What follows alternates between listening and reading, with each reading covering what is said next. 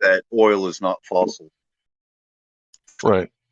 Because you can get it from plants. How about that?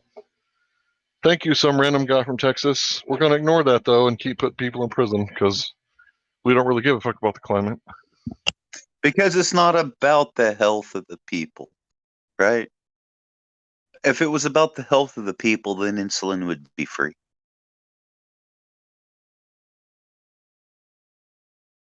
What's the cause of diabetes? Insulin resistance. So think about it like a dog. He barks at everything. Squirrel, bark, bark, bark, bark, bark. Everything. Mailman, your neighbors. You go home, and the dog barks at you like you're a fucking intruder. Well, when the guy comes to rob you, you're going to hear the dog barking, and you're going to think, "Oh, stupid dog! It must be a raccoon," right? And then you get robbed. Well, it's the same thing with the insulin resistance. If you're constantly creating insulin spikes because you drink soda all day long, and then that makes you hungry, so you eat more, right? Insulin nonstop every day, right? And then your cells are eventually going to be like, "Oh, the dog's barking again." No, we ain't going to check it out. Like, we're not going to open the door and let the insulin in the cell wall. So sorry, the dog's been barking all fucking day long. It's not an intruder. It's not the insulin, right? We're not letting you in. So the insulin resistance happens. But don't trust me, I'm not a doctor. Juvenile diabetes type 1. Irreversible. Type 1 is an allergic reaction. Your body becomes allergic to its own insulin.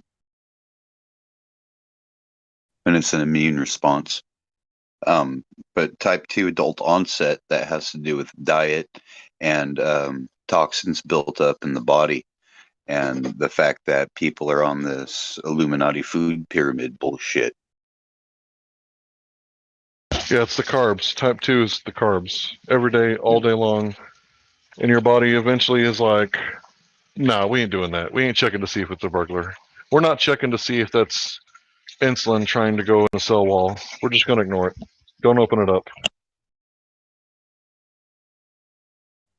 And the fucked up thing is all the gluten, right, from the grain wheat. It's there because it makes the wheat grain heavier, thus more profitable.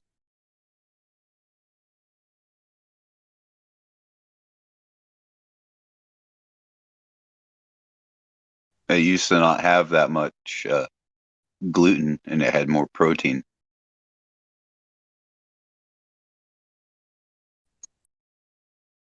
The scourge of gluten. It's the scourge of monkeying with the seed. Well, we're going to choose this because, we can make more money on it. For the love of money is the root of all. Hey, you quoted it right. Good job, bro. Everybody always misses the mark on that one. Good job. And it's, nothing's changed. A lot of, yeah, anyway. Well, the healthier, more traditional, when I say more traditional, I mean like 120 years ago plus, the more traditional bread that, as far as I know, people would eat made out of wheat was the sprouted seed. So they'd sprout the seeds and then make bread out of it and eat it in a week or less. Otherwise, it would go bad. It'd be inedible. But when you sprout wheat seeds, all of the gluten gets destroyed in the process, and there's nutrients that are released that aren't in unsprouted seeds. But the reason why it's more profitable to sell bread without sprouting it is you can leave, the seed in silos for months, maybe years, and then just make it into cheap bread and sell it, and it's shelf stable, so it's profitable. Back in the day, everybody grew their own bread in their yard. They just grew it themselves. And if they were hungry for, I don't know, duck, if they lived in Louisiana, they'd go out with a shotgun and get some poodoo, cook some poodoo. It's like we've completely fucked up when we got these supermarkets and we give them our business and give them our money.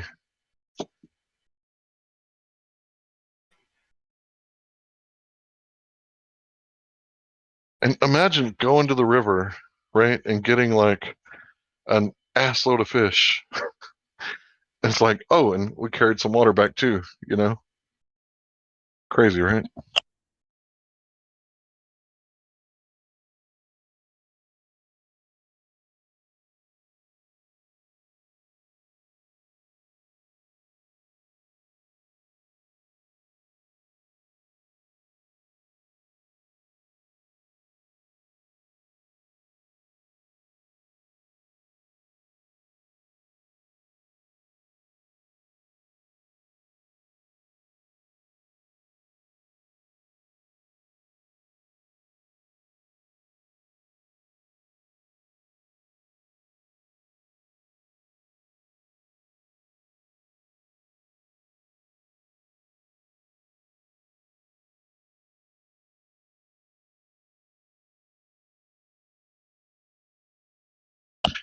I should have bought land.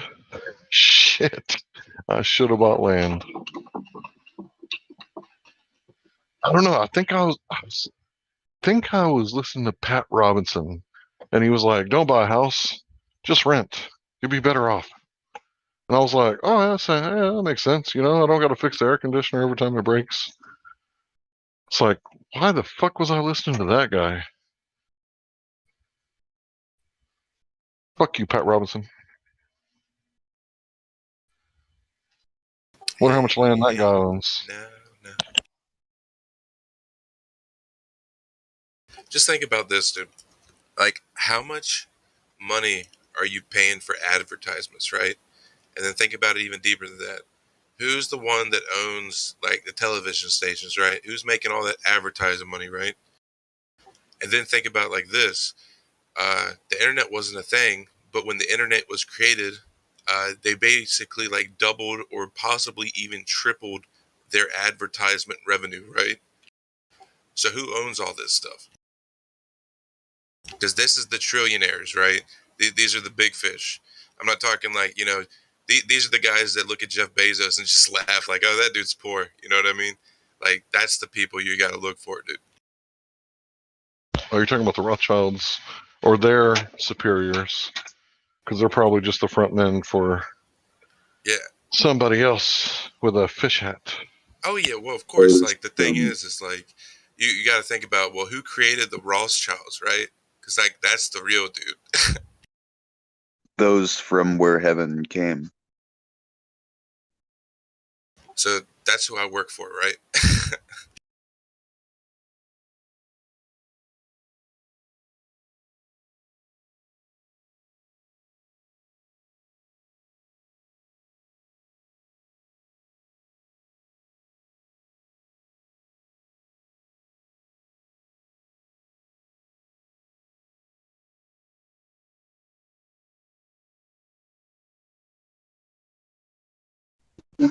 Well, see, I think it's like a ghost enemy, something that's not really real, but something that they channel.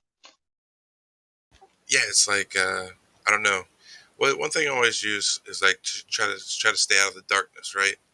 Is you wouldn't know what good is, right, if you didn't have something to compare it to, right? So that's why all these things exist in my mind, right? So you can like see like how light the truly is the light, you know, and then it's like you can see how dark the darkness is. You see what I'm saying? I completely agree with that. Like growing up, like my grandmother was like the sweetest old lady, right? And then there would be like this one street where it would like flood, right, when it rained really hard. So I would go play in the water, right, because I'm a fish, right? Especially growing up, like I would go play in the water. There'd be like this old lady, right, and she'd be like, "Get out of there! That's my property." I'm like, "Really, lady? The street is your property?" You know, she'd flip me off because I knew what I was talking about, you know. And I remember like this old bitch, like you know, is a Karen, like 80-year-old Karen, right? And she's like telling me not to play in the water.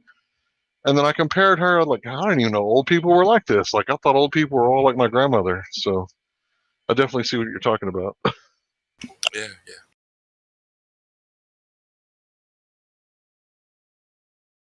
And she'd be like, I'm going to call the cops. I'm like, go ahead, call the cops.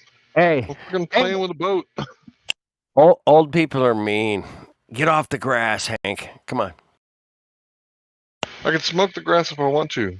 I can leave your globe behind. Leave your globe behind. I smoke Don't the jerk. grass if I want to.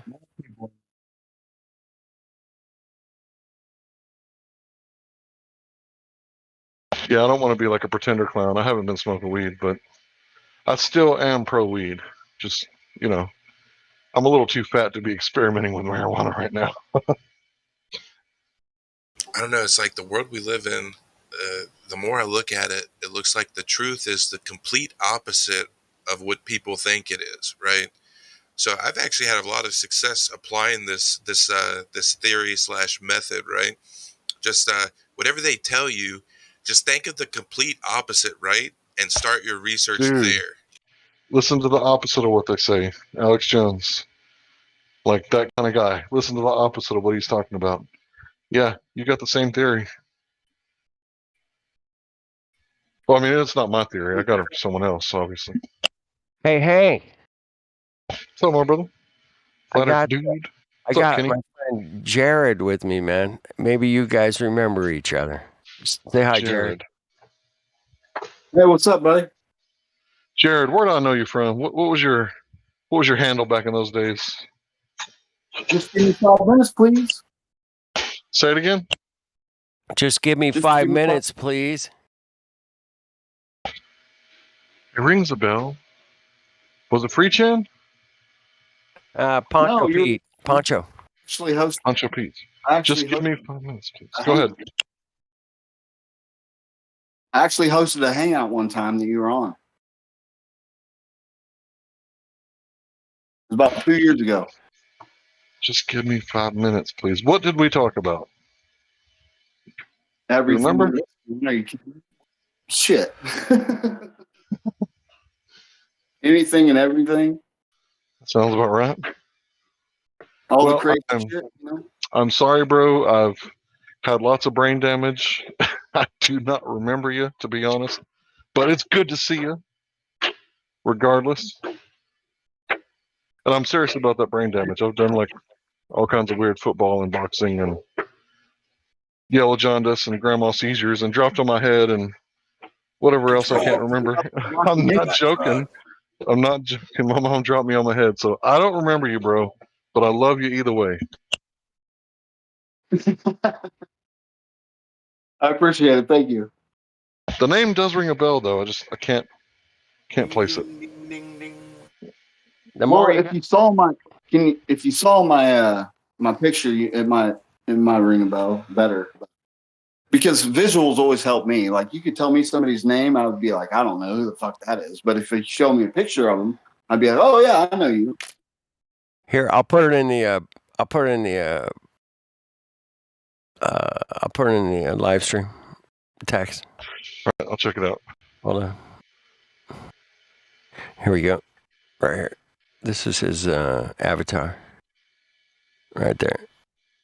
Oh, fuck yeah, dude. I remember you. Yeah. Yeah, I was on your Hangouts, bro. I remember you. Yeah, you were actually, you were actually the guy I was talking to that night that I fell asleep in the Walmart parking lot. I was just talking about that shit, bro. I was just talking about that like not even an hour ago. Get the fuck out of here, Hank. I'm not joking.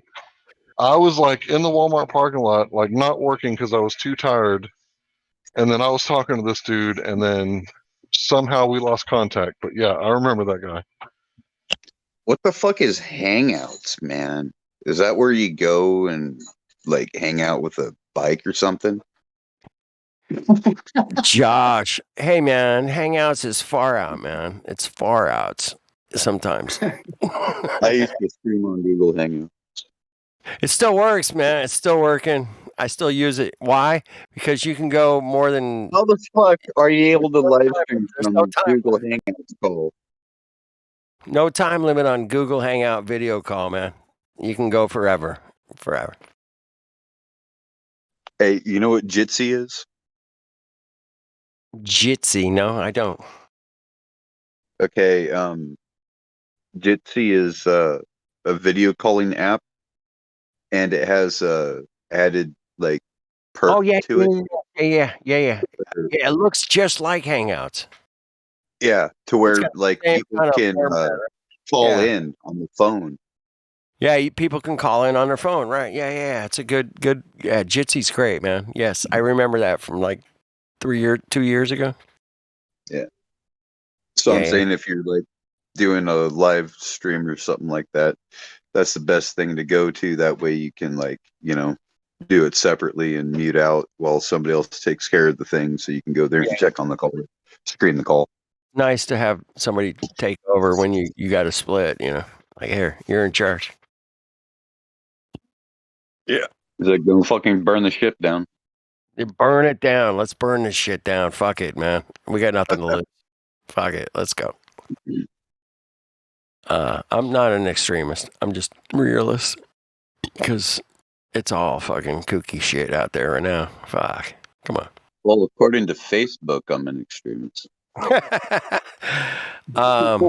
You're just a denier of reality from what? Uneducated. Oh, Yeah, you I'm mean still in lockup for another 24 or 48 hours. Say what? They locked me up for like another 48 hours in fucking And Facebook on jail. Facebook? I don't do Facebook, but you're on Facebook timeout? Yeah. I They got let me out for 3 weeks and then put me back in. what a fucking cucky game we have to play, man. It sucks, man. They are really clamping down, man. They've been clamping down for years, but I got a strike for playing some video that said that person's known to have been a bad person. So we're not going to we're going to strike you. And okay, thanks. it sounds like some bullshit child punishment to me. Like timeout. Come on, what am I? Go sit in the corner. Yeah, Because you're safe. Naughty. you're gonna do a lot. Thinking about what you were saying about starting your research at the opposite of what the mainstream says.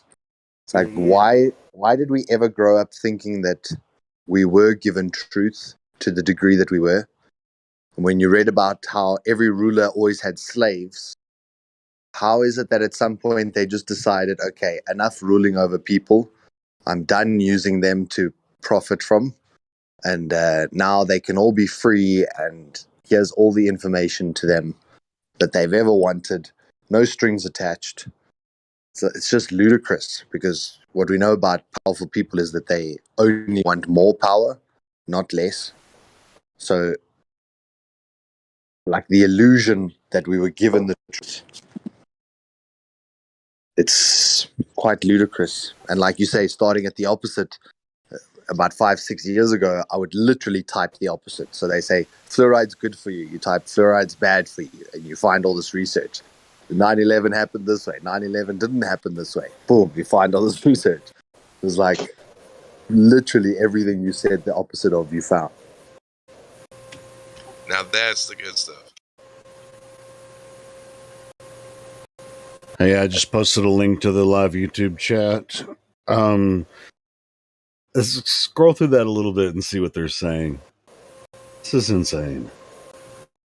Who's saying what? It's Trillion and some guy LLGB.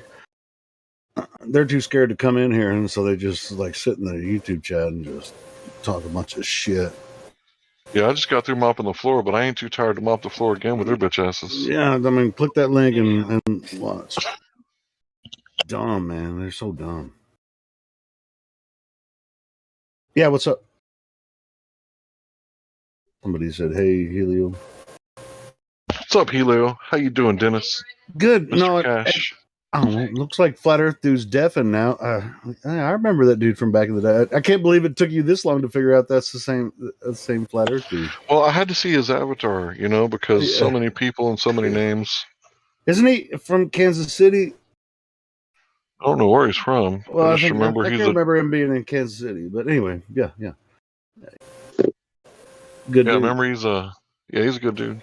Yeah, I've been on his Hangouts before. Or whatever he was hosting on, I don't remember exactly. I think it was Hangouts.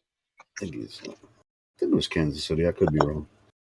But anyway, yeah, I just it's like I can only type so long in the YouTube chat.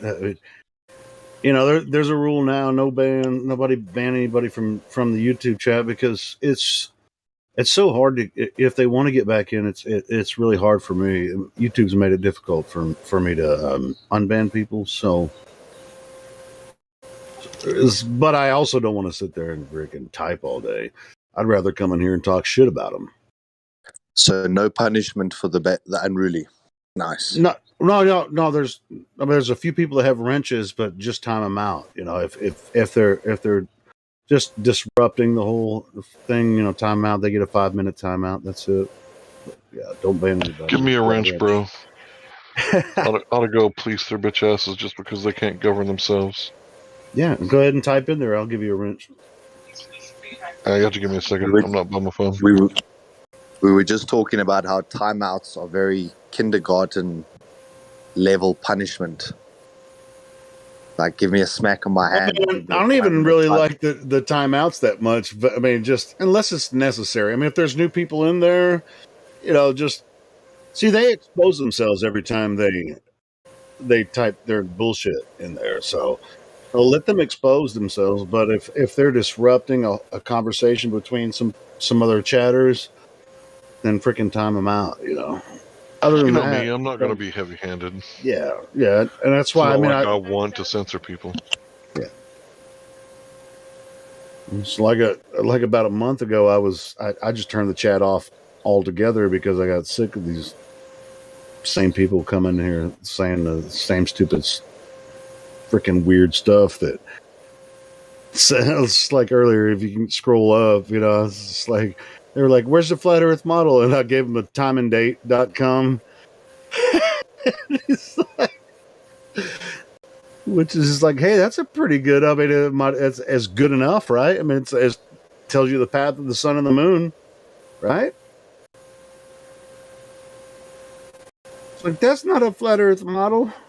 Well, no shit, we don't have one, but it does tell you where the sun is going to be and the moon is going to be at every day that you look at. You can go to timeanddate.com and it's as far as any model goes, that's the best we're going to be able to produce. And that's from Globers. They give us the flat Earth model right there.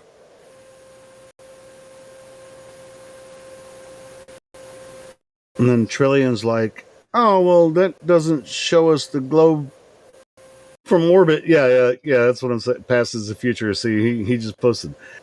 Yeah, Trillion. What orbit and who saw the Earth from space?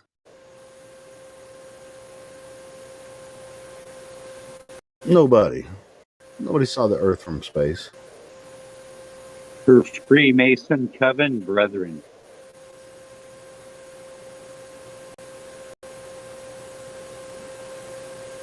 Hey, Helio. What's up, man? Hey, how's it going? How are you, bro? Good, man. Good. I love you, man. Thank you. Thank me for what? Everything, man. Everything all you do. All that shit. Fucking all that shit, man. Come on. No. I remember you. I heard you talking to Hank earlier. I was like, I couldn't believe that he couldn't remember you from back in the day. Well, that was a different guy, man.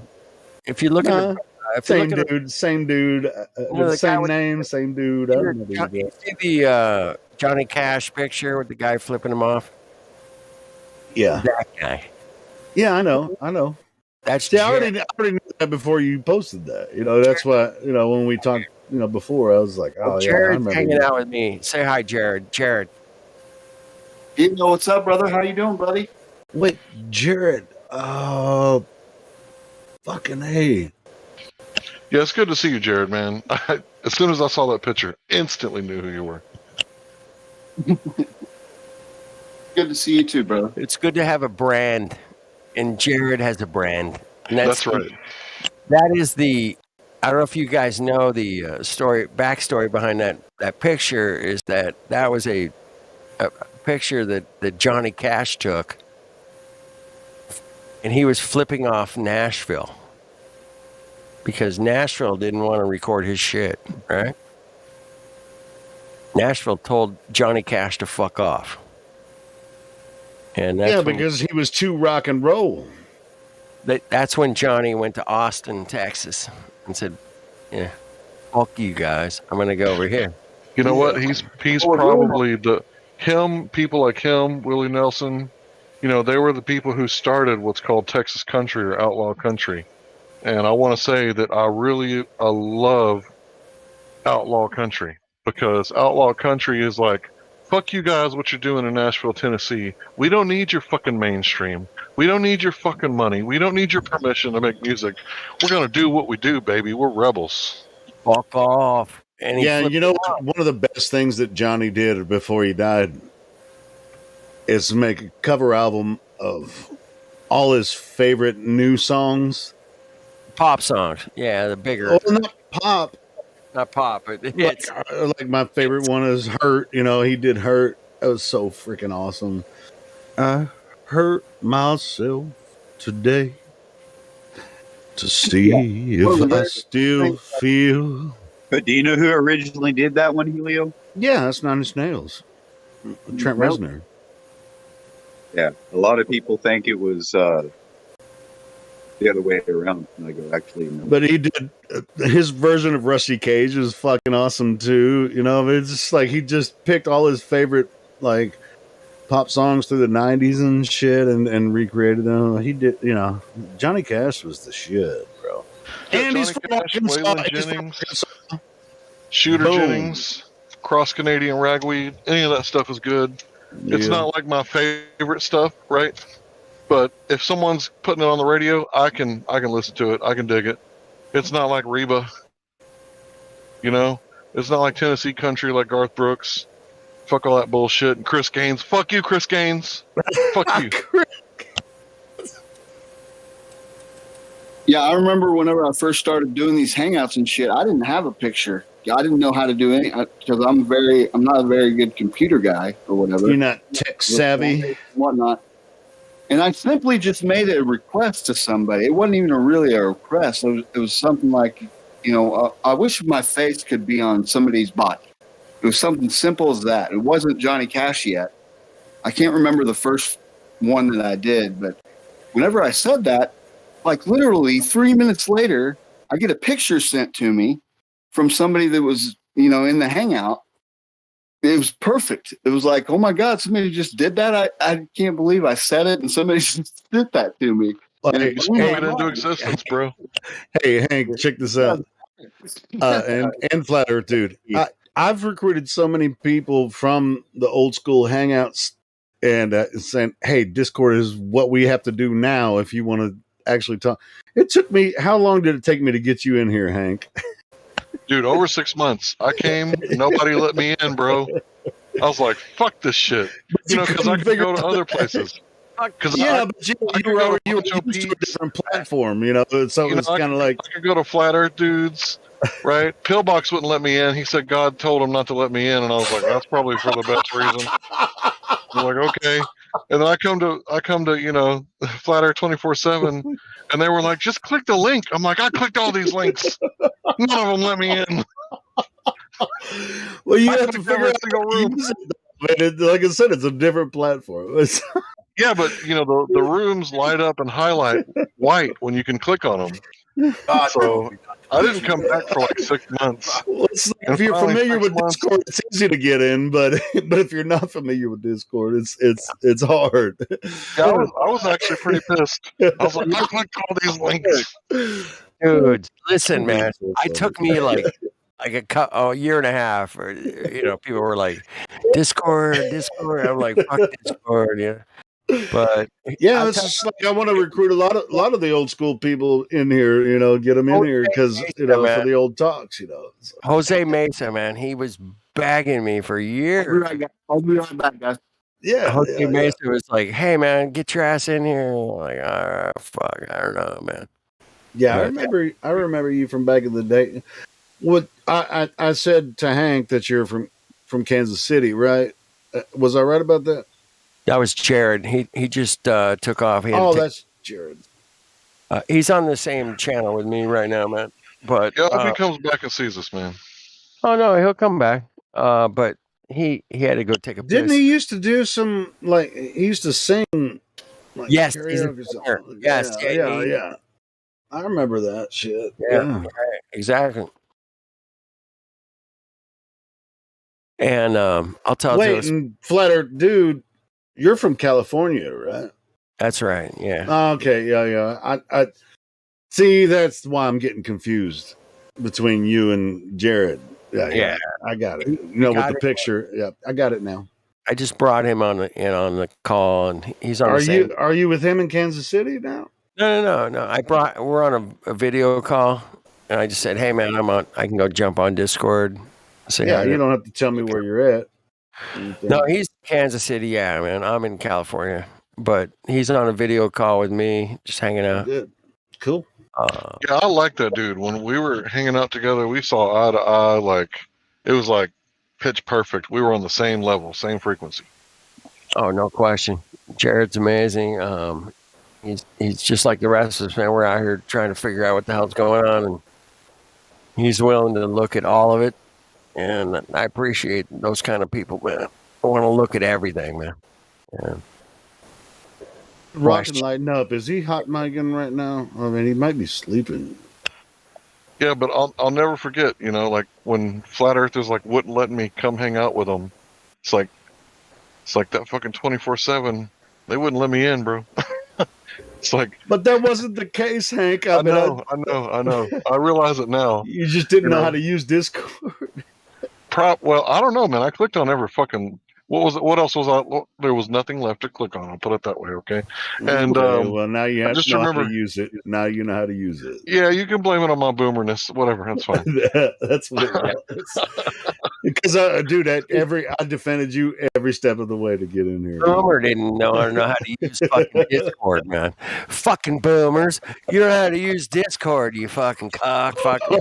All right, well, let me pull it up right now. So I'm clicking it, and I see all these white things that I can click on, right? But that day, it was like interview VC, like, and I would click like join. It's like, you don't have permission to join. Fuck off. It was like, okay, so what about this one right here? Like you click on like, oh, you can't join there. You don't have permission to talk. Oh, that's nice. And it's like, I'll just stay away from Discord. Fuck it. I didn't come back for like 6 months.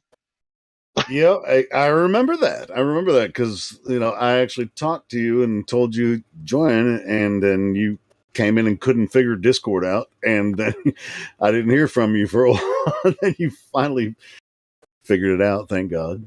Yeah, it was Dave Hinkle. He was like, "Come join us, Hank. Come join." Yeah, it took Dave a while to figure it out too. Bunch of fucking boomers, man. Hinkle, me. Hey, but guess what, man? We're freaking ripping it solid every day now, so it's all good. That's right. What's that, Jared? Yeah, Go ahead. Dave Hinkle is in here too. Oh hell yeah! Yeah, he's here every day. Dinkle's here all the time. Yeah, he's probably asleep this time of night. Yeah, he's probably sleeping. He gets up early and works his ass off like 6 days a week. So he's a driver too, like us. Yeah, there was a Uber guy too. I remember Uber. He was always there. Josh? And I don't know what his real name was, but he was always working for Uber. And he was like, "Hey, Hank, we're doing the same job." That's Uber. His name's Josh. Yep.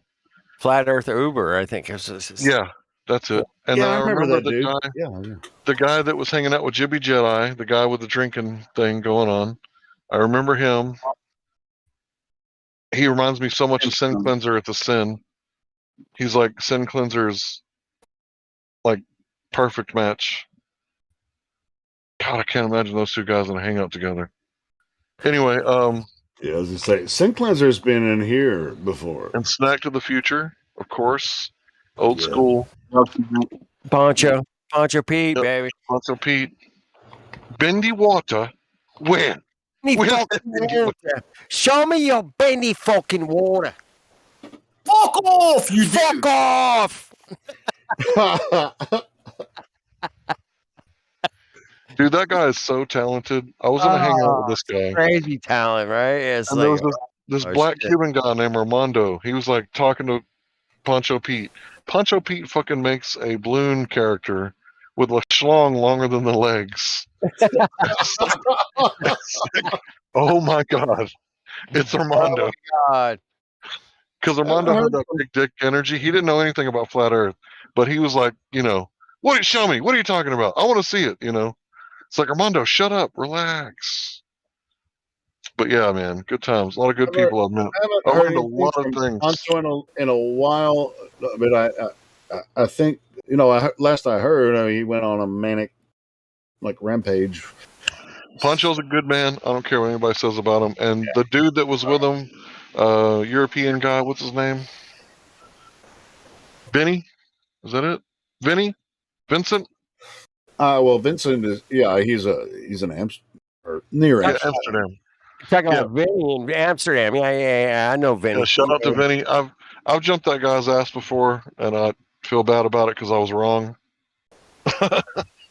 So, well, hey, shout you're out not to the that only dude. one, dude. He's cool as hell. We used to Vinny. get in all kinds of fights and tiffs, back in the day. Whatever. No shit. Really? No, we never got any tips. No. Come on. Wait a second. Did somebody just admit that they were wrong? I don't know if this is the right place. That was me, Jerry. If I could remember, the conversations, I might say I was wrong, but I don't even remember most of those. So that was a long time ago. And shout out to Babyface. I can't remember his name. Healthy Skeptic. And I miss him, man. He was the most peaceful motherfucker. He was in Bangladesh. Yeah, he was a very chill dude. He's been in here before, and I was thinking about him the other day, man. He's been part here. of us. Yeah. Yeah, those dudes are rocking free chain like 24/7 for like years. Is any? No, nobody's heard from Marcel. No. I love that guy. He was awesome. He was amazing, dude. Yep. He would play his guitar and shit. That was He's awesome. gone. He's gone. Gone? What do you mean by gone? Like, he's gone. He went. He's been a bummer tonight. I got to tell you, he's just been a bummer. Man. Maybe he went off the grid. Those days are over. He went off the grid, man. He's off the grid, dude. Fuck you guys. I'm going home. There's been a lot of those off-gridders, man. Well, can we all call them off-gridders? They just show up and they're like, one day they're just fucking gone. I'm jealous of them, but they probably miss talking to people like us, What about the guy that was making that map? What was his name? That real smart motherfucker? The dude that was making the map. Talking about Antonio? Super? No. I was going to say, no. Somebody that was hanging out with you, Kenny. E? Oh, E. Yes, E. We'll just call him E, man. That's E's gone. He's gone too, man. He's still around, but he's gone. You know what I mean? He's off the grid, probably. He's off the grid, man. He's a smart motherfucker, man. Yeah, he's a super smart motherfucker, man. And shit, I miss him, man. Damn. And what about Richard, the dick? What was his name? Richard. He was the guy who. Sure. He worked for the truck. He was like a coordinator for the truck, like the guy who tells who to go when and where and what. He's from California, moved to New Mexico. He was friends with. Talking about Hitch? Hitch, yes, thank you. Oh, fucking Hitch, man. Hitch and I are still really tight, man. You tell that guy. You tell that guy, man. I owe him a lot. He taught me a lot, bro. Hitch is a smart guy, man. Yeah, he's hella smart. Hell smart, but he's also fun too, man, and a bit of a dick as well. Yeah, he's a dick, but hey, fuck it. But I respect Hitch, and that's that, man. What was his full name? I think I know you. Hitchhiker's Guide or Hitch? Yeah. Something like that. Hitchhiker's Guide to Earth. He's always been a cool, straight up motherfucker, man. Yeah, I mean, shout out to Dick Earth. Dick Earth. Yeah. Shout out. Hitchhiker's Guide to Earth. Yeah. He's always been. He's always great. He's still around. I talked to him today. Really, it's cool. Yeah. Hey, tell him I said hi. I will, Helio. I will do that. For sure. Yeah. In fact, I'll text it to him because I got Yeah, his and tell him to get his ass in here. Yeah, me too, bro. Me too. Yeah, he was fun to hang around. and Helio said, "Fuck off, get your ass." Right? And All right. Catextus, man, what the fuck? Where did he go? All right. I'll tell him that. I promise. Yeah, I you. mean, I haven't heard from Cathexis. He's actually been in the server before, but he hasn't been for a long time. I wish he would be, but I guess he has something else major going on, and he doesn't want to have anything to do with this anymore. So whatever. That's called checking out, Helio. Come on. Yeah, maybe he's off grid. Yeah, I'm going off grid, man. I don't blame anyone for going off grid. You know? Nah, dude. There's gonna be a day I'm gonna just. What happened to dude? I don't know. Man. He go. If someone opened up their forest to me at this point, I think I would just get rid of everything I own and be like Jack Black in that movie Bongwater, just living in the fucking forest. Get the fuck out. What's up, bro? Hey, No. dude, what about Musicians for Truth? Dread's still around. Yeah, I see him in some of the YouTube chats sometimes. Yeah, he's still around at Globebusters here and there. Some other live streams and shit. I see him out there. I talked to him maybe 6 weeks ago. Yeah. He's a good person to argue with. He's a good person to argue with. Come on. Dude, it's crazy, but there's certain people, though, that you like to fucking banter with, you know, and he's one of them. Yeah, he's fun. I remember he used to do some live streams and he'd have like guitar. He'd be in front of the green screen and he'd have some guitars and he's sitting on the chair and I was like, "You're on a throne of guitars." You know, I just fuck with him. This is like because he'd have all this shit in the background and have guitars on the side. But anyway. Hey man, I don't know if Jared needs to come here and hang out with us or if I need to go to Flat Earth, dude.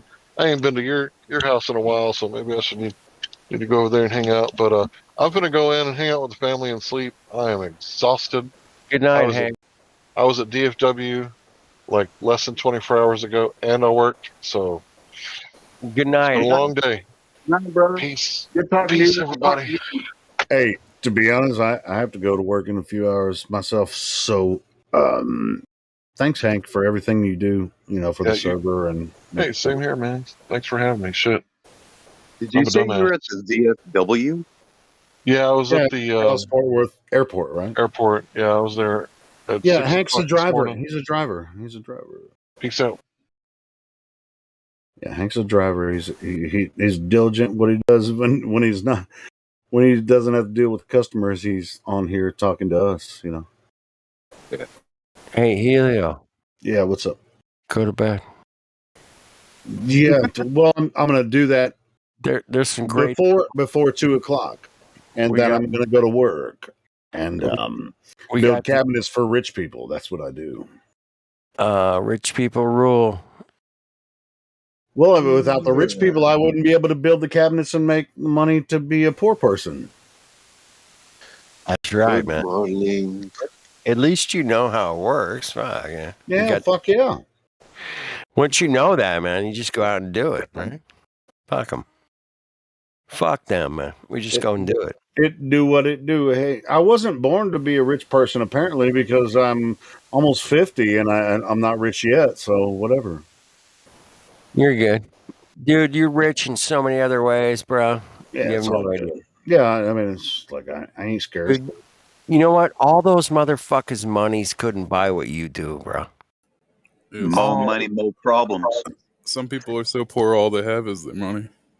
Exactly. No money, no cry. Oh. No, those motherfuckers couldn't buy the fucking happiness you have, man. They couldn't even fucking, with all their money, they couldn't even fucking come close. I can fall asleep and die tonight, and I'll be happier than a lot of people ever were. You know, smile on your face, and you'll be like, those fuckers don't know fucking fuck all, man. Well, even if my money, even if our money was backed by gold, if we turned it in and we got the gold, what the fuck are we gonna do with the gold? You can't eat gold. You actually can eat gold, but that's something.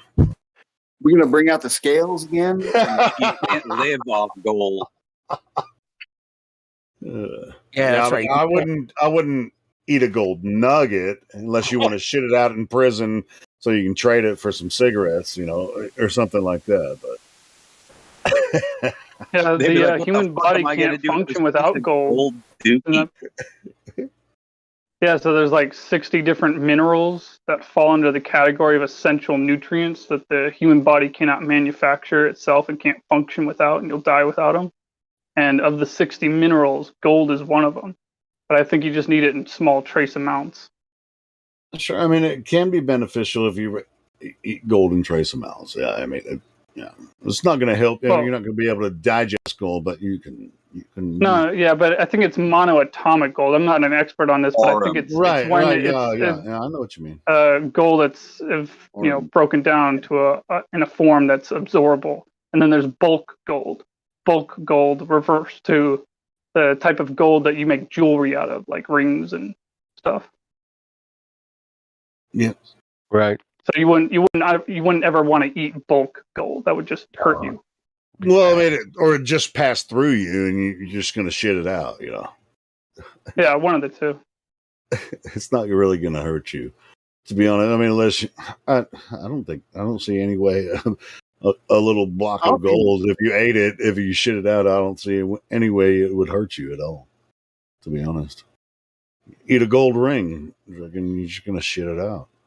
Arsenic is the one that surprised me. Apparently, the human body can't function without a very small amount of arsenic. It's a mineral. I heard arsenic is in walnuts. If you eat like a shitload of walnuts, man, you can get arsenic poisoning. I've heard that. Apple seeds have arsenic in them. Yeah. I've heard. It's been a long time. 20 apple seeds is a lethal dose. Really? I think that's probably a hoax. I think it's probably much more than that.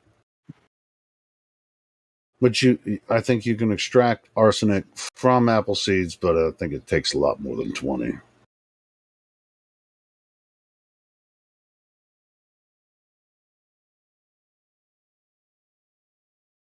But I love science, man. Is anybody eating 20 apple seeds? Is it?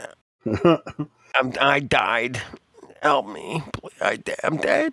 Well, it's like when you eat apple, you spit the seeds out. So nobody eats apple seeds.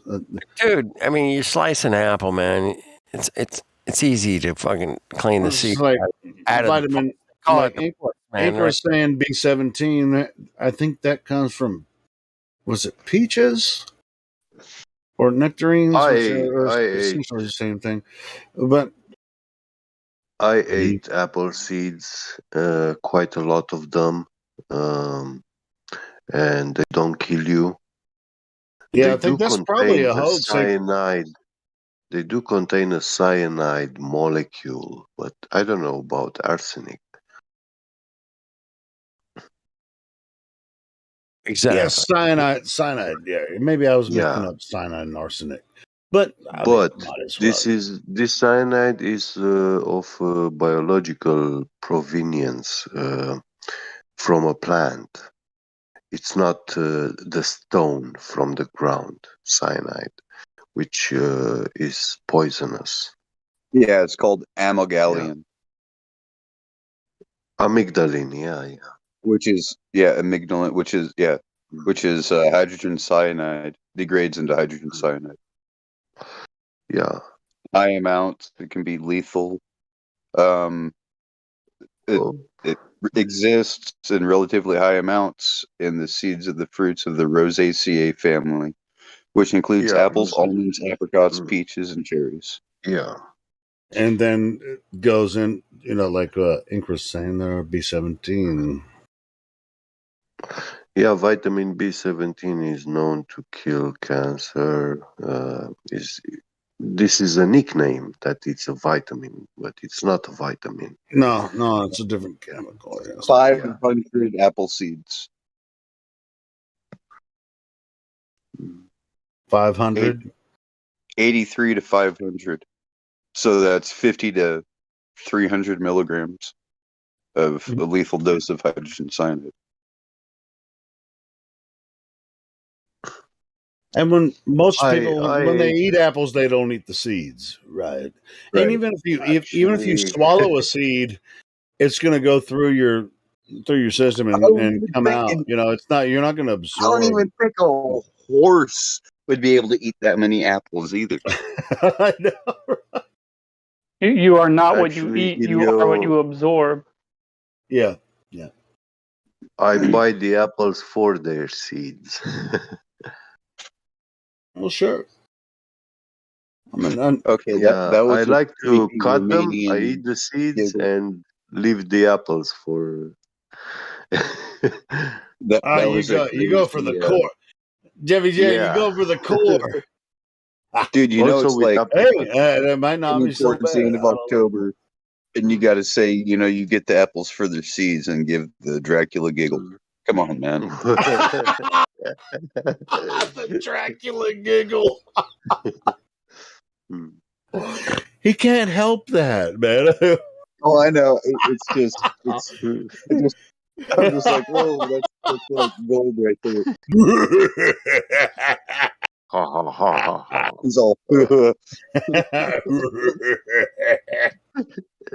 Eat the apple seeds. I'm just fucking with you, Jeffy. I know. Also, olive seeds are very healthy yeah. to ingest. Yeah. I don't know about like the shell of it. It's kind of hard, but It is hard, but it dissolves in the stomach. Yeah, but and it the also helps. It behaves like a stone in the stomach, so it helps digestion, and then it dissolves. the dates, how they have seeds. What? Which Dates. dates? It's a I don't know. palm dates. It's a fruit from a palm. I don't know that. Really? I'll have to Google it to see what it is. Palm dates. Give me a minute. Date palms. Dates. Yeah.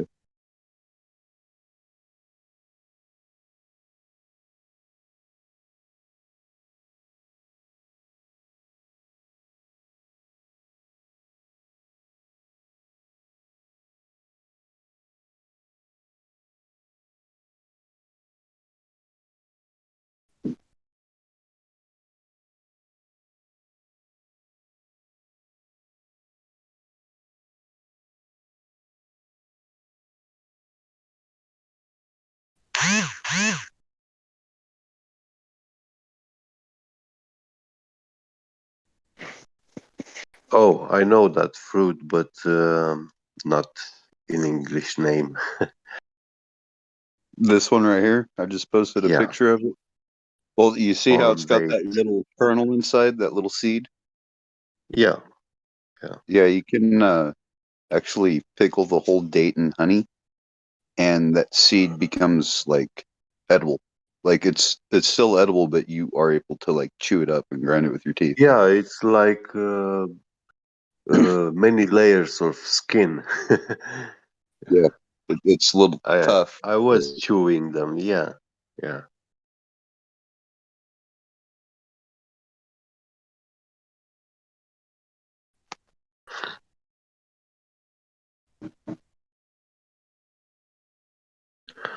I think they do contain some sort of oils.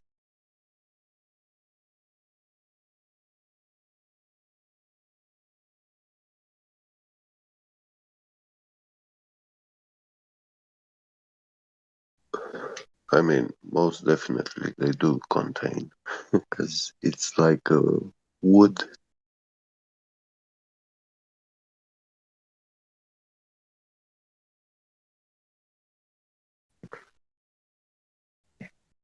Yeah, whatever you do, don't be looking up no hand date palms. Like it's palm tree, not like palm like a hand. Yeah.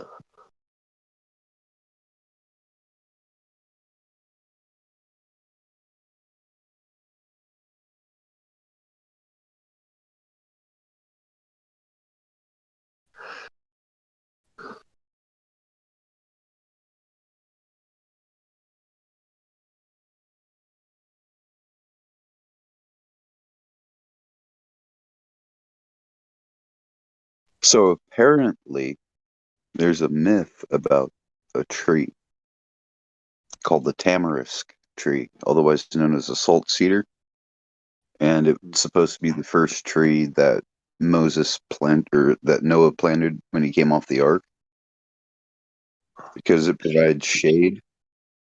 It it allows a good area for like camping because it keeps the area free from growing things because it Yeah.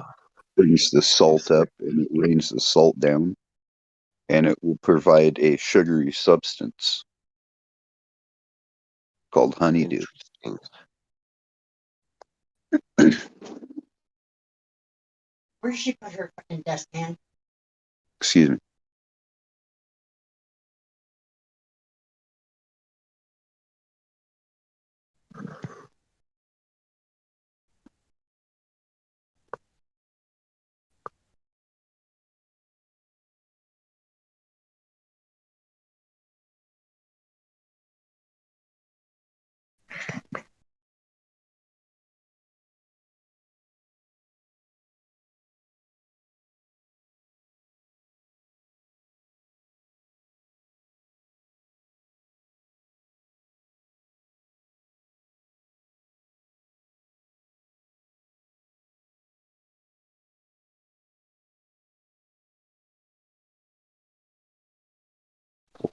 Were you talking about the tamarind tree? Is that what I heard?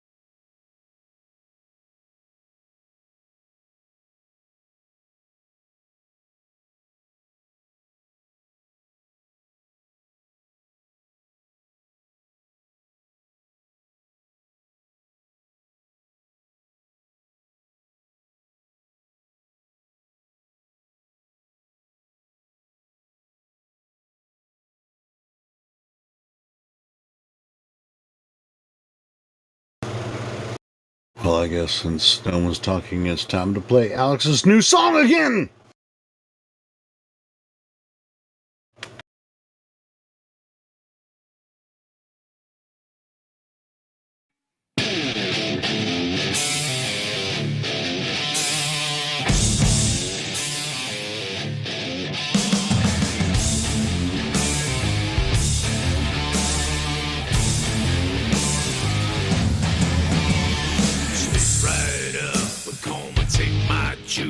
There's a deadly virus out on the loose. So you best be scared, you best be protected. So roll up your sleeves and get your ass injected. Step right up, but come and take my juice. They drop it like flies, don't you watch the news. If you don't take my juice tonight, you gonna get sick, you're gonna surely die. I don't mind if you big, I don't mind if you small. My juice so magic, one size fits all.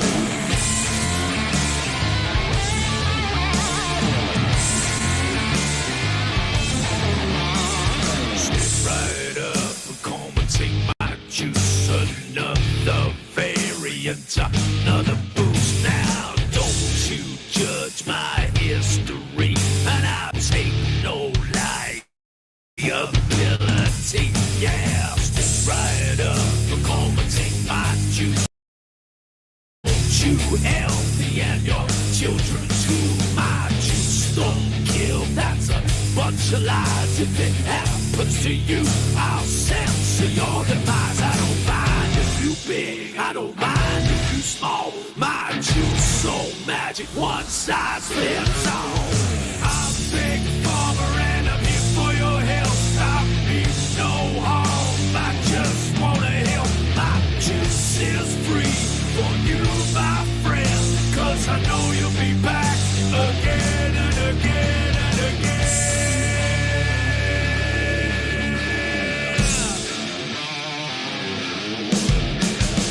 Step right up, come and take my juice. If you criticize, I'll silence you. No, ain't nobody gonna ever hear. I'm gonna make sure that you disappear.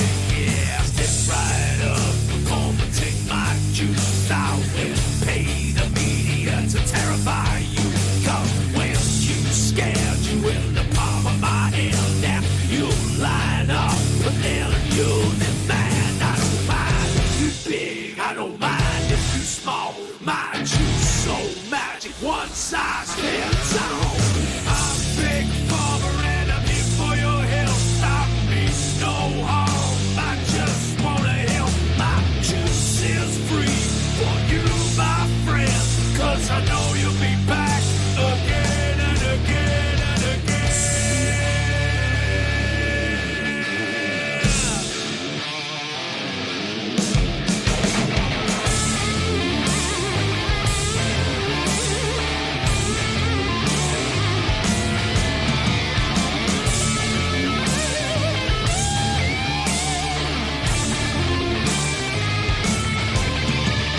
Step right up, come and take my juice. I'll shame and I'll blame if you simply refuse. I'll take your liberty, I'll take your rights, your body, my choice. Now ain't that just nice? Step right up, come and take my juice. You have no choice and no excuse. Yeah, I will force if you don't comply. Yeah, take my juice or kiss your freedom goodbye. I don't mind if you big, I don't mind if you small. My juice so magic, one size fits all.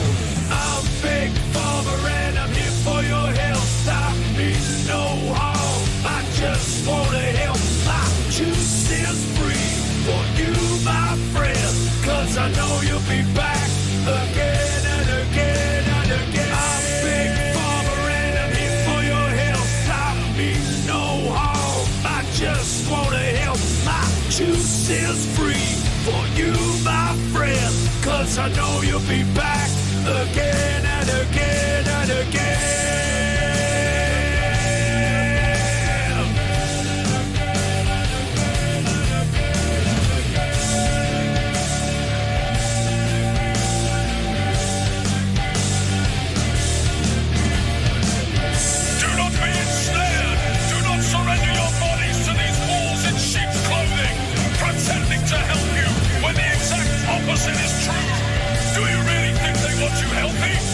they are financially dependent on the sick.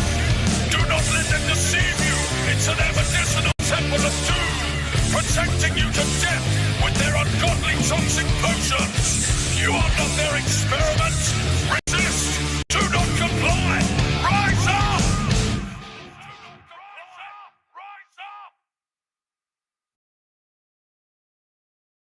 Rise up.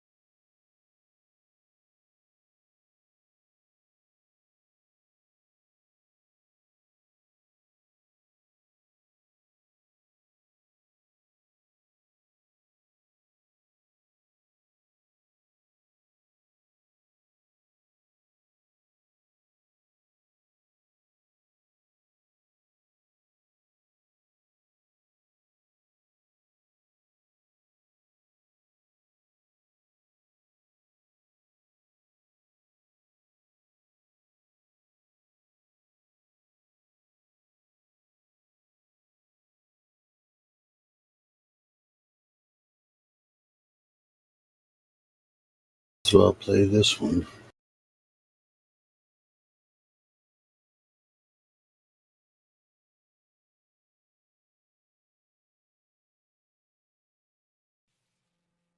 One, two, three, four. I told you so.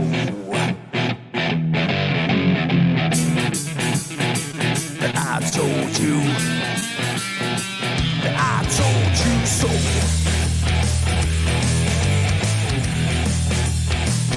I told you.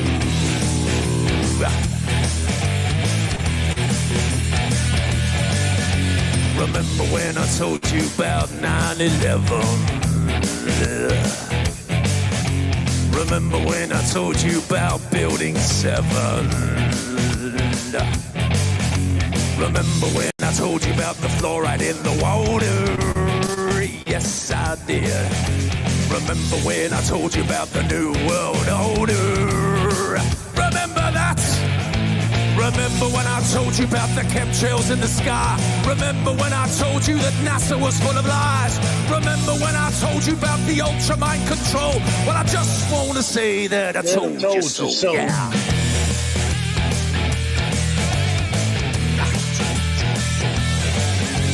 Remember when I told you about 432 hertz, that is. And what 440 can do to you.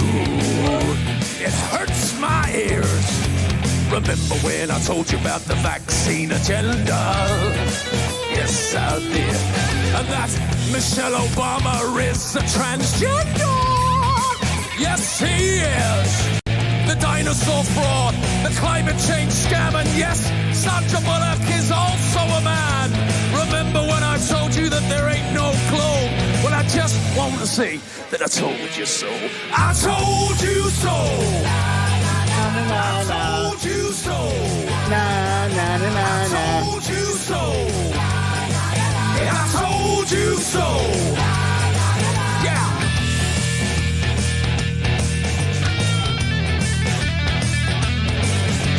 Remember when I told you about the TV flicker rate? And how it puts your brain in an alpha state? Remember when I told you about germ theory? Remember when I told you about gravity? Remember that? Remember when I told you about Paul McCartney? Remember when I told you about direct energy? Remember when I told you about wanna say that I told you so. I told you so. Na na na na I na. told you so. I told you so. I told you so. Yeah.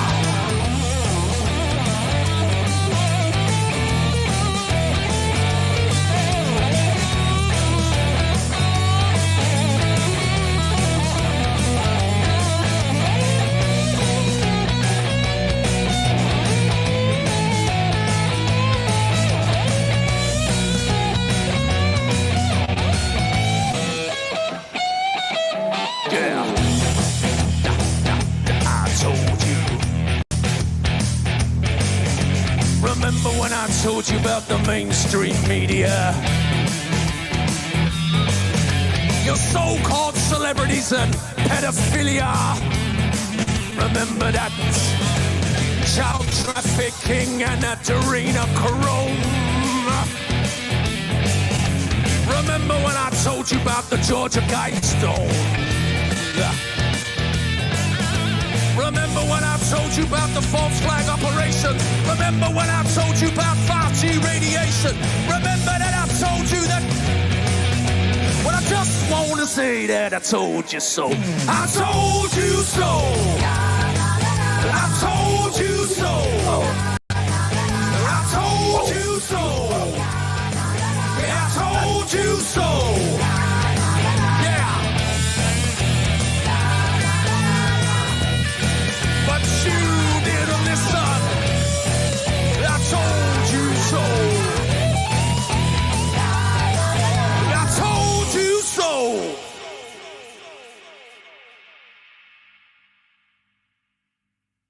I love that one. Dude, I played that for a friend of mine at a campsite, man. I'm like, you gotta listen to this song, man. Check it out. Hey, what'd they think after you played it for them? He goes, dude, that was high energy, man. Yeah, fucking Alex is the shit, man. Yeah, that shit was high energy, bro. Yeah. That's the most high energy I've ever seen out of him. Did you see his new one that came out today? Yeah, I just played it. Were you doing something else? I just played it before that one. Oh, yeah, I was doing something else, man. Okay. Well, I also like. Hold on. Have you heard this one? Which you probably have. I'm about to play another one by MacGyver, who I was asking about earlier. It's been probably like several weeks since we've heard from MacGyver, but he made this. His son playing guitar and he's doing the vocals. Check this one out. Yeah.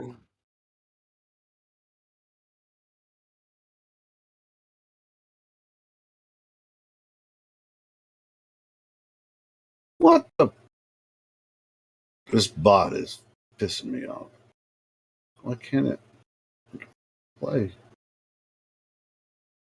This really kind of sucks. Hold on. Added.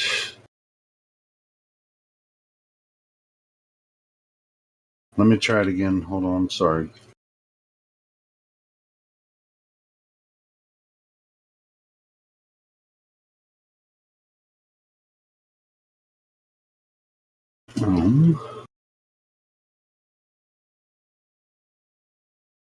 I told you so.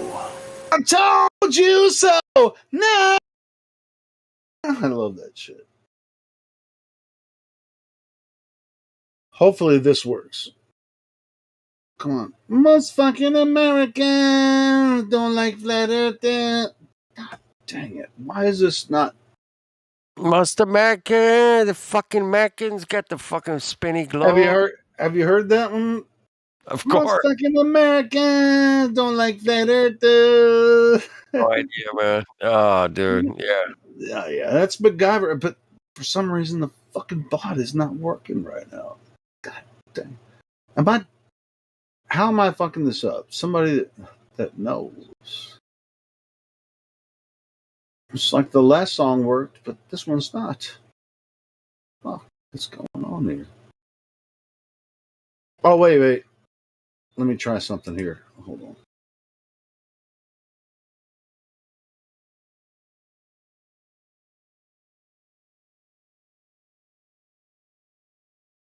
Oh, well, that didn't fucking work. You got it, Spiral?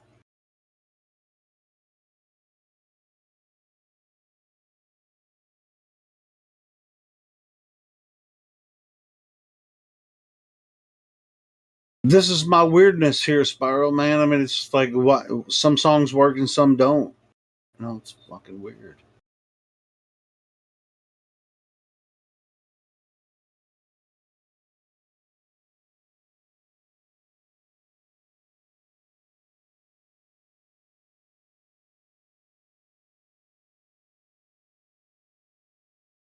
Provided. Yeah.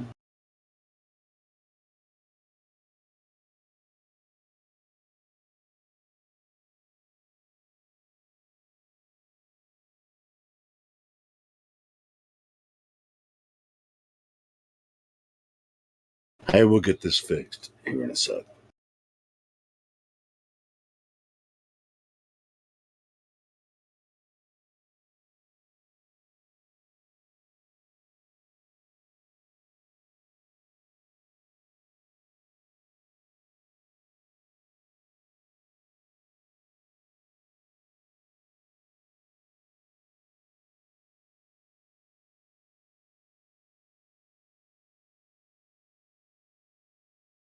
No.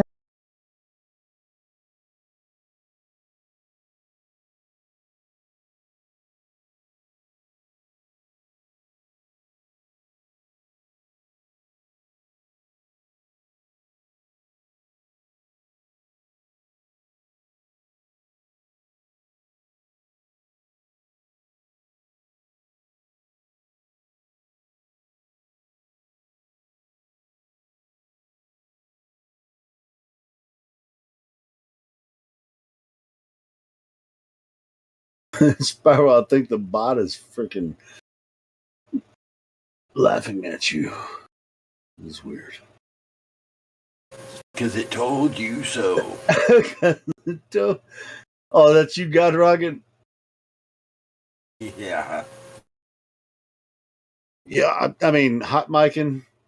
We need to just. I was like, where the fuck is that? Like, I'm just messing with him. Talking to you, for fuck's sakes. No, you were lighting up earlier. There was no sound coming through, but anyway, I muted you just because you were popping. Yeah, that's okay. I was probably I fell asleep in my chair sitting here. I just woke up. All good. Yeah, But we're trying to play a song. Me and Spiral are trying to get this fucking song to play with the I don't butt. care who mutes me. Just mute me. If you want to mute me, fucking mute me. For hell's sakes. I'll just unmute it when I come back or wake up or whatever's going on. Yeah, we know that. Oh, So good. I know Oh, you're not offended by that. Yeah. Oh, hell no. No way. I know I'm a fuck up sometimes. I forget, and I deserve it. Well, it's just like God Rockin' equals hot micing. I might change your name to God Rockin' equals hot micing. No, you're good, brother. You're good, brother. But we're trying to get this fucking song to play, and we can't do it with the bot for some reason. Well, it's like, hey, check this out. Hot mic and roll. Nobody can give me the hot mic and roll. Why? Well, I don't think we've created one yet, but I can if you want to. Hot mic. I'm not worthy of that, or what? Hold on. Let me. I'm just messing with you, bro. If you do what you're doing, Spiral. Try to play another video and see if it works.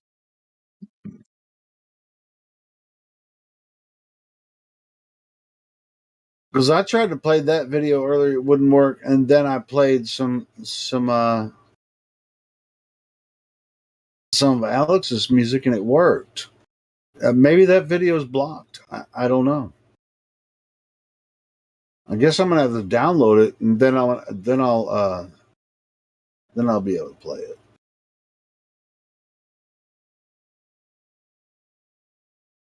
Let me find something to play. Well, I told you so. Na na na na na.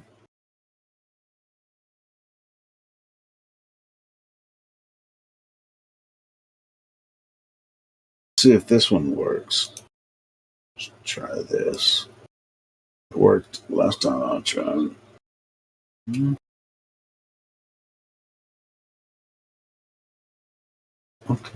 Let's type it right there.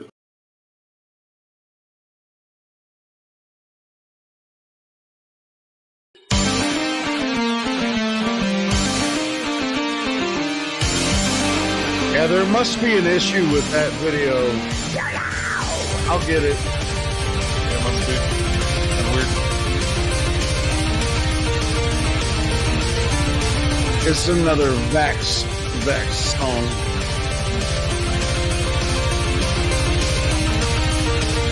This song is from a friend of mine that I know locally here. Customers and mass perception, serving corrupted lies. A great reset, a newfound normal, all in the name of power. Mind of the snake, make no mistake, the taste of the venom sour. Once you tell me of the venomous joy, take the simple spine, die for sure. Control the population, forcing vaccination, religious genocide and world domination. The village stand me, no threat to humanity. Yeah, I know that's not for everyone, so but I love that song. But it's on my channel. You guys can go watch it. But yeah, I just wanted to test the bottom. Why? If I can ask a question, why do people appreciate or enjoy that kind of screaming? To me, it always just sounds like if you were trying to emulate how a demon would be talking, then it's probably the closest example. Well, hey, like I said, I stopped the song because I know that's not for everyone. I do enjoy the scream shit. Okay? Why do I like it? I couldn't tell you. I do like the scream stuff. Maybe the demon inside you likes the demon. Oh, the demon inside Okay. me likes the demon inside. This is not demon. Actually, I mean, if you watch this video, you'll see that he's exposing the demons. But he has all the lyrics, like it's a lyric video. Watch it. I mean, I just posted it in Livestream voice text. Now, I mean, which do you like, Beethoven and stuff like that, or what do you like? What do you like, Flat Earth Solar? What's your favorite type of music? I like all types. You like except for this type. You don't like this type. You think that's demonic for some reason. Well, I'll take that one.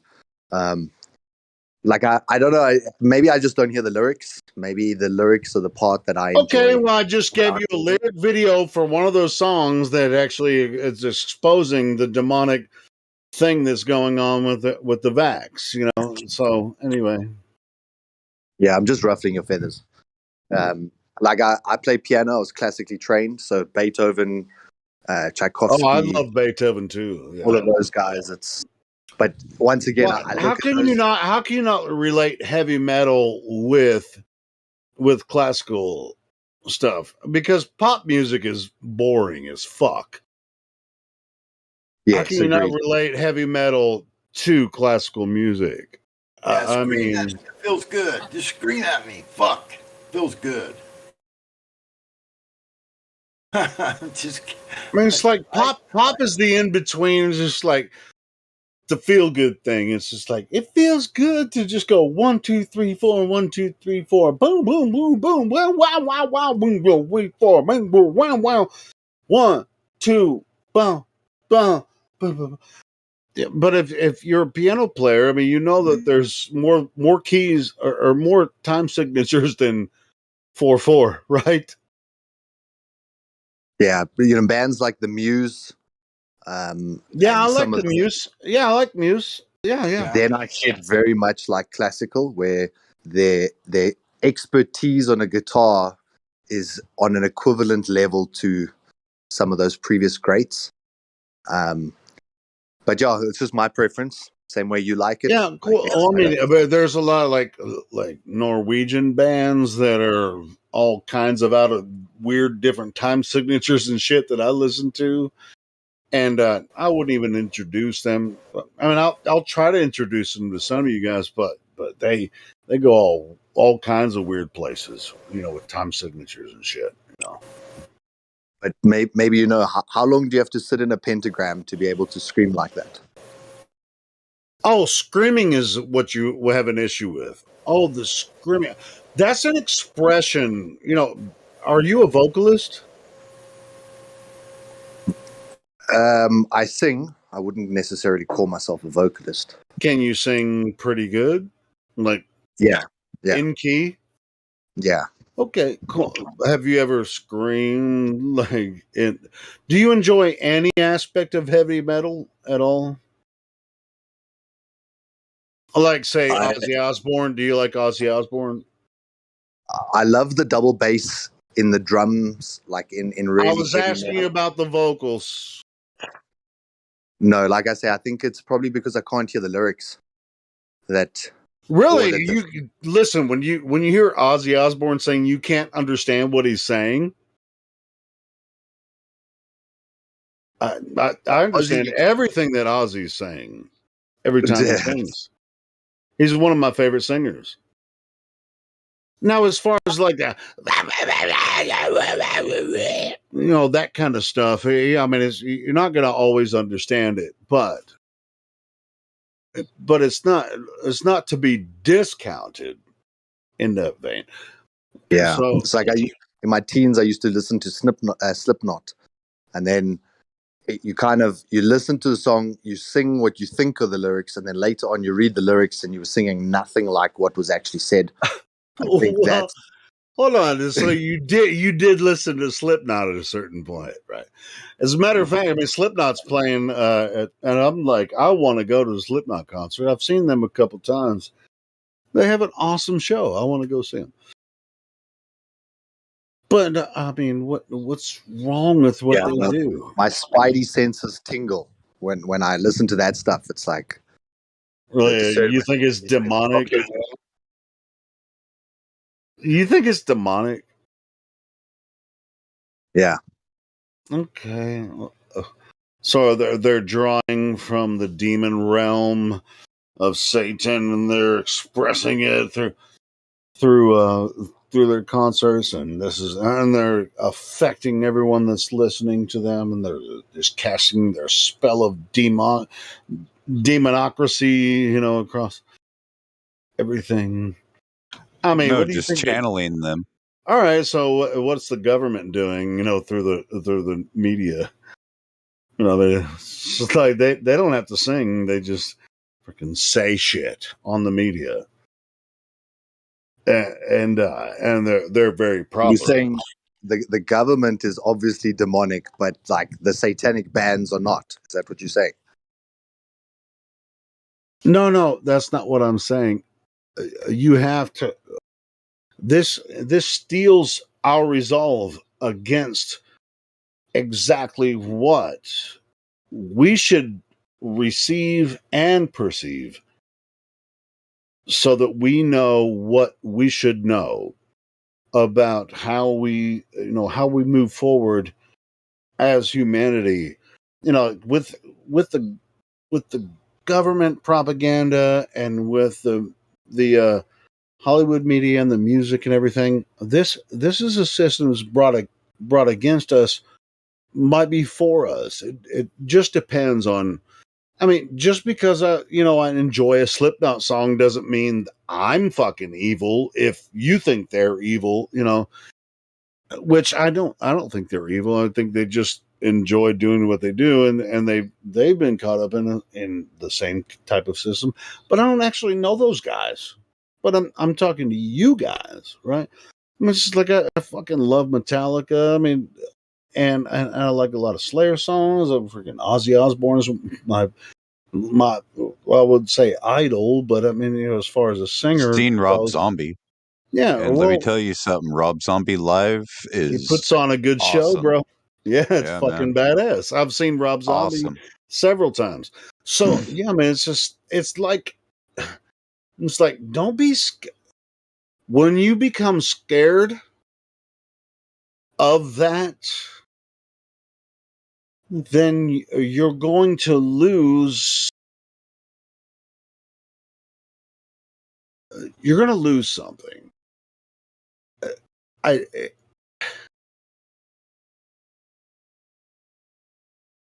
mean, nobody here is shit. I'm kind of spiraling a little bit, but I'd say you hold on. Let me. can put your hand in the fire and not get burned sometimes, but putting your Well, hand in the fire eventually could burn.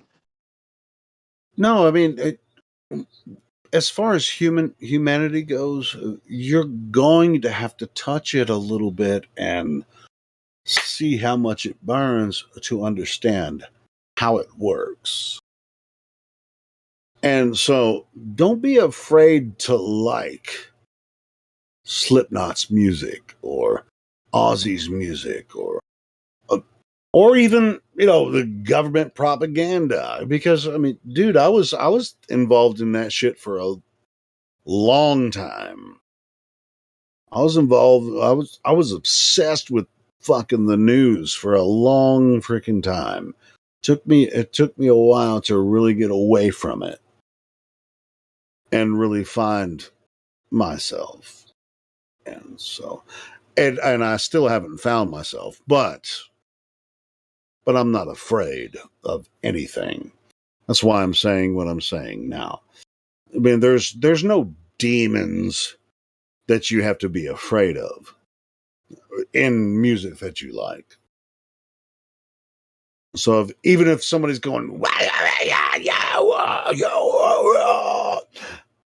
that's not scary. They're just being creative in their way. Oh, you're hilarious, dude. Okay, well, if you call it funny, whatever. I mean, you're funny, man. I'm getting a kick out Well, of I'm it. just saying that they're not scared. They're just being creative in their way. And to be honest, like screaming kind of shit. I mean, it's just like, can you fucking do it? No, you can't.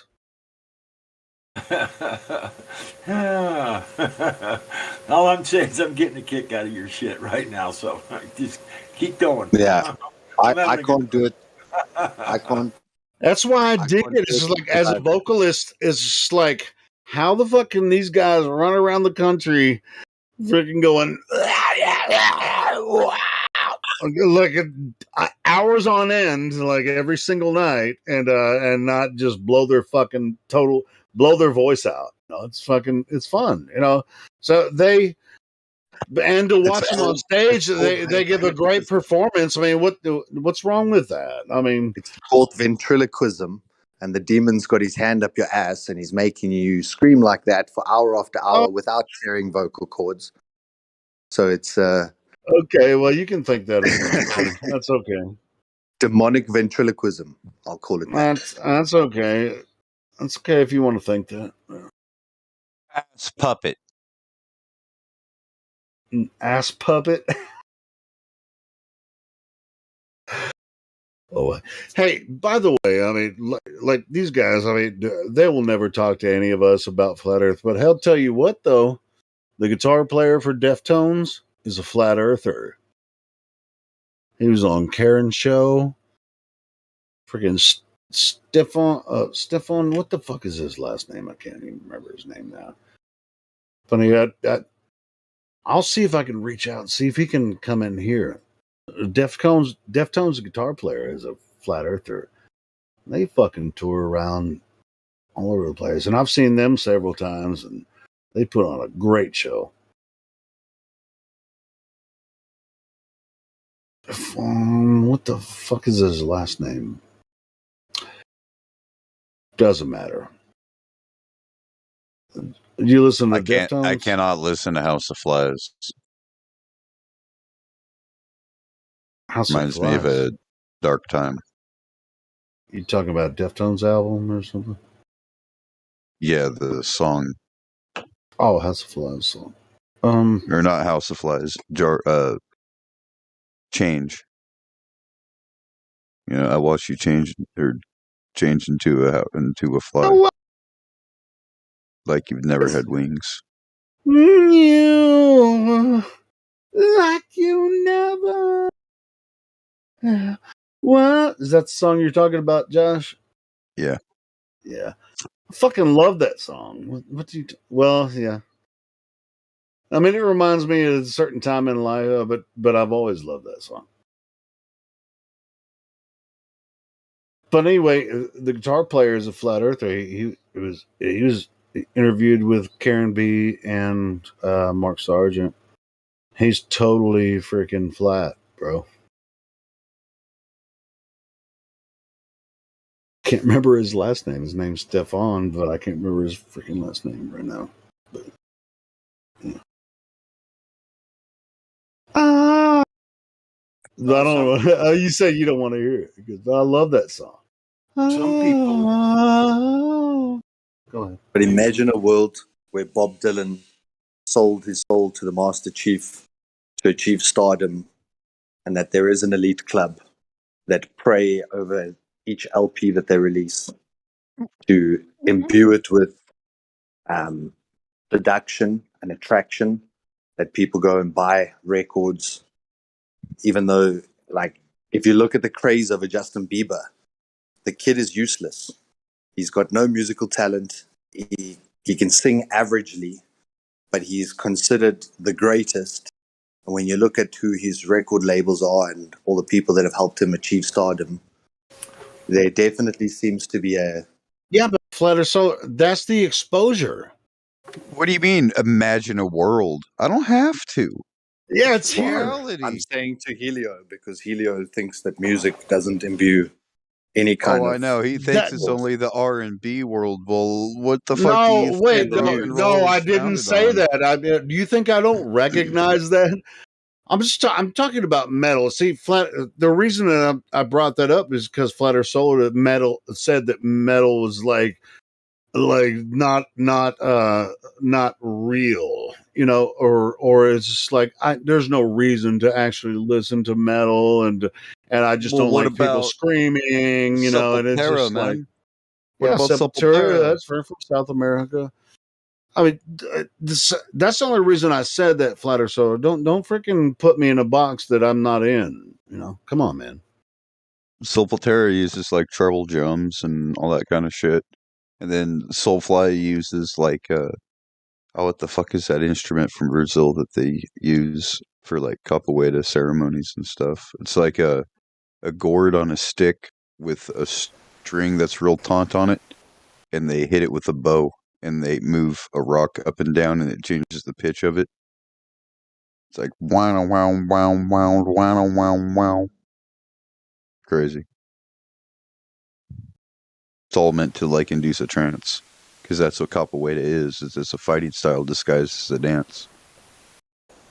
Hey, Helio, why are you being afraid to be right?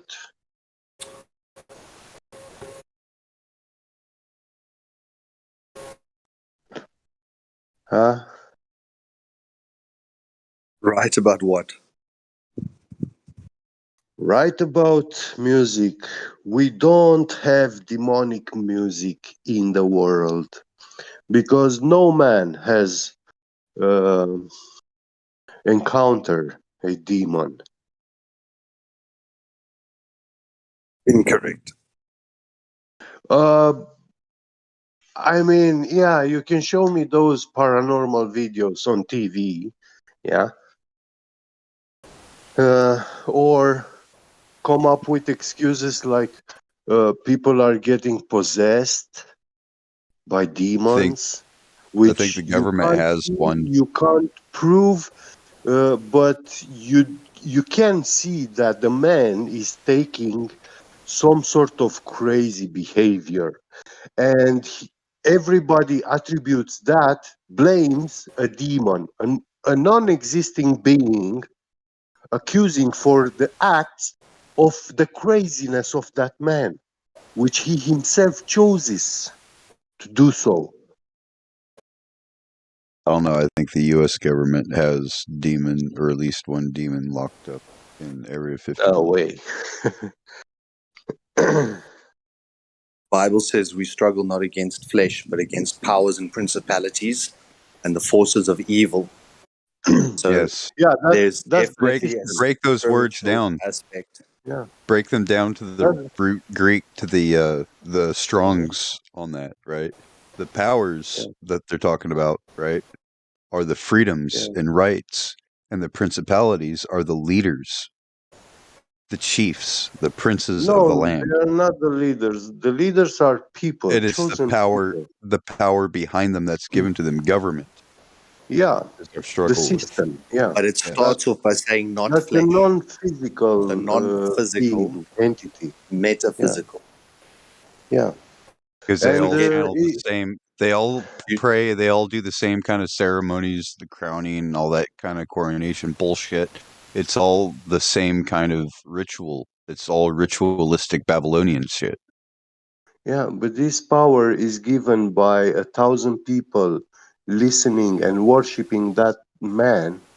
And when that man says something, those 1,000 people do what he said. That's the power. It's not a physical being, a powerful being. Nobody has that. Nobody has anything about human level.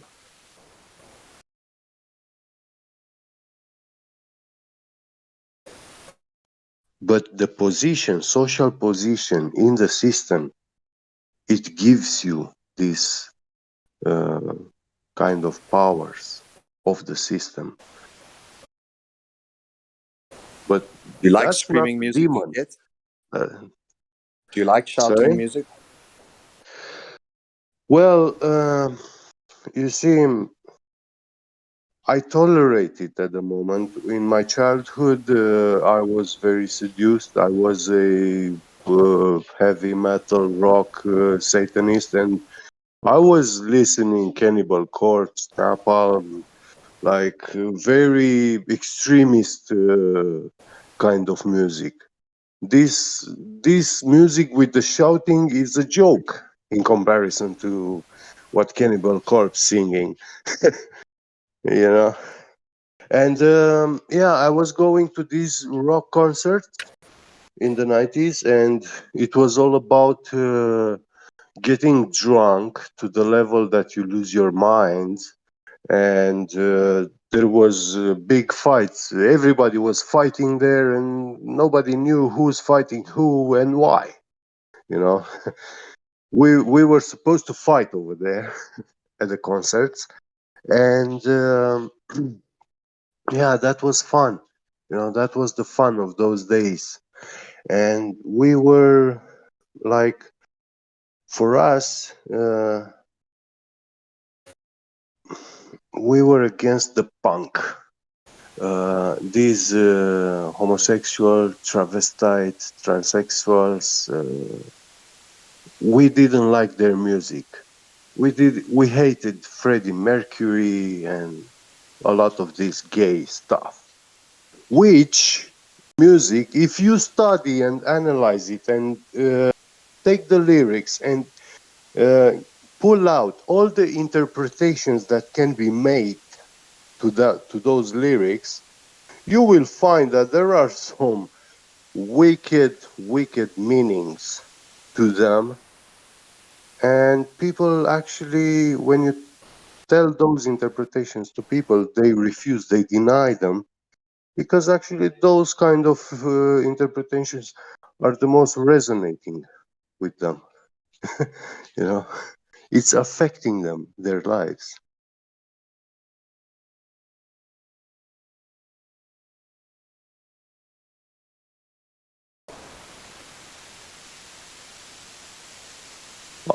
I say that Cannibal Corpse music, for me, at my level of understanding, I prefer to listen to Cannibal Corpse than Freddie Mercury.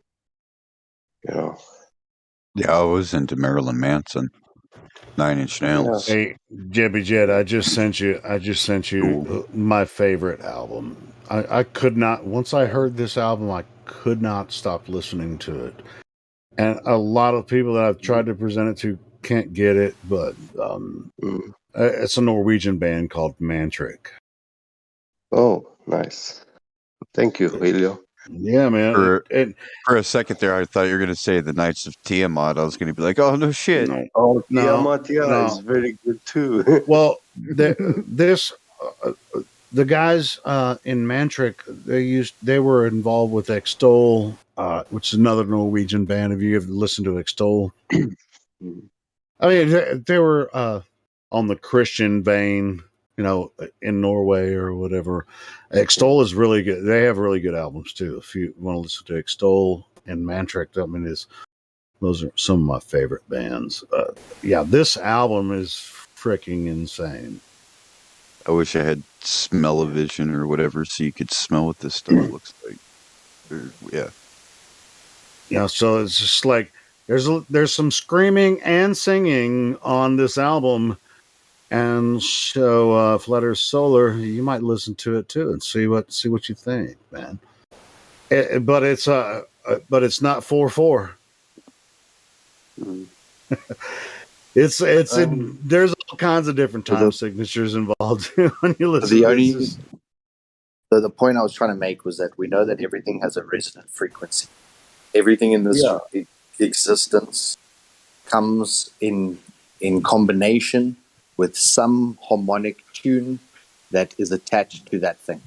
When you start to think about the metaphysical or the spiritual realm, normally they would use devices like electronic devices to try and capture or record some kind of interaction with some kind of metaphysical entity. And then you combine those two and you use synthesized electronic music and you create sounds that run through pitches that can span the entire known sound spectrum. Then you've got a lot of keys and you're sticking different keys in different door holes and you're trying to unlock different doors because you're playing with frequencies that you're actually unaware of. They just sound pleasing to the ear, and they might be pleasing to the ear because that's how it penetrates or that's how it gains access. But the way that I consider most addictions is that there's an engagement or some kind of an entity that comes along with an addiction. So when I talk about the demon inside, pretty much every person has some kind of demonic entities or forces around them, whether they are a compulsive swearer, whether they smoke cigarettes, whether they consume too much food, like the 7 deadly sins, gluttony, all those different things that we can't shake. It's like no matter how much you shouldn't be doing these things, you continue to do them because it's almost as though you have a puppet master driving you. And it's that when I consider all of those aspects, I look at music very carefully. And then I look at the classical kind of music where it was uplifting and was actually harmonic, where it would create pure tones, especially with water. And then a lot of what we have today is synthesized electronic testing to try and find different frequencies that can achieve different results. And I think that we're looking at it quite naively when we think, it's just music. It's actually frequency. What's another name for a musical note? Tone. Huh? Tone. Like a tone. Tone? Tone, yes. What about tone key? is a description of a frequency that is perceptible. Go ahead. Well, what would a key be? Yeah. Key, yes. Yes. Now you're talking. What? An octave. Octave is an eighth. So you got a key harmonic, an eighth. Or our harmonics, like one of these type of things that has something to do with cymatics, to where it creates these lesser keys of Solomon, or the greater keys of creation, that, he was supposedly able to command these fucking demons to find this tooth, this thing that could cut stone. Right. The eighth repeats and starts over, goes higher and higher, or lower and lower with the eighth. The eighth octave, so the eighth key is infinite? No, it's not. It never reaches 8 because it's 1, 2, 3, 4, 5, 6, 7, 1. So it's a fractal. Is But what it's you're also saying. it's a halving. So your string length halves for each octave.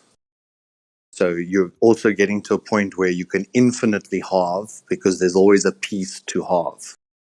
You never get to zero almost. It's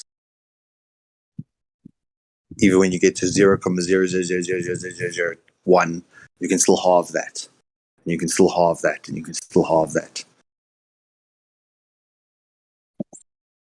Hang on. But music or tone or frequency is a key. And I think Well, then you have the tritone with the half notes, right? I mean, you have a tritone, which is the midpoint between the eighth, or between the ones, basically. Like F sharp is the tritone, right? You go from C to F sharp to C again, tritone.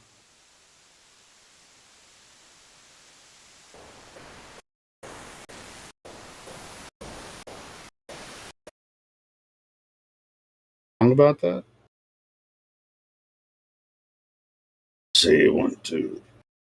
And for every pure tone, there's an off tone. There's a lot of gray between tones. So Yeah, the but same way that's distortion. That's where the distortion comes from. No, but with like cymatics at specific frequencies, it recombines into a pattern, and then it goes into like a process of deformation. So at those specific tones where it causes no specific pattern, those can be destructive to your body, to all organic matter, which kind of abides by those whole tones that allow the structuring of types of patterns. So having like a drop note or on a Doesn't guitar, have to be destructive, though. it is destructive by nature because of the frequency nature of it. Frequency is a weapon. So if used in a certain way, it can be very weaponized.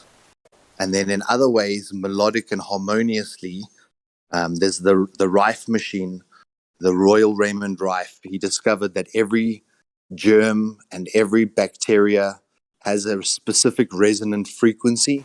And if you match that frequency, that bacteria pops.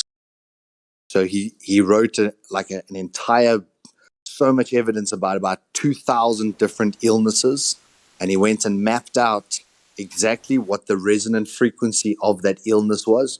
When that frequency was applied to that illness, it would cause destruction of that cell, that specific cell type, because of its inherent resonant frequency. So the Rife machine, in the way that it can heal if the right tone is achieved, if a wrong tone is achieved, it can cause the reproduction or the multiplication of those damaged cells.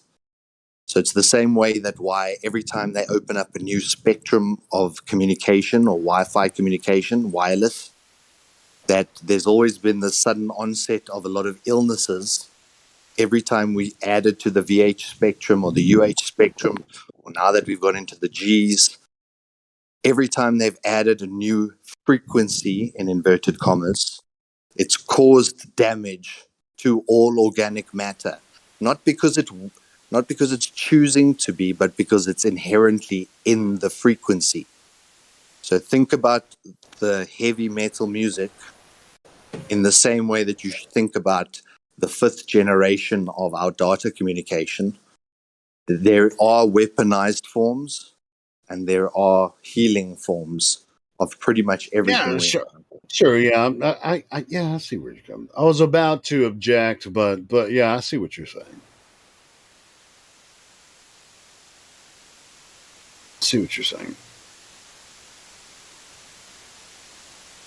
But at the same time, if what you're saying is true, it never has really been applied in the real world. These are articles you've read. I mean, and with allopathy and everything, they don't really take these people seriously. The people you're talking about when it comes to I'd say that's ailments. just maybe that you don't want to believe it or you can't believe it, but Well, I there's mean, a you lot can of believe it evidence if you that's want. I mean, compared. it's just not applied. I mean, You it don't may have have to been believe it applied in when the certain evidence is there. situations, but with allopathy and everything that's been going on, there's not been the opportunity for them to prove it. Basically, is what I'm saying.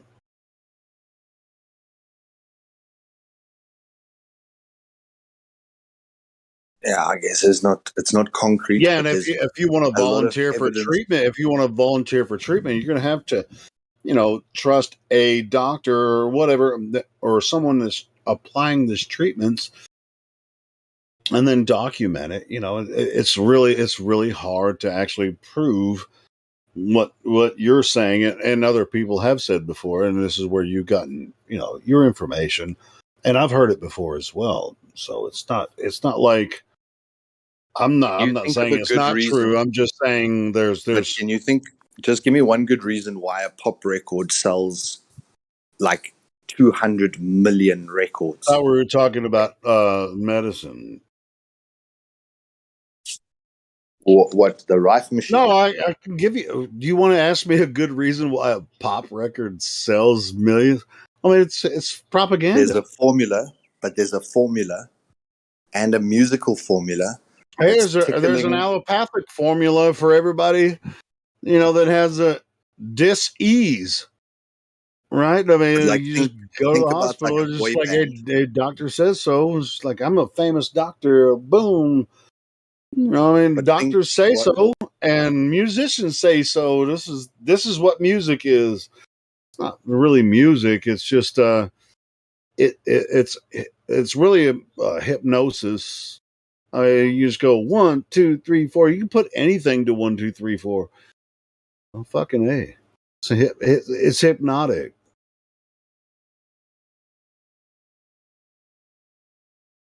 I mean, it's like I like ACDC, but do they write anything outside of 1, 2, 3, 4?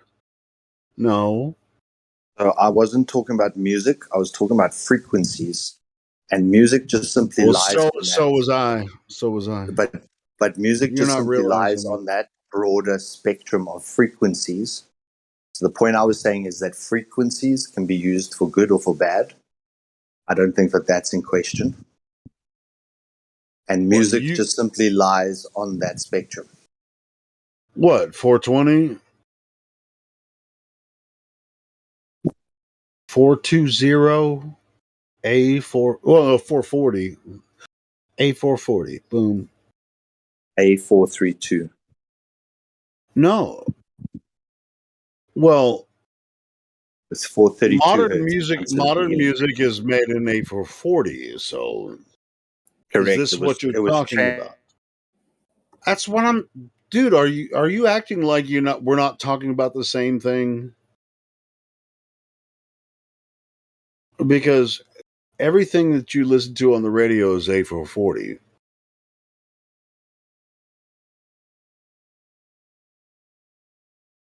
Are we not talking about the same thing? Or am I like too high or something?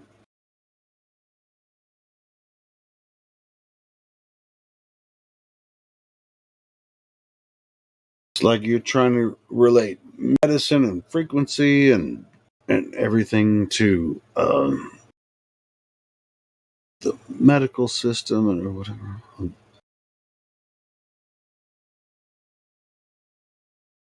What point am I missing? You guys can totally criticize me. I don't give a fuck.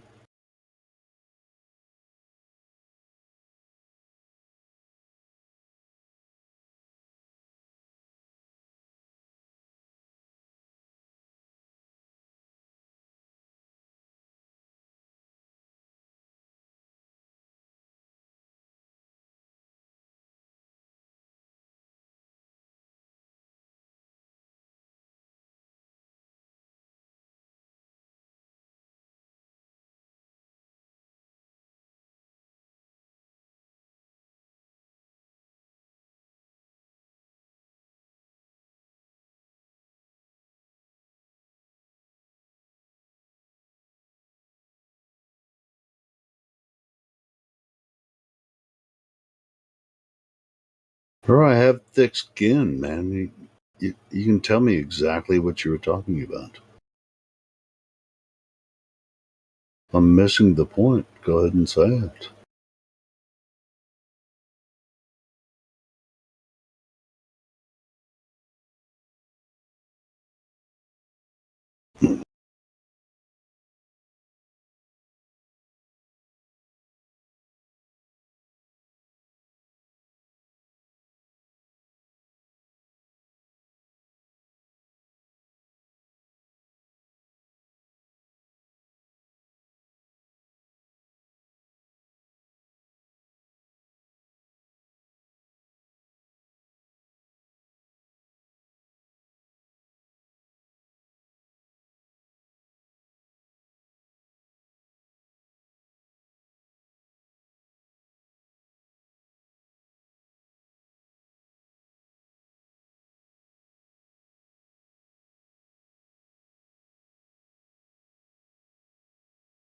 And that kind of turned weird.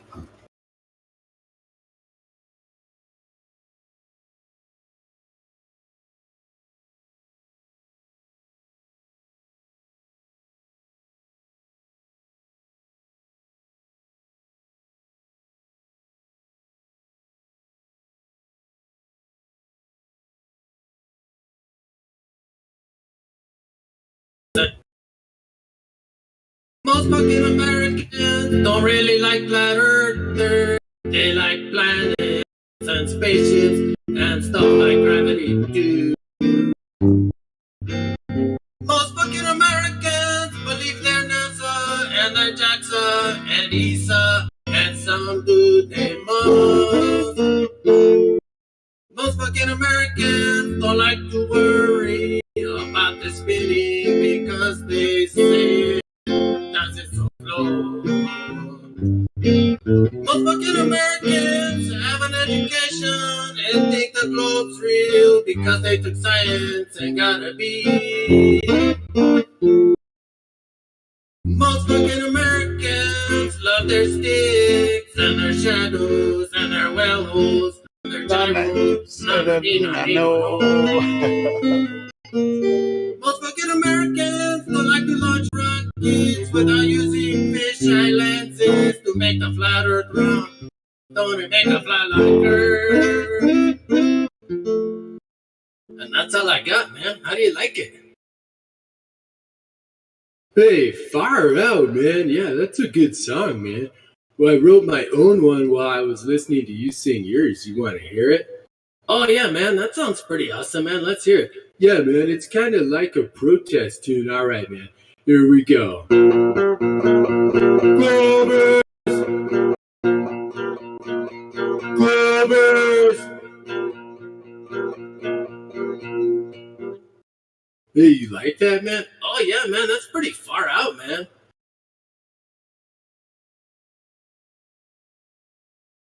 That's pretty far out. Shout out to holy Good shit. evening and welcome to Tucker Carlson Tonight. No, we're not going to play that because that would give me a copyright strike.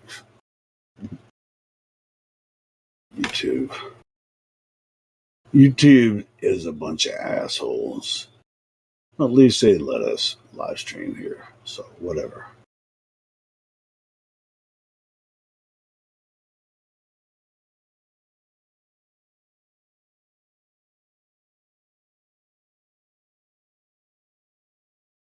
Globers! Globers!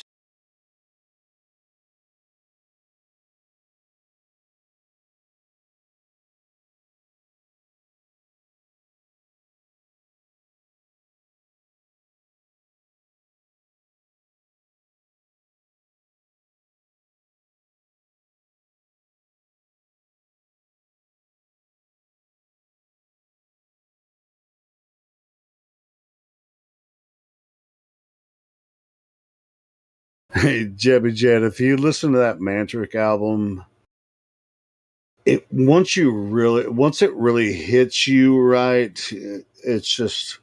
I listened to it for 1 year straight. I could not stop listening to it. I was blown away.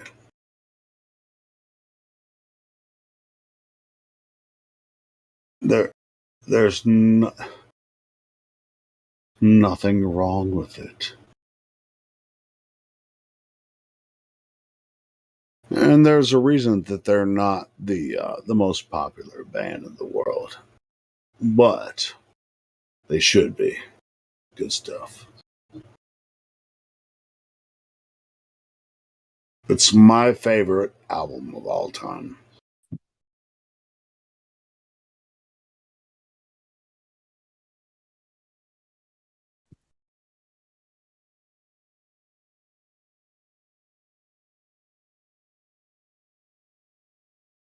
I think I'm going to go ahead and listen to it right now and go to bed and see you guys tomorrow.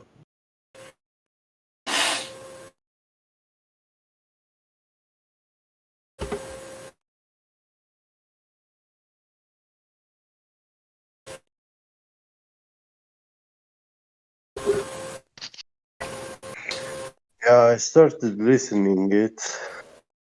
Yeah, it's difficult to figure out when you. It takes about 10 to 20 times listening over and over to really figure out what they have going on. It's it's pretty insane. But that's my I don't favorite. like it. I haven't yet finished listening like all of it. No, But, yeah, take your time. Take your I'm time. doing some housework right now, getting ready to leave the house. Yeah. Yeah, but that one, if you have another app where you can actually pull the album up, because the YouTube playlist thing is not the best way to listen to it. If you have like Spotify or freaking Apple, or I don't know what platform you use, that album is available. That is my favorite album of all time. And dude, I get lost when I fucking listen to that album. It's so badass. Yeah, made me curious. I'm gonna head to the supermarket in my car and I'm gonna play it. Cool. On Yeah, the have way. fun. Have fun. It's just like, I mean, I didn't even know you like metal like that, but and extol these guys. They're both from Norway. I mean, this band and extol, they're both Norwegian, and anyway, it's You just know, it's so badass. All their albums. I was in my childhood, all my friends, we were rockers, you know, heavy metal and stuff. And well, these guys, these are when I grew up, they're Christian, in whatever Christian Norwegians are. These are the Christian bands, and as far as that goes. But anyway, it's just like they're so talented, just like so fucking hardcore. It's so good, so good. But lately, I tell you, I had a girlfriend in London, in UK, and she was a religious extremist, like all these world conspiracies with Illuminati, with stuff, and also about religion. She told me about the churches, how Catholic is satanic, how the Pope claim to be God himself, on earth. And you talking I about saw these things. the papacy, basically, right? Yeah. She was showing me, like all these signs and messages and stuff. And I was like, yeah. And then I know she told me about rock music, that it's satanic, demonic, blah blah. And I I was bullshit on looking that. at all of these signs and logos and texts, how it can be interpreted, and what it relates to. And I was okay. There is something, very deep. It's a rabbit hole. Yeah, bro. If you like that album, Yeah. there's plenty more that I can share with you. If you like that one, I can share some more. Yeah, That's I'll my give it a favorite listen album by today. them. I Yeah. love that album. That's my favorite album. Mm. Even like me growing up as an American, with all the metal Yeah. scene and everything. Yeah. That right there. I've tried to share it with all my friends. They don't get it. That's my favorite album of all time. That one right there that I shared with you. That's my favorite album. I will listen it like in a couple of minutes. No, sure. Take your time. Man, you don't have to listen to it. I mean, and you probably you might not get it either. and it's not very popular, but it's just it's really weird because the time signatures are very difficult and it's hard to listen to. And I get that. But, well, I don't mind that because I sometimes like to listen Wagner, if you know classic music. Sure, yeah, I've listened And to a that's lot a of very classical. hard. It's like very hard to understand to perceive that kind of music. Well, that's what I'm saying, man. A lot of my metal friends are just like, what happened to 1, 2, 3, 4? It's like, nigga, that shit's out of the game when it comes to listening to this album. Down, down, down, bam, ba, down, down, down, down, boom, bam, bam, ba, down, down, down, down, down. That's not 1, 2, 3, 4, it nigga. changes I the mean, rhythm. Yeah, yeah. the beat. Yeah, but anyway, just listen to that. I mean, take some time to listen to it. But I have some other stuff, that you might be interested in.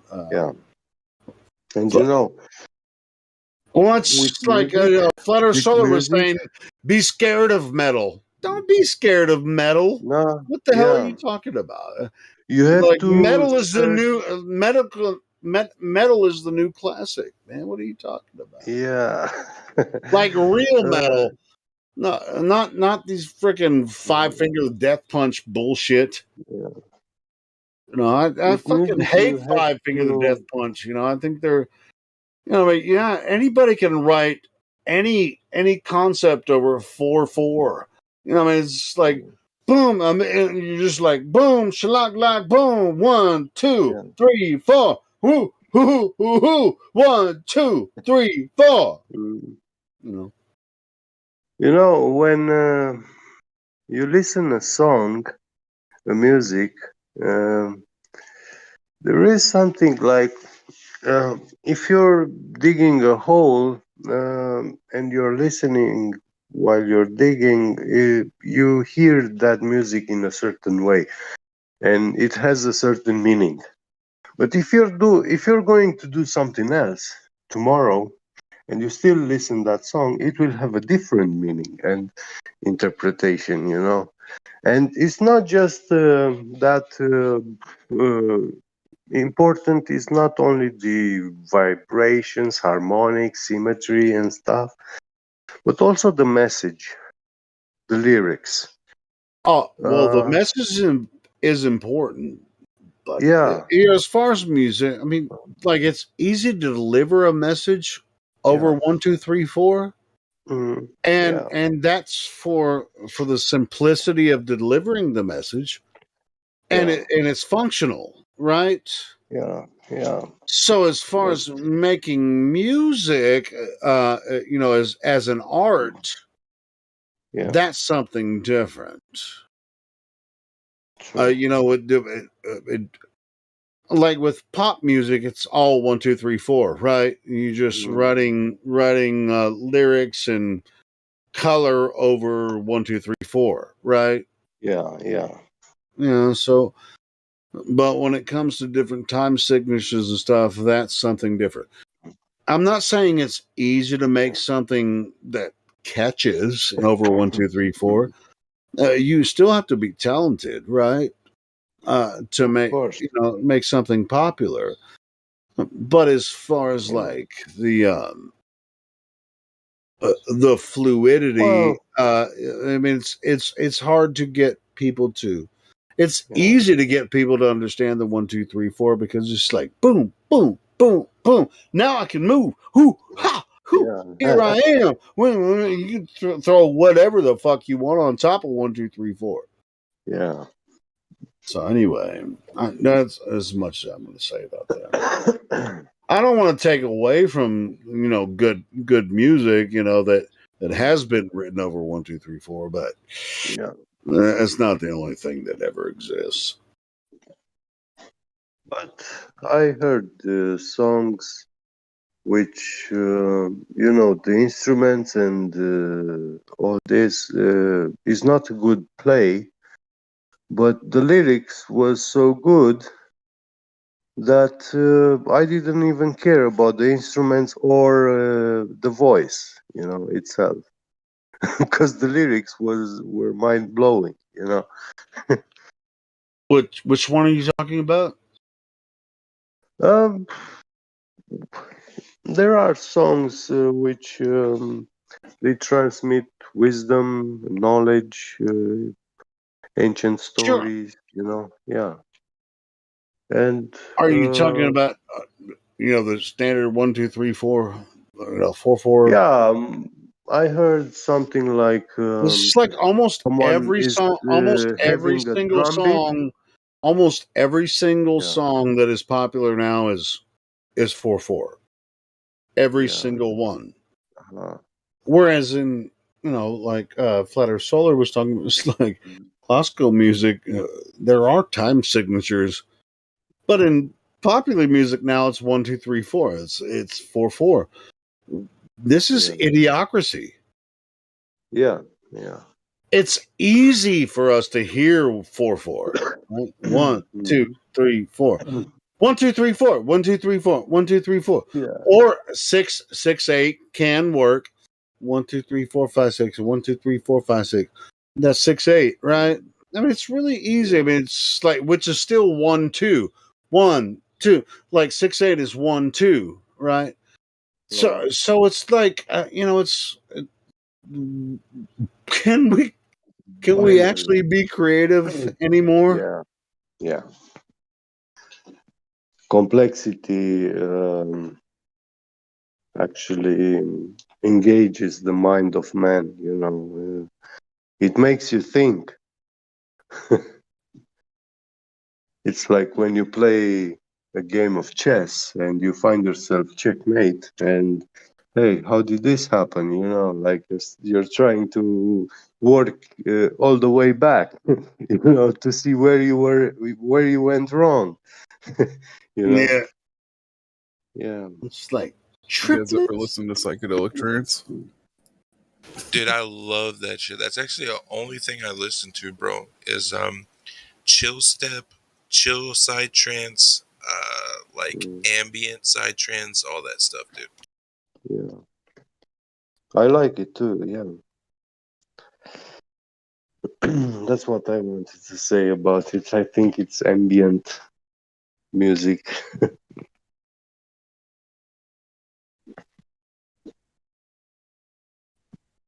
I spent my rant. What you guys got?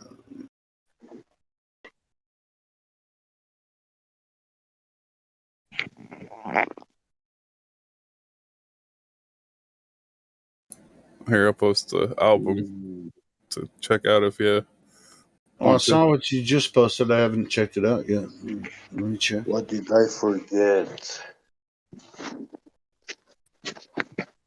I'm afraid to check it because I'm supposed to be going to sleep because I have to work.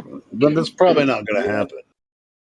I can actually stay up and fucking go to work and freaking make cabinets for fucking rich people, fucking assholes. Oh.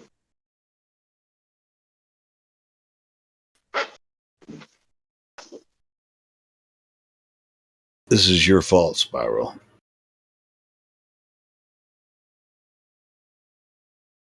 Just fucking with you, bro. All right, so this healing frequencies, is this what I'm supposed to listen to? Oh, you got another one. Raja Rams. We aren't dealing with ordinary machines here. My bad. I didn't mean I fuck with Raja Ram, dude.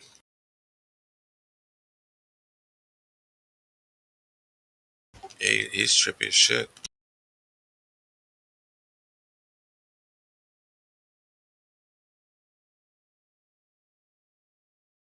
You should see his work on his project 1200 micrograms. Like, if you never heard their stuff, that's really good. Also, like old Simon Posford, like hallucinogen, that's some good stuff too.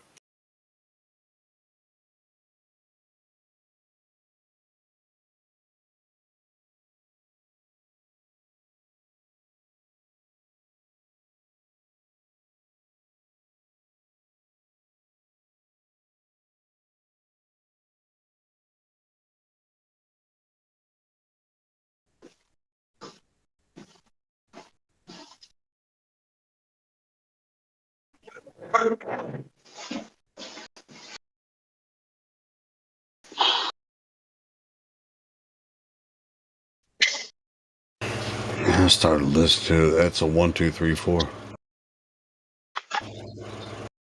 But I mean, it sounded pretty cool, and it filled up my whole room, and I think the neighbors probably heard it. With the whoa, whoa, whoa, whoa, whoa, whoa, whoa, whoa, whoa, whoa, whoa. Yeah.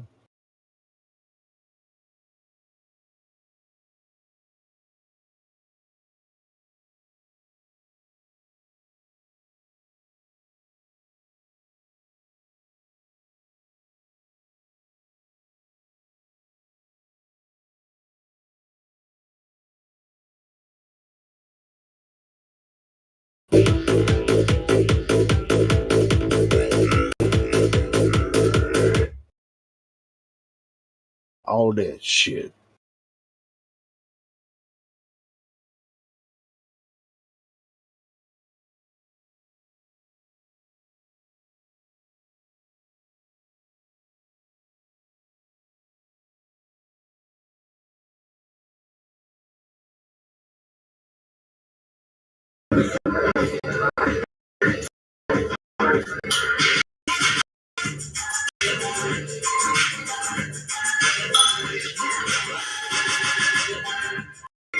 What the hell, Hank?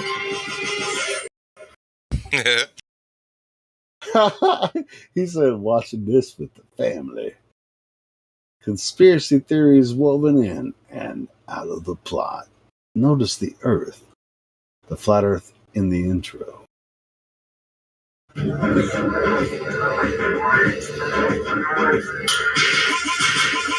Wait, what show is that? You didn't tell us the show. Oh, the pyramid inside. Well, inside. Come on, Hank. Don't leave us, Hank. That was several minutes ago. Okay. It do what it do.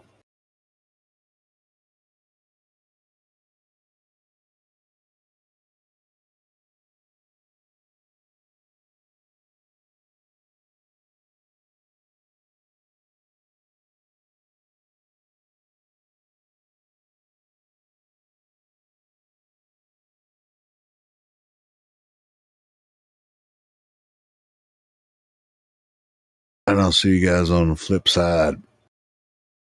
Boom. You all kick See you, buddy. ass. Have a good night, man. Yeah, you too.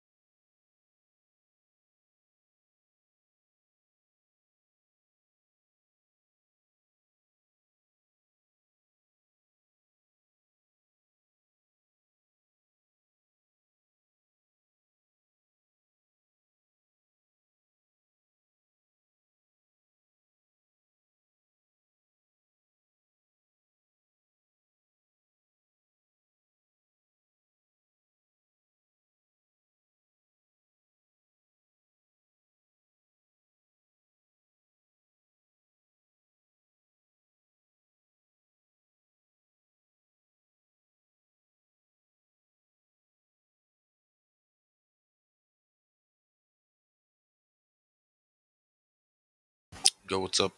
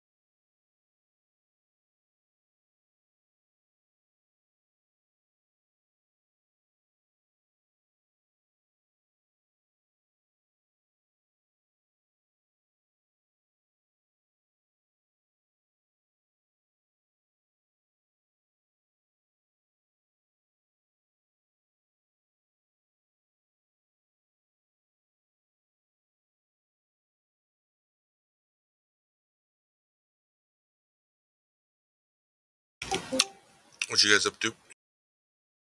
Yeah, just jumped in and I see we got GD Seekers here. We got Siler 330, no rolls. Shout out to Julius J. I've never seen you before. What's up, pal? You're doing good, bro. Late night over here. It's like 4 a.m. I don't know what I'm doing right now. Yeah, me too, bro. It was just 4:20, bro. Smoke weed every day. Yeah, so I'm eating a Polish sausage. It's got a little spice, and it's very tasty.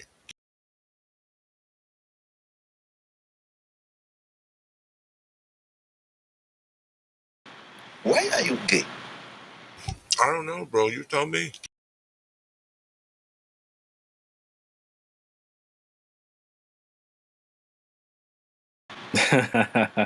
Sorry, had to. That's some good stuff, dude. Everyone's like, "Why are you gay?" I'm like, "I don't know. Who made the gays?" So how long you been around here, Truth Healer? I've been off and on for roughly, I don't know, 18, 19 months. Nice. Cool. Yeah, you? Yeah, I first heard about the whole flat earth thing in like 2017, but it didn't really come on board for me until a little bit after that. I'd say I didn't solidify it until 2020. That's cool. Yeah. I mean, the Black Swan came out Jan 1, 2020, and it was a wrap after that. So I was definitely there for that. I mean, have you took it like any further than this? I mean, that was start of 2020. We're in almost the end of 2021 now. So I mean, yeah, we got into second law of thermodynamics. We're talking gas pressure. We're talking all types of other stuff since then.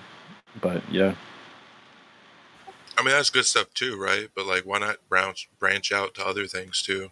such as Just the truth, bro, about everything. well, yeah, the next step really is like, okay, so if it's flat and stationary, then who made this place? Not only that, though, like, search for the truth that is the most beneficial to you and others, right? Like, that's what I would recommend.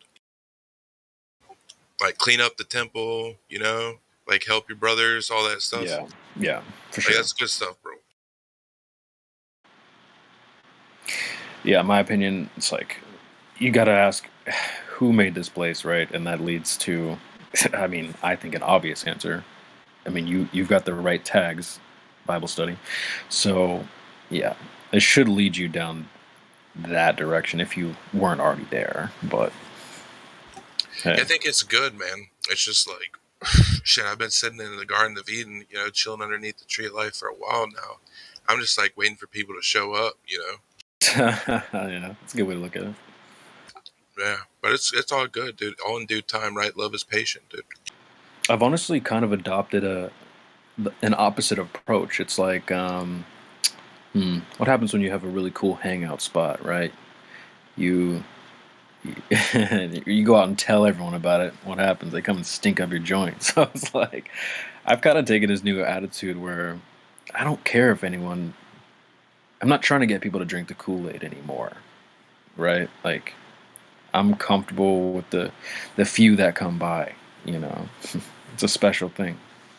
But yeah, not everyone might think that way. Yeah, I mean, it's good, bro, right? It's good. Yeah, I mean, what happens when you tell everyone about the tree of life you're chilling under? Hey, man, this is a dope spot. Everyone come hang out. Next thing you know, it's a ruin. So I don't know. I don't know though, bro. Like it can't fuck itself up, right? That's what I like about it. Like, because everybody makes this stuff for free, like you can't stop it. You see what I'm saying? So it's like, that's why it's perfect. Yeah, I feel you.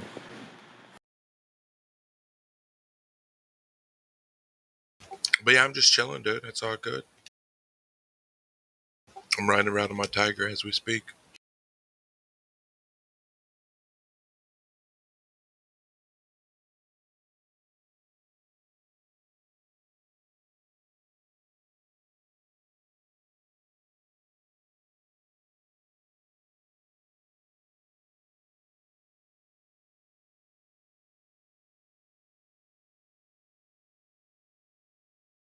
Yeah, it's funny because I just got my mom into flat Earth, right?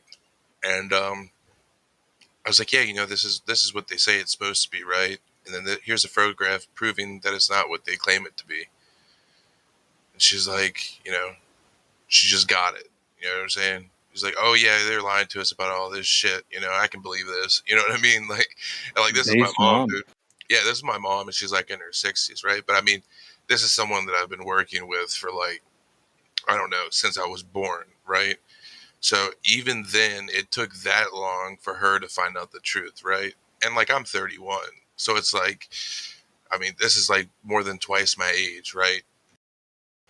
So if my mom can come to the truth, knowing how she is, dude, anybody can do it.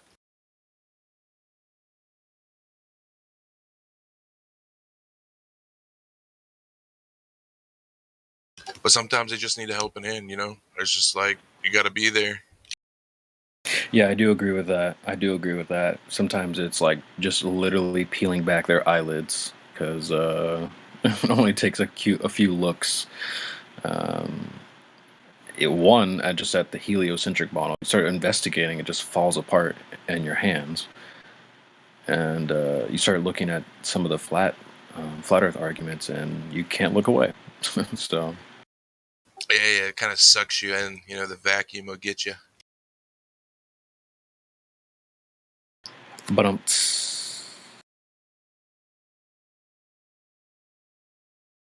But yeah, then you get spit on the other side of the black hole, dude, and then you're just like chilling. You know what I mean?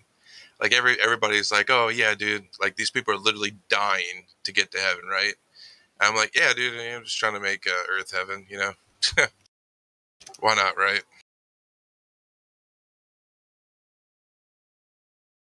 Like, oh yeah, I never saw it that way. It's like, yeah, why don't we do that?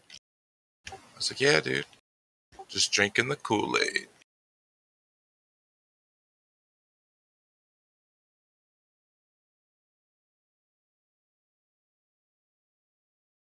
sorry, I'm just in the lobby.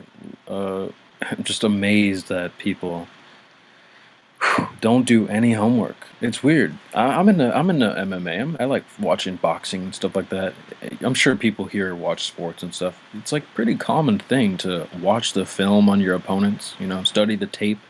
It's like these guys, they do the opposite of that. They come here so empty-handed. It's just hilarious, man. Oh yeah, dude. Yeah, fluoride does some evil things, man. That is true. It's like I don't know where you're from, but I think we're probably same time zone at least, right? But Yeah. I go out here, dude, and there's like cautionary tapes at the pharmacy line. There's all kinds of shit going on here, dude.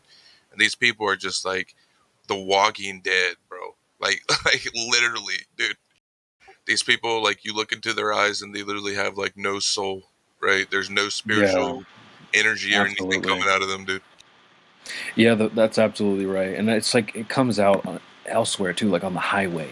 I start to notice like people already drove poorly before, but like man, dude, literal like not even thinking, just autopilot robots. Oh yeah. I was helping Crazy. somebody. I was helping somebody last night. Both their father and their mother had cancer, and he's in Spain. I was like, yeah, I was telling you, oh yeah, they cured that back in the 70s, and they're just doing all this stuff because like they can make more money off the more pills that you're on and all this stuff. I'm like, so you got to get behind the bottom of this. Like, what's the truth about healing, right? Like, how do I become the perfect being that I know I can be? You know what I mean? So like I went down that rabbit hole, and like, of course, I found flat Earth first. I mean, I was in like the old. I think this is a sister server, but I was in the old school ice wall like 6 years ago. Nice. You know what I mean? And like back then, we were talking about everything, and there was also another server. I don't know if it's like a friendly server, so I won't name it. But there was two base servers back in the day, and like that's when we discovered all this stuff, and it all hit us at once. Some people only get hit by one thing. I got hit by everything, and I kind of like I had to be guided through what was important. You know what I mean?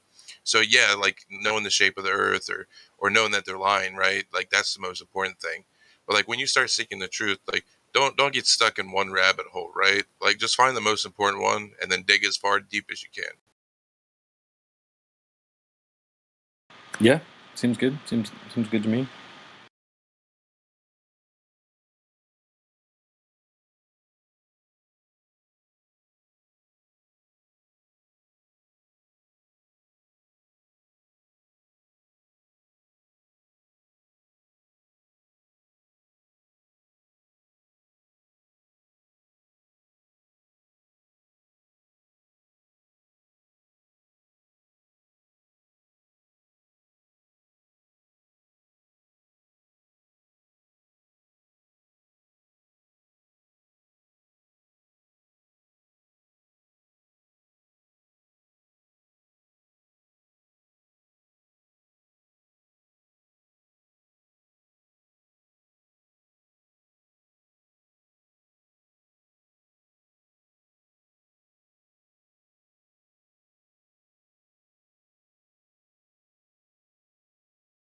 Yeah, but I mean, and it's not like an easy path to walk, right?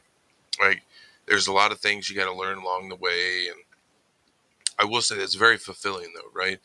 Like, you have hardships and you do suffer. You know what I mean? And the thing is, from that, you come out on the other side. It's just like, wow, I learned so much. I mean, and I gave so little, right? It's like, so you're gaining like 5 times as much as you're giving, which is the cool part. But you're still giving something, right? You just have to like submit. I mean, that's all it is, dude. Like, there's no point in thinking. You know what I mean? Like, it's just pointless. Like when you know the truth, right? There's just no point thinking about anything. You know, I mean, you just go day to day and you float upstream, dude, and you're gonna reach the destination. See, that's the beautiful part about it. You know it, right? And you're just along for the ride. It's like no fear, no questioning, nothing. Just 100% assurance. That's the best.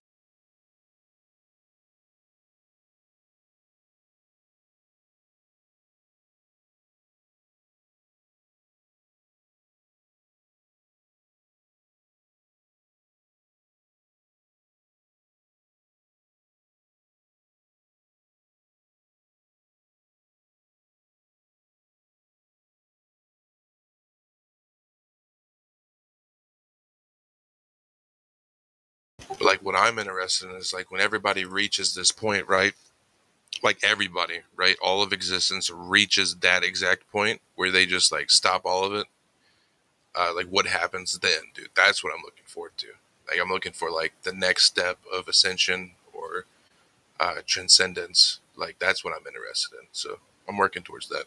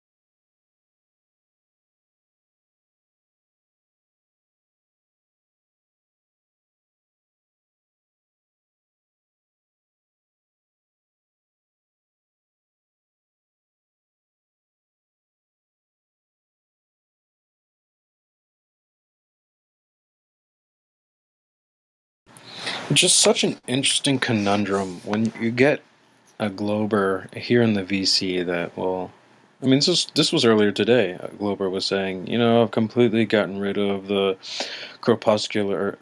the parallel rays, the Eratosthenes as a proof. And then you jump into the lobby and people are so adamant about it.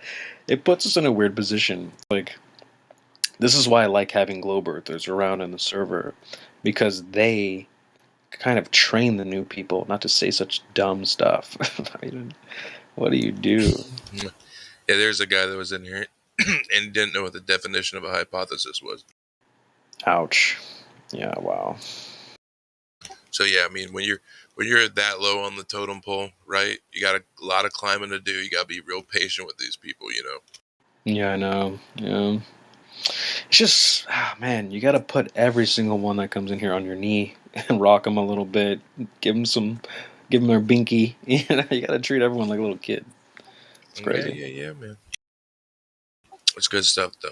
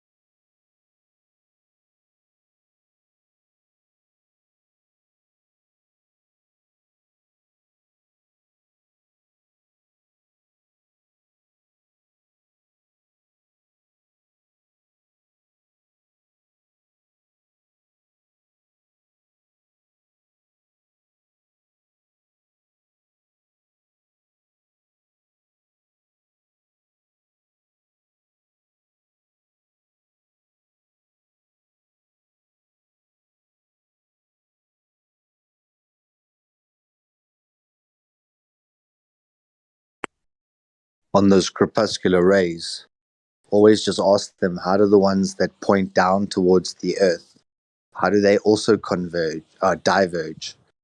If it's simply an optical phenomenon like the train tracks converging from my eye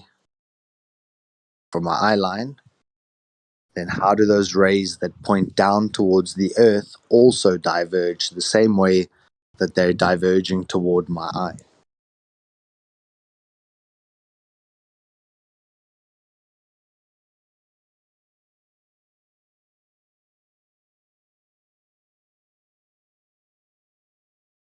And that's talking to someone who truly thinks that they are parallel, right, Flat Earth Solar?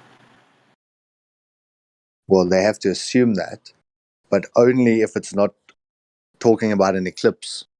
Because in an eclipse, to get a penumbra and an umbra, I need very much not parallel sun rays. I need converging sun rays. Right. And then, but if it's Eratosthenes, then I need parallel sun rays. So it just depends which proof, quote unquote, they want to be talking about at that specific time. But just the optical illusion, if it's heading toward you, yes, valid point.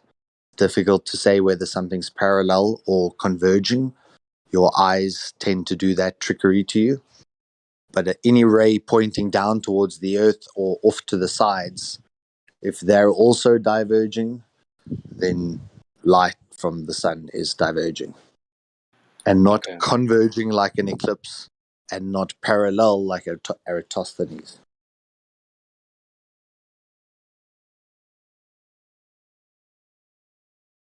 And if the sun rays are diverging, then Eratosthenes' experiment of two shadows pointing in different directions is retarded, because the sun rays are coming out divergent.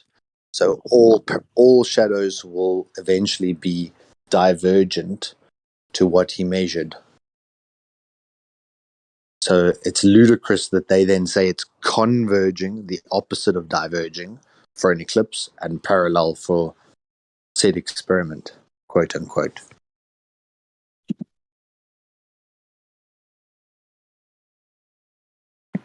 Lately, I've been wondering how do they not think that people wouldn't catch this?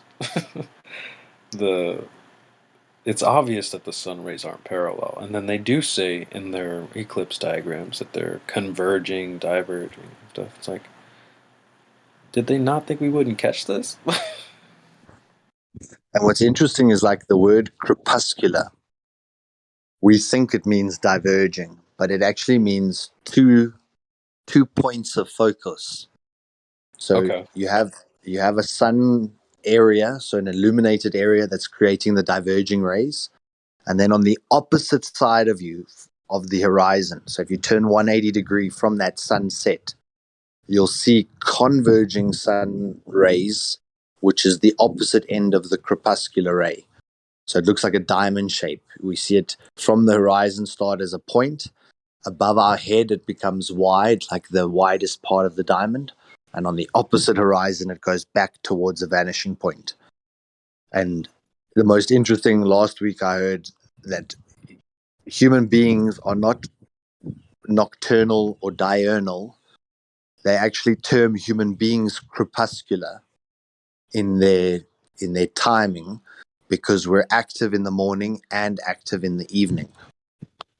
So we've got two active zones, and they term human beings crepuscular. And that to me was interesting, that the word crepuscular is not just in clouds or in light rays. It's actually meaning two opposite ends, or two different points. That's really interesting. So should we stop saying that when talking about the sun rays, or should we stick to No, it's 100% accurate. Okay. But the word crepuscular in the sun ray effect happens on two ends of your horizon, in front of you and behind you. It's the same effect occurring, but we often just see the sunset side because that's where the rays are the most visible. But on the opposite horizon, they tend to converge again into a vanishing point, also creating a crepuscular ray. So the crepuscular means on two sides you have this effect. Okay, I get that now. The first time I was trying to think about it, but that just made sense. That's really interesting.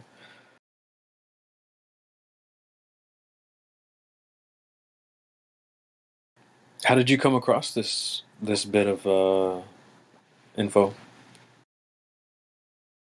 Through something called time-restricted feeding. Some people call it intermittent fasting. Oh, yeah. But time-restricted feeding is looking at you as a human being, when are you most active, and then having an eating window of about 8 hours around that most active time so that your body uses the calories most effectively. But after those 8 hours, you only consume water. You don't consume liquid calories or food calories. And you then allow your body to go into a fast state every day, or a fasting state, whereby when the body does get into a fast state, it starts to consume the damaged cells first. So it's actually like a healing process, the times that you're not putting new toxins in. So it was interesting. I was trying to figure out, I was watching a lot of videos on this time restricted feeding, and they were talking about understanding whether you're a morning or an evening. And one of the guys said, well, human beings are actually both because we're crepuscular. And I was like, whoa, I know that word. Right.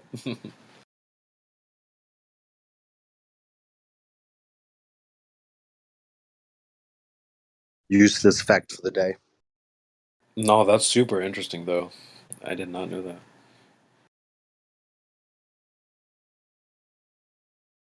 But if your eyes are creating this optical effect, like if crepuscular rays are purely in the eye, okay, I know they're not because we can see the vertical rays, the ones that hit the ground or point up. But if it was just happening in your eye, then I wonder what it would look like if we had a different shape eye. Like, what is it really if my eye is presenting it to me this way because of the shape of my eye?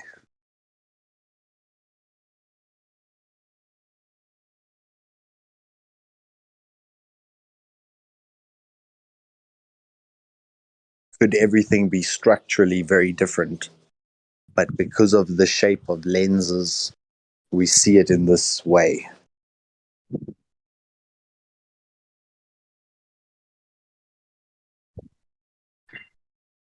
And if you were to flatten out the lens of your eye, you wouldn't have a vanishing point. And then what would that look like? All parallel lines would remain parallel. Or would they? Oh, right. Yeah.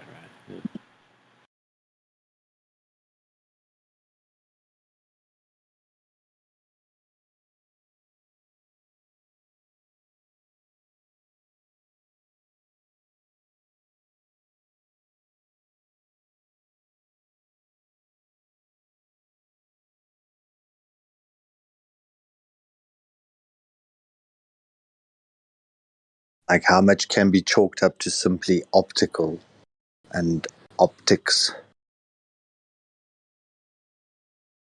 Or how incredibly was the design that each one of our eyepieces were made in a way to view it in the way it was meant to be viewed? Yeah, it is. It is that good, bro. It is perfect. Like, you are a perfect creation.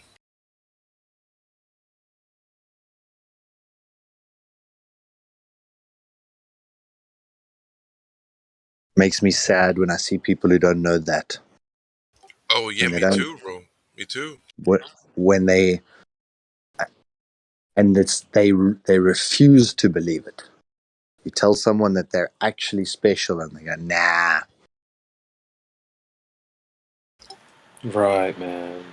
I mean, it's a chemical society, right? Like, you wash your hair, you brush your teeth, you wash your body, right? There's nothing but chemicals the entire time. And then, like, you're drinking filthy tap water and showering in it on top of that, right? So, and then the food's garbage, right? The air's polluted. They're spraying the skies, like all this stuff. Just think about, just think about how much they have to do, like, to kill you in like 60, 70 years. You know what I mean?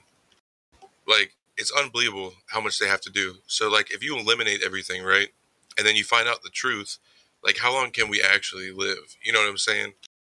Like, that's getting towards like the middle of the rabbit hole.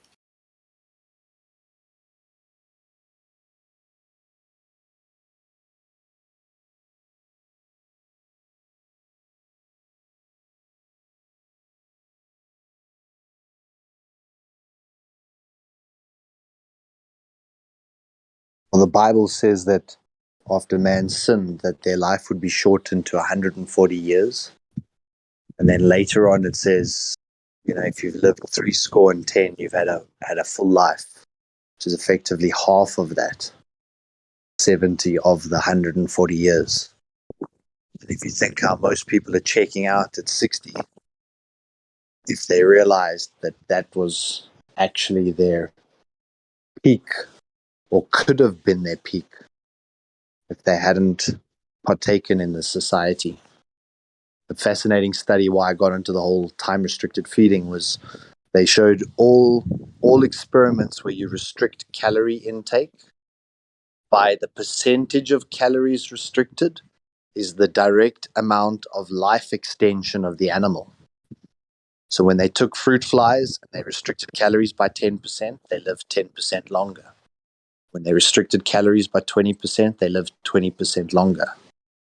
And if you think about it like a machine or a system where as it eats, it degrades, then you still had that many meals in your lifetime, but you just did it over more time. And if you think about us as human beings, over the entire course of humanity before we had refrigeration, how often would you eat? You'd probably eat maybe 2 good meals a week, maybe 3. You'd probably be traveling for several days. You might take a light snack with you, but you wouldn't be carrying 5 pounds of roast beef and rolls and bread and all this other shit that we stuff in our faces 3 times a day. And the less that they consumed, the less the body was in a state of toxicity, or that toxins had entered. So you're in a more healthy state when you've got less toxins inside you. And by triggering that fasting state, your body starts consuming the damaged cells first. So it's like an intense deep clean, or like a defrag of your system, like to engage this fasting state. It's just, someone said earlier, like you look at what the mainstream tells you and you go 180 degrees, go look at the opposite, and the opposite's probably true. Mainstream's been drumming in our heads since we were young, big carbohydrate, like a big seed bun, and then a little sliver of meat inside it. That's like a healthy meal.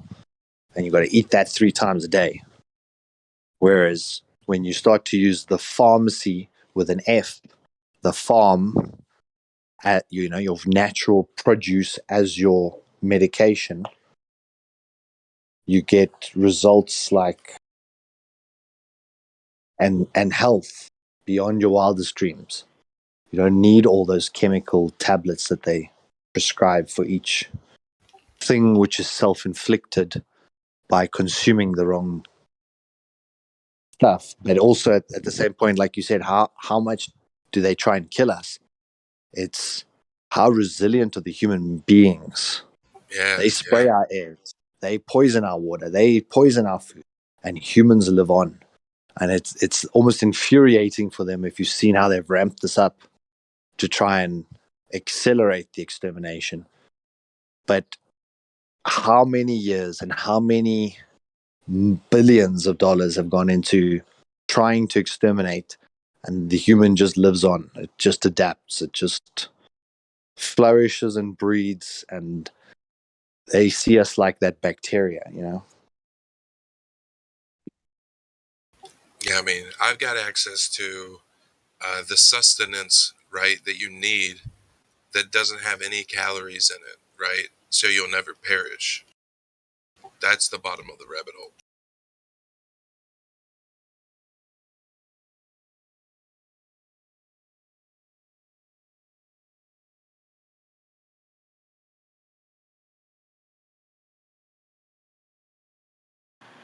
Wait, you guys don't eat McDonald's and GMOs all day, every day? Shit, imagine eating at all, bro.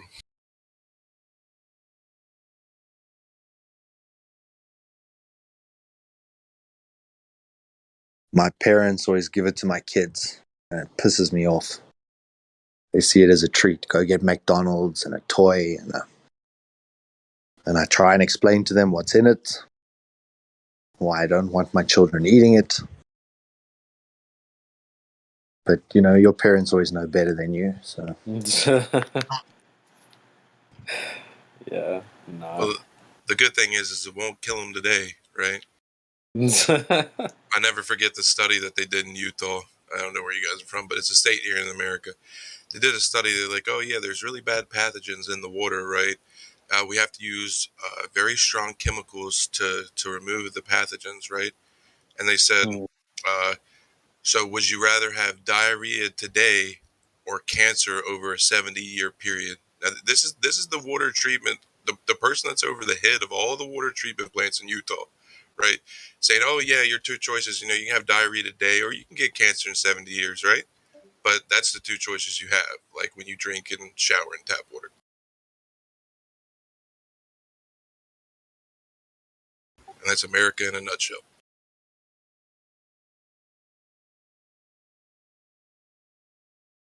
I always think it's funny, like people are surprised, oh, everybody's getting cancer. Yeah, they are. It's gone up like nearly 1,000% from 100 years ago. It went from 3 in 100 to 1 in 4, right? Just think about that. That's insane. And like he said, they're ramping it up even more. Like, holy cow. because now they profit out of the extermination. Where it used to Exactly. cost a bullet like a couple of cents to exterminate, now it's actually incredibly profitable. But you know, that water thing, another thing that absolutely blew my mind was when you look at about 85% of the chemicals that they add to the water treatment is for maintenance of the equipment. So it's to keep the pipes corrosion free. And they inserting that into your water, and you drink that stuff, and it's 85% of the chemicals are intended to like strip the rust that forms on the inside of the pipe, to break down the calcification, so it's to break down calcium, then fluoride and all these other additives. It is Yeah, that's good.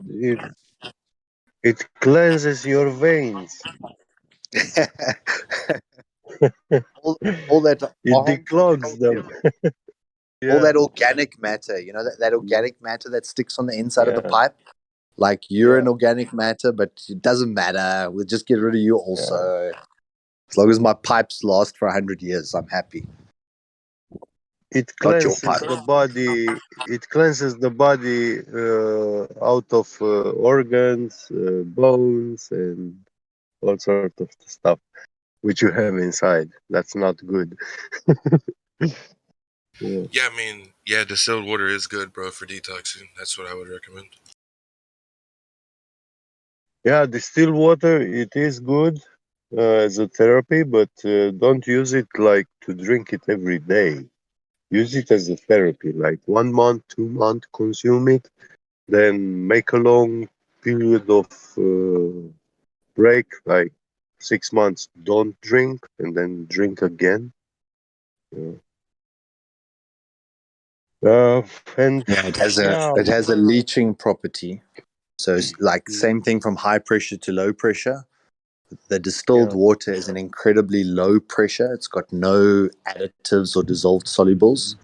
So then it strips your body of all the minerals. It does also remove toxins, but it also removes a lot of what the body needs. So like you say, it's the same thing like if you pour distilled water on a plant that's in a pot, you'll eventually leach out all the nutrients out the soil and that plant will die. Same thing with the human body. It will leach out more than it. Yeah, but the than thing you is, potentially want. the thing is, it's leaching out inorganic minerals, right? So this is how they get you. There's two types of minerals. There's organic, right, and there's inorganic. Inorganic, anorganic, yeah. That's what I wanted to touch, this subject, because it removes a lot of the bad minerals which you have in the body, and the body does not use them, but also doesn't flush them away because he thinks it's that mineral and he will need it, and it makes a deposit, you know. But you're never going to use that anorganic mineral because the body is not capable of using them. Yeah, so it's good to use distilled water. Is the most powerful solvent, natural solvent. Distilled water has this property: it immediately absorbs all sorts of minerals and stuff. She wants to mineralize itself, you know.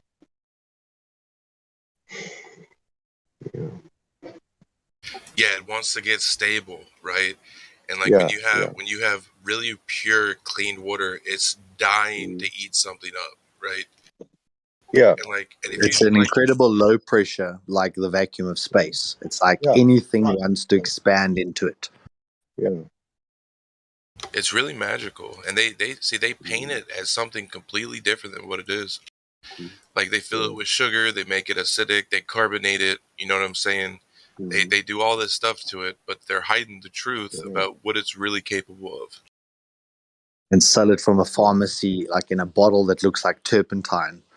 You know, really make it look like it's a harmful chemical, this distilled water. Yeah.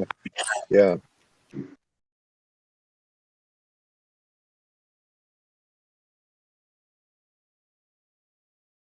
It's bad to wash yourself. And so you think about it, right? Like all these scientists out there, when they're using water in their experiments, they're using the purest they can get, which is distilled.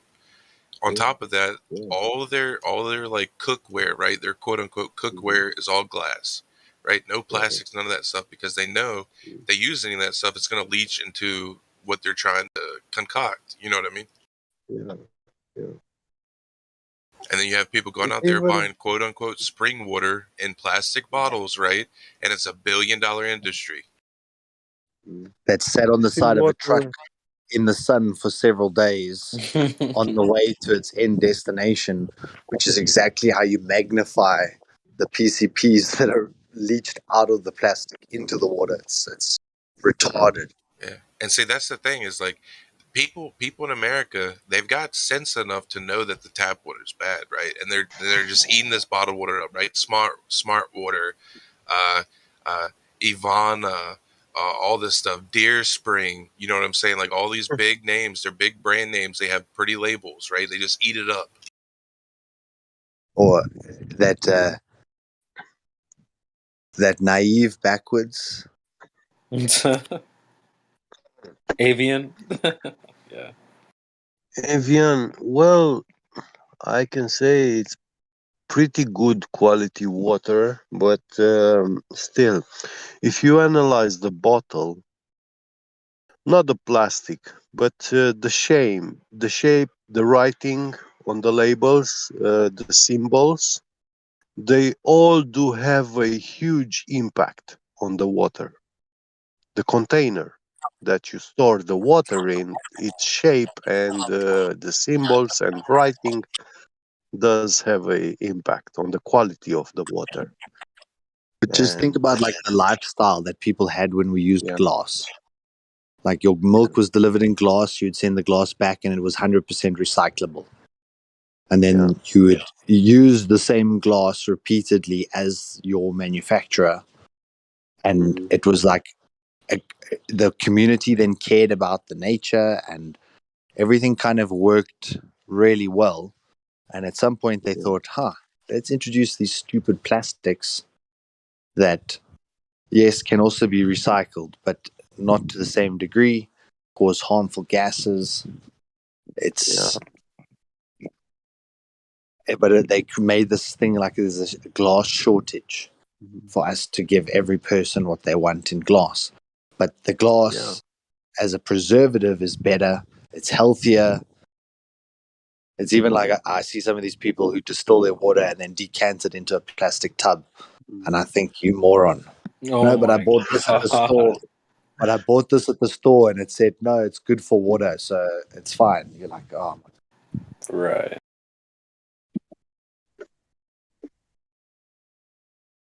But how far do you take it? And this is also something that's interesting about the time restricted feeding, all these experiments that they do. It then matters not really what you consume in those 8 hours, whether it's high calorie, high fat, high carb, high protein. If you have this repetitive eating window, and it's a restricted window, so you don't wake up and shove food in your mouth and then continue shoving food till you shut your eyes at night, because your body never enters the fasting state. Even in the sleep, you can't enter the fast state. So if you have a window where you're most active and then you eat around that window, then they start to show that, it's one of those old equations of calories in versus calories out. As long as you're consuming those calories, then your body will produce. It's a fascinating process how your body produces what it needs from anything. Your body is the most incredible alchemist. It'll take fat today and turn it into other types of proteins, and then tomorrow it'll use carbohydrates to form those same proteins. Your body uses whatever input it feels like and manufactures the actual chemical your body needs. So all those little protein receptors and all hormone activity that goes on in the body is almost separate of the nourishment, which is why we actually don't need it as frequently as we think we do. the body manufactures what the body needs to heal the body. You just need to get out of its fucking way sometimes. You need to stop shoveling. We need to stop putting things in, let the body just deal. And they show how by fasting for so many days, especially in Russia and in the East, if you've got cancer, you need to do a 27-day fast. If you've got this kind of illness, it's a 30-day fast. And each illness type has a certain duration. And at that point, your body starts consuming those bad cells. And yes, you'll lose muscle mass and you'll lose other things as well. But effectively, your body then fights off the thing that shouldn't be in there. It identifies between self and non-self. So there's incredible power in not eating. And we've been taught that we're like a car. You've got to put, diesel in. If you put petrol in, your engine won't work. But the human body's not like that. We would be finding all kinds of things in nature. Well, I did read about some ancient monks in Romania. And they were saying they were going into caves, very long caves, like 2-kilometer long cave. And once you enter like 100 meter in that cave, everything is silent and pitch black. There's nothing you can hear, and it's complete darkness. And they were living so isolated inside that cave. Like they were saying that the monk was going in there and he was coming like 200 years later. He was coming out of it. And he did not look like for that person past 200 years. He looked like he was like 20 years older,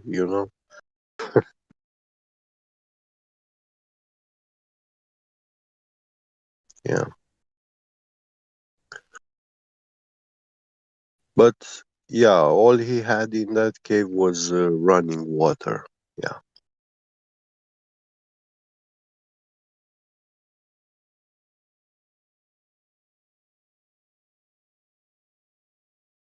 And there's not much you can do other than sleeping. Like sleeping becomes your main activity.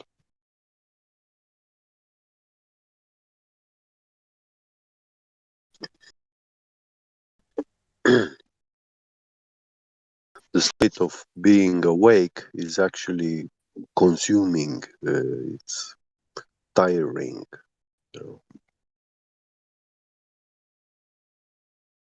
What's up, guys?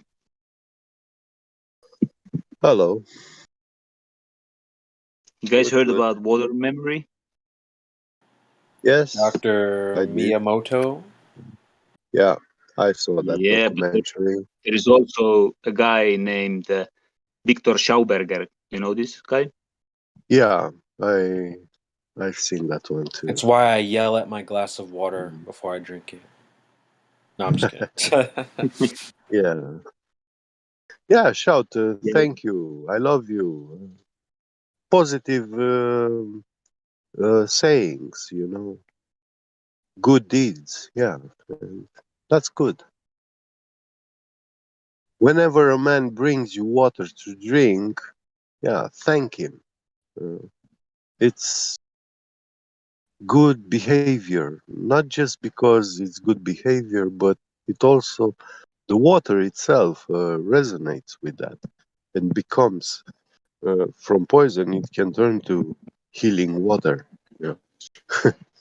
Someone with the intent to poison you, his chances drop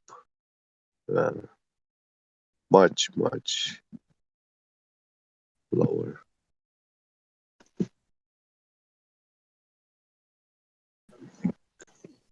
Right in that moment when you said thank you. That's good stuff, bro.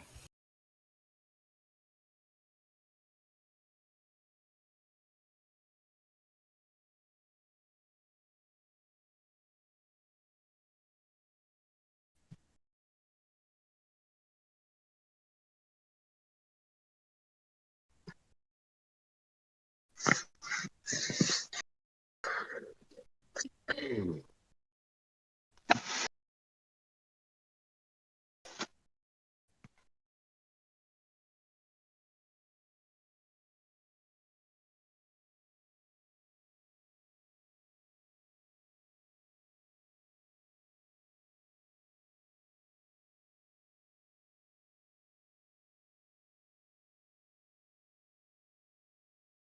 would have thunk it would have been by the springs of water?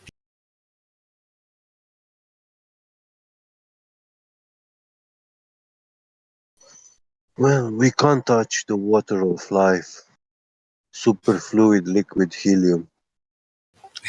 When you come in direct physical contact with it, the water that makes up our body breaks down into liquid oxygen. The liquid oxygen will be freezing, and the hydrogen will also be turning into liquid hydrogen. So Yeah, if you believe any of that horse donkey, dude, I don't know what to tell you. I'm sorry. I said that's not the water of life, man. What is water of life then? I mean, it's the living water, right? The gift of God, right? Like, I mean, this Yeah. is what it is. But we also know that you have to So believe it to is a receive. water. It is a water with supernatural powers. Yeah. I mean, yes. Yeah. What's the refraction index of this water? I don't know. You don't, because you haven't seen it. And if you were next to a lake with superfluid liquid helium, what do you think you will see? I mean, your reflection, right? No, you will see a valley. You will barely see the surface because it has the lowest index, refraction index. You What will does this tell barely us? see it. It's almost invisible. And, when you dive into this lake, no matter how deep you go, you will have a constant pressure, almost 14 psi, very much like the air that we breathe, the same kind of pressure. But when you dive into the Mariana Trench, like 10, 11 kilometers down, the pressure increases very, very much because there is a lot of water on top of you. But superfluid liquid helium does not behave like that because it flows in two opposite directions in the same time, and this is quantum effect, quantum phenomena, which is actually very logic. It's something like you have your light switch in your room, and your switch is both states, on and off. So in your room you have light and you don't have, you see and you don't see in the same time. This is for our physicality, it's very strange to experience, to think about this. We have never encountered such phenomena. But in this kind of fluid, yeah, it's something normal. Yeah, it's truly magical, right? When you can grasp it. Yeah, yeah. And if you were in the middle of this lake and you try to swim to the shore, you can paddle your hands forever. You will not move an inch through it because you are in a perfect frictionless environment. Viscosity of this liquid is zero and it's frictionless, like all the energy you put in, you're not losing it, and it doesn't how do I say, energy doesn't get lost in it. Yeah, that's Yeah. it's so true and so beautiful, dude. I love the way you put Yeah. that. It's It's 100% efficient, right? yeah, yeah, yeah. It's self-sustaining. It's literally Yes, it's unfathomable, dude. You yes. have to just be there and Perpetual. Yeah, experience it. yeah. But it's not an element which naturally exists in our world. My best speculation, I say that this is the element which belongs to the heaven, which is the basic construct of the heavens, superfluid liquid helium. And we do experience it in our world. We One of its state, we call it electricity. One of its states and properties, we call it magnetism, electrostatics, and also we can experience it as a gas, you know. And yeah, we see that this gas always rises up. It's not rising, it's actually being attracted to the positive plane of existence, the heavens, the sky.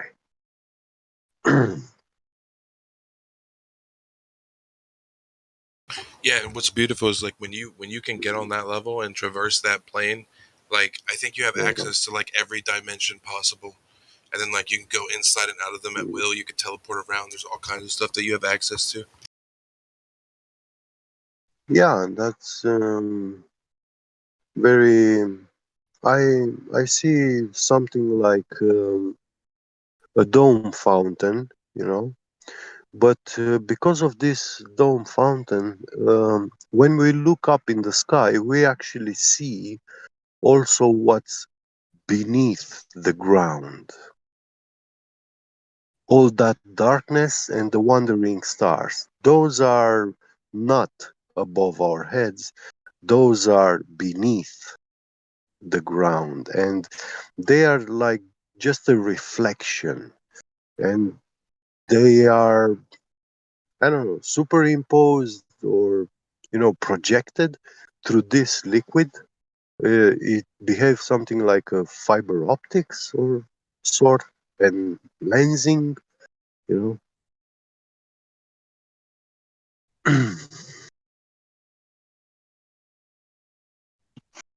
So you are basically saying that maybe the dome or the world itself is capsulated inside of the liquid helium. That's why helium also tries Yeah, to go up to attract it. yeah, yeah. That's really interesting. That's really interesting. Mm.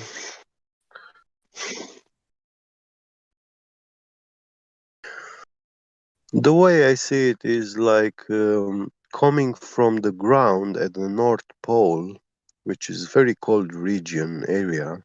But once it comes from beneath the ground as a liquid, and when it comes in contact with physical matter, the physical matter is very warm, hot, uh, its normal state, and this liquid boils at 5 Kelvin and evaporates. It takes a gaseous state. And yeah, it will absorb all the energy it can, and will rise from that northern region. Uh, and Yeah, he basically, when it's yeah, propagating through the atmosphere upwards through the air, is it cannot accelerate because it slows it down. There is this entropy. The air will absorb energy from supercharged helium particles, but but the interesting stuff is actually that helium helium itself is absorbing all from the environment so that it rises, Yeah, it and by achieves the way, that the interesting energy. stuff Yeah. about the north coming up from the north is that when we see these auroras in Yeah, sky, borealis. color Yeah. green. Yeah, it's Mhm. color green, right? And helium actually, when it burns, it creates Yeah. green color. Yeah, it's so. Yeah. And I think that's actually begins to reach velocities when it's not called a gas anymore, but they call it super highly charged particles. You know, and yeah, we have those kinds of. It takes it close to entering a plasma state. So yeah, it lights up. It shows that neon lights. Yeah. Yeah, this could explain moon also. Hmm. Yeah. That's very The interesting moon is stuff. also Also very about interesting interesting. stuff. I've Yeah. seen this documentary of this guy like proposing that the moon is like a reflection of the world, but not the upside, but something like the bottom of the world. You know, and he showed like the shape of the continents pretty much match with those shapes on the moon. You know, but it's not like perfectly centered in moon. We are like a little bit off, yeah, on a side. Yeah, it's very fishy once you get stuck into things like that. Yeah. But hey, why? I mean, he showed like distances between all sort of cities, islands, continents, and stuff, and they seem to match, Even though the North Pole of the world projected on the moon is not actually the center of the moon, Even the North Pole is like off the center of the moon. So, yeah, that will be the center of the world. And it means, yeah, there is stuff beyond, but we never been there. And we have one very famous person, U.S. military admiral Byrd, saying, "Hey guys, there is more land." Yeah, imagine, dude. And we're supposed to take him like a liar when this man is actually one of the most credible sources. I mean, his word is more powerful than the media and television and everything. You know. That's true. Because this man was leading thousands of people, trained, instructed people, not ordinary people, soldiers, and you know, yeah, I agree. yeah. I'm not saying, yeah, he was a Mason and all that, but I think he was not like fully sucked into this masonry stuff, because back in the days, there were people who belonged to the true world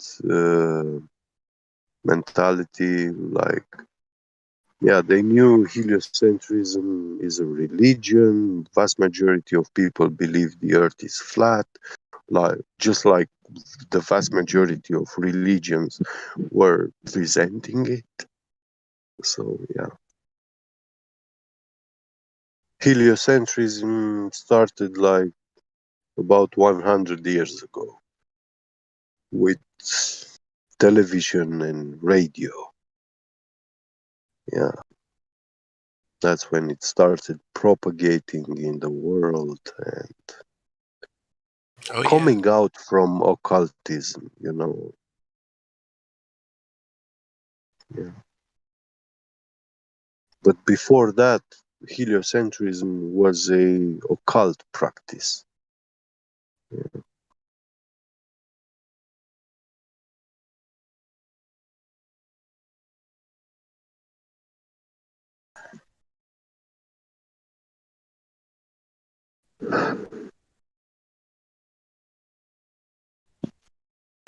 Have you read about the so-called Admiral Byrd's memoirs? Mm. I've seen a little bit something in videos mentions, but no, I haven't looked into them specifically. Describing airplane flying, I think it was once or twice into invisible wall in Antarctica. Yeah, that kind of makes sense, you know.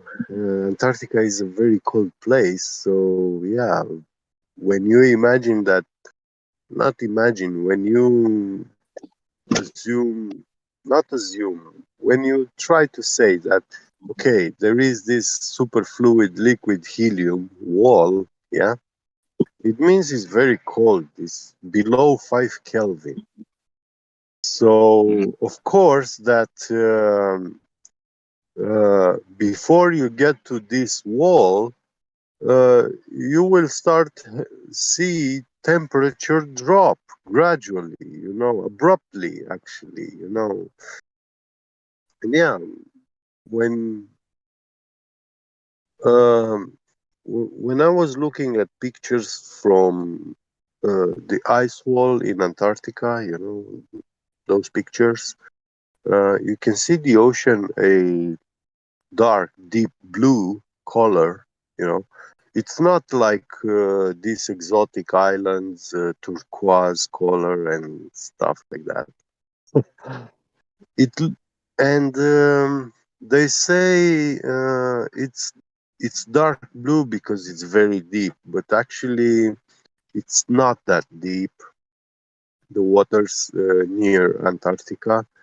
Uh, what I believe is that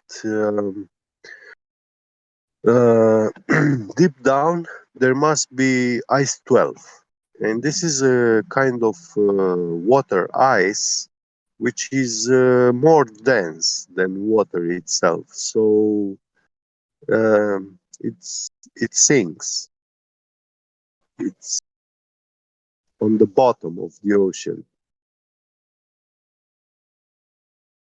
and that kind of ice gives that dark blue color to the ocean, and they don't allow us to navigate like beyond the 60th parallel, because probably that's where this ice 12 begins, you know.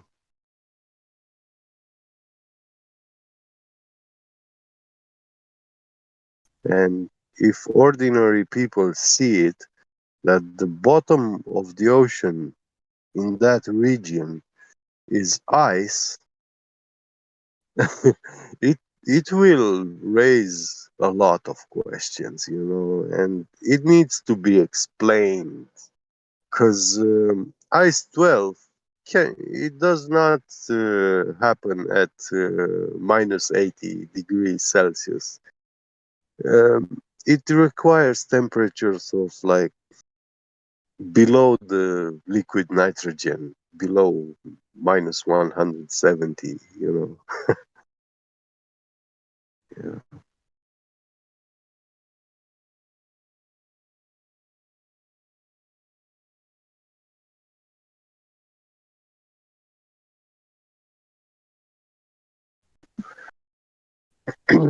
And how could uh, such extreme low temperatures exist on the heliocentric model in the world? They can't. They can't naturally exist. Minus 170.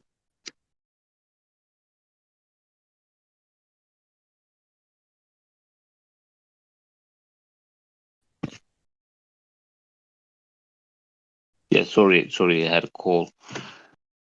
Yeah, interesting Welcome stuff. back.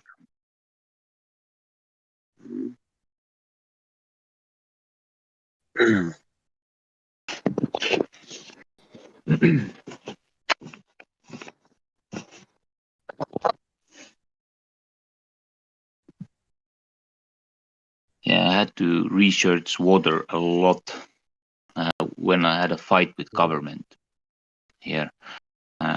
Basically, I own a river and a lot of it, and they want it's the beginning of the river. The Yeah. like really beginning of the beginning. It starts to be river, and there was beautiful life inside in this river. Really, really cool under protection fish and shells and all kinds of stuff. And what they wanted to do is to cut all the trees from the coast of the river and dig the river deeper and make the river flow faster because of the farm fields. They were complaining their farms are not draining really well. And I went like really mad, and they were really clever. They just sent me an email. They never called me, and there is 2 weeks time to respond. And with signatures and stuff like that, digitally signed documents, you have to respond in 2 weeks. And in the last day, the engineer from this project just called me because he saw that I haven't replied anything. He was wondering and he called me and told me about this. Then I went to my old email and found this project, and I had like 4 hours till 12 o'clock night to reply to this. I went so mad. I went fucking crazy, and I wrote them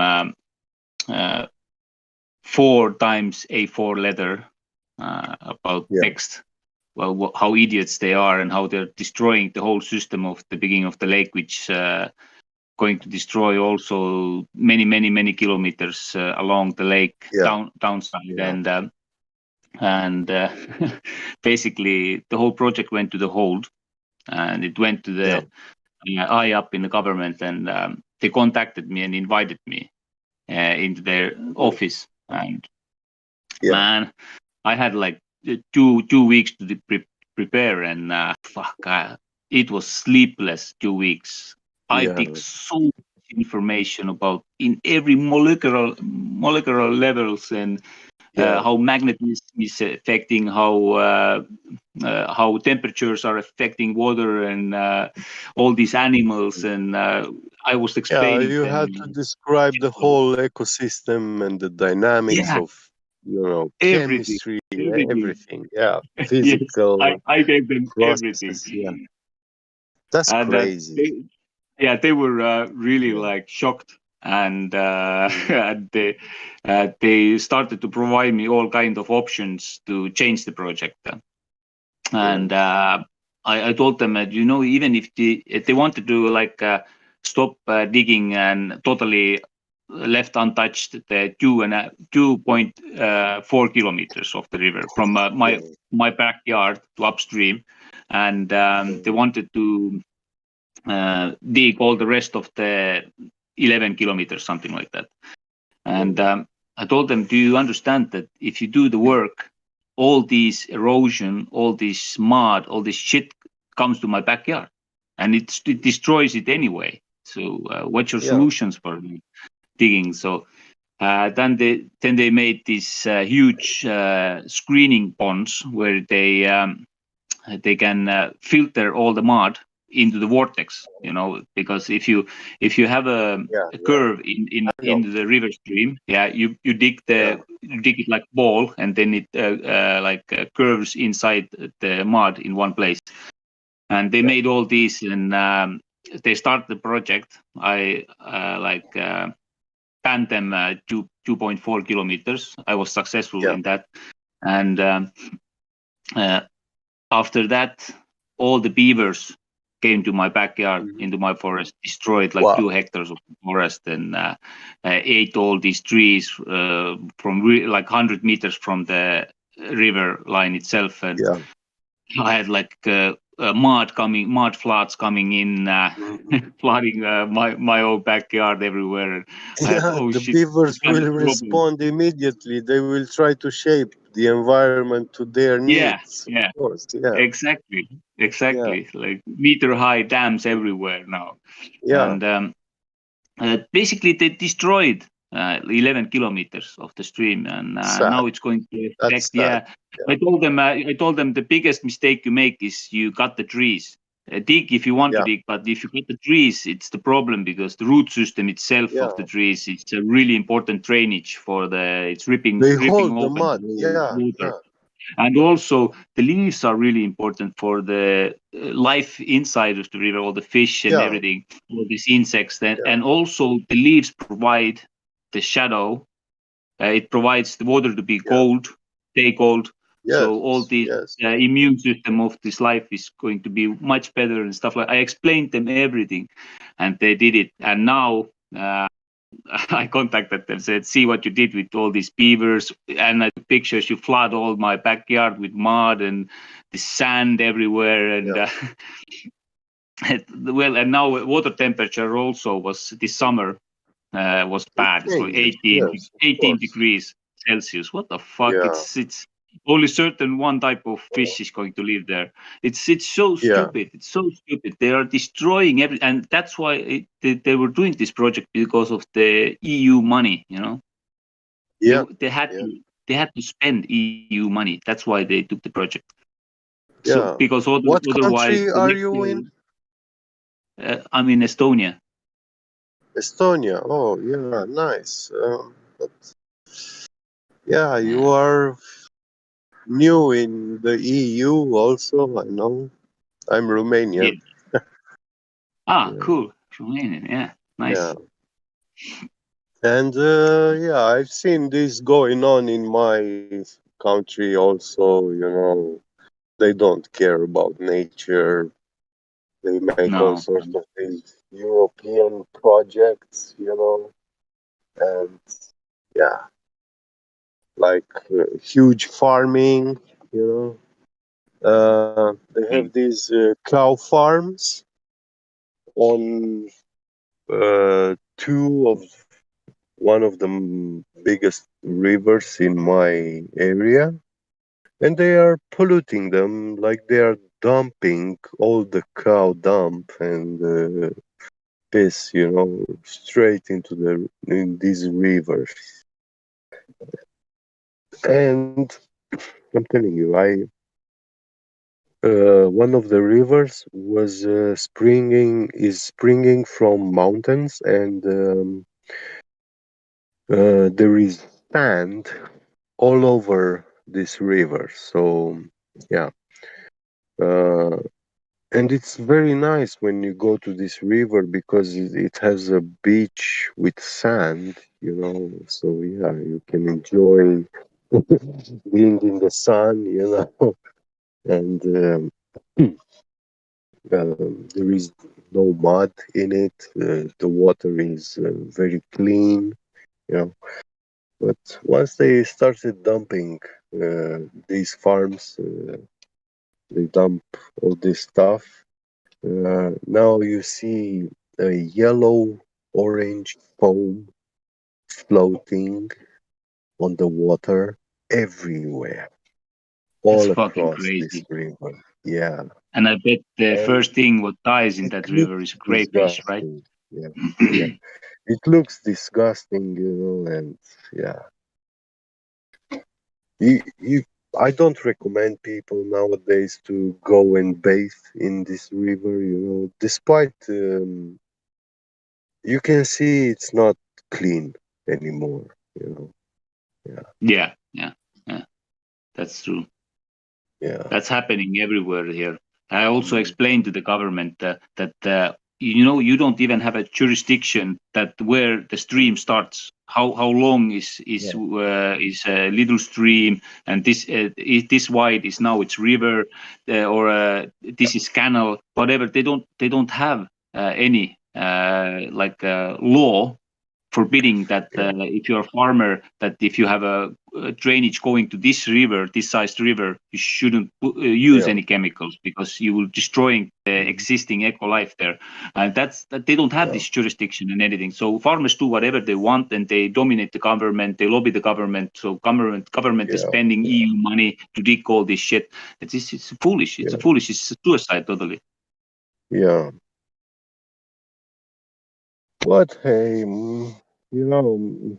I was like, in my youth, I went to university, chemistry, and my high school colleague friend of my father is actually was a chemistry teacher at this university, and he founded this new section, environmental engineering, but not from a agricultural side, but from chemistry side. The University of Chemistry and Environmental Engineering, and he said that he told me in that time, and I understood it very quick, and I knew that this is a job of the future. And in the beginning, I believed in this, but once I spent 2 years in that university, I actually saw how I was learning to get money from all the industries,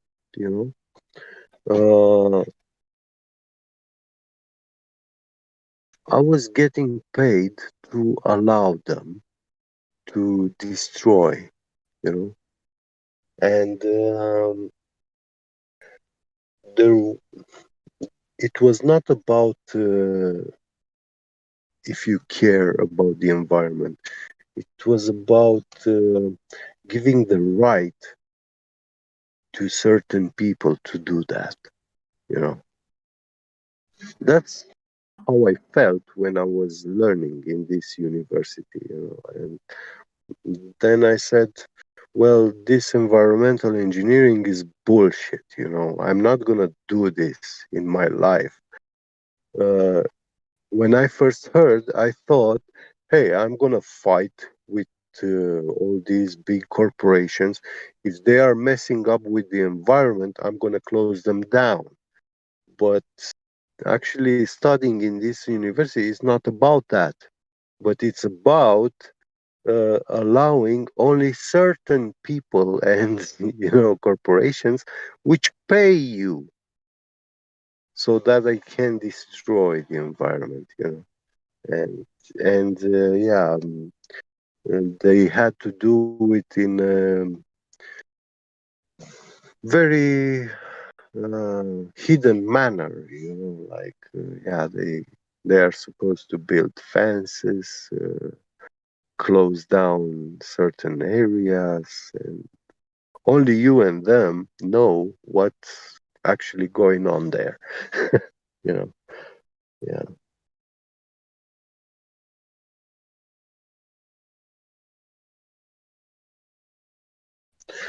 So I quit the university and I started hacking ATM machines because it was making good money.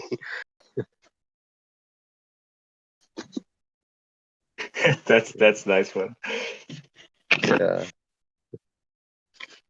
I mean, as a young person, you want to make a lot of money, and this was the most profitable job I ever did in this world, and it still is.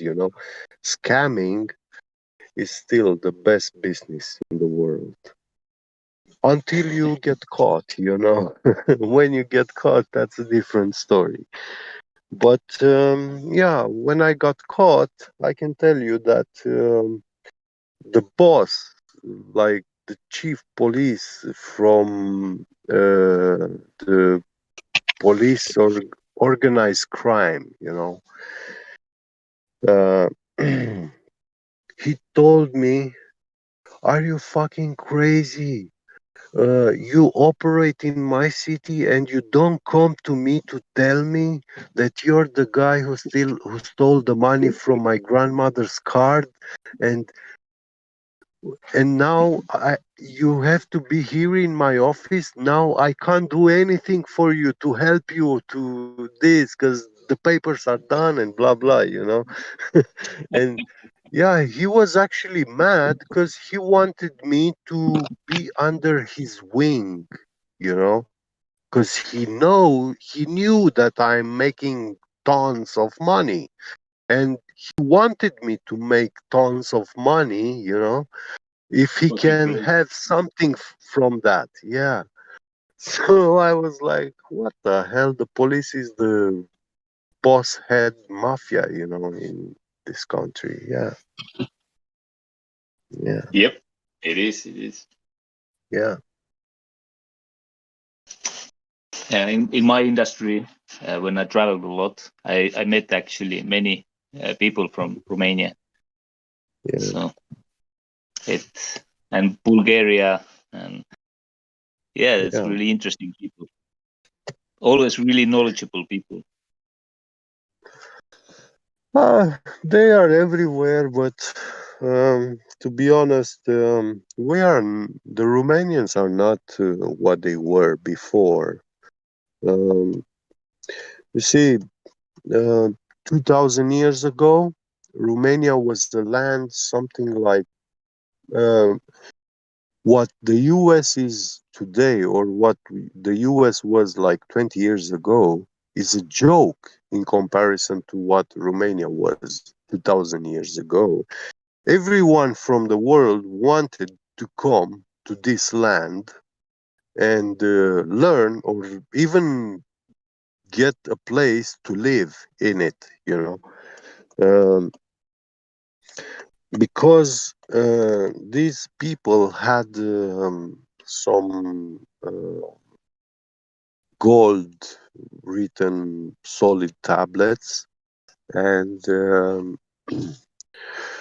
when someone wanted to find out, to learn something, or to find out if a story is true or not, they were going to these ancient solid gold tablets and consult with them, learn from them, and yeah, they were known as, I mean, one of the today's world's greatest researcher expert in ancient golden artifacts is a German uh, woman. She's a doctor, university teacher, and stuff like this. And she said that Romania is the only country in the world which can pride itself to having written their whole knowledge and whole history written in solid gold. No other nation in the world can pride itself with this, but this treasure has been stolen by the Roman Empire almost 2000 years ago by the Emperor Trajan, which is, or even today, he is worshipped as one of the greatest emperors that Rome had. Um, Not even Caesar was that great, because the Roman Empire, in 700 years of conquering, they gathered like 5,000 ton of gold. And when they conquered Dacia, the Romanian lands, they took out 15,000 ton of gold and more than 30,000 ton of silver. And this was a huge treasure. Like, it pulled the Roman Empire out of the poverty, out of the economical crisis.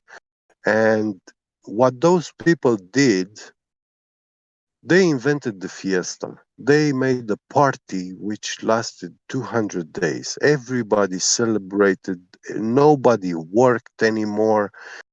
All they were doing was sharing and spreading the wealth, and yeah. Very, very interesting stories. Very Yeah, interesting. yeah. This is the true history, and we are not being taught. Only a small portion of it we are being given in history classes and stuff. But I've seen American university teachers when they visited these art galleries, famous art galleries, when this Dacian gold was exposed, and they came and read about it and started studying it and really come across to the knowledge, what the academic knowledge about this. They said, "Oh my God, this actually fills the gap of many, uh, like they were saying, the world's history version that they learned to become a university teacher had 1,000 years of dark age gap. They had no information from that period, and they search all sorts of cultures and civilizations trying to come up with explanations on and stuff, but they found none. No culture, no civilization who could explain, anything from um, like all the cultures have a gap of about 1,000 years. They can't. You go back in history and you find a point where that you can't explain how this culture popped up into existence, and yeah, and you find yourself in about 1,000 years of no information from that time, from that culture.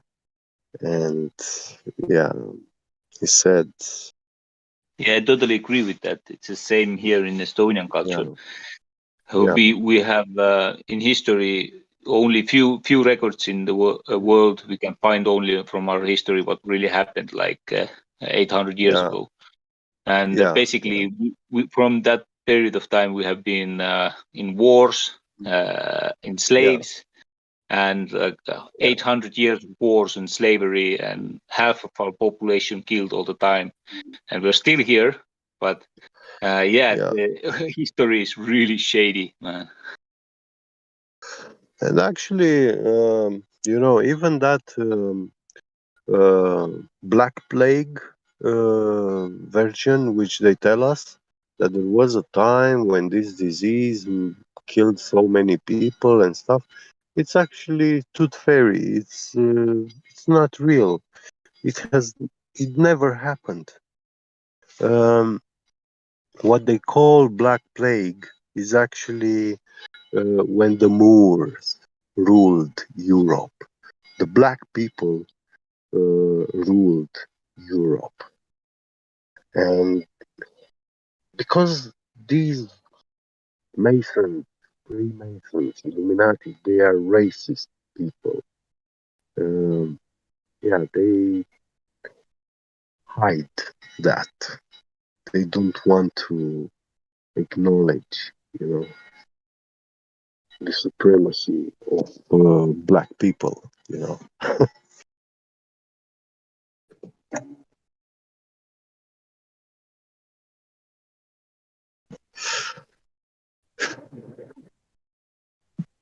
And to be honest, I read some extremist writings, which they were saying that when the black people ruled Europe, those were actually great times to live in, you know? Like, they were very moral and pro-life, you know?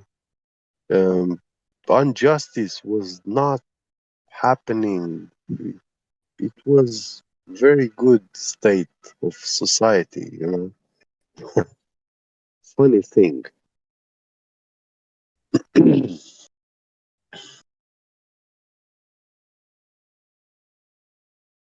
Are you familiar with Northern sagas?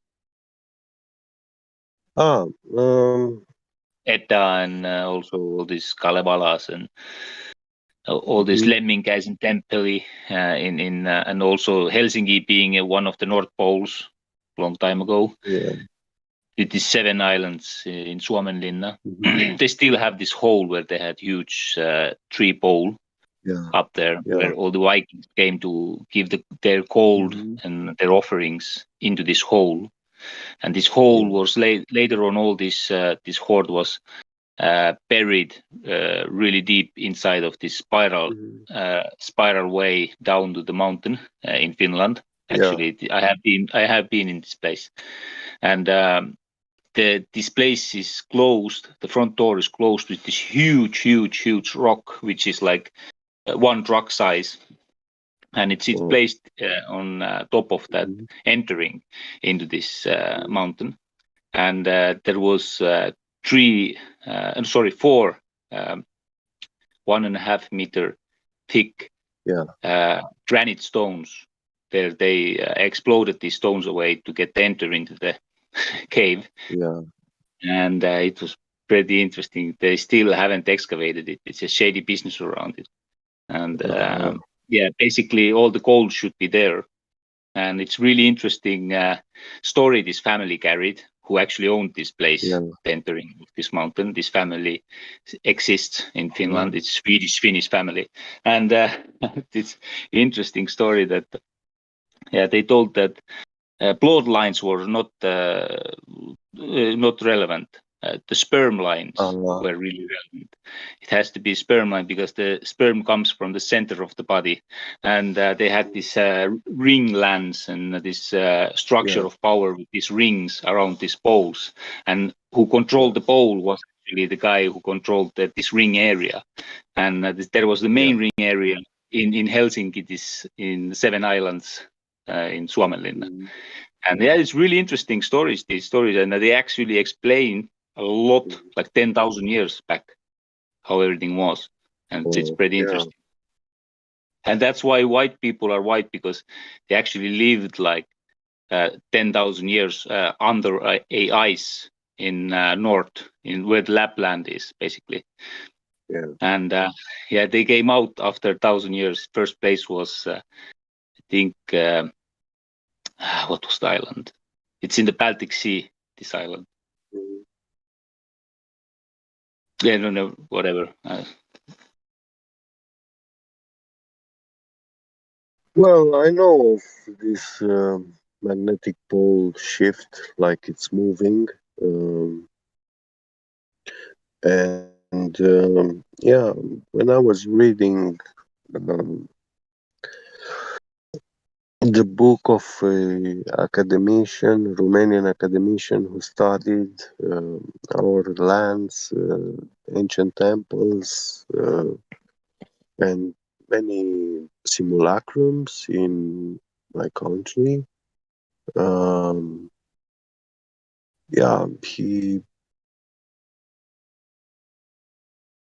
He traced back all the way to the Hyperboreans.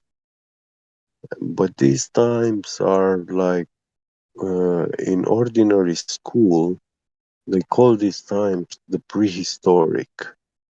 And they say that man was a wild animal running with a bat. He just came down from the tree.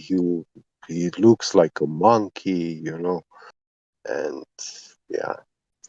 But this academician was saying and showing golden artifacts, jewelry, and even like fruit holding plates and kitchenware made of solid gold. So these people were truly aristocrats. But the true meaning of the word aristocrat means to be a bread eater, and these people are also known today as being royal families. And yeah, when you talk about royal families, yeah, you also think of silver forks, silver spoons, and gold plates, and yeah, this is what aristocracy means today for us. But it's not what it, yeah.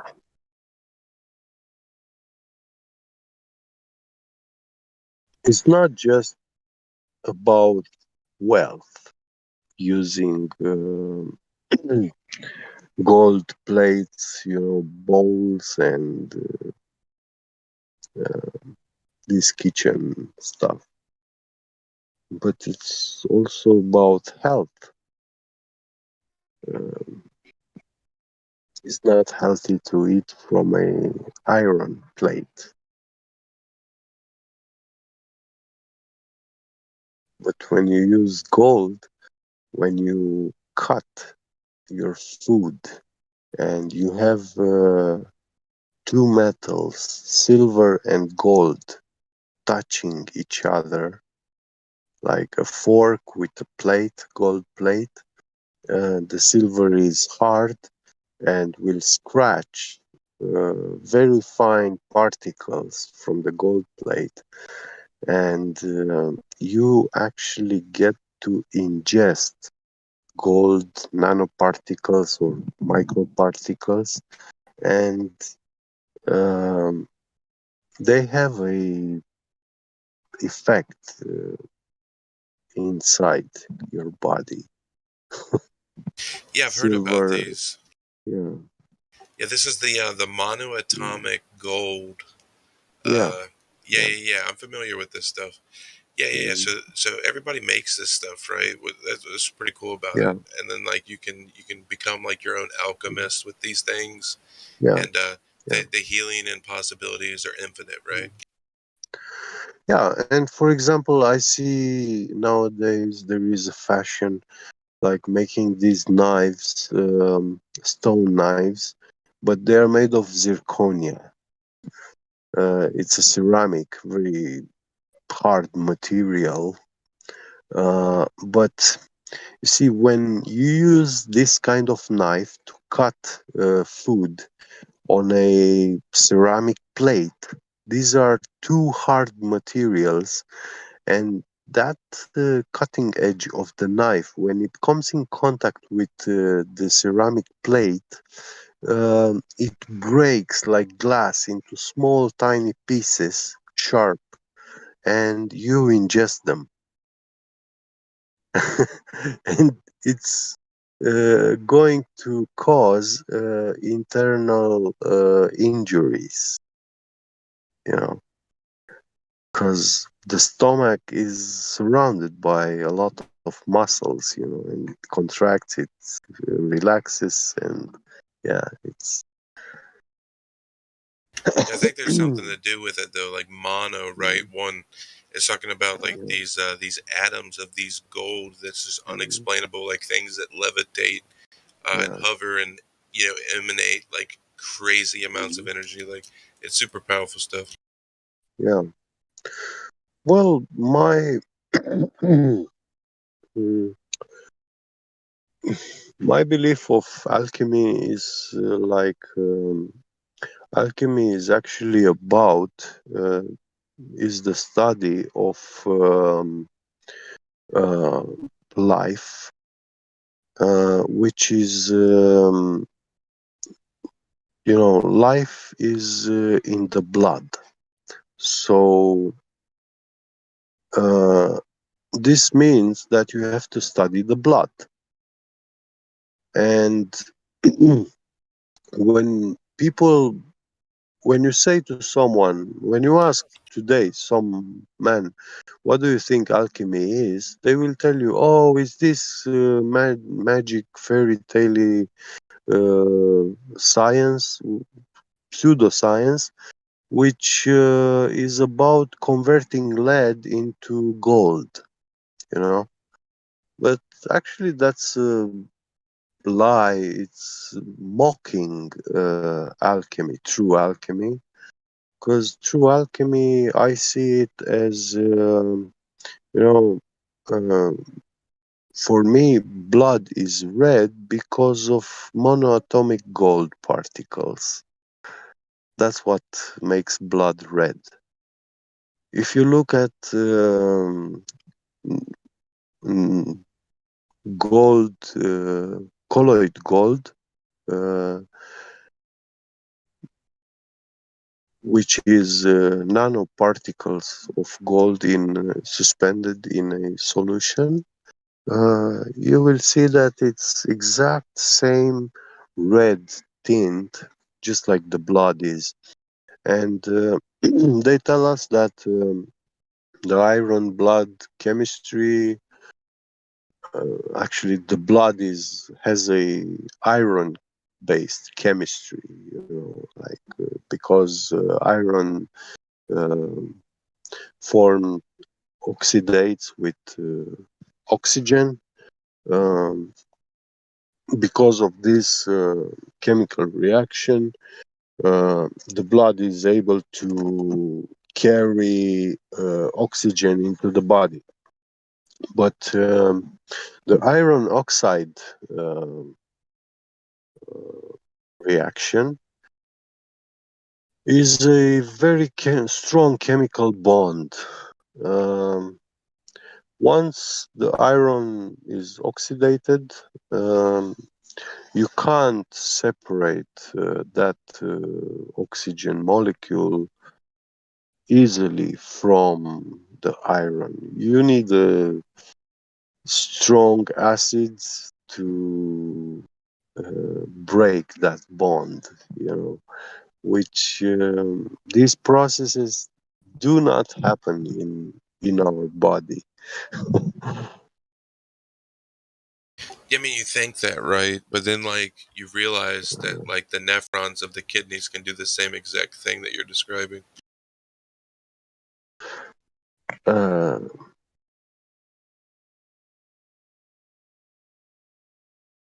they do what? Yeah, I mean, the body is really magical, man. Like, you can look into all this stuff, bro. Like, I mean, you seem like you're on the right path, man. But yeah, all this stuff can be done Yeah, by I the body. know. Yeah, I know that the kidneys are like a very complicated factory, the size of the whole world, you know. But it's very complex. It's many things taking place inside the kidneys. But I don't know. When the blood reaches a cell, it has to give this oxygen. It has to be in a free state so that the cell can take it and use it, absorb it. And the way I see this is the property of gold is diamagnetic and oxygen is paramagnetic. And because of these two properties of these elements, they can they don't form a chemical bond,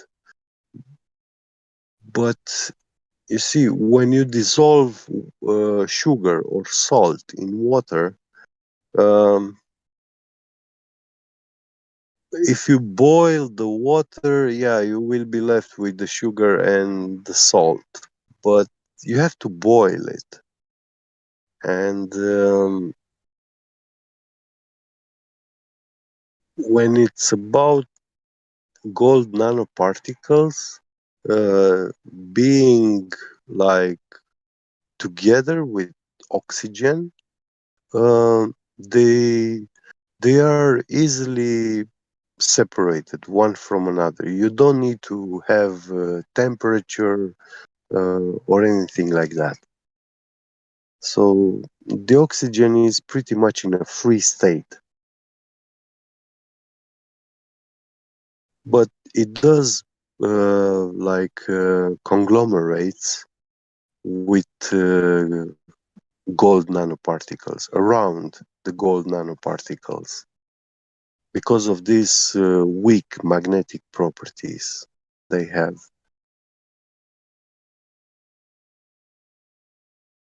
Like the slowest breath, when you have a gold ring, yeah, there should be a lot of oxygen molecules adding to its surface. It's not going to react with the gold, but the slowest breath on it will make all that oxygen blow away, because it's in a free state. It's not a chemical bond. So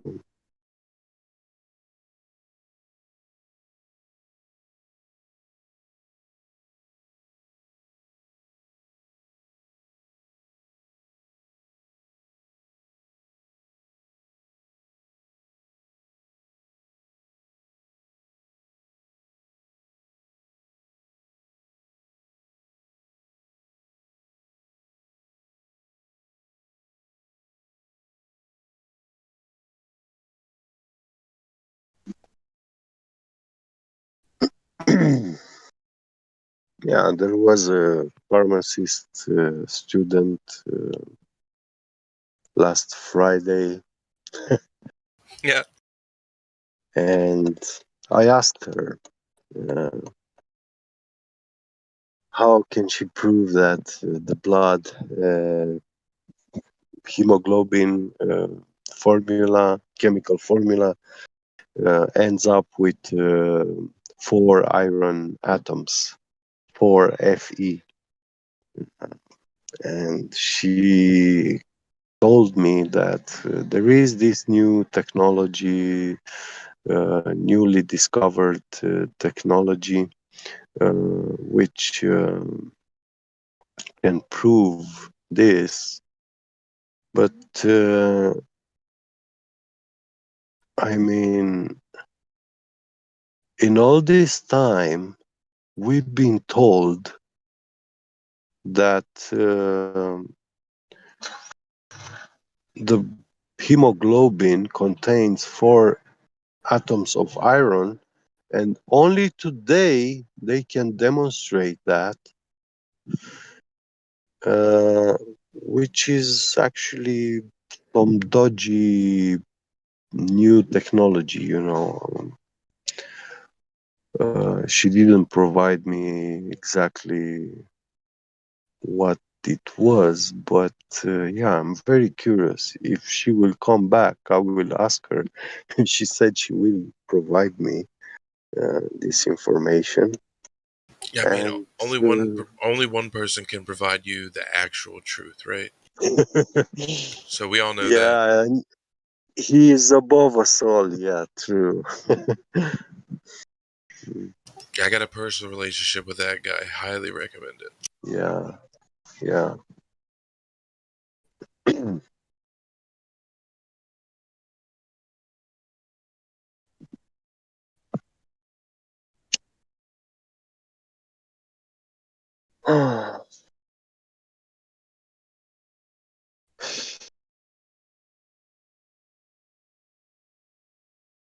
It's funny, studying pharmacology, pharmacy, and stuff, and you don't know. I mean, you learn to make medicine. Yeah, you study this, and when you make medicine, yeah, you have to have a good, very in-depth understanding of the chemistry of blood. You know, Oh yeah, 'cause yeah. I mean, you gotta know, like, I mean, the yellow blood, right? you gotta know what it is. Otherwise, you have no idea what you're learning. And yeah, I did search about a year ago when I had this revelation. You know, no, I think it was 2 years ago. And I've searched how can we prove, how do they prove that blood has 4 iron atoms? And what I came up with, what I was shown by Google, it was 2 methods. And one of them is like when they establish if a person has anemia or not. And what they do is they take a droplet of blood sample, they put it on a glass under a microscope, and they start counting the red blood cells. And based on how many blood red cells they see, they say, oh, they establish that you have an iron deficiency or you don't. you know, Yeah. which is so crazy because it's a bloody damn assumption. You know, they didn't show me a scientific uh, method like proving an experiment. Show me that blood is ferromagnetic. If it has 4 atoms of iron, it has to have a ferromagnetic property. In the presence of a strong magnetic field, it must be attracted to the magnet. But blood in the presence of a magnetic field shows a diamagnetic behavior. Blood is diamagnetic, is easily repelled by a magnetic field, by a strong magnet.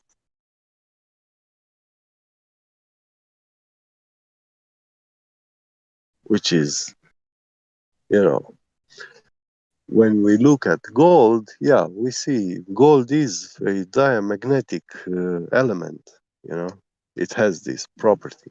And yeah, couple other metals, but none of all those other metals, when you make colloidal solutions with them, uh, they will not show blood red tint color. Only the gold shows that nanoatomic nanoparticles of gold. Uh, they change the way they reflect light.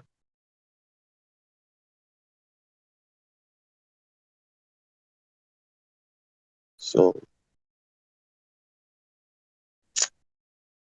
I don't know. All the iron oxide I've seen in my life it's a brown color, dark brown. I never seen it red. Yeah, we can make some sort of dust, special dust powders with iron oxide, which yeah, we can achieve some red color, but that's a mixture with different other elements. It's not just iron oxide, pure iron oxide. Yeah, I mean, from what I've seen, It's a Yeah. combination of like thousands and thousands of stuff. Yeah. Like Yeah. nobody can figure this stuff out, right? And like it's just Yeah. it's And unfathomable information. You know, these people just yeah. they can't pinpoint it. Yeah. Yeah. They create these color pigments, you know, for paints and stuff based on iron oxide, but to obtain red color, I know, but yeah, this is a mixture of iron oxide with different stuff, and you get this red color, like a pigment for paints. But that doesn't mean, hey, this kind of thing is actually going on in the hemoglobin, you know.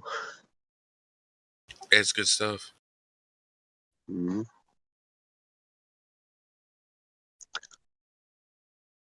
And uh, there's so much stuff which is backing up my belief that life is actually gold based. Because, yeah, I've seen in so many religions and cultures and stuff saying that life is eternal, but we also find that these kind of sayings about gold, you know, gold is the most amazing metal, which is eternal, it lasts forever, you know. It never changes. It's not like uranium, you know. If you put a uranium rock in your closet, if and you come back after 100 years, you're not gonna have the same size rock. It's gonna be a lot less, you know, because it's radioactive, it decays. So yeah, it transforms into something else, you know. But gold is not like that. Iron also, if you leave it out in the nature, is going to oxidate and it will all sink in the ground, you know. It will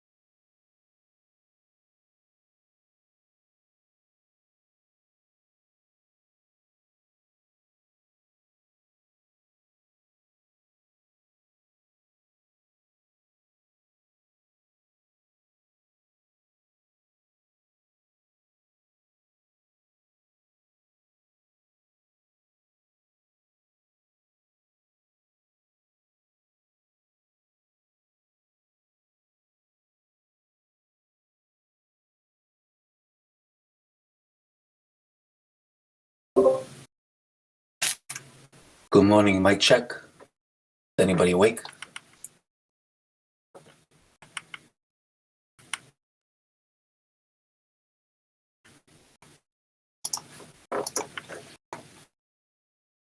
Sealer 330, good morning. Are you there? I'm sorry, Pfizer.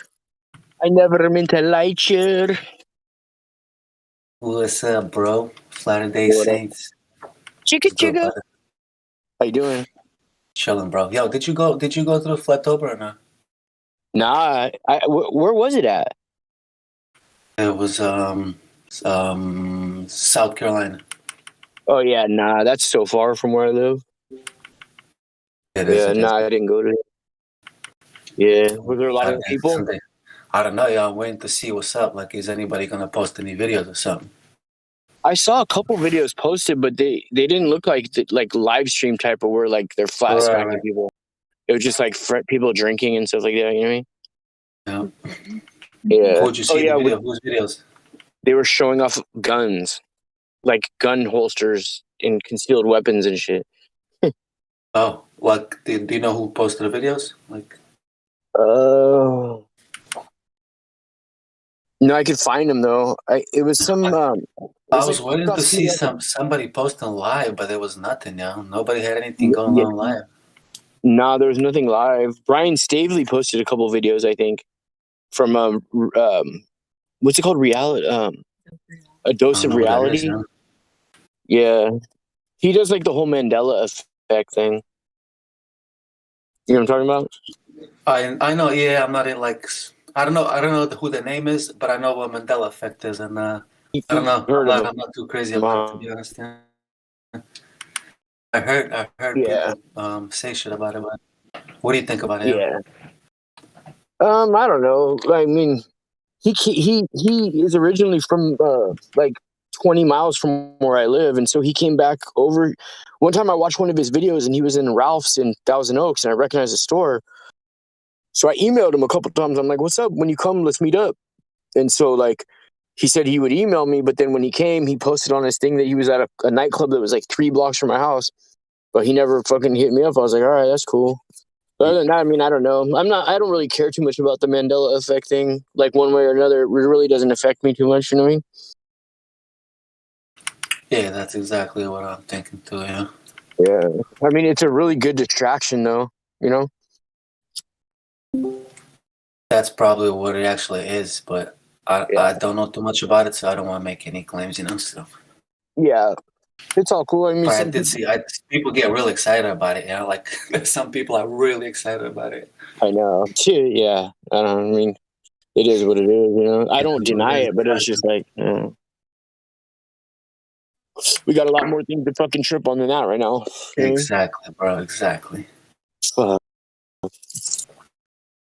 Yeah, man.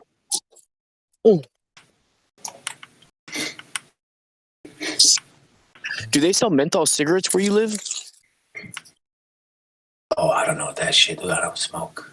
Oh, you don't smoke cigarettes? I wouldn't have any idea about that, bro. Yeah. Why wouldn't they? Like, what do you mean? They don't sell them over here Word? anymore. In Ventura, California, they stopped selling them. That's something new? Like, why? I don't know, dude. Fucking, I have no idea. I heard that wood burning is outlawed in Oregon. I couldn't believe that shit. Fuck. Like, I didn't double check if that's true, but like, what the fuck, dude? Like, wood burning? I know. That's crazy. Where do you live at, bro? More freedom by the day. I'm in Allentown, PA, dude. Pennsylvania? Yep. Oh, okay. Damn. You live by the Amish? They're around, but I'm not. Yeah, they're not in the city. I'm in the city. I'm in the suburb of city. Yeah, so they're about an hour away.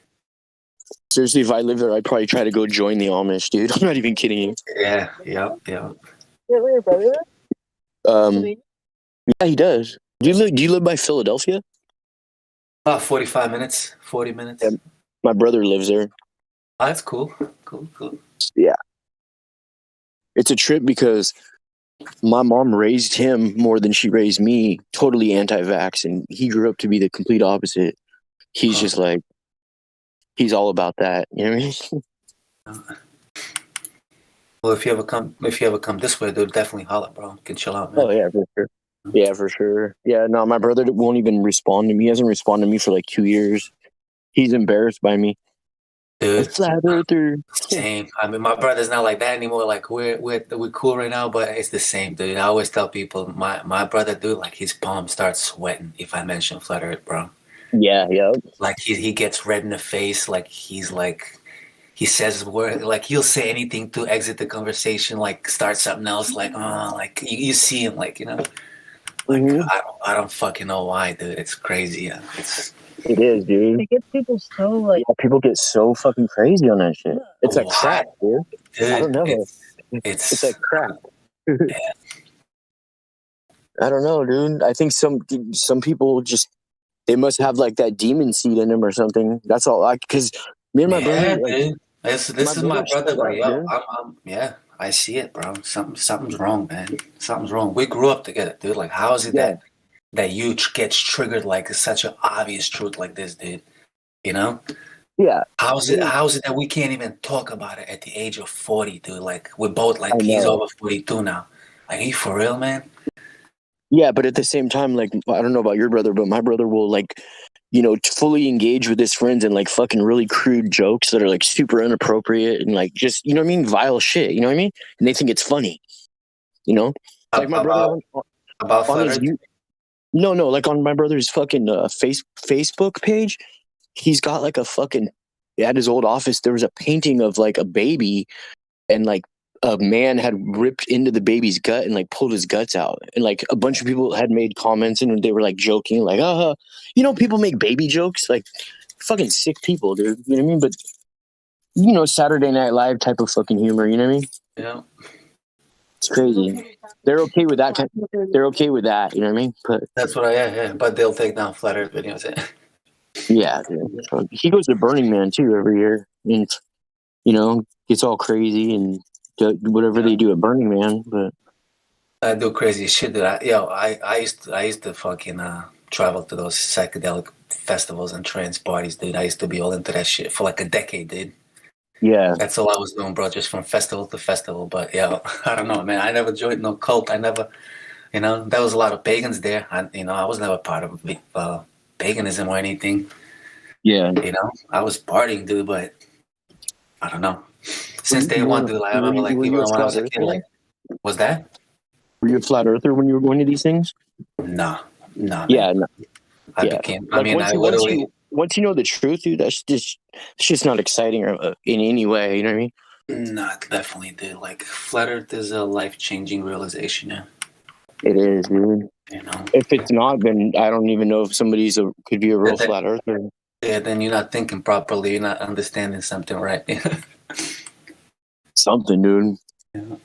I used to trip out on your guys' Discord on how crazy you guys got over like vetting out the people. But then once I started to listen for a while, I started to realize, dude, you guys, there are so many people pretending to be flat earthers for a while just so they can stir up contention and then say dumb shit like an hour later, like, do you have a model? Do you have a model? You guys, it sucks you guys don't have a model. You're like, why would you mean fake it? You could tell right away too. Like, they're not good at faking it. It's just like they can't fake it for very long. You know what I mean? You can't, yeah. Like they come out like, I'm flat earther too. Like, let's get together. Let's go to Antarctica. Yeah, I'm starting to collect money. Yeah, right. Like, what are you gonna prove at Antarctica, motherfucker? Well, we're gonna prove that it's flat. We're gonna prove that it's flat. We're gonna prove the government is hiding something. And get the fuck out of here, dude. I know. So retarded, you know. Oh, hey, so you've heard of MC Toon, right? Yeah, but I don't know who. Like, I know it's some kind of a globe-tart zealot that's like anti-flat earther, but I couldn't tell you who he is. Yeah, so I was looking through some of his videos just so I could pull up clips and make like the funny new like videos that I make and shit. You know what I mean? Mm-hmm. And he had this dude on his show, and it was his name was Jon Snow, and yet He's just this geeky looking tall white boy from Canada, pale as hell, but he had all those face tattoos like Tom McDonald, that rapper. How they have all those face tattoos and shit. Anyway. I don't, but I got you. Go ahead, man. Yeah. Like he on his eyelids, he has yo on one eyelid and low, like YOLO, which means you only live once. Oh shit! Was he a science expert? Yeah. Yeah. So he's on the show, and he goes all of a sudden out of the blue. He goes, "Yeah, so you guys check out my new song I just dropped. I used the Gangster Paradise instrumental background band." I'm like, "What? This dude raps?" You know what I mean? So I went and checked it out. I was like, I was laughing, dude. He has so many. He has like at least like 20 songs, dude. He's horrible, bro. Not to dude, yeah. But one of his songs is called "Flat Earth," where he's trying to talk shit about flat earthers in the rap song. I was like, oh hell no, dude. I'm gonna murder this kid. I'm gonna throw him in a verse and just like, you know what I mean? It's crazy. Haters, bro. The haters. I don't even pay them attention, dude. Like I know a lot of people like to go over there, like argue with them, and like it's like I don't. I mean, I'll go on one of their debates, but both of the times I've been on Fight the Flat Earth's channel, where he's the moderator and the debater, and then McToon, where he's the moderator and the debater, I noticed these little things. They have these little programs where, like, when you're talking, they make it sound like your internet's bad. You know what I mean? Huh. They do like weekend they have shit, all kinds of tactics. Yeah. So I'll go in there and just like, they're asking me questions or whatever. I'll just be sitting there eating. And then I'll just take a good minute or two, and then I'll just not even answer their question. I'll just say some random shit. You know what I mean? But yeah, they both rage clipped me. They cut the feed on before the debate was over because, you know what I mean, they couldn't control me at all. Like their whole point is to try to figure out what makes you mad and to capitalize on that, right? So this dude, they want to trigger you emotionally. Yeah, he's cussing me out the whole time, saying that I must have been dropped on my head as a baby, and I'm just laughing at him and fucking smoking a blunt and shit. But it's kind of fun debating him on like modern day debate where there's a moderator where like they can't say anything or cut me off when I'm talking, right? But I mean, I don't go there to I'm not a great debater, dude. I don't even think I am. I just go there's there. no debates here, dude. They literally have no arguments. It's not a if you debate. just watch what they say, like it's all assumptions and logical fallacies and biases, and you just gotta be able to spot them. There's literally no debates, dude. Yeah, no, there's not. So basically, I go though. I must have said at least 20 times, like, whoever's listening, you know what I mean? Like, check out my rap songs and shit. Trying to get, you know what I mean? Trying to get people to. That's pretty much why I went on there, to try to get more, hits from my shit. You know what I mean? But you're gonna get a lot of haters from there too, yeah. Oh no, yeah, probably like 95% or even more are just haters. Yeah. So it's just like whatever. But yeah, I was tripping out how they got a couple of these little globe rappers, dude. So it's crazy. Just knocking globe flat rappers. Yeah, I call them helio rappers. Globers. So retarded, dude. I just can't, like, for the life of me, I can't picture in my mind not being a flat earther, like how I want to, when we all believe in the globe. I can't picture being like that and then like being all into the globe, like pushing the globe. Like I didn't, dude, I didn't give two shits. As a grown fucking person, you find out the truth, and now you're like, oh, wait a second, like, you mean I've been lied to? You mean I've been lied to? Now you gotta be like, no, I'm gonna keep pretending that I wasn't lied to because my ego is too big. Nobody's gonna tell me that I've been lied to. I'm gonna fight for the globe. Like, what the fuck, dude? It's crazy, bro. Like, if somebody would have came and told me even just a fraction of the stuff I tell people every day, exactly, I would have been a flat earther way sooner, bro. Way sooner, dude. I know, dude. That's like, dude, like my whole life I had these questions. Like every fucking flight on an airplane, I'm on a window seat the whole time looking out. Like, yo, what am I not? Am I stupid or am I like, what's going on here? Every time I went to the beach, dude, I'm like, yo, what the fuck is going on? Right? And then you gotta tell yourself, like, yo, just put it away. Don't think about it. You're not smart enough. Something's like bigger than you. Like that's literally what happens every time, dude. So. At 38, you find this shit out. Like, what the fuck? You mean I wasn't stupid my whole life? You mean Yeah, you mean dude. my senses were right? You mean I had common sense my whole life? Damn. Yeah. Dude. You know what? The one thing I've always truly felt though more than anything is at night when I look up at, because there's a movie theater about 20 miles from here that all these rich people go to, and it's just one screen, but it's an elaborate theater, and they have like on this, it's like almost like at Disneyland, how like Pirates of the Caribbean, right? How there's like, as you're going along the boat, people are eating like in these little booths, like on each side. It's like that in this theater, right? Well, when the lights turn out and you look up, they have a dome roof with a bunch of little lights that look like stars. And I used to trip on that. And then I look at the night sky, and I was like, dude, it is a dome. Like, it looks just like a dome. I always thought that, you know? I never thought dome, but I like when I saw stars, dude, my whole life I'm like, yo, how the fuck can it be like light years away? They tell me that shit exploded billions of light years away, and its light is traveling towards you. And I'm thinking of fucking dude, like I thought all these thoughts. Like every night I see these little stars, they're right there. I'm literally thinking to myself, this shit is right there. What the fuck is going on, dude? Yeah. And yo, I had photos of stars, dude, with the G9. It's a little Canon pocket camera, bro, that had a 45 times zoom, I believe. It was really good camera, like a long time ago, dude. But it was a pocket camera, right? And I took photos of stars, dude, and I saw these little blurry, like what was that? A zoom lens? No, it wasn't a zoom lens. It was literally a pocket camera, bro, like a powerful pocket camera. Yeah, right. It was like 45 times zoom. Like for back in the day, it was super strong zoom, but it was still a pocket camera, small. I took photos of stars, dude. Like, and I was thinking, like, and I saw these like colorful little blurry lights, right? Like, what the fuck is this, dude? Like, just like showing my friends and family, like, look, these are stars. Never once thinking for my, like, you know, like anything about the shape of the Earth, dude. It just wasn't there. Like, and even when I heard flat Earth, dude, like my mind for some fucking reason wasn't connecting it to the shape of the Earth. I don't know how I was so so disconnected from reality, dude, that like I had all these questions my whole life, but at the same time I couldn't even like possibly think in my mind that like why that the Earth is flat. It's like it's hard to explain it, dude. Like fucking confusion, bro. We all grew up confused, bro. Yeah. You know what? In a sense, like, it's liberating, dude. That's why, like, my daughter's like, yo, like, why do you fucking, like, you know, like, spend so much time talking to strangers? Like, how is it so? I'm like, dude, like, you know, when you grow up your whole life living a lie, and then you find out that you weren't fucking stupid, that you were actually, like, dude, I don't know, man. Yeah.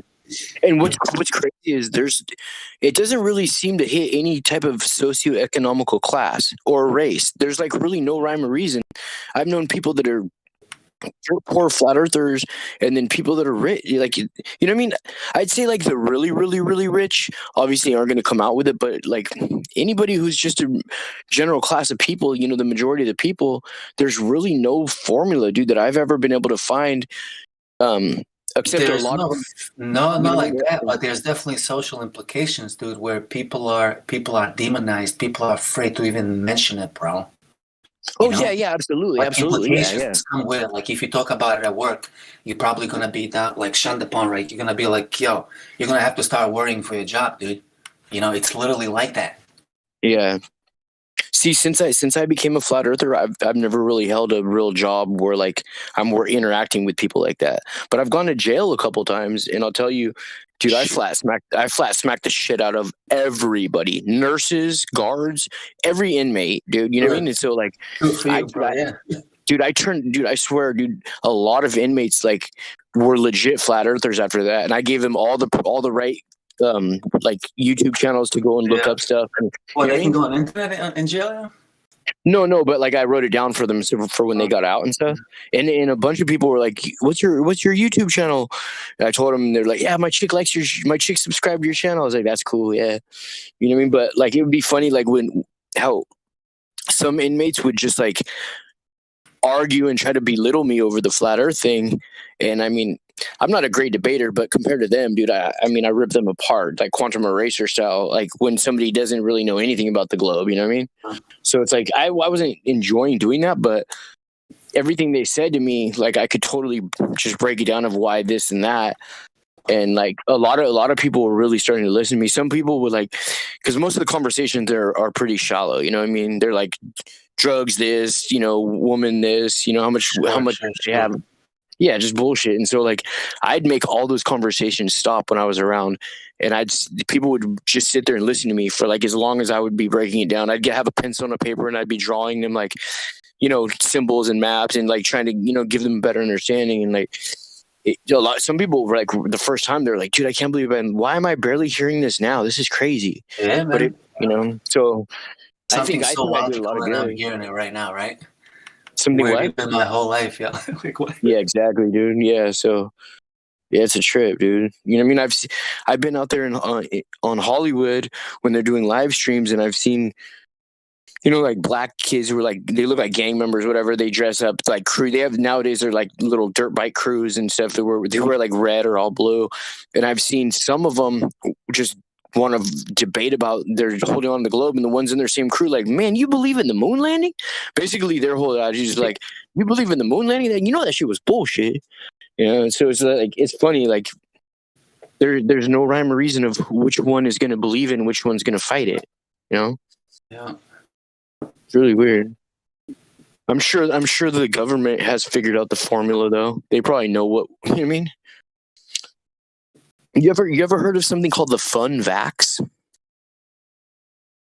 No, but if it has to do with the jab, like I don't know if we should talk about it, bro. Well, I'll just say, what the last part stands for, but the fun actually stands for fundamental. Okay. So you can actually YouTube this. There's a CIA meeting where these scientists or doctors or whatever are breaking it down for them. And this is like 15 years ago or something. It's old, and they're saying that they have, through their extensive research, they've come to find that the people who have a belief in a god or a higher power, who are like really into their religious beliefs, I've seen that. They want to create they're hard to control. You can't control these people. Yeah. So yeah, I mean, they must have it down to a science. You know what I mean? But yeah, sometimes they claim a little more than they can do, but oh yeah, I don't give it's definitely crazy. Yeah, but I mean, yeah, like it's that serious for them to make us so we don't have a belief in any type of creator, Yeah. That's just basic art, the art of war, though. You compartmentalize people.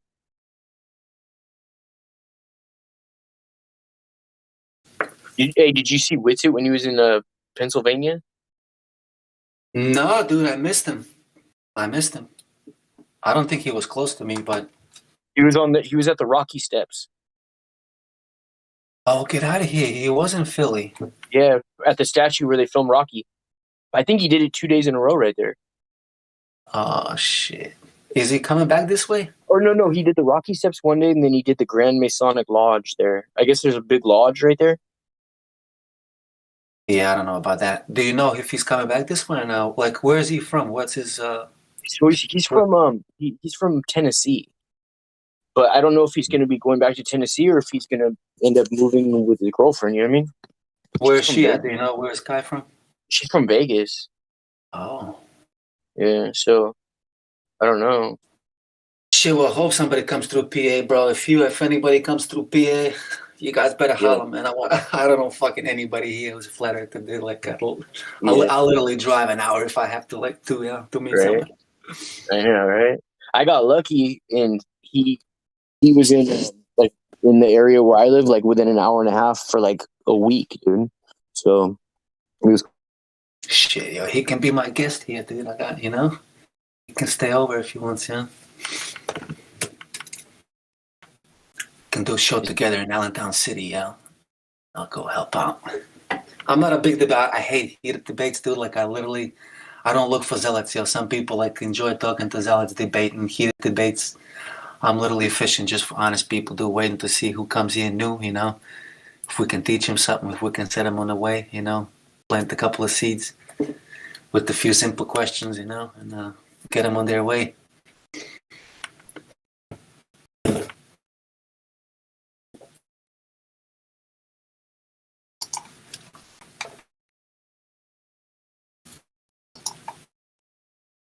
Sealer 330, are you there? VC verified. I don't know if you want to talk right now. Sealer 330.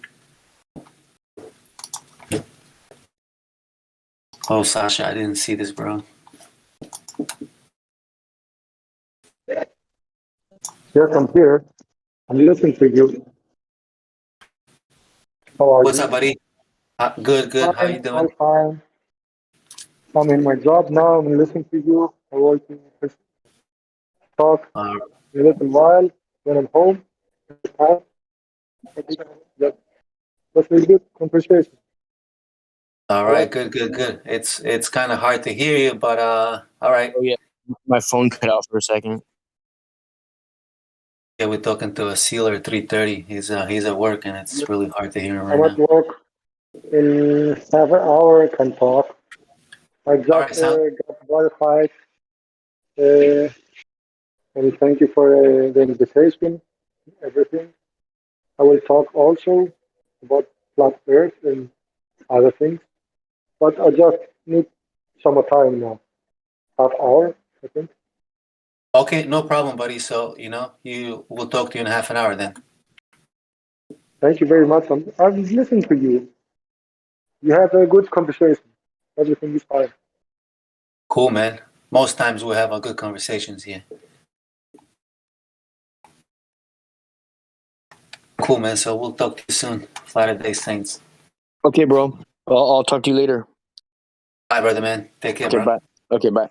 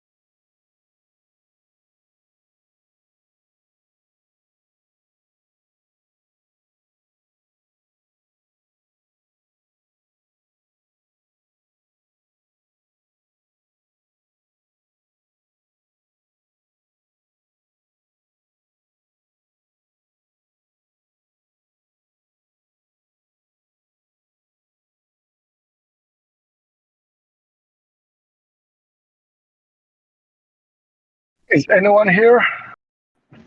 Can you hear me?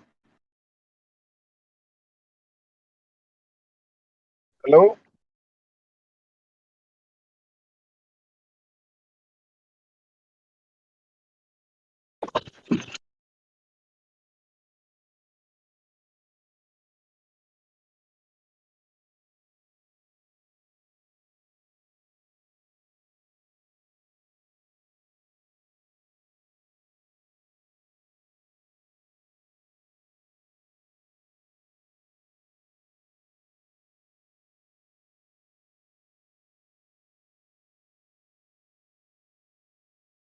Okay, if anyone comes up, talk so we can chat, please.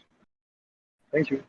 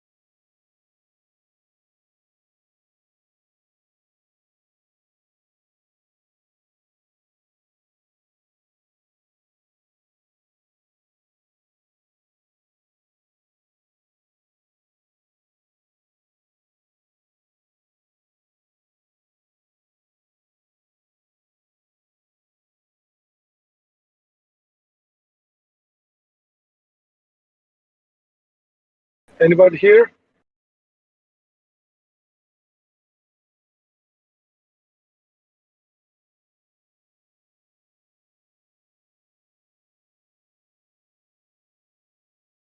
Anyone?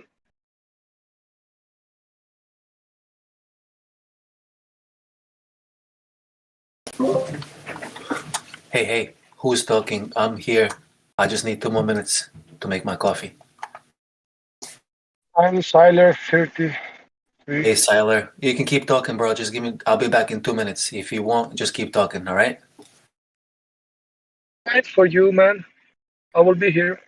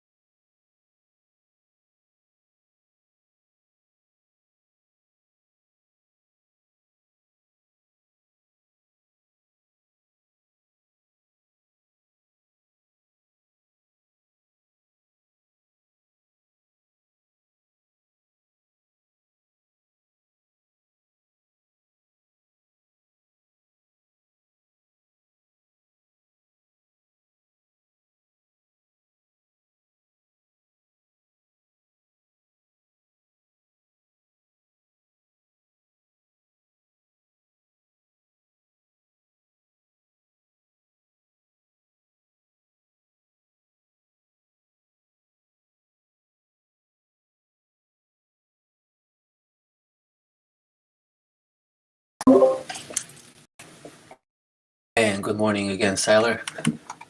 I'm back right now if you're around. I'm here, my friend. Wait a little bit. I will go to the barber shop and I can talk, I think, in a little while. I'll go to the barber shop now. All right. Gotta get your haircut. Okay. Okay. Yeah, yes, I will shave my head and have many hairs, but what you must do, you must do. I used to get haircuts on Friday, man, before the weekend, you know? I will do it now. We talk later, my friend. All right, buddy. Sounds Bye. good, man. Sounds good.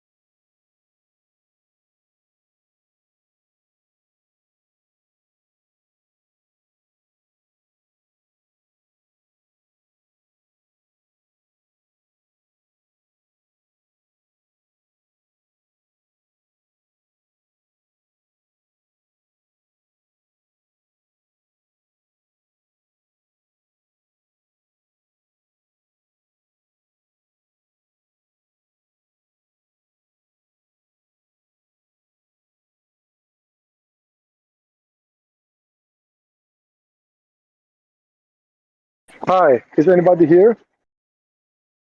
I'm done with the barber.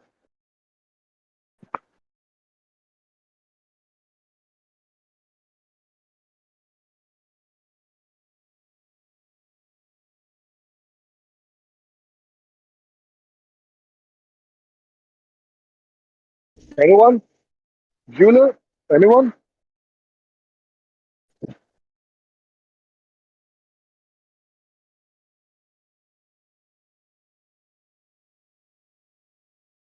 Anyone here?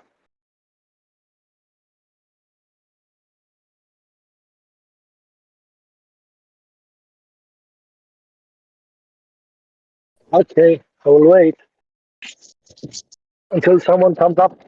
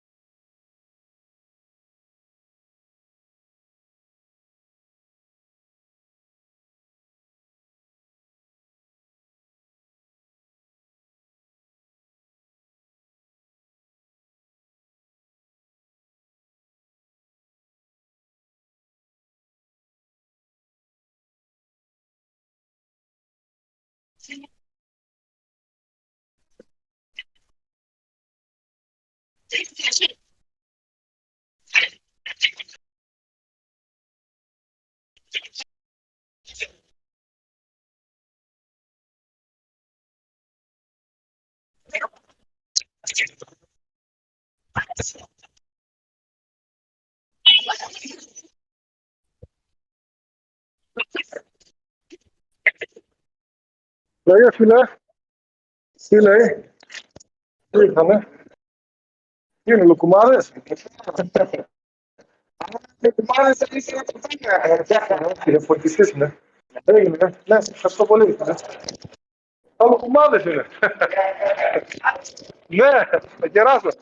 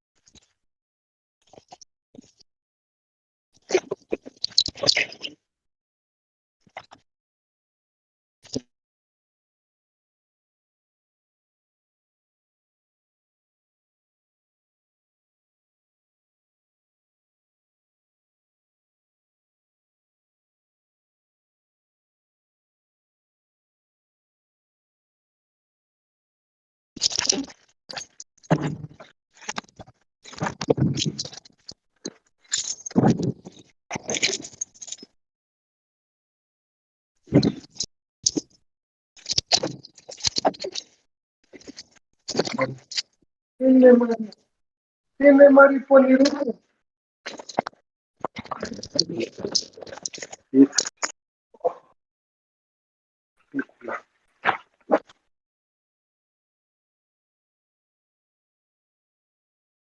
Anyone here?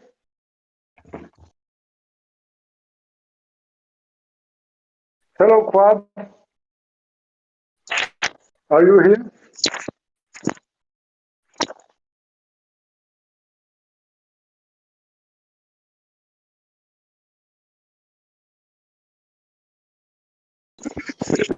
If someone is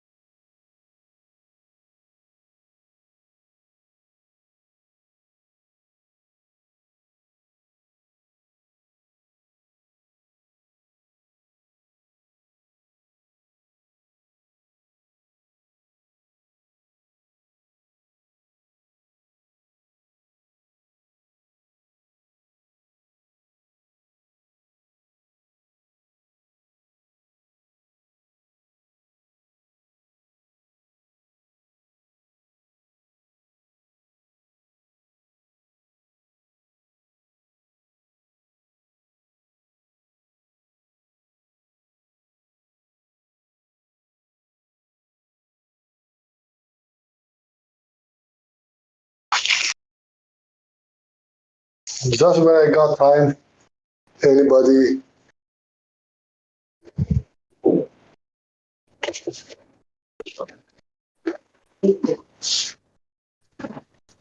feels. Okay.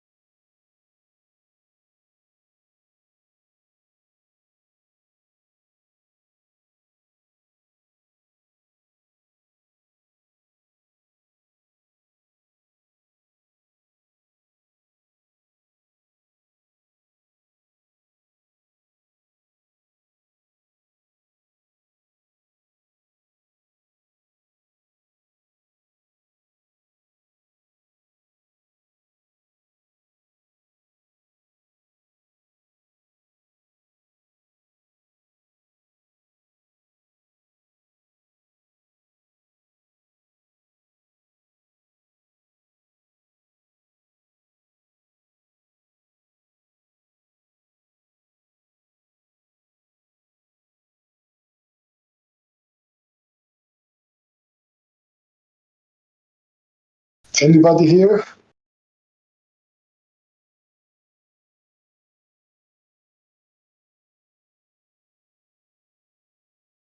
Is anyone here?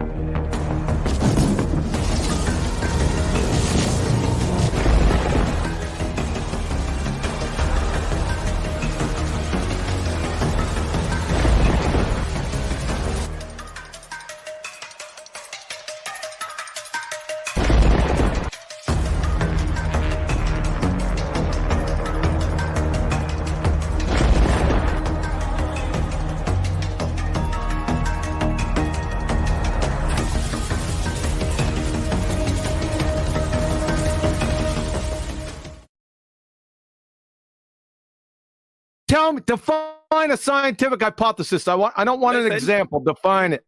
Okay, so in other words, a Define hypothesis is it's a means of me getting a cause and effect. Okay. Yep, it's cause and effect relationship. It's got two parts, right? Yes, of course. All What right, part? So we've got our variables that we have to, and our control variables. Not in a hypothesis, you don't. And our hypothesis. Yeah. No, Okay, you don't have observation, control. hypothesis, You don't variables. have control. Shut up. You don't have control If you say that variables. again, you just come back. Oh my God! Shut the fuck up. Hey, listen. I want a citation with a hypothesis with control variables in it right now. We'll do this on another day when you're more respectful. Right now. Okay, I'll be real respectable. Why is it that you think that a control variable exists in a hypothesis? Okay, because you've got to be able to account for things that might be the cause that you don't that you're not sure about. So that's not something. In a hypothesis. Listen to the question. Cite a source that has constants or controls in a hypothesis right now. No, it's not that the controls don't end up in the hypothesis. The hypothesis is simply a guess. Oh my God! You just said control variables. No, They go around it. He asked you about the two things in the hypothesis, and you said control variables was one of. Yes. You just said. So we've got our variables that we have to, and our control variables. Not in a hypothesis, you don't. And our hypothesis.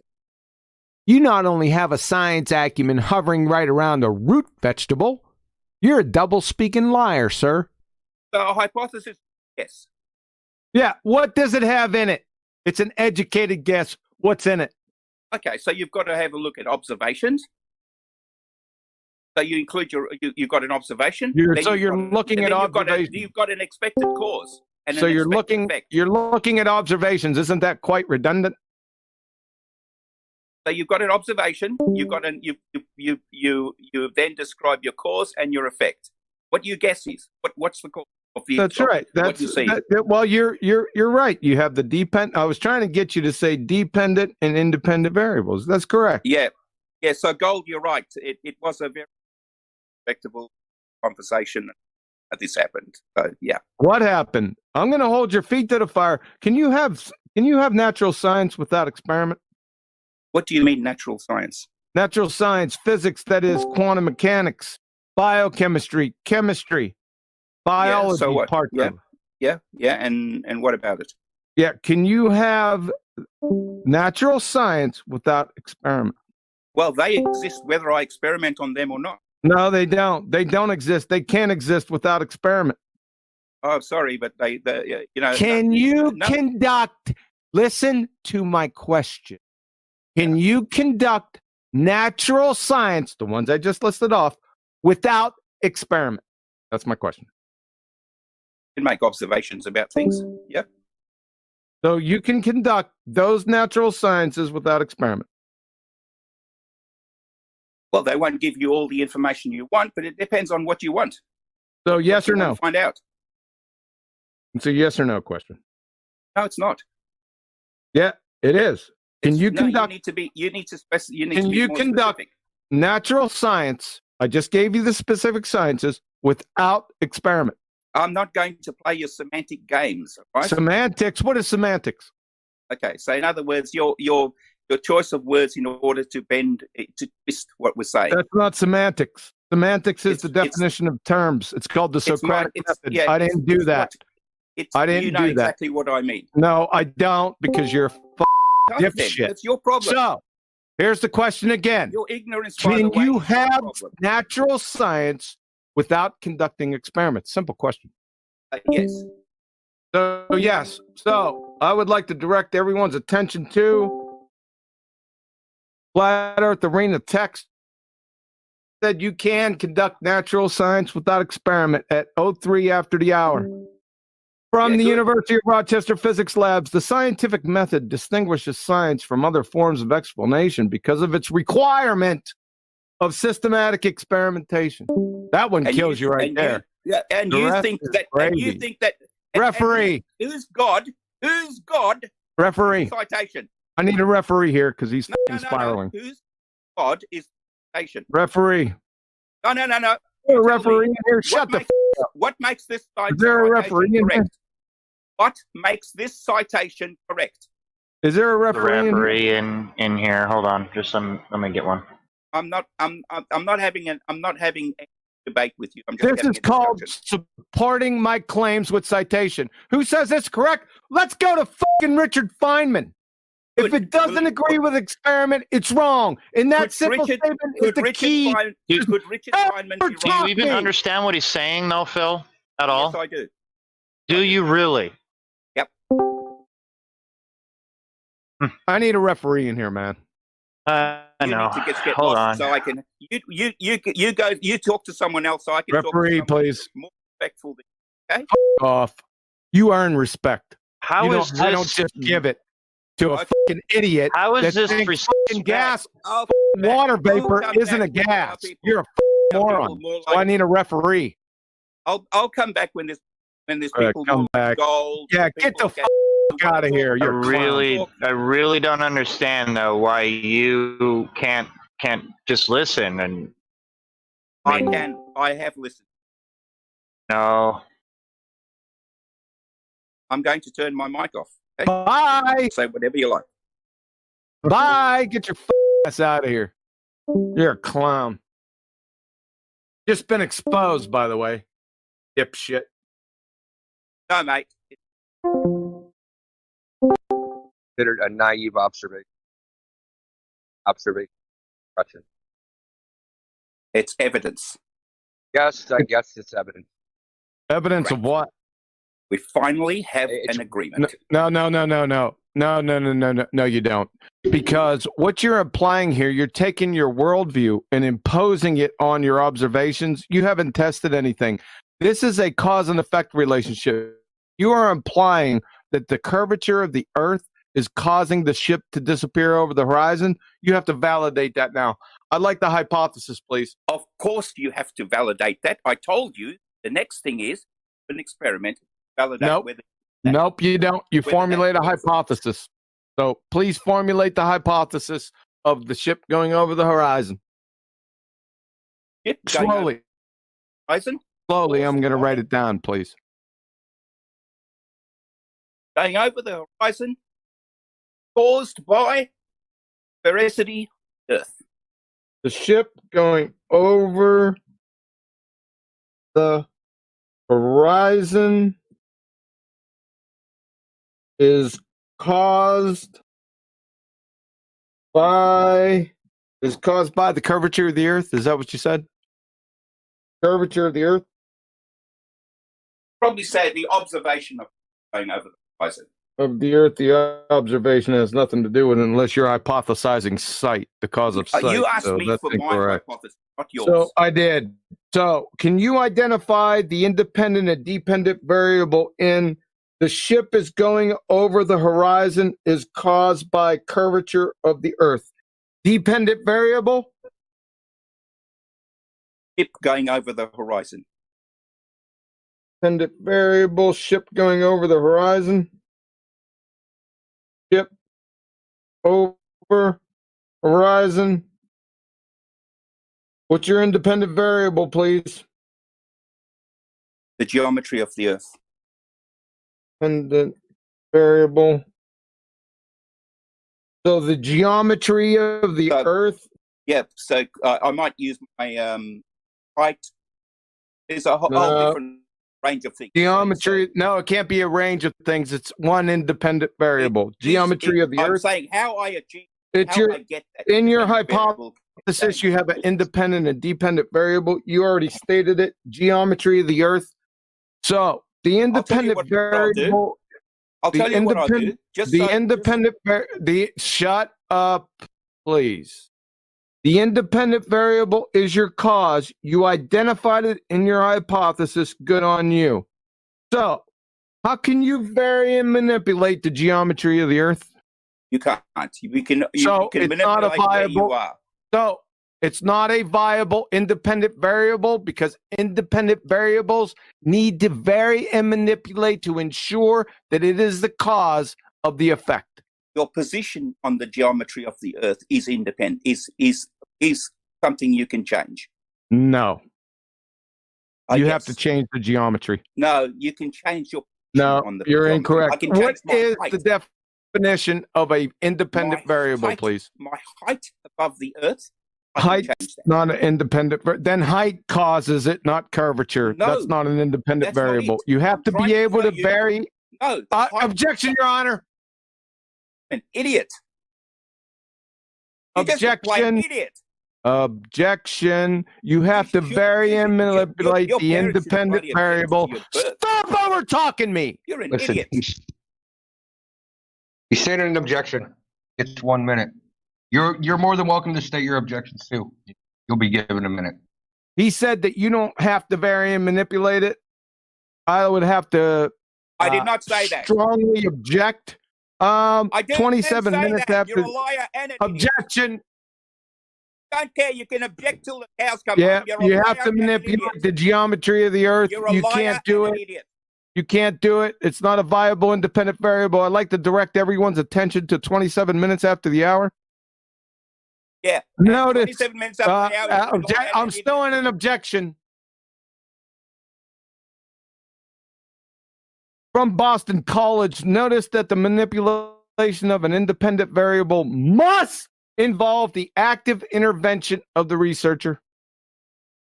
Second citation is from the Office of Research Integrity, U.S. Department of Health and Human Services. Therefore, in experiments, a researcher manipulates an independent variable to determine if it causes a change in the dependent variable. This is over. Colorado State independent variable changed by the scientists, what they're investigating. This is over. This is not a viable scientific hypothesis. You'd fail fifth grade general science. You want to amend your hypothesis statement? Code high First or of all- whatever. Yeah. So what I'm saying is that you can adjust your height. That's how you work out the geometry. No, height causes ships to go below the horizon. No, the height tells you whether the Earth is spherical or not. Height's a concept, sir. You can't vary and manipulate concepts. Okay. See you later. Bye. You're done. Alligator. Wow. See you later, alligator. That's embarrassing. He's the PhD? And he's teaching that to kids, and it's just amazing. So he started. Look, none of these guys want to admit that at best they have a correlation from naive observation. That's all they have. They don't have science. Not only that, I make an observation. If I want to go test that, then I can. So up until then, it's still true because till you what? I haven't tested it yet. You don't know? Well, I like how he wrapped his conclusion in his observation. Ships go over the horizon. That's his observation. No, that's his conclusion. What is that? That's not even His a rage conclusion quit. What is that? He did. Bitch quit. I mean, that's like, I mean, that's what blue-pilled normies who've never thought about this come up with. Like, I am the citation. Boats go over the horizon. That's your first go-to. Professor or what? Who was that? I thought it was Jim. Professor Bitch Quit. Who was it? Professor It was Bitch this Quit. guy, Dr. Dr. Phil. Flunky. Oh, that was Professor Phil. Oh, Professor Flunky, I forgot. Yeah, That was doctor. from Phil, He's a huh? doctor. A professor is I a thought it was doctorate Jim in Panda. Phil. You know he's going over there to declare victory, right? Oh shit! Yeah, I don't think he'll go do that because they might come back and rewind the stream and listen to it. I got a cause in the back for him. Professor So Phil my- losing equals cause. Insults equal the effect. That's my hypothesis. How can we test that? Can we manipulate the insults? Let him win? I just want to point out he never directly addressed anything QE said. Big Rugger. Listen to this ball sucker. He tried to reframe it into something else. Imagine thinking you're smarter than a PhD, Rig Rucker. Bro, can you Sounds like he's still reeing from, the shock of people believing the Earth is flat. What do we have to imagine? We just witnessed it. Imagine thinking a Bashing his PhD head in was the wall, height right? of intelligence, philosophy, intelligence. Somebody put a pillow in front of his head. Here's my reenactment. Hi, my name is Dr. Phil. I don't agree with Neil deGrasse Tyson that the Earth is flat at 122,000 feet. I still agree with Bill Nye that the Earth curves at ground level because I think that a boat is disappearing because of curvature that I can't verify. Thank you very much. And the levels of academia there are so unequal. Bill's a bachelor, the doctorate. A doctorate agrees with a bachelor who disagrees with a doctorate. What the fuck? Who disagrees with a supposed astrophysicist? What are they just handing out PhDs and right? What are these snorting Cracker Jacks and I'm going to finding get mine. PhDs at the bottom? I'm going to get mine. All right. Looney Tunes University. I'm gonna go see if I can get one. I think I want to move satellites. He may have watched too much Bill Nye, like going back to his childhood days. Dude. He really may have watched too much of that and not enough of Neil deGrasse. Like there's no critical thinking. On the TV when Objection, Your Honor. I just think that the cog dis is so strong for them not wanting to hear Neil deGrasse say that it's flat that at 122,000 feet. They just completely ignore that whole thing about the red bull. They just completely ignor it all day long. They're not in the circle of knowing. So And now they're just showing yachts. Look, they're showing yachts. We're just supposed to keep talking about boats over the curve. Like, what do you mean? You can't see it from 127,000 feet. Explain, Neil. What bothers me is that he can't even describe the observation without inserting his own bias in it. He can't just say, hey, boat goes out to sea. I can't see the bottom of it. Why is that? And then you go do an experiment, measurement, test, whatever. He just draws the conclusion. Oh, it's going over something. That's why. Can't be anything else. It's what I... And that pattern right there is exactly how we even got the sphere Earth in the first place, because of stupid whatever Aristotle or Eratosthenes, my bad, whatever, saying, oh, well, I think these shadows they could only possibly be curving because of the Earth, or the shadows could only have this angle because of the curve of the Earth. But you just have to just put it in there and be like, oh, that's the only reason. I'm gonna go to bed now. Sounds so try hard though. That sounds like so like really. It sounds it sounds so obvious. Hey, like somebody's pulling your leg. That's the most lazy you can get, really. Yeah, exactly.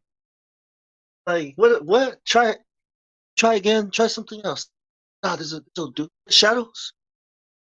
Listen, you ain't much of a scientist. You're not much of a scientist if you can't accurately describe your observation. Where are all the people with intelligence when it was going on? When you're starting to see, okay, gas pressure out of container, that cannot be. How come there was nobody, catching on back then? Where were the minds? Like, guys, we're trying to convince people it's a ball. Come on. Need more than shadows. Anybody else? Well, I Disney almost has think an that idea. I almost think that it was like the way that this was set up. It's like originally, I feel like the first people that were put on the pedestal to be the representatives of the sphere Earth. I feel like those original people were like seriously on like death threats, right? Like basically, hey, you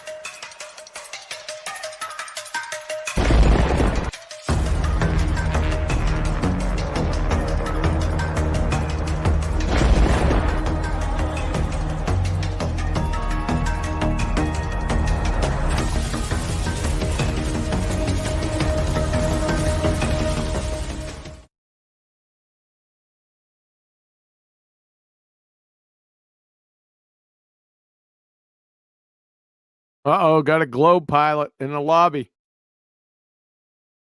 I like the sound of that.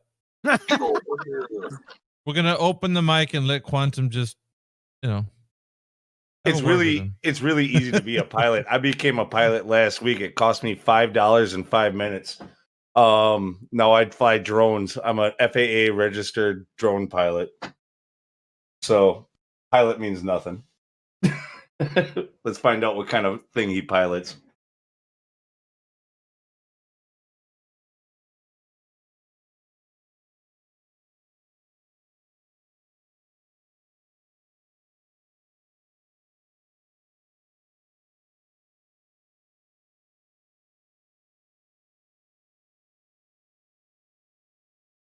Who's this pilot in the lobby? Don't know. I think Brad's talking to him right now. I make the joke. I kind of steal from the movie Idiocracy. Like, Hold on, I'll give you guys some context. Give me a second.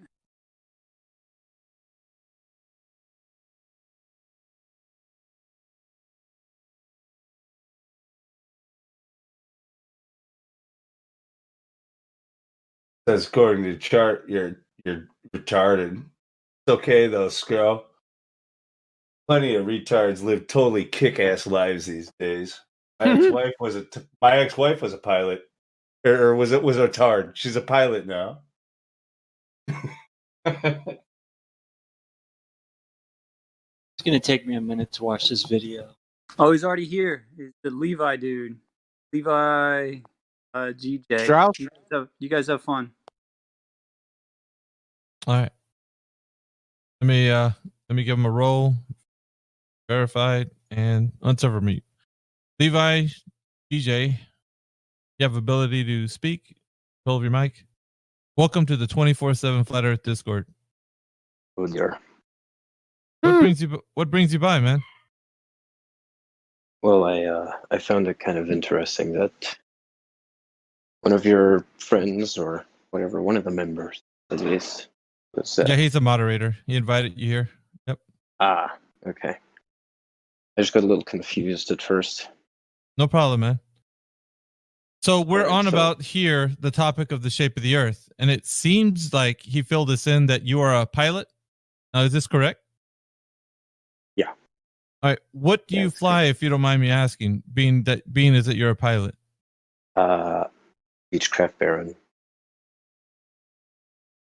I'm not familiar with that craft. Is it a small craft or a commercial? Your basic turbine twin prop. Okay. And how high have you taken that craft up? It's rated for about 36,000 feet. Have you taken it that high? No, I think it was 35,000 feet. Okay. So the highest you've been on that craft is 35,000 feet. Is this correct? Correct. Okay. And, we're on about the shape of the Earth here. So is there anything that within your experience of being a pilot that you could honestly say that you're flying over a globe? Yes. Yes. Okay. And so what can you detail to us that exactly you're flying over a globe? What is it that that? Is there any instrument that can tell you that? Is there experience that you're looking at? Like what can you tell us? So it's a little bit of both. Now, I'll add this to it. It's a little unrelated, but in aviation, or the FAA requires that you understand that there's a difference between true north and magnetic north. Magnetic north deviates to the rotation of the Earth, slightly off axis. Whoa. That's not true. Well, no, there's a difference between true north. Yeah, I know. That was correct, but you said it was due to the rotation of the Earth. That's not. Oh, no, not rotation. My apologies. Well, personally, I don't know, but I know the difference, and it changes over time. Yeah, there's declination you got to adjust for it when you're using maps and magnetic north. Yes, I'm aware of that. Yeah. So. Yeah, that's not answering the question. How would you describe the shape of the Earth? I want your example on this.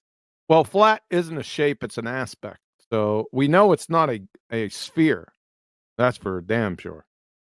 Okay. So do you mean like it appears to the human eye that it's flat, or?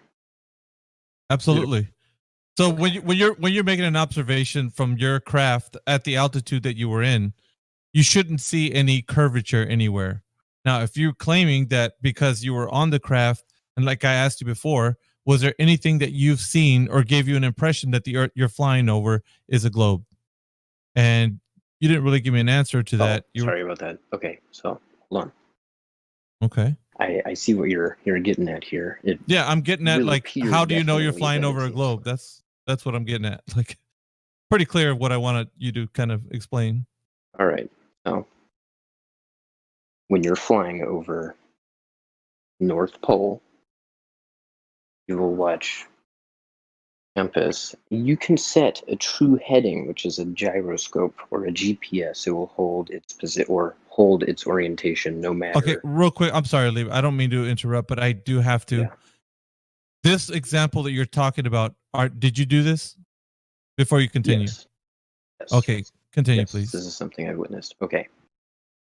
So there's an instrument on the aircraft that allows for the setting of a heading. It is not affected by any sort of magnetic interference. It's a gyroscope. It goes off of gyroscopic rigidity. Whoa! Stop. Before you leave out, how do you calibrate that gyro compass? Okay, so let me. Are you talking about a gyro compass? I'm sorry. No. Oh, sorry. Go on. Forgive me. I thought you said gyro compass. Go on. Sorry about that. Let me explain. Not trying to sound like I'm dumbing it down, but I want to simplify it so you understand what a gyroscope is. No, we don't need to know what a gyroscope is. Well, it helps explain this. So, well, it doesn't because we've listened to what gyroscopes have been for the past 5 years. He asked you for proof that the Earth is a sphere. Okay. Well, anyways, we'll continue. Gyroscopic rigidity. So this heading indicator will only go off of a gyroscope. Gyroscope does not change. As you're flying over the North Pole, it will remain in the same spot, but you'll watch as your compass will flip. But the gyroscope will not.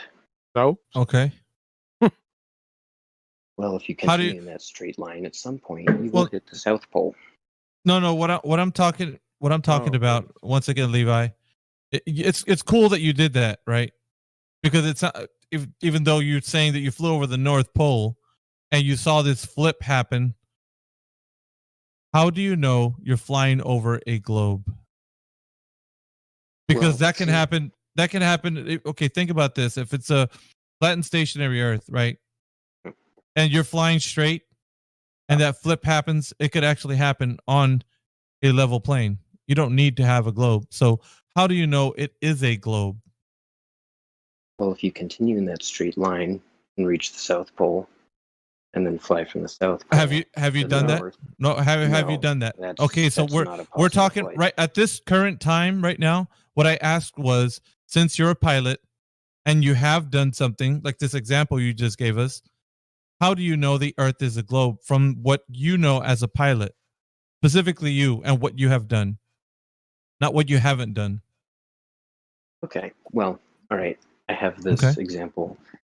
Now, this example can be interpreted in many ways, but I'd like to point out one of those. That is, when you're in an aircraft, due to something called the Coriolis effect. Oh, God. If you are flying in a straight line, the Earth will move from under you. You will not. Eventually, if somehow you manage to fly in a straight line for long enough. Wait, hold on. I have, another question. So, you imagine that it's on a ball. What other shape could it be? Oh, no. We're going to get to the Coriolis effect here in a minute. That's painful. Can Can I butt in for 1 second? No, Look, hold on a second, lunatic. I'm going to try to explain it to him one more time. We're going to get to the Coriolis effect, or the lack of Coriolis effect, here in a minute. He's asking you about the globe, about the shape of the Earth itself. I've been sitting here for 10 minutes. I have yet to hear anything. the thing that I wanted to say was that I did tag you, Levi. It's not that long of a video. After this conversation, when you have time, I'd like you to watch it and tell me how it's wrong, because this is another international pilot that flew many flights and talking about the gyro.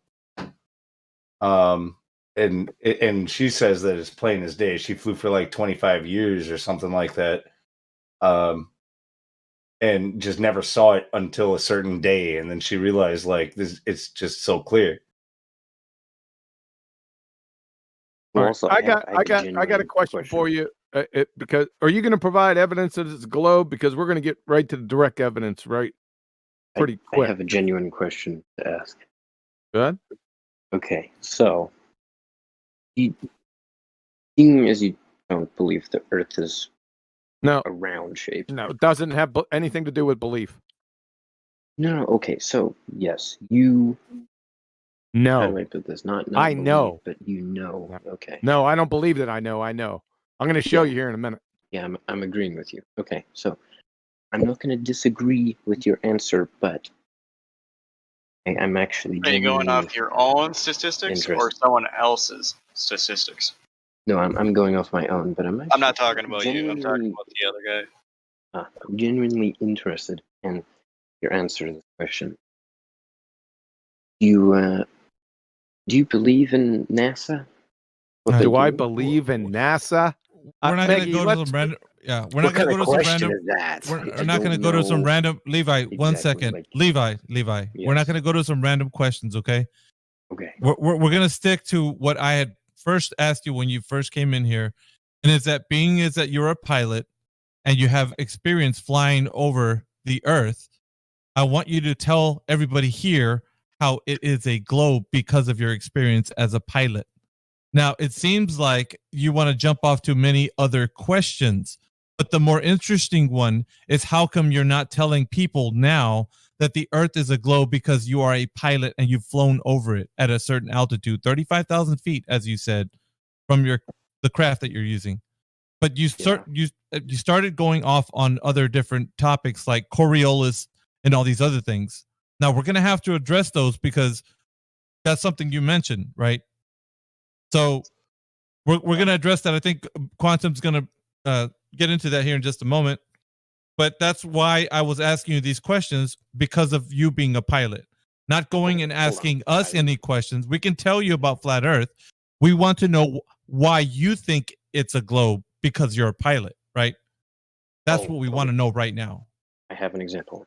Right. This is a personal example. This has happened. I do know this effect does describe, an idea of the Earth being something.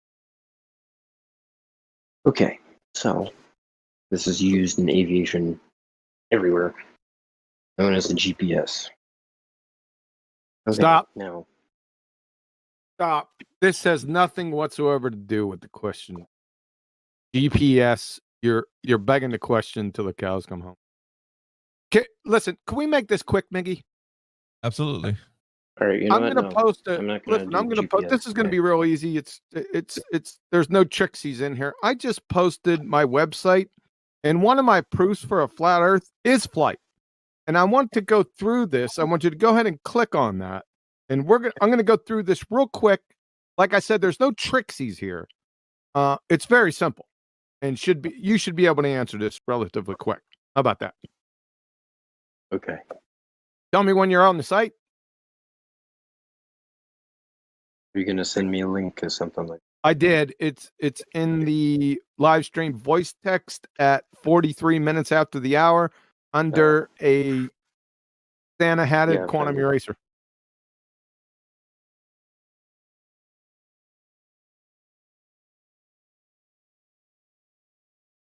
It says in big white letters, flight. It's got a little airplane right above it. Yep. Tell me when you're there.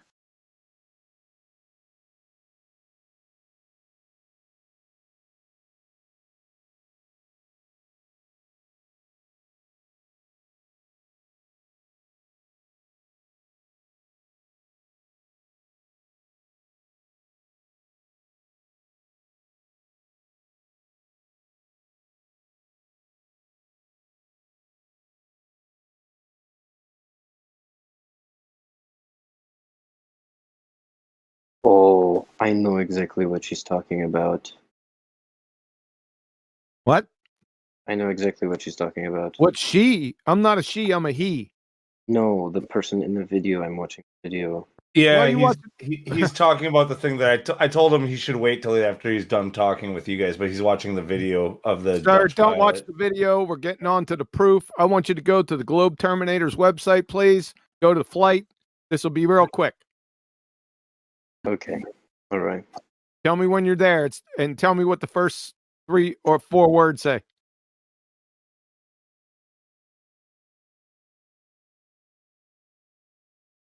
What the hell? Where is it?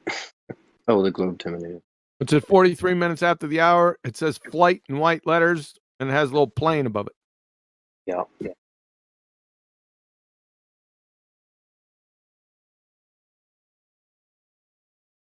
Okay, what is this? What the hell is this? So it starts off with, since the Earth is. You with me? Yeah, this website's a little comedic. The top. Fucking comedic. Really? How Yeah. so? Well, no, the top looks a little eccentric. The top?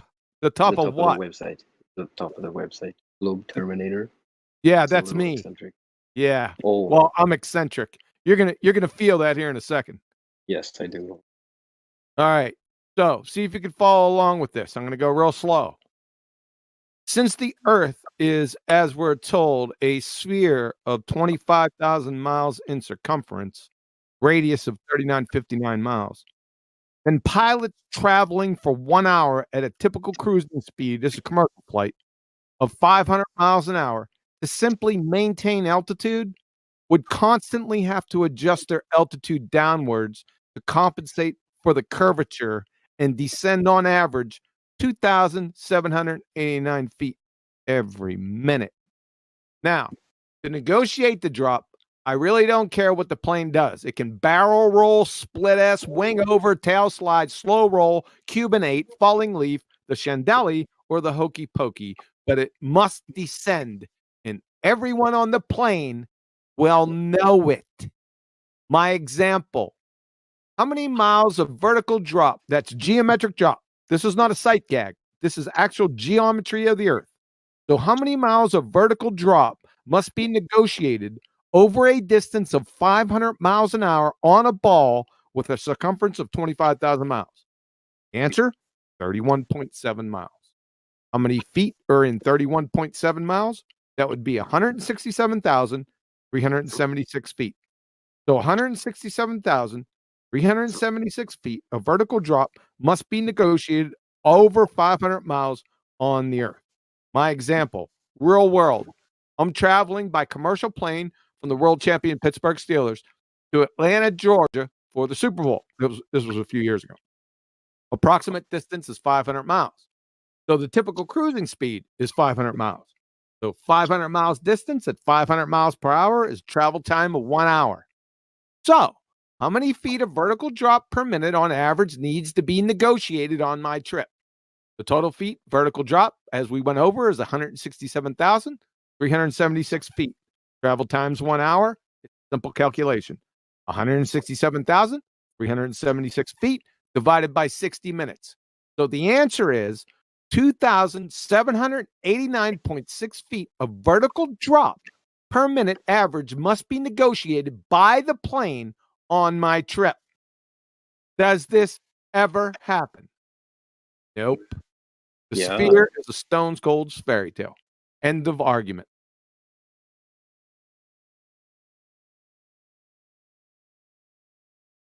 Give you a couple minutes. Take that in. I got another example down beneath it. It's 1,000 miles, but we don't need to go there. Yeah, I'm a little confused. So you're saying there is a total amount of altitude that must be lost over a certain distance? Yes, 500 miles. Is the pilot drunk?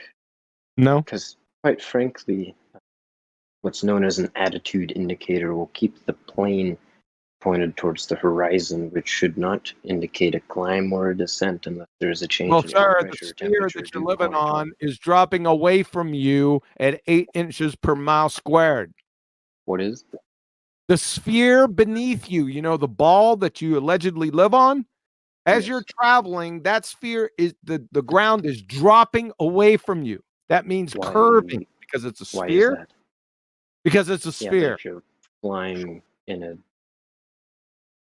Okay, all right. So you're not following this, are you? No, I am. So you mean you're flying along the horizon? You're flying level, like flights usually do. Maybe 2%, 2 degree up, but that's neither here nor there. Okay, so this is about to get a little confusing, but I'll try my best. So, when you follow the horizon, it will not guide you off the edge of the earth, and it will not cause you to enter a climb or a I know, because it's a flat earth. What does horizon mean? Horizon is a visible edge. A visible edge is pretty much as far as you can see. So it's the appearance or apparent junction between the earth and sky, correct? Yes, apparent. Is it flat? It's relative. It's flat. Horizon, flat. That's another total problem. You're missing this. The ground beneath your feet as you're flying level. Yeah. If you're flying at 500 miles an hour, that ground is dropping, vertical dropping away from you at 8 inches per mile squared. So you have to adjust your altitude. You must, or you'll continue to gain altitude above the surface that's curving away from you. Right? Okay, so I just don't know about that, seeing as... What do you mean you don't know about that?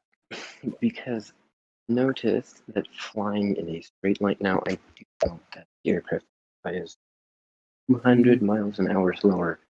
Doesn't matter. But if you fly straight and level with the horizon, you align the aircraft with the horizon, there is something known as a vertical speed indicator. It tells you, or tells the pilot, via numbers, if you are in a climb and a descent, and the rate indicated in feet and per it's minute, not but telling you that anything, is right? level at 0. Yeah, that's right, because the Earth's flat. Thank you for proving my argument.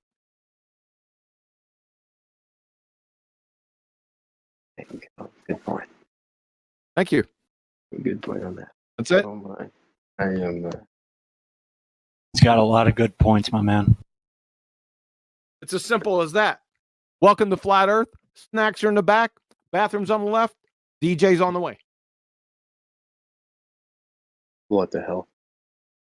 Yeah, I know, right? Pretty mind-blowing, huh, Levi? Bathroom's clogged. These dumb flat earthers aren't so dumb, are they? Just a little odd. Well, it's not odd. It's just something you haven't realized, Levi. And the realization of it is just now hitting you. Like, you've never really thought about it like this. You've only been taught that the Earth is a globe. It's been a foregone conclusion in your mind for such a long time. And so now that you can actually critically think about it, it does make sense. I think he's experiencing cognitive dissonance.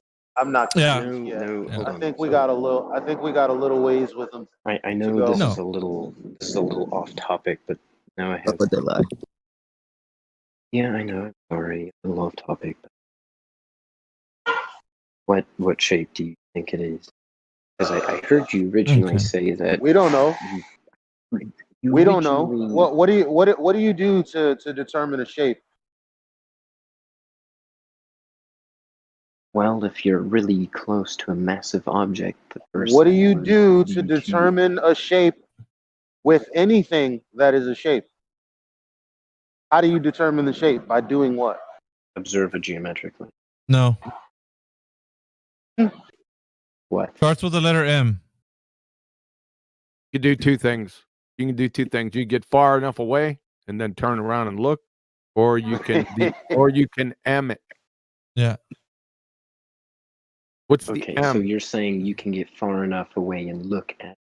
However, have you seen footage from the ISS? I'm sorry.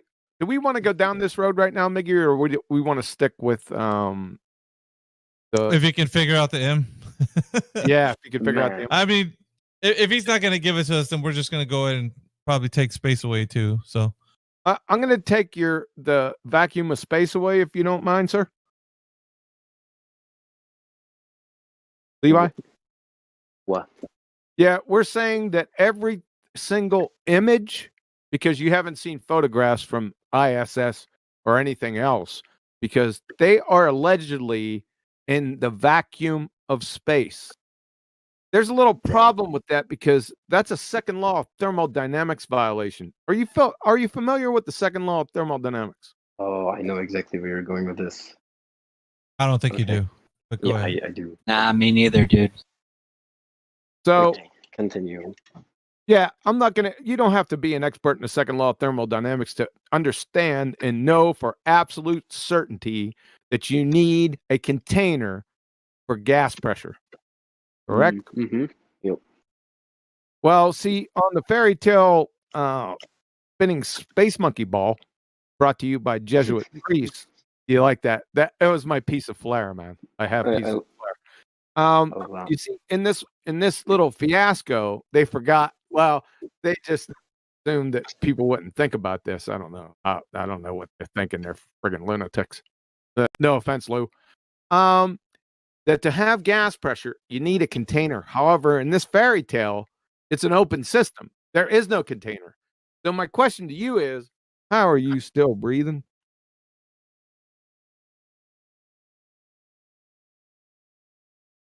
Good question. That is a good question, and because the vacuum of space is allegedly, as we're told, 10 to the negative 17 torr. So according to the second law of thermodynamics, that the gas pressure here on Earth will quickly find its way to fill the available volume, which is, according to the fairy tale story, 3.58 times 10 to the 80th cubic meters. That number is unimaginable volume. So it should rush out in attempt to fill that and equilibrate with its surroundings. So at sea level, it should be 10 to the negative 17 torr, but it's not. We have gas pressure. Therefore, anything involving the vacuum of space, any of NASA's little fairy tale stories, the ISS, any little trips out there, anything involved with the vacuum of space is thereby debunked by the principal pillar of physics, the second law of thermodynamics. That's it.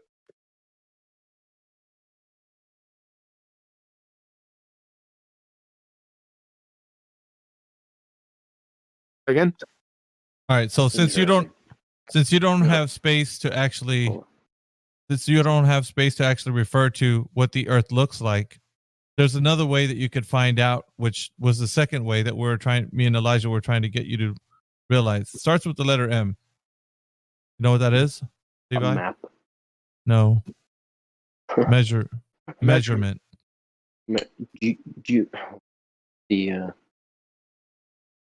Or observe it geometrically, which is okay. Well. Do you understand that's a way you can derive what you know if something is, curving away from you? You'd be able to measure it, right? The curvature, I mean. First, that's absurd that you can look at something and measure it by looking at it. I mean, look, yo, what the fuck are tailors for? Not something that big. Let's not get off on this rampage. You can't observe it. It's too big, correct? You can't observe the whole thing. So you can't do that. Well, you couldn't observe the whole Earth because it's not a flat object, and if it's not a round one. A flat object? You can't observe. How can you observe it? The whole thing. We just destroyed the fairy tale vacuum of space, so you're not getting away from it. Okay. You can't observe it. So you have to measure it, right? Would you believe, so if you said that we can't observe the whole thing. Right. Yep. Do you also believe that light has mass? Light doesn't have mass. What the that's not That's even a hell of a correct tangent. pseudoscience. That was proven that light has Light has no rest mass. Wait a second. Wait. Hold up. That isn't even parroting the correct pseudoscience, sir. Citation, please. Photons have mass. Citation, please. Citation right here in voice text. Right now. Right now. And Have that photons doesn't have have mass? anything to do with your argument anyway. Now we're just talking loony bin stuff. Yeah. While you're doing that, we're going to head to the Black Swan and we're going to kill this quick. How you like that? What do you think about that? Meggie? We want to kill this quick, or do you want to drag it out? Nah, just end it, man. He's taking too long. Don't play with your. Okay, so have you heard of Albert Einstein? Would you? No, we're not going to go there. We're not going to go there. That's D to the V. Please delete your. Just hold off a second, sir. Unless you're going to post a citation telling us that light has mass, which has nothing to do with the argument anyway. Where? Thank you, sir. Thanks, D to V. Who is Albert Einstein? That's too funny. Okay. Are you looking for the citation, or can we get to the killer? In fact, it's already dead. We already killed it with the flight, your profession. But we're going to really destroy it right now. Okay. Well, I'm looking for it. You can. Oh, you'll never find it because it's horseshit. Okay. Yeah, it is. Yeah, I know Albert Einstein very well. Yeah. Are you talking about the general theory of relativity or special relativity? Or are you going with photoelectric effect? What are we talking about here? The one where he married his cousin. Oh, if you couldn't see the whole Earth, what I'm trying to say is, for example, black holes have mass. Would understand that. No, they don't. Okay, let's move on. You're not going to find it. I'll tell you what. At the end, you could post a citation, and we'll close the server if you could post something that says that about that. So at 00 minutes after the hour, are you with me? Okay.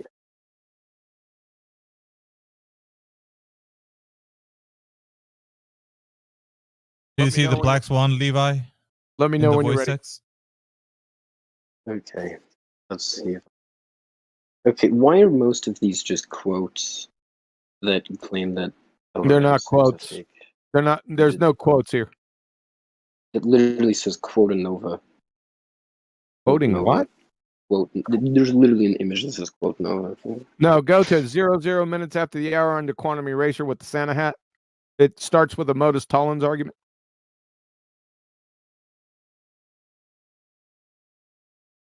All right. Let me turn you up too, because you're mumbling. Sorry about that. Right. Where is it? You said it's at 00 after the hour under Quantum Erasure, Santa hat, Globe Terminator, the one you were that I was eccentric. I do not see it. Well, never mind. Continue to scroll down. Okay. It's 00 after the hour. Are you Central Time or Eastern Time? No, I found it. You found it? Yep. So I'm going to go over the Modus Tollens argument. You familiar with deductive logic?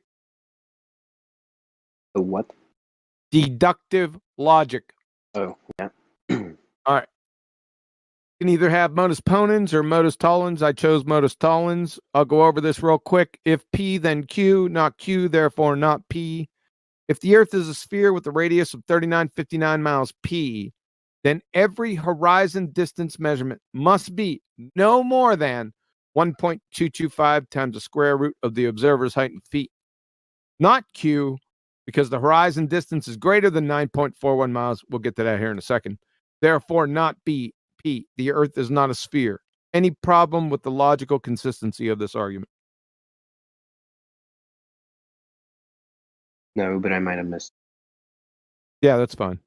Just a quick run through. Everything's on the up and up, man. It's watertight. Okay. All right. So now I'm going to head to the evidence supporting the Modus Tollens. It's right underneath it. It says "bye-bye ball." All right. This is a still that I took from and we can post the video at your request. It's not in contention at this point. What we have here is the observer is at 1 foot. He put the camera right down at the water in near Sacramento, not Sacramento, Miramar Beach in California. And he's looking out at these stationary oil platforms. Now, these oil platforms are only there to demarcate distance for us. So what he did was he put his camera down and he zoomed in at 1 foot observer height. Now, the max distance to the geometric horizon on a sphere with a radius of 3959 miles would be 1.22 miles. Can you tell me, sir, in this photo, where the horizon is, roughly? Yeah. Is it beyond 9.41 miles? Oh, yeah. Can we safely say it's 10 miles? Probably even more than that. I don't think the human eye could observe the that's okay. horizon. All I need is 10 miles. We're good. Because this is the end of my argument. Because how on earth can the Earth be a sphere with a radius of 3959 miles with a geometric horizon max distance 1.22 miles be 10 times further than that?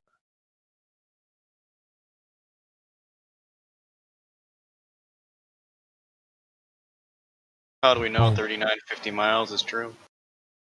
That's the story that we're given from secular. So we're going off a story. Did you? No, we're going off the established. Hold on a second. Leave. Who am I speaking to? That's in the background. Unknown.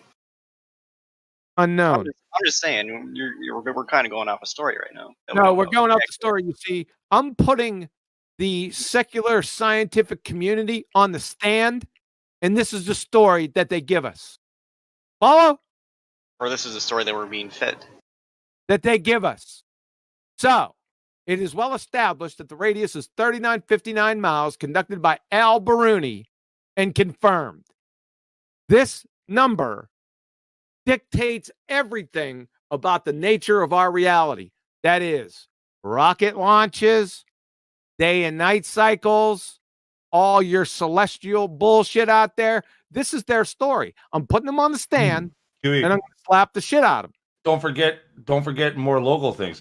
The distance from one continent to another, the speed of which boats or planes travel, all of that. Everything is based on the radius value, and the radius value is encrusted in stone. But quantum, what would be the difference if? Hold on the radius. Hold on. Yeah, I was going to tell him. According to Pythagorean formula, with the 1 foot observer height and just the horizon at 10 miles, the radius would be 264,000 miles. But back to the original. The globe Earth is dead of a radius of 3959 miles because there is no phenomenon in the history of go off of the horizon, but you didn't go off of the diameter. What? I went off the radius. You didn't go off of the radius. Sorry. I went off the radius, 3959. But you said the observer height compared to the horizon distance is what you. What are you plug into the?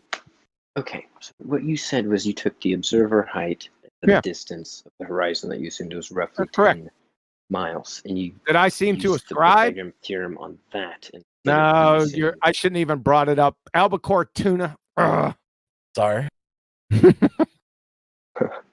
Listen, sir, this is cut and dry.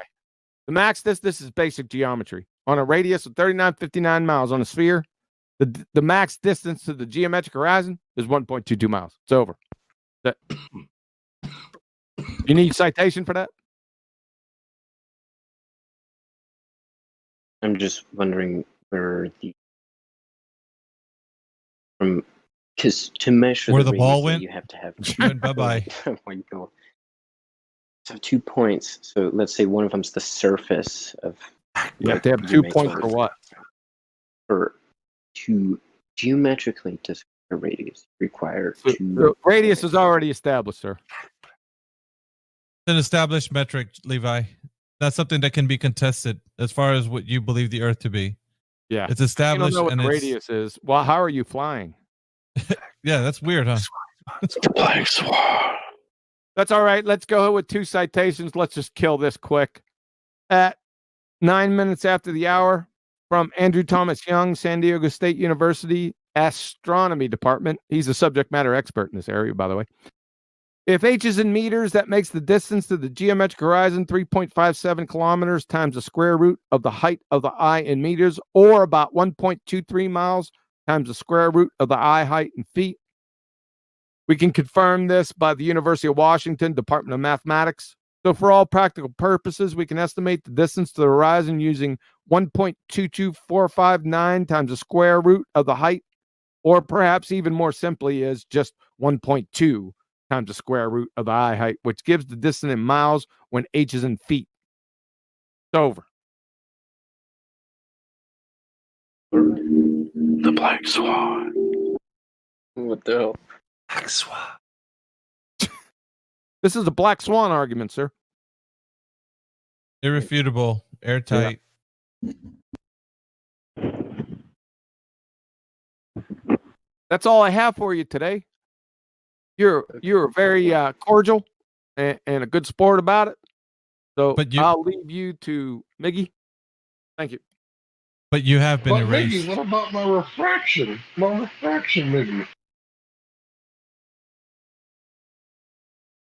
But it's just too big. And why would they lie? Yeah. So in conclusion, you being the pilot coming in here thinking that the Earth is a globe, now you're realizing that it's something else, right? It's not a globe. Yes. I would continue on the argument. Not around the curvature or not curvature of Earth, but the apparent lack of space. Okay. So let me ask you a question, and you can answer this as honestly as you can possible. All right. Even though after the Black Swan that was shown to you right now, do you still think the Earth is a globe, Levi? Or is it in question? Or is it in question is what I should have said. Or is it in question? It's a little in question. Oh.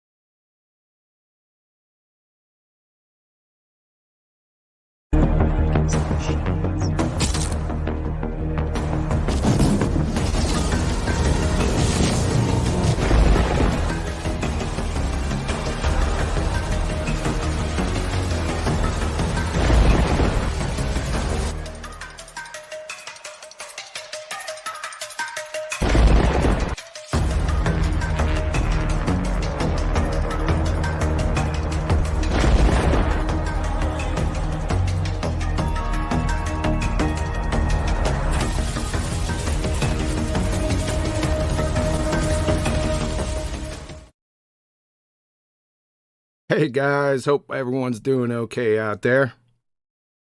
This was a debate discussion held on 14 July 2020 between myself and negative exponents on 24/7 Flat Earth Discord 2.0 and their new room, The Arena. Shout out to Miggy, Indio, Jose, Mike, Mimas. Here we go. Enjoy.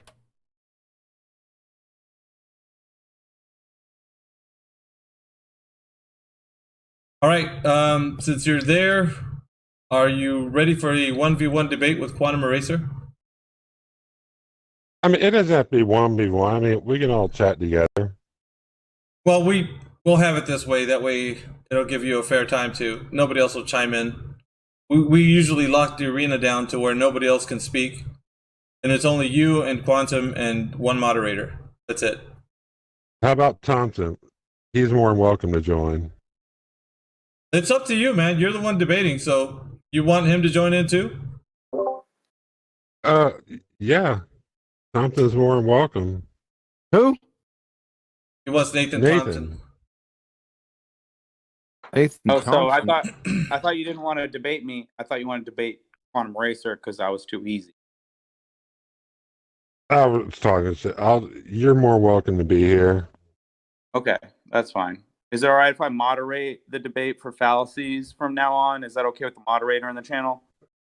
Yeah, that's cool. Excellent. What you do? Well, yeah, but hang on. Yeah, no, it's Jedi, so it'd be up to Jedi. Jedi's hey, the one. Jedi, if you want to do it, I trust you, bro. I know you're good. But basically, what I'm going to do, guys, is I'm going to hold you to cordiality and make sure that all points are heard.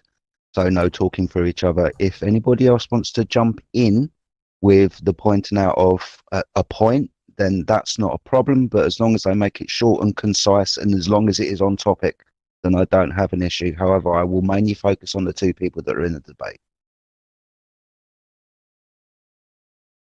Is that fine and clear for everybody? Sounds good with me. All right. Because I don't know the negative exponents. We never talked before. Can I test your science acumen? Sure. First question. Can natural science be conducted without experiment? Natural science is done through experiment and observation. Okay. So that answer is yes? Yeah, I'd say yes. So let's make it clear. You're saying that natural science can be conducted without experiment. Yeah, I'm not going to get trapped into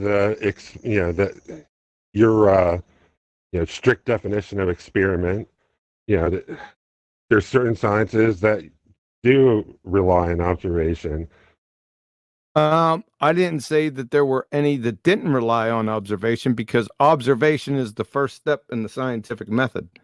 So that is more or less non sequitur. You said natural science can be conducted without experiment. Is that correct? Experiment's part of it. One more time.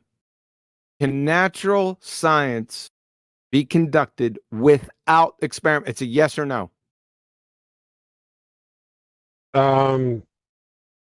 Yeah, experiment is part of it. Yeah, it's needed.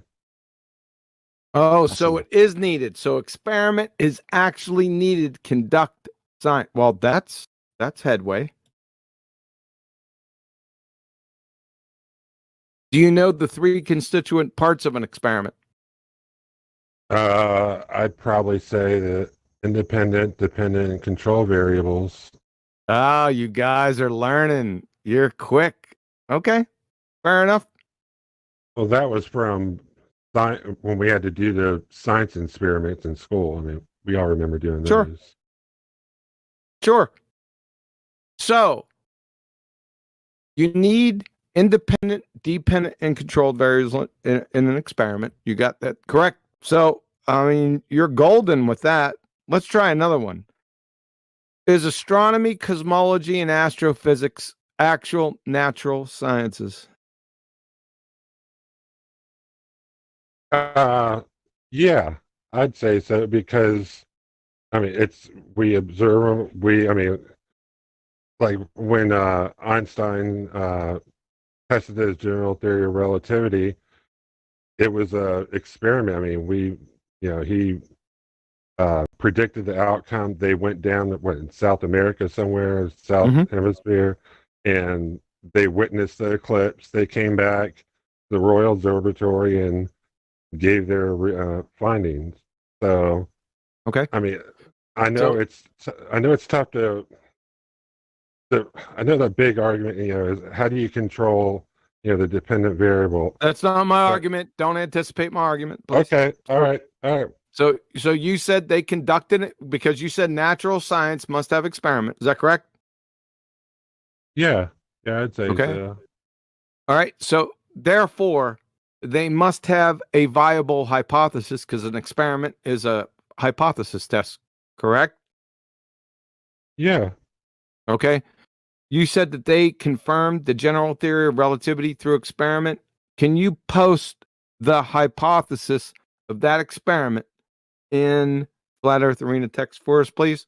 Identify the independent and dependent variables. If you want to give me a second, yeah.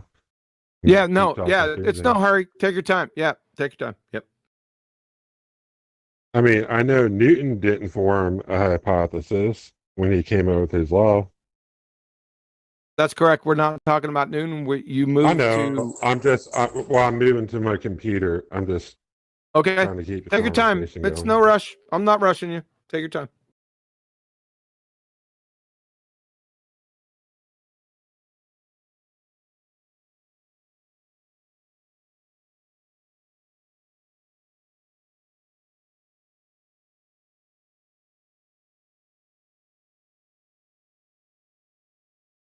I have to say, well done, knowing Newton never formed a hypothesis for the fact that gravity is alleged to be a force, and now it's bending space-time, according to the religion. Well done.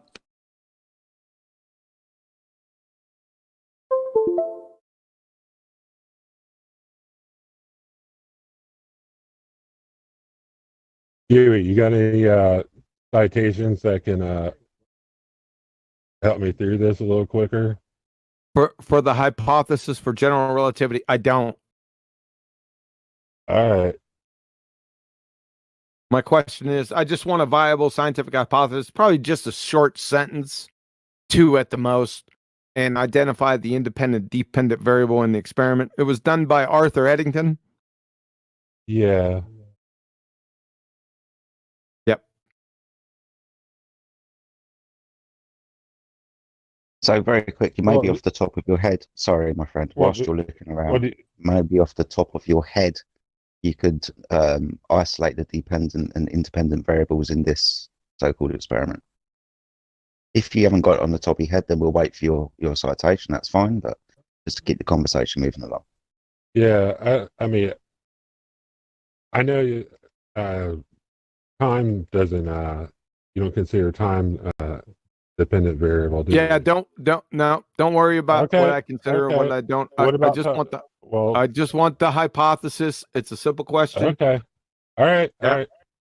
Just identify the independent dependent variable, and I'm not rushing you whatsoever.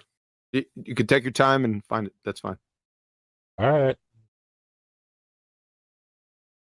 Sorry for the lack of conversation. I'm not going to try to poison the well here. That does nothing. We're just waiting for the hypothesis and the independent and dependent variables identified. That's it.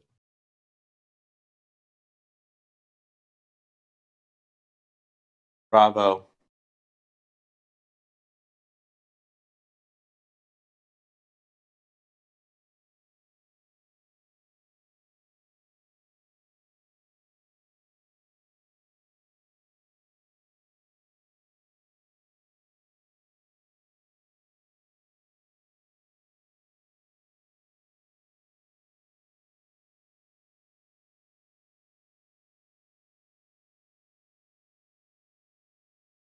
I'm live on YouTube. Someone just called you quantum dementia, and I said if he says that again, he's gone forever. I can take it. I know you have. I know you got thick skin, homie. I just had to throw it out there while we're all waiting for this gentleman to formulate a hypothesis and highlight independent and dependent variables.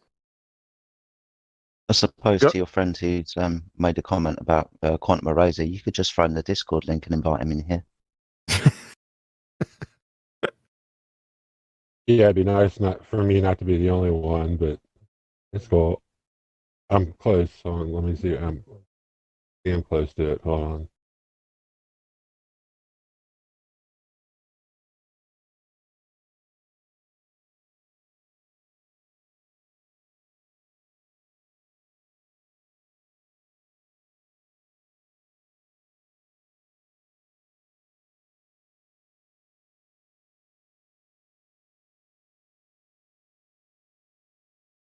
I did see there's a type of star called a sci-fi variable.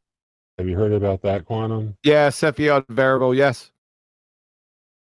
Can you explain that a little to me while I'm looking through this? No, I won't because it's off topic. I want the hypothesis with... Okay. All right. All right, so the leading theory of stellar energy, the contraction hypothesis, to cause stars' rotation to visibly speed up due to conservation of angular momentum. The observation of Seyfeld variable stars showed this was not happening. Yeah, that's not a hypothesis for Eddington's experiment. Well, it comes up in it. I was just going through. And I'm wondering, and this is just while you're looking, I'm wondering, why did Arthur Eddington have to provide an experiment for general relativity? What year was this? In the 1918, is that what it was? 1990. Relativity already had to have a valid hypothesis and experiments validating it before Eddington ever walked into the game. That's my question. Because to have a scientific theory, it already has to be validated by experiment. So and listen, you could go to Arthur Eddington's experiment. I'm just asking this on the side. Why do we have to wait for Eddington when Albert Einstein should have validated it in the first place to make it a scientific theory? Follow? Yeah, I follow, but he did make the prediction of what they were going to test, and it turned out to be, I mean, that's what they found. Yeah, but a scientific prediction is a scientific hypothesis. That's the prediction. So we got a hypothesis now. Say again? So now we have a hypothesis. What's the hypothesis? You just stated it. That I didn't state it. But you just said that was the hypothesis when Einstein made when he predicted that the eclipse would reveal the star, and they went down, they tested it, and came back, and with the results that's what happened. I think it was called. I didn't state the hypothesis. You said prediction. I stated that a scientific prediction is a scientific hypothesis. I didn't give Eddington's hypothesis. My question is, it was Einstein's hypothesis, his prediction. Well, what's his hypothesis? We're going around in a circle. I need Einstein's or Eddington's hypothesis. I know. It's not as easy as it sounds on the fly. Yeah, I understand. That's why I've given you time to go ahead and I just had it was just a question. I appreciate it. Yeah. You're being a lot more pleasant than I expected, so thank you. Well, that's who I am. That's what I do. I'm always pleasant.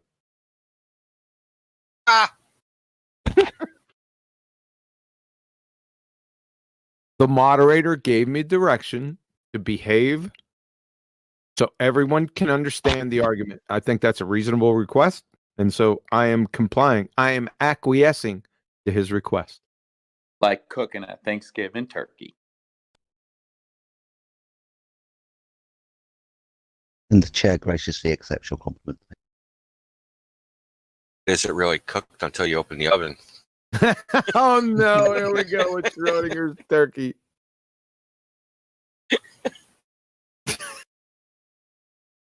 Oh boy.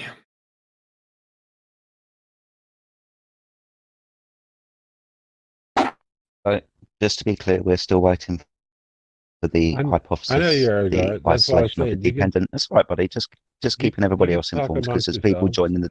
That's all right. I'm just letting everybody know that because people are joining the server and getting involved in the conversation, might be wondering why it's going quiet. So just informing them that we are waiting for the hypothesis at the moment, the honestly, isolation of the dependent and independent variable.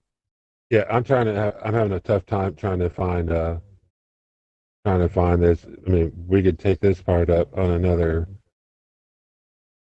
night after I've had more Or time to you could research it. concede you can't find it. Yeah, That's Nathan, fine. I'll concede. I'm having a hard time finding it right now. All right, I'll go that's with fine. that. That's fine. We can move on from that. That's okay. That was. I mean, you made the claim, but I'm going to give you a mulligan because it's hard to find. I understand it. That's fine. What would we like to move on next?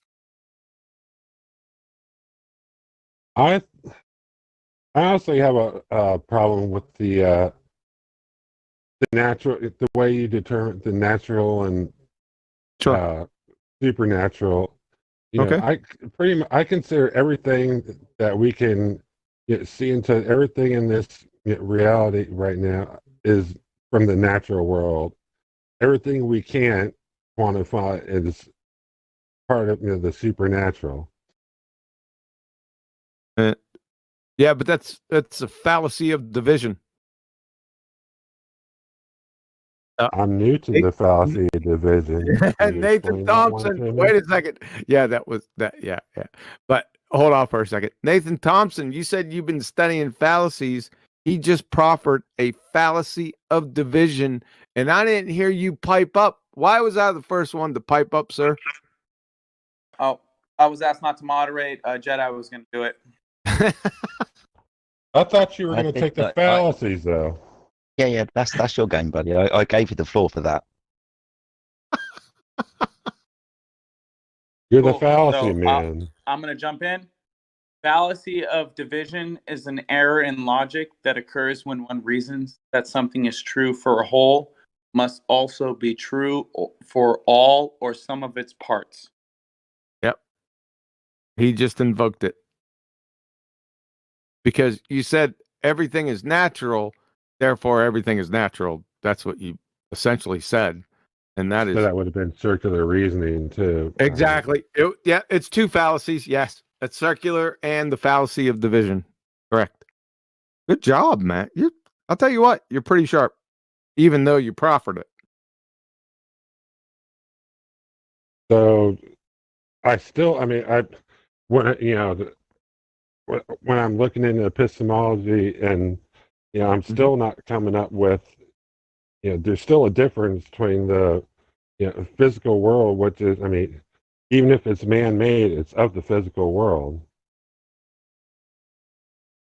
Yeah, but there is a division. You have the supernatural, the physical and natural, and man-made. There are differences there, especially when we're starting to deal with science, because your dependent variable or your natural phenomena observed must be natural. It can't be man-made. The reason being is the effect or the dependent variable, that thing you observed in step one, if it is man-made, then your independent variable, the cause for that effect, is always what? Man-made. It's always man, exactly. And besides, it's not natural. You got a big problem. That's why I designated them differently. I know, and I've looked at your website and gone through, how you can you seem to be you seem to be quite confident you can prove that there is a creator. Mm-hmm. Yes, sir. And I'd like to take a look at, because you brought up the subject, I'd like everyone to take a look at 24/7 Flat Earth Arena text at 11:04 after the hour. And this is from Nielsen, Peter, Natural, Synthetic, and Artificial from NCBI database. It says, as in all scientific communication, precise language is essential for giving and receiving messages correctly. Thus, artificial would generally mean something not found in nature, and synthetic would mean something that is man-made.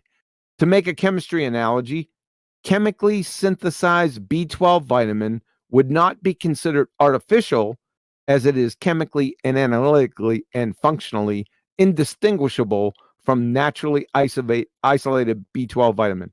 But it is not natural either, obtained from nature. It is synthetic. End of citation. I can understand that, but it's of the natural world. It's not. It's not supernatural, though. No, there's three choices. There's supernatural, physical and natural, and man-made. There's three categories, not two. What is the antonym for synthetic? I was just saying, doesn't that violate the law of non-contradiction, though? Nope. There is no contradiction. I say again, It's not a dichotomy. It can't be a contradiction. Right. So, what is the antonym for synthetic or man-made? Yeah, it would be synthetic. No, what is the antonym for synthetic? Oh. Or man-made. Say again? The antonym for synthetic, if you pull up the thesaurus, would be man-made.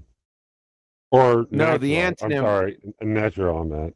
Right, exactly. You got it. So there's two categories already when you already stated that there were three, and you didn't mention synthetic.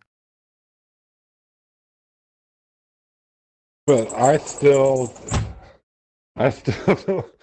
don't. I mean, philosophers have been debating this since since 500 BC with the Socratic method and all that. So, I mean, this isn't a new argument, and we've gone through the various we've had the various scientific methods, and with Karl Popper having his, and everyone then we have the empirical method. There's just not one scientific method. I know you. Yes, there is. There's only one. I know you swear there is. I just don't see it from my reading. Okay, not a problem. Can you provide a different scientific method, then empirically validate something through that method that supports your claim, please? I don't know. What is another scientific method? My position is that there are three indispensable steps of the scientific method. Number one, observe natural phenomena. That gives you your dependent variable. Step number two, hypothesis construction. That is your independent variable and the dependent variable from step one. And number three, experiment, where you take the hypothesis and you add control variables to it. Now, can there be other steps in between? Yes, there are. There's literature reviews. They're mainly administrative steps. But those three steps right there are crucial, indispensable in any method you proffer. Is that agreeable or not? Well, I mean, you can never completely get rid of all the variables. I mean, we can try to control the variables, but you're never going to get rid of all of them. That's not my question, sir. I know. What was your question again? My question is, can we agree that there when you say different scientific methods, there isn't. There's only one scientific method.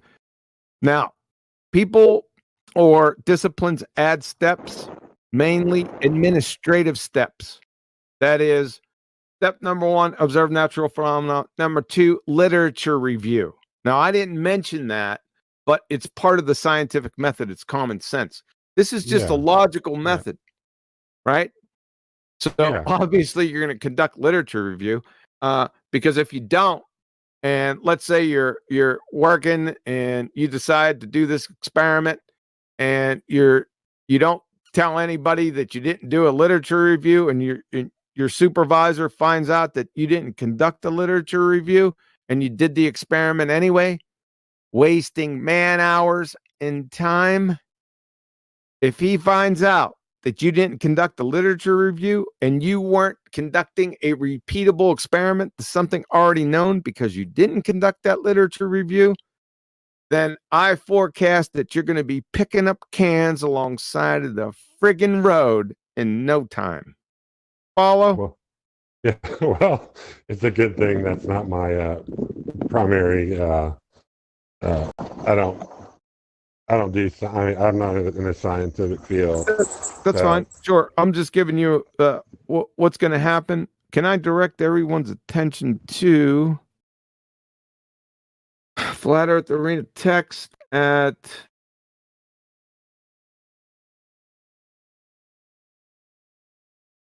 10 minutes after the hour from Anne-Marie Helmestein, PhD, Biomedical Sciences. The number of steps varies from one description to another, mainly when data and analysis are separated into separate steps, but this is fairly standard list of 6 scientific method, singular, not methods, method steps, which you are expected to know before any science class. That means you're already expected to know it. Yeah, I was going to say there with how you emphasized on the singular there, QE, because that's what I've been trying to do. Because if you don't see a problem with saying the statement, there is more than one scientific method or than a scientific method, you're saying there is more than a singular, so you're contradicting yourself. Yeah, in that very statement. I would argue that, I mean, the scientific method is developed over time. I mean, it's about the 1500s is when we started using it. Then the 1700s, it changed a little. And it's been evolving since then. Feynman talked about it, how, people were doing pseudoscience, and, he had his thoughts on it. Now we're, getting into certain, quantum theories that, don't really, they don't really count as theories. But oh yes, they do. Quantum mechanics is the most. Forgive me. Quantum mechanics is the most experimentally validated field in the history of science. There's nothing even close. I mean, I'm interested in that. I mean, but normally we use the Copenhagen interpretation. No, I'm not getting into interpretations. Interpretations are for religions. I'm interested. My whole point is you can't have science, natural science. It can't be conducted without experiment. That's my whole point. That's why we went down the hypothesis route, right? Now, you said you had a problem. We're jumping topics between synthetic, natural, and physical, and the supernatural. Only one category can fit inside the scientific method. Listen, it's the dependent variable, the first step of the scientific method. What your naturally phenomena observe. All I'm saying is that has to be natural. It can't be man-made. And I already made this point. That's my whole point. Not that you can't have man-made things in an experiment. No one would ever say that numpty shit. I ain't saying you did. I'm saying that I get straw man to death with that moronic statement. I never said that. Here's what I say. The natural phenomena observed must be natural. That's your dependent variable, the effect. It has to be that way. It can't be man-made because your independent variable every single time would have to be man. Right? Who caused that effect? Well, man did. IndyCar. What caused that? Independent variable? That's man. Pendulum. That's your dependent variable or the effect. What caused the IndyCar? Man. Or the pendulum. I'm sorry. What caused that effect? Man. You see where I'm going? No scientific experiment. It's not a natural phenomenon. That's your big problem. Not yours, but the general yours. Yeah. So what you're saying is so you can't use man-made instruments to measure and detect? Nope. Okay, I did I'm not. sorry. Exactly what I did not say. I said the exact opposite. The natural phenomena observed, that is the effect, has to be natural, not the things you need to do. Every experiment's going to have man-made stuff in it because man's conducting the experiment, right? It's the antithesis of what you just said. Okay. And by the way, yes, sir. Yes, sir. Well, thank you for that. Are your heels together? No, I'm just kidding. Yes, they are. No, I'm just kidding. How can I put this any more clearly?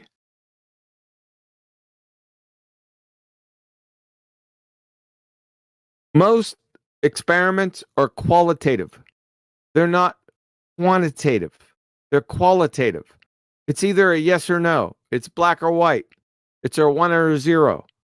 Now you can go and measure after that. That's fine. But the hypothesis deals with only cause and effect. That's qualitative. It's either yes or no, 1 or 0, black or white. Understood? Yeah. I understand what you're saying. That, yes. Sure. Yep. Okay.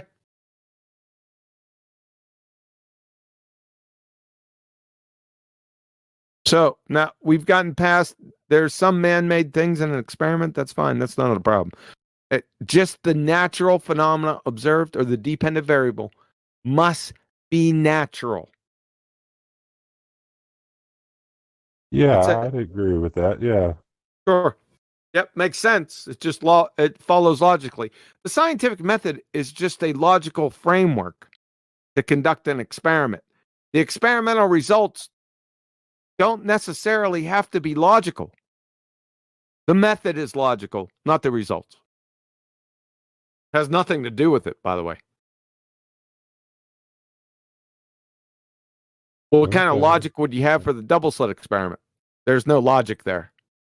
The steps getting there are logical, but the results aren't. That's with anything. So you not believe, or you don't agree with the double slit experiment, or no? It's not that I agree or disagree. It's not a subjective topic. That's why the scientific method is empirical. It's objective. Has agree and disagree have nothing to do with science whatsoever. It's either a 1 or 0, black or white, yes or no. Well, I've also heard you say that science makes proofs, but then I also have you on record saying that science doesn't make proof. Nope, you don't have me on record saying that. I most certainly do. Really? Go ahead. When you're arguing with JM one night, you guys let him on you guys ripped him a new one for his misunderstanding of the scientific method, and he said he taught the scientific method. And QE changed it with, how are you going to teach the scientific method when you don't know the scientific method? I mean, I don't know what you're talking about. All I'm saying is I never said anything like that. Science proves. That's what they do. That's why they do it. The hypothesis is either proven or invalidated by the null. I would never have said that. You're going to have to quote me or provide video evidence of what I said. I know I never said that. Video evidence. It was when you were toe tagging. It was you guys were well. Dan was listing what he had done, and Nathan said, "No, there are no proofs of flat Earth." Well, we're getting off topic. I didn't say flat Earth. I'm talking about science. Okay. Okay. Are there proofs for flat Earth though? There is no scientific evidence for a flat Earth because do you know why? No, I mean, not sure. No. Listen, it's the same reason why there's no evidence or scientific evidence for a spherical Earth, because whether the Earth is a sphere or flat is a what is question. Science doesn't deal with what is questions. Science or the natural science is only conducted with how, why, cause, and effect questions. So neither are science. Exactly. Or have anything to do with it. Sorry, go ahead. No, I agree 100%. You wouldn't say, but my argument is that proof only exists in math and logic. Math and logic. So proof only exists in the abstract? Proof only exists in math and logic. Math. We can't prove the Earth's flat. We can't prove it's a globe. Yes, I can. You just said you couldn't. Sorry, I've got to interject. What quantum has kindly led you down the path of for the last 20 minutes is science deals with and only with the cause of the effect. It doesn't deal with shapes. Shapes would be observation and measurements. The scientific method is not the tool you would use to figure out the shape of an object.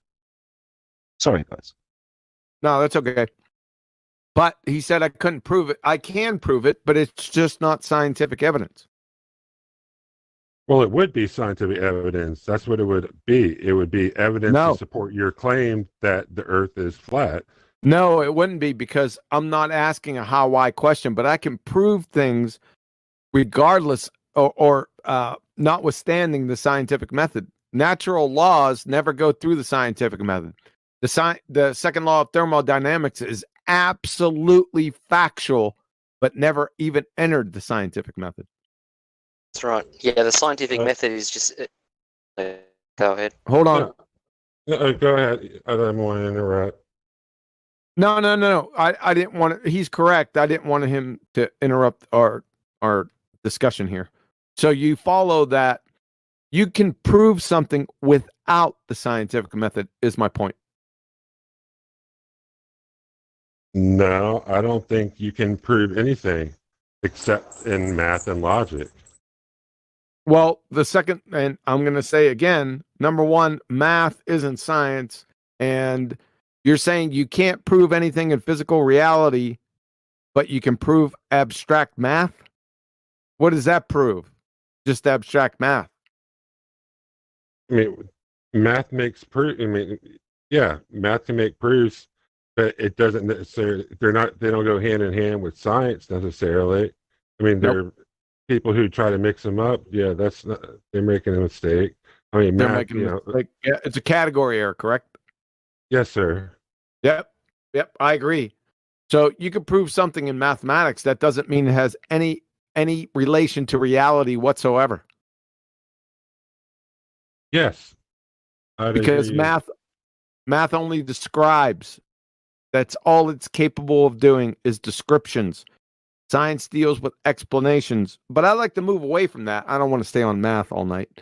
I did say I can prove that the Earth is flat. I did say that. So that positive claim coming from me has to be supported by me, correct? Yes, it would. Right. So I present to you Black Swan. That is my flat Earth proof. I'm familiar with the Black Swan. You're familiar with it?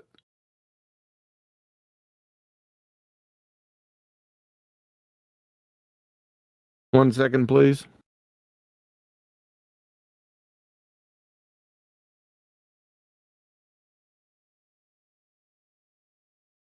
Get the feeling we're all going to be directed to the 24/7 Flat Earth Arena text any moment now.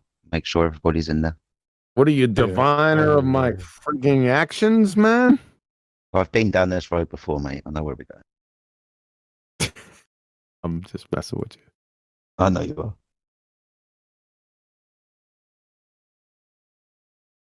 All right. 2 block messages. Good. So you said that it can be proved, things can be proven in logic, right? So I've got logic right here. It's called modus tollens. Yeah.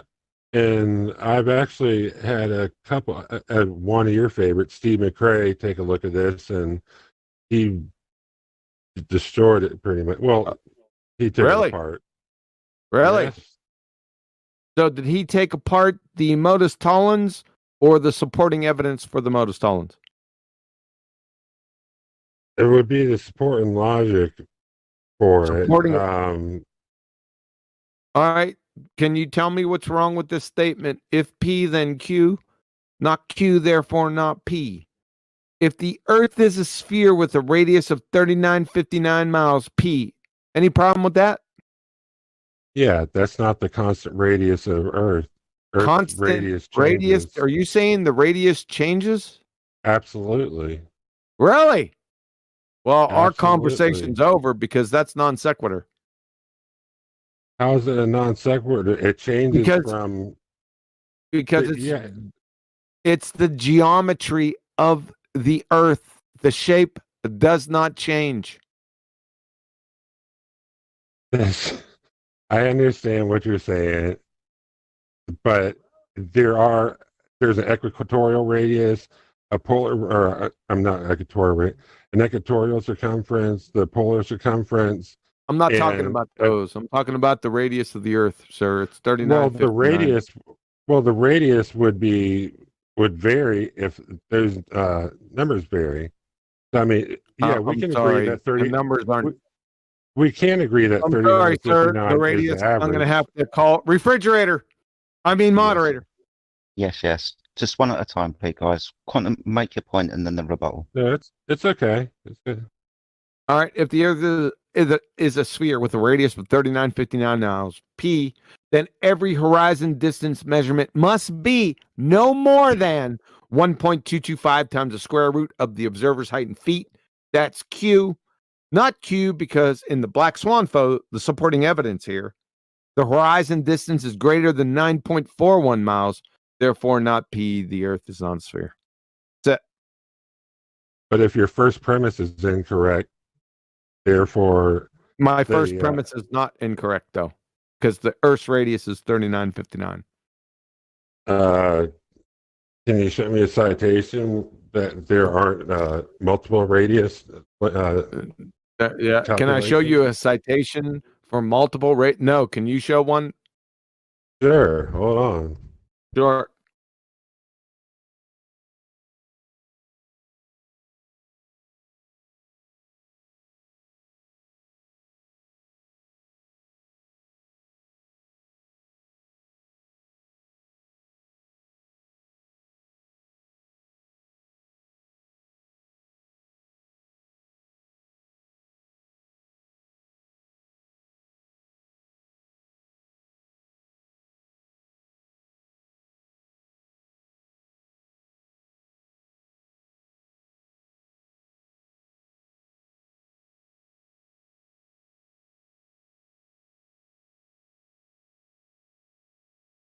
It's just so quiet. He's going to provide the changing radiuses of the Earth. Dude, I'm so excited right now. I'll go back on mute.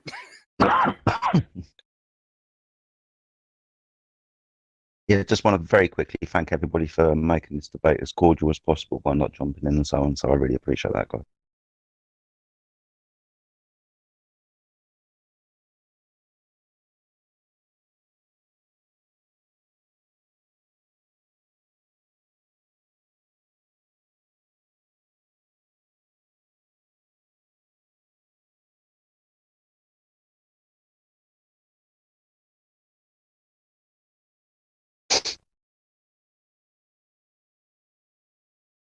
I feel like we need some like elevator music at these times.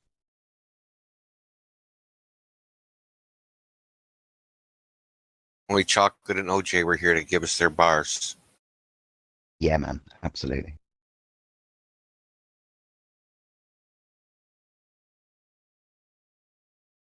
Sorry, just to be clear, we were waiting for I'm the sorry. citation. I'm sorry. I hit. You're fine, buddy. I hit my computer's Discord talk button. Hold on. I just had.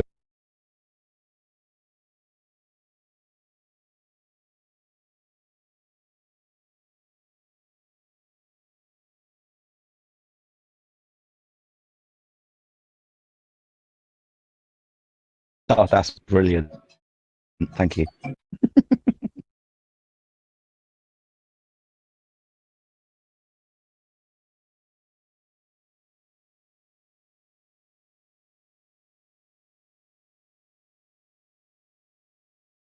At the best, you've disproven the radius. I got At the best, I've shown that there's multiple radiuses and that you can't just use one. Sorry, Radius is a distance. A radius at its core is just a distance measurement. So the Earth's radius cannot change. Of course, 3959, that's an approximation from Al-Biruni, but you're not going to get that far away from 3959 as the Earth's radius. Well, I mean, I just showed that. I mean, there are different radiuses. I mean, we agree that the Earth's not a perfect sphere. I mean, we don't agree. No, we don't agree with that. Okay, well, yeah, that'd be a problem. At all. What's that? I said I agree. It's not a perfect sphere. It's not a sphere at all. Well, yeah, Hold off on that. Well, if the Earth's not a sphere, then somebody better call NASA and redact every single one of their CGI. Am I wrong to say that the one taken at the equator would be the one at the most and the maximum radius? Not wrong. Yeah, So any other one would not matter because that would be the maximum. That's if we lived on a pear and a ball. Well, if we lived on a pear, like they suggest, it would increase a little as we head south. But all I was trying to do is show that there are different measurements for the radius of Earth. So, but it doesn't change the horizon calculations at all. It doesn't change where the horizon would be. Well, that's where they got the that's where they got the radius from in the first place. From the horizon. I'm sorry, go ahead. There's an apparent horizon and the geographic horizon, and we don't see the geographic horizon. It's always apparent. I'm sorry. The geometric horizon is the geographic horizon. Yes, It is the visible boundary between the Earth and the sky. Yes, you have to see the horizon because that's what the horizon definition is.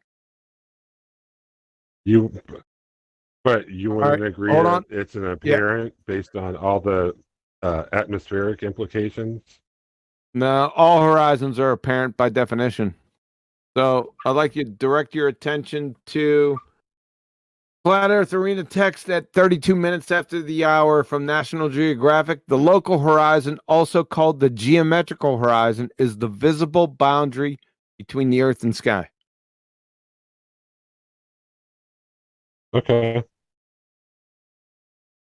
Now, if you can remember what I stated in my argument, and I should have stressed this, but I didn't, and I should have. The most important part of the argument is the second statement, the Q statement. Every horizon distance measurement must be no more than, that's very important, 1.225 times the square root of the observer's height in feet. That's the important part. It can be no more than. Now, it can be closer than that due to many factors. Waves, storms, whether you want to invoke some atmospherics, that's fine. It can be closer, but under no circumstances or conditions can it be further than 1.225 times the square root of the observer's height in feet. Just basic geometry. Okay. Nathan, remember when you used to use the U.S. Coast Guard's sight distance table, and you used to use that in all the debates? I've got it right here, and that doesn't match up with this. Yeah, I remember that. I also remember when you said I was too easy to debate, that you wanted to debate Quantum Racer, and now you're stopping the debate. No, Quantum I'm just Racer. asking. Well, because you know what I'm talking about. Yes, the geographic range table from the United States Coast Guard lists distances that we could see that would be impossible on a globe if we had a geometric horizon, which is what Quantum Eraser was saying. So the USGS is wrong or right? No, the distances they list that we can see at sea level are correct, and they debunk the globe argument. So I wouldn't submit evidence that was wrong. I'd submit evidence that supports my argument. And it does, which is what Quantum Eraser is saying. There's no geometric horizon apparent based on atmospheric conditions, but on a ball, it would be no more than 1.22 times the square root of the observer's height in feet.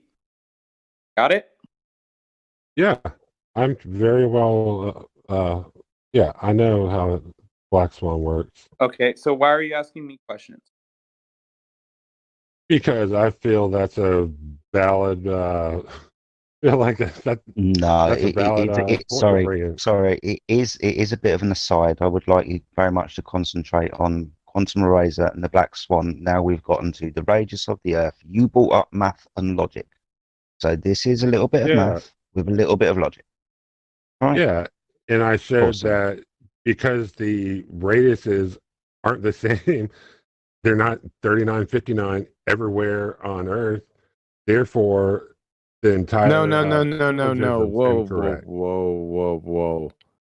Everywhere on Earth, there's only one radius value. Now, their estimates, they range from 3959 to 30 or 3963. Some other ones, but they're not materially different from each other. The radius is simply a distance measurement from the center to the outer edge. That's all they are. Yeah, no, you're correct. It would be at each location on Earth, there would be one radius. Another concession. Thank you, negative. Can I jump in real quick? So Steve McClown of the Clan McClowns couldn't debunk a soup fucking sandwich. Number one, you're not dealing with my argument. Is the problem? We haven't even got to the bye-bye ball picture yet. The logic is sound. There's no question. It's based on the geometry of the radius. That's it. There's no question here. Can I jump in real quick? If it's on point and very short, yes. Yeah, of course. Jump in. Yeah, I was just gonna say, negative exponents. If the Earth was an oblate spheroid with an equatorial bulge, you concede that the max radius would be at the equator, right? Well, they say it gets a little wider below the equator, but I mean, Sure, yeah, okay. I pretty much concede, yeah, at the equator. Okay, so what would the radius be there? Let me see. The equatorial radius is 3,963 miles. Okay, so let's add the 4 miles to the modus tollens and say if the Earth is a sphere with a radius of 3,963 miles, then every horizon distance measurement must be no more than still 1.225 times the square root of the observer's height in feet. Okay? So since that's not the case, not P and then not Q, it doesn't change, like I said, doesn't change the calculation for, it's a negligible difference. You're splitting hairs here. I was just showing that I know it's a red herring. So can we move no, past it's not a red herring. I was showing that the premise that if P is in, that's why incorrect QE's value. thing says no more than That's why it says that. Because it can be less than.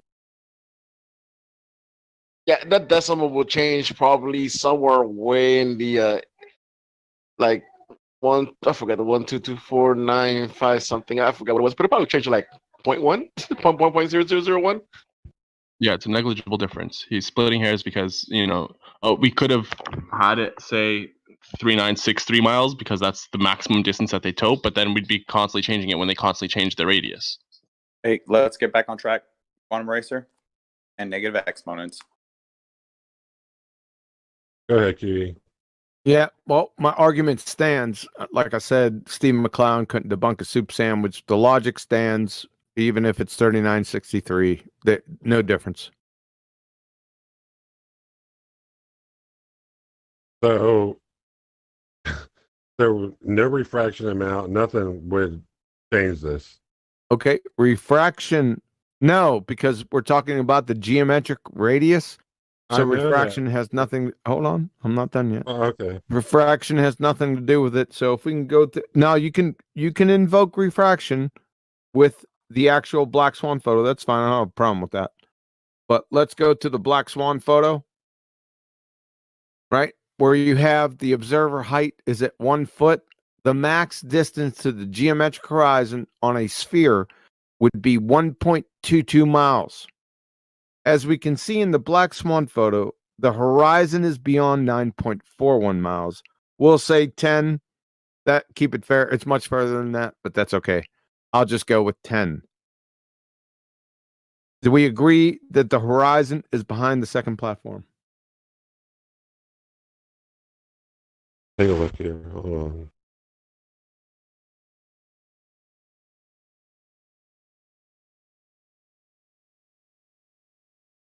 No, I'm sorry, I didn't hear you. Let me take a look. I thought it was down at the bottom. It looks like it's up a little bit. Hold on. Okay.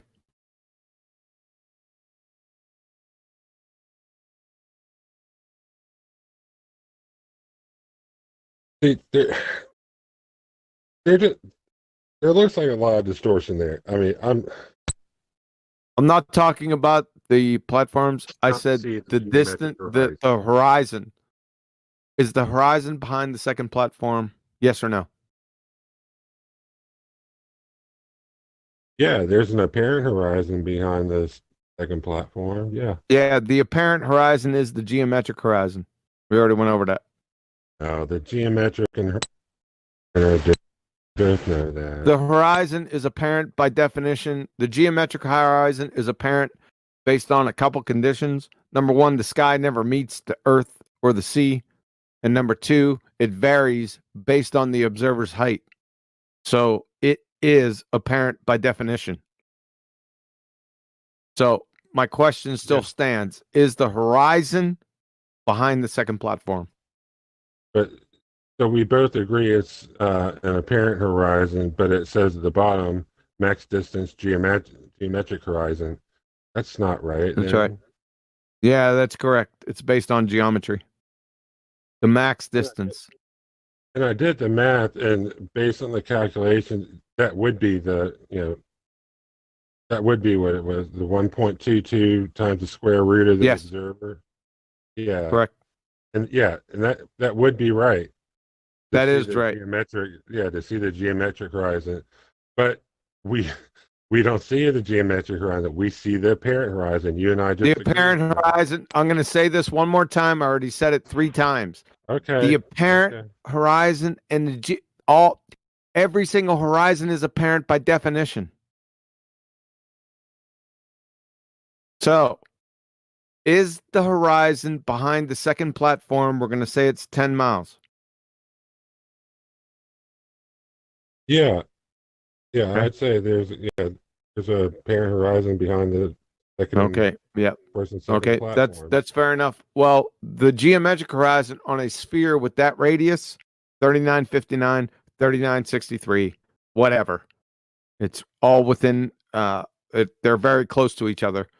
The horizon in the black swan photo is 10 times further than it should be. Now it's a lot further than that, but I'm only going with 10 times. That's a problem. You know why? Why don't you let me tell me?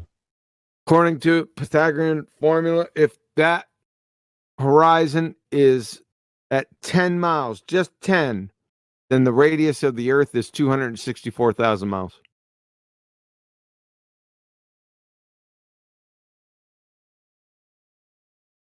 So that implodes in the get to the entire moon on a pogo heliocentric stick. collision. Say again? You could get to the moon with a pogo stick. Now, you did invoke refraction. Am I correct? Yeah, but I'm not gonna get it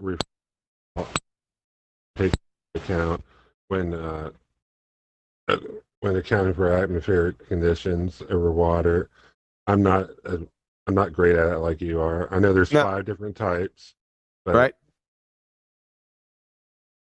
So you're not going to invoke refraction. So the question still stands: why is the horizon 10 times further than it should be? I mean, I'm sure it has something to do with refraction, but I can't explain it right now. I'm not a black swan expert. Fair enough. So I'm going to be honest with you. I don't want to. No, that's fine. I want you to be honest. Yeah, that's a good position to take. That's fine. We can stop with it right there. That's fine. Sounds good.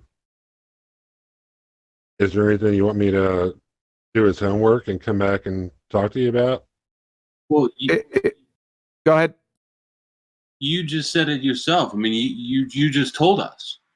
You said, "Oh, I'm sure it has something to do with refraction, but I just can't quantify it or whatever." So why don't you go ahead and do the research yourself, buddy, and come back with the answer?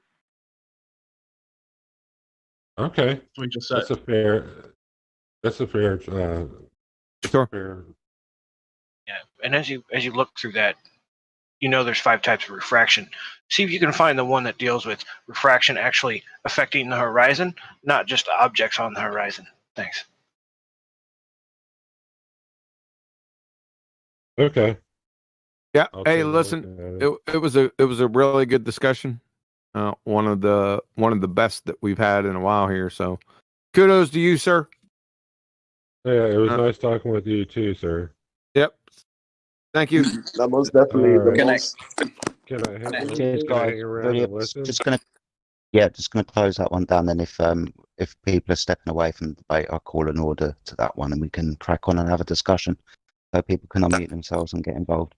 Thank you, Quantum Rose. I really appreciate that, and my friend who I can't see your name because you just got lots of squares on my phone, but I appreciate most full-heartedly your honesty whilst taking part in the debate. Thank you for joining us.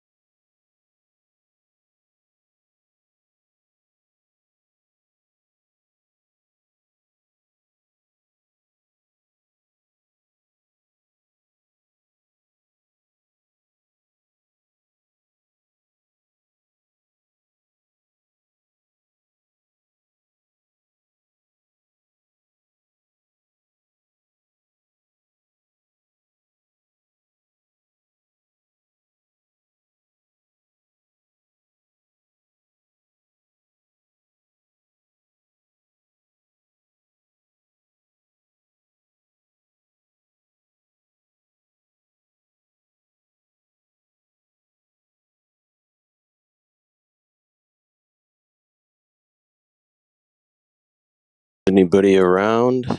Anybody on? Anybody able to talk?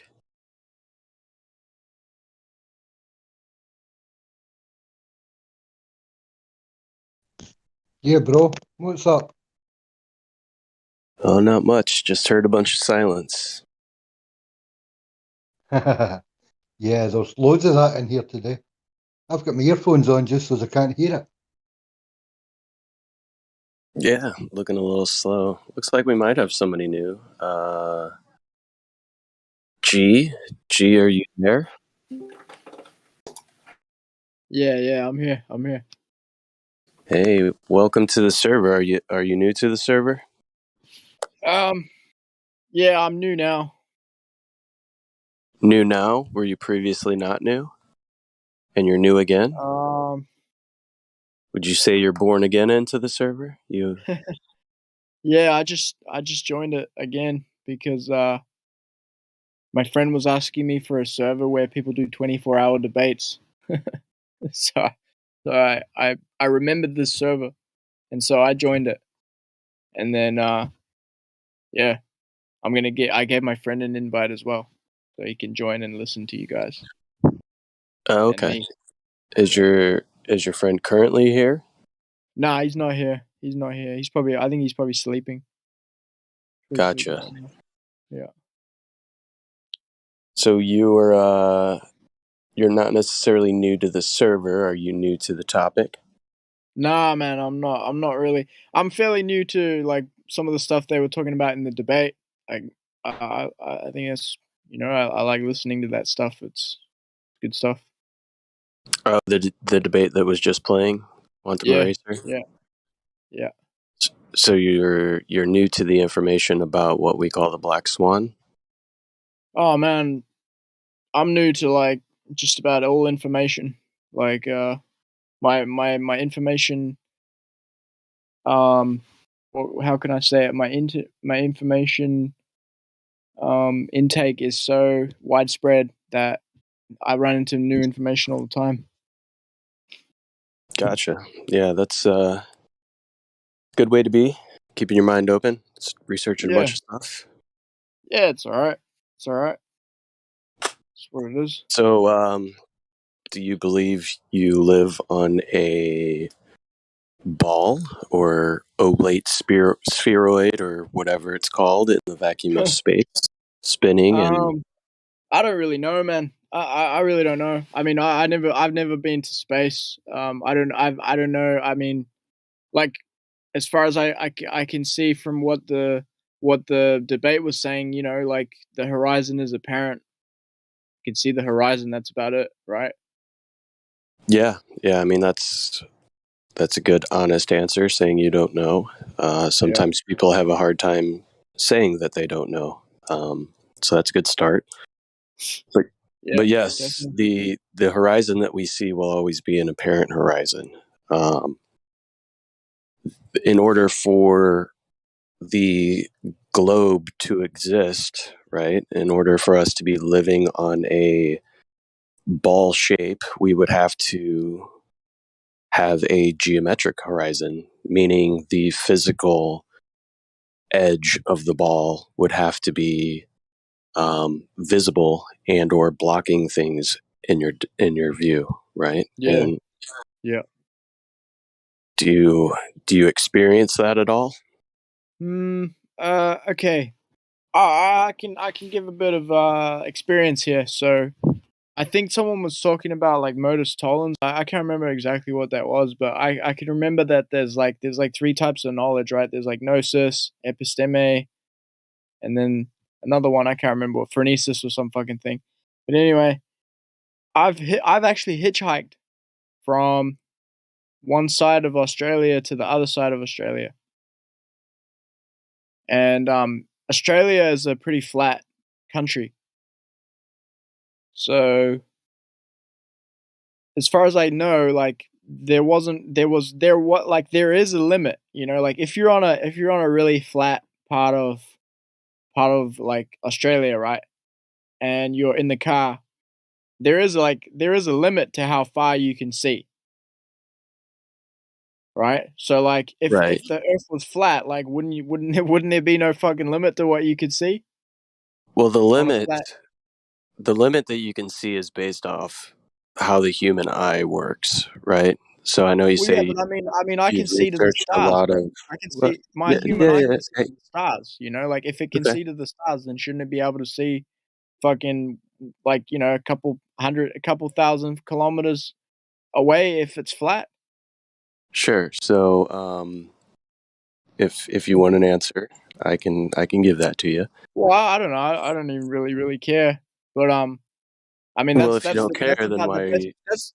That's about the why are best you here? argument I could give. Right. That's about the best argument I could give. Is I've literally hitchhiked it. I've looked out and and it's a flat part of the planet and I can't see. Why? You're telling me it's my eyes, but I just told you I can see stars millions of light years away with my eyes. So that So doesn't make how He sense. have was you? just gonna tell you, but Hey, you hey, won't hey! stop Just for a talking, dude. second. You gotta stop for a minute if you wanna know why. He was just gonna tell you. Well, I don't Yeah, I even can get. I don't even Then you say you What's the don't care, point of but then being why are here? you here, bro? I don't even know enough about it. I need someone to gently break me in. I don't want someone to go rah He rah was just rah. gonna tell you, bro, but he can't. No, Yeah, you I need to was. chill, bro. Hey, You need to chill, brother. I'm chill as so fuck. well, I started to explain, and you immediately cut me off, but I let you go. So if we're Well, mate, respectful, you fucking can. bro, this is Australia, bro. We cut each other off every day of the week, mate. We fucking talk over each Okay, other. then I This can is just sit here and talk over you, and then I can just well, not allow sweet you as to brother. speak, and I can Sweet just as brother. continue to Kick talk, back. and then we We can talk over have each a other like non-productive a couple of fucking Africans in here. conversation, and then this is going to be real productive, and this is going to Have be you ever? awesome, right? We're just going to sit here and talk over each other, and nobody's going to be able to learn anything. Well, Well, if you say that you can see the I'm here to stars, talk about flat Earth. millions of light years I'm here to talk away, about flat how have Earth, you all right? established the distance? But How have you I'm trying established to. the distance to the stars, knowing that they're millions of light years away? How was that measurement made? Because you claim that you can No, see I got a question. Yeah, millions all of right. light I got a years. question for So, you. I got so a that's a question for claim. you. No, well, Yeah, you I made got a a question claim, for you. so I'm asking you Yeah, all for right. evidence. All right. Yeah. I got a question for you, all right? Who said light years was a measurement? Is light years not a measurement? Is it?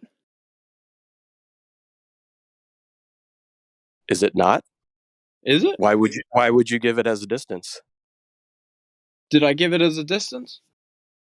Yeah, Can you prove that? I could go back and listen to the live stream and All right. rewind it. All right. If you didn't claim light years, what distance are the stars? How far away are they? How would you substantiate that? Well, how do I know that distance even exists? Oh, so we're going to play the how do I even know that anything exists game, which is pointless to have a conversation with somebody that would Well, not even. don't have a conversation with me. I'm here to learn and listen, mate. You know, you're welcome to fucking listen. Teach me something, but I'm not going to have a conversation and be taught at every little twist and turn. I'm too stupid for that. Interesting. So you're here to learn, but you're too stupid to learn. I'm just being honest. I'm just being honest, bro. If you want to be, I can tell you about the angular resolution limits of your eye, which is why you wouldn't be able to see forever, as you were claiming that you would be able the to. the angular resolution limit. Angular resolution limits of your eye, yes. Do you understand that things get smaller in the distance as they go further away from you? Have you experienced that in the real world? Only when I'm seeing with two eyes. If you close one eye, do things not get smaller in the distance? If I close one eye, my perception of what is small and what is big in terms of distance is not the same. Slightly different, but the street light further away, does that look smaller than the street light that's right next to you? Regardless of how many eyes you're using? No, not if I close one eye. Oh, so that distant street light automatically becomes 11 feet tall, like the one that you're standing underneath, the minute you close one eye?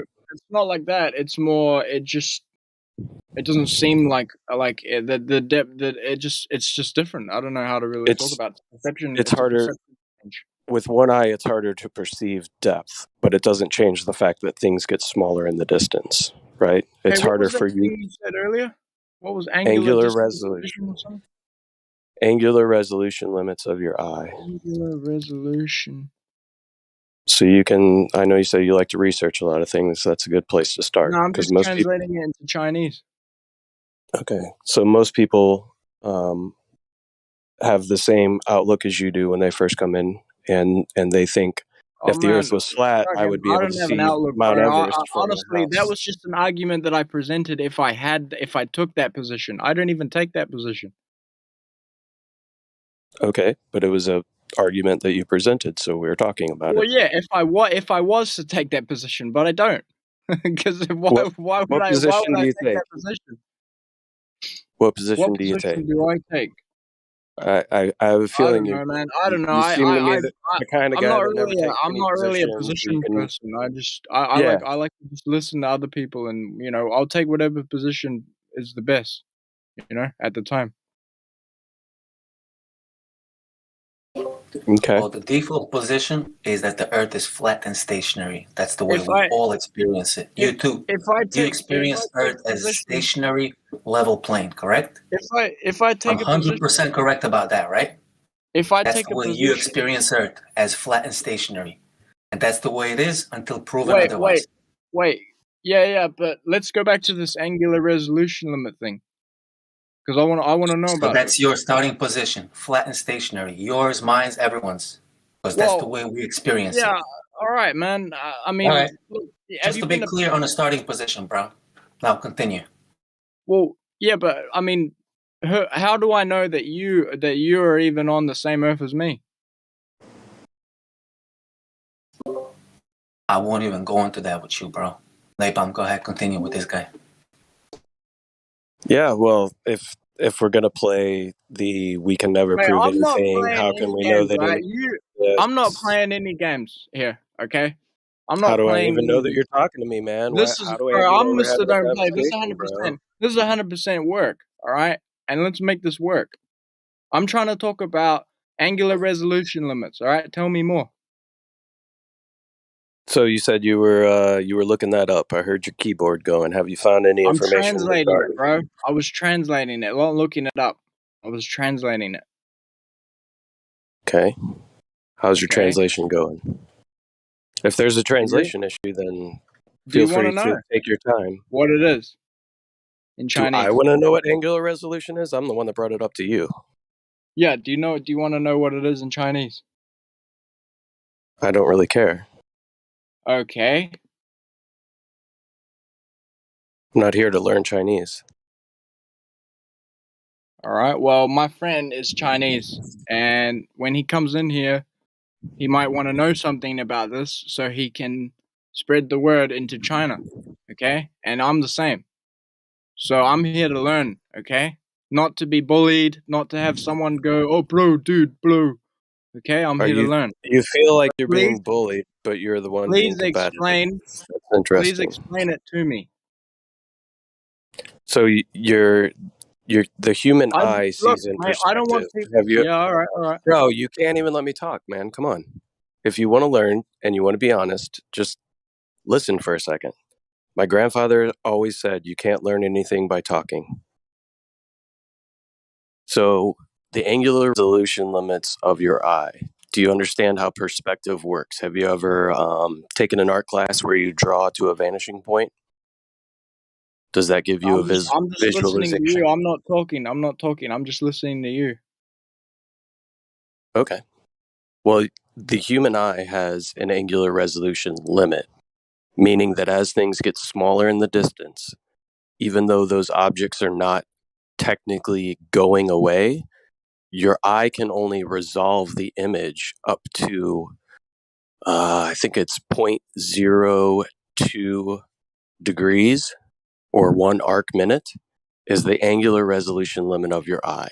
So an object is still there, but your eye cannot physically resolve it because it has become too small and the angle from your eye to that object has become too acute for your eye to resolve the object because it's. Yeah, all right, fair enough, mate. Fair enough. Does I that make understand. sense? Yeah, fuck yeah. Okay. That's why when I was hitchhiking across the flat plane, I couldn't see. Right. And a lot of Yeah. people have confusion when it comes to this because they think if the earth was flat, you'd be able to see something like, Paris from New York, right? Because they have been taught that they can see stars that are millions of light years away, so they Yeah. think that their eye can see forever. Yeah, fair enough. But in reality, you have an angular resolution limit to your eye. We learned that in art class when we learned how to draw in perspective. Yeah. Because that's how we view the world, Yeah. right? Yeah. So when we were taught that we were able to see stars that are millions of light years away, we have been we have been taught that, but we were never taught how any of those distances were garnered. Meaning we were never shown how any of those distances were measured.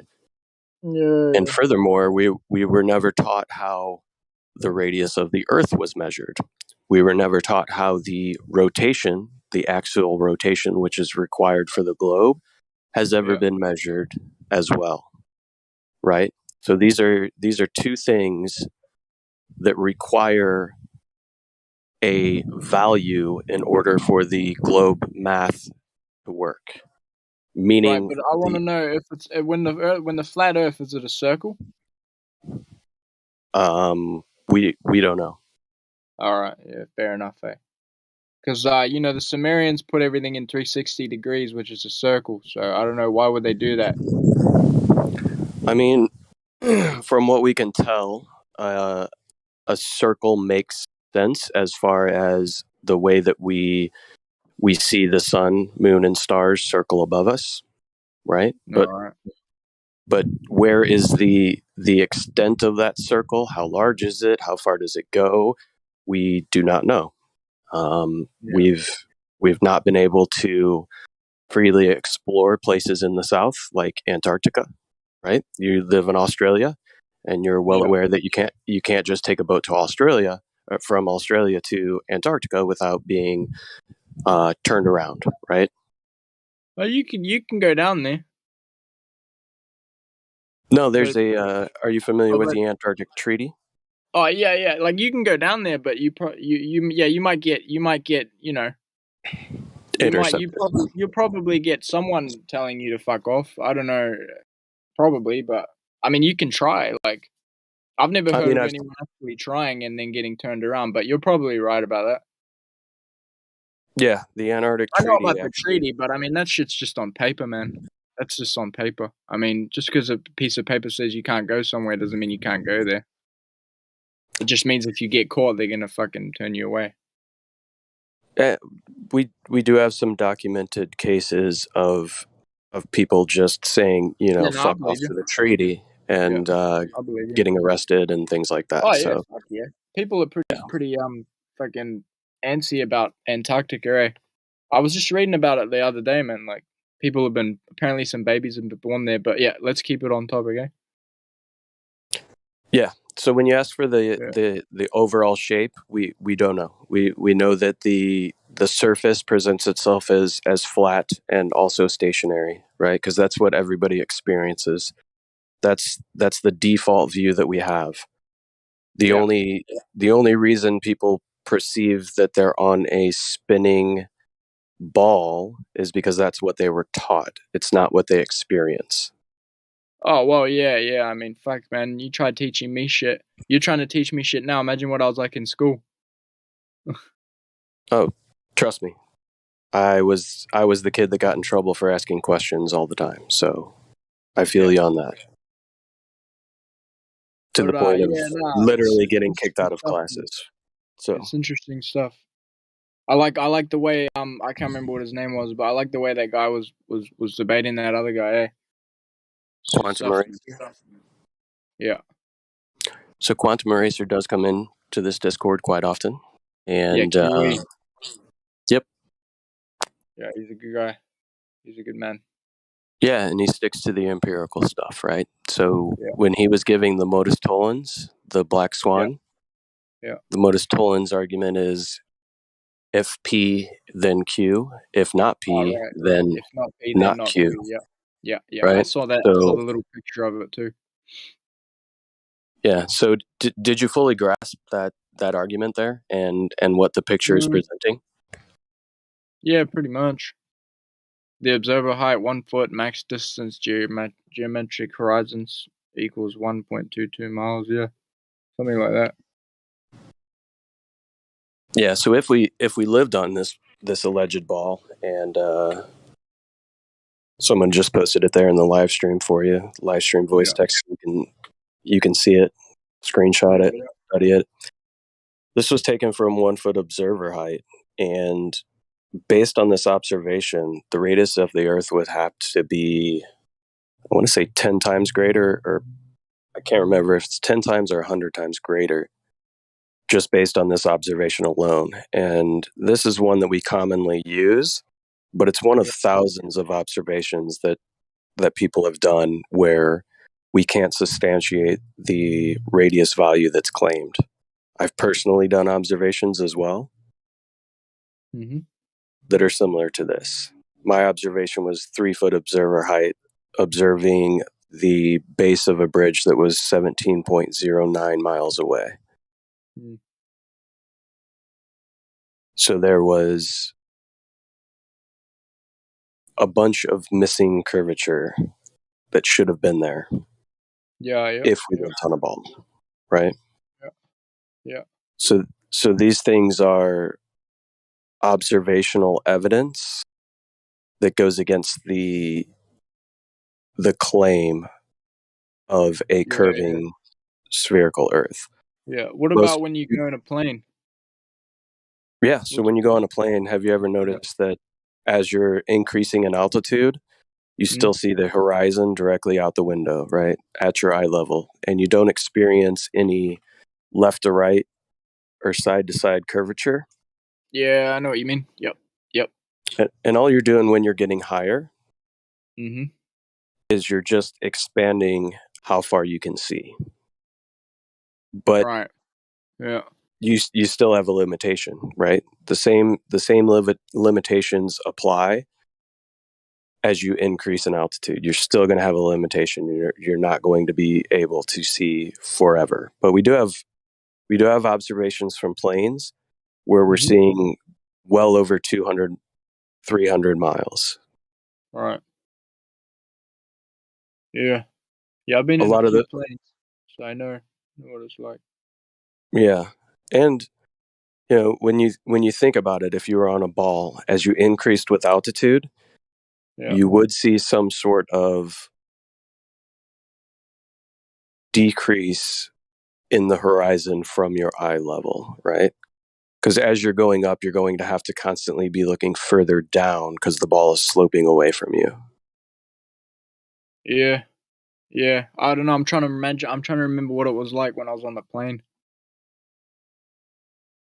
But yeah, I don't know. I always wondered why it was like that when the plane, takes off. Like, is it going on a diagonal, or is it like going straight up or whatever?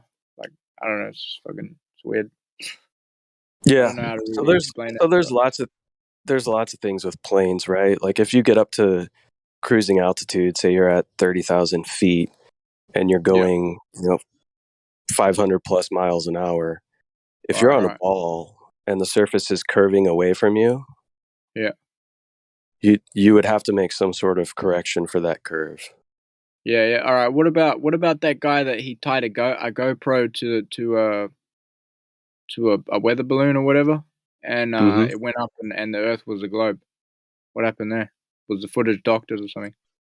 It's not doctored. It's just shot through what's called a fisheye lens, which Oh, bends. right. I see what you're saying. Yeah. Yeah.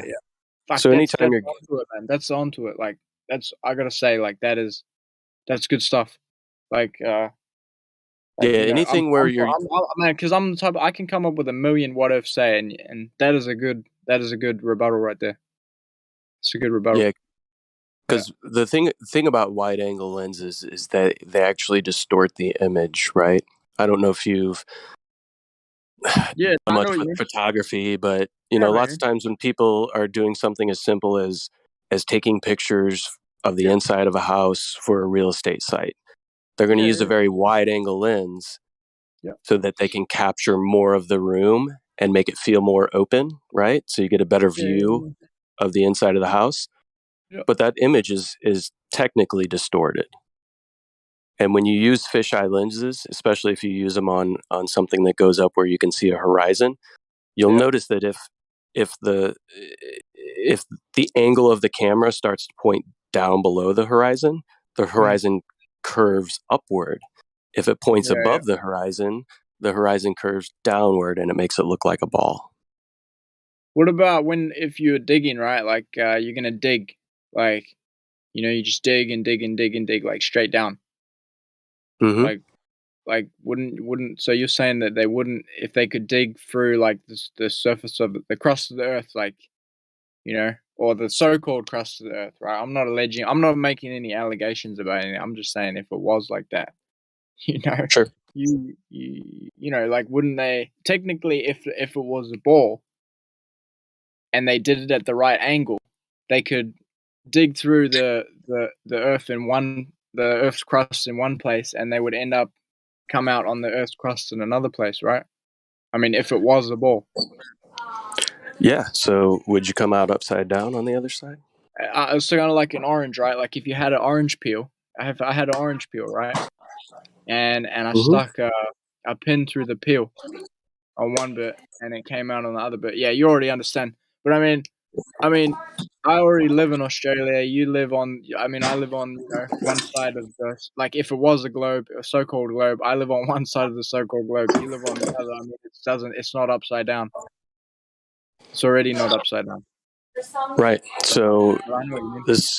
this is a hard concept, right? And I feel like a lot of us struggled with it when we were kids, right? You think, well, how do Not people in really. how I didn't do struggle people in with it because Australia stick to the ball, right? Because well, I we mean, all thought up was up and I down grew was up. down. I grew up I got to grow up in America and Australia, so I didn't really wonder about it. But yeah, I know what you mean. I know what you mean. Yeah, and as far as digging is concerned, as far as we know, the deepest that we've ever gone is just shy of 8 miles. Right. Yeah, they're not gonna do that experiment Which- anytime soon. Yeah, and if you compare that to pushing a pin through an orange, like you were describing, The crust would have to be really thick, eh? yeah, imagine barely even getting not even an eighth of the way through the skin of that orange, skin. but Yeah. assuming what the middle of it looks like. Yeah. That hole in Russia, right? The 8 miles. That hole in Russia. They got that Yeah, hole in it's Russia where they dump the called nuclear waste. the Great Kola Borehole. Yeah. All right. Fair And enough. and that's as far as they could get, and that's pretty equivalent to the depth of the deepest part of the ocean, the Marianas Trench. Yeah. So where's the edge of the Earth? We don't know if there is an edge, and we don't claim an edge. Fair Most enough. people Yeah, I know have, what you mean. most people have a common misconception about flat Earth because of Oh yeah, hell yeah. Because of what people have been past told. things. Yeah. Yeah, a Because lot of of the people think guys that on here. flat earthers believe that the Earth is a disk floating in space with the normal solar system as we've been taught. But this is an extremely incorrect Yeah, I know viewpoint. exactly what you're talking about. Yeah. Yeah. That's what I tell people, the same thing. I say, look, mate, the Earth is flat. It just might look curved from a different perspective, or like a different way of measuring it or whatever. Like it might appear to be curved, but that doesn't change the fact that it's flat, because of when you use all the empirical stuff like what you're talking about, it's flat. It's fucking flat. Yeah, I mean, when you think about it, right? So you're in Australia. I'm currently in the United States. Yeah. Right now, down for me and down for you are the exact same direction. Well, yeah, I mean, this is some. You're getting into some really interesting stuff now because this is some stuff I've been talking about for a long time, right? And I've often told people, I was like, look, you guys have been taught that shit. Do you know that there was the native people of New Zealand? They're called the Maori, all right. And for them, okay, in the way they perceived the world before they encountered Europeans and all this shit, right, was that what we call up for them, like north was down and south was up for them. So Well, what you're so talking my about, how down and up and all that, that's stuff but that's what you've been taught, mate.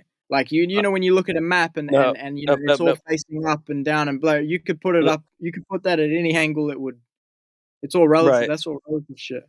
That's why I'm saying like down for me is the same as down for you, right?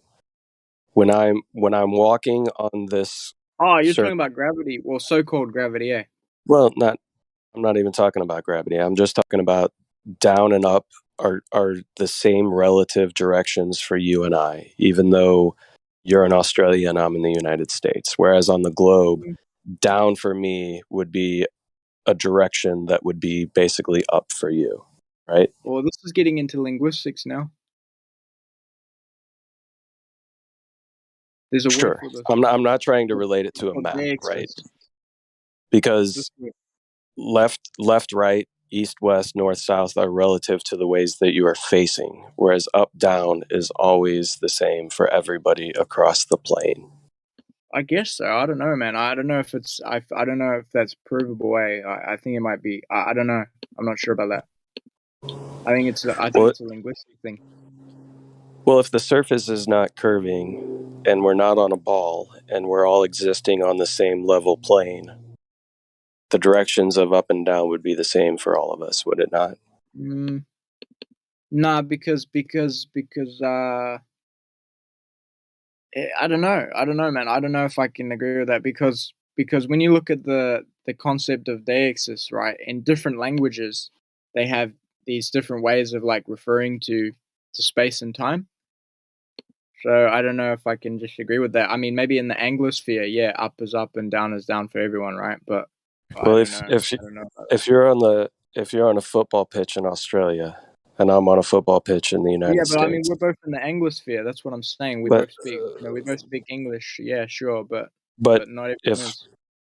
even if we had no language to communicate, if you dropped a football and I dropped a football, they would both fall in the same direction. Well, yeah, but if we had no languages to communicate, there wouldn't be no football. I'm just giving it as an example. Well, yeah, but I'm just saying that if we didn't have language, then there wouldn't be any football. Have any language? Let's say we took a rock. You don't need a language for people to understand what a rock is, You right? need a language to have a rock. You need a language to have a rock. You need English to have a rock. You need English, actually. Yeah, but language. That physical object would exist regardless of what language you use, Well, or yeah, if but you had no rock language. but rock is a label. Rock isn't the physical object. That's the thing. And physical objects. I'm Man, using this language is a big only debate, to bro. This is a describe. big debate. I know what I'm you're doing, but using- you need to cover all your bases, man. If you're going to be a true flat earther and you're going to refute all points of contention, you need to delve into this, man. I don't need to delve refute language and the concept of languages using to describe things in order to give a description. This is a very old argument. This is a very old argument about labels and physical objects. This is a very old argument. I can bring up like 3,000-year-old classical Chinese texts about this stuff. They're arguing about it. I was arguing about it the other day. But And the I'm telling language you, itself. there's no language, mate. There is no football. There's no rocks. There's none of that shit. I understand where you're going at, but this is an argumentation of semantics. Yeah. Well, semantics is fair game, mate. If that's what you want to argue, I'm trying to argue empirical evidence that we have that the Earth is flat and stationary. Well, yeah, but what's your empirical evidence that rock is anything more than a label?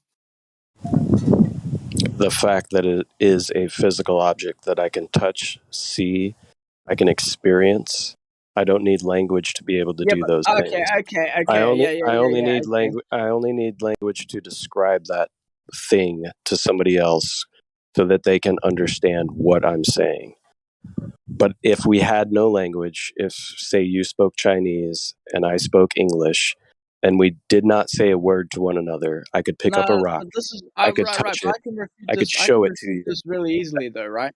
I can The refute rock, this really the rock easily. does not necessitate a language in order for it to Yeah, exist. it does. Yeah, it does. I can easily beat this. Watch this. Okay, so if I ask you to give me the rock, okay, there's other things than you can give me than a physical fucking mineral fucking thing like what you're referring to. If I ask you to give me the rock, you can give me Dwayne Johnson. That's why I'm saying it's just labels, man. You're missing the point. I'm just trying to describe a physical object that is being dropped in order for you to understand the concept that I'm trying to get across. Okay, now, go on. the physical object exists regardless of whether language exists or not.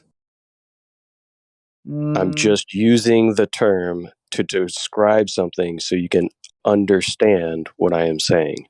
I'm merely giving a description that is very easy for most people who speak the English language to understand what I'm trying to say. Okay, let me look at this thing that I was reading the other day, and you can go on. You can keep talking. I just wanna look at this thing.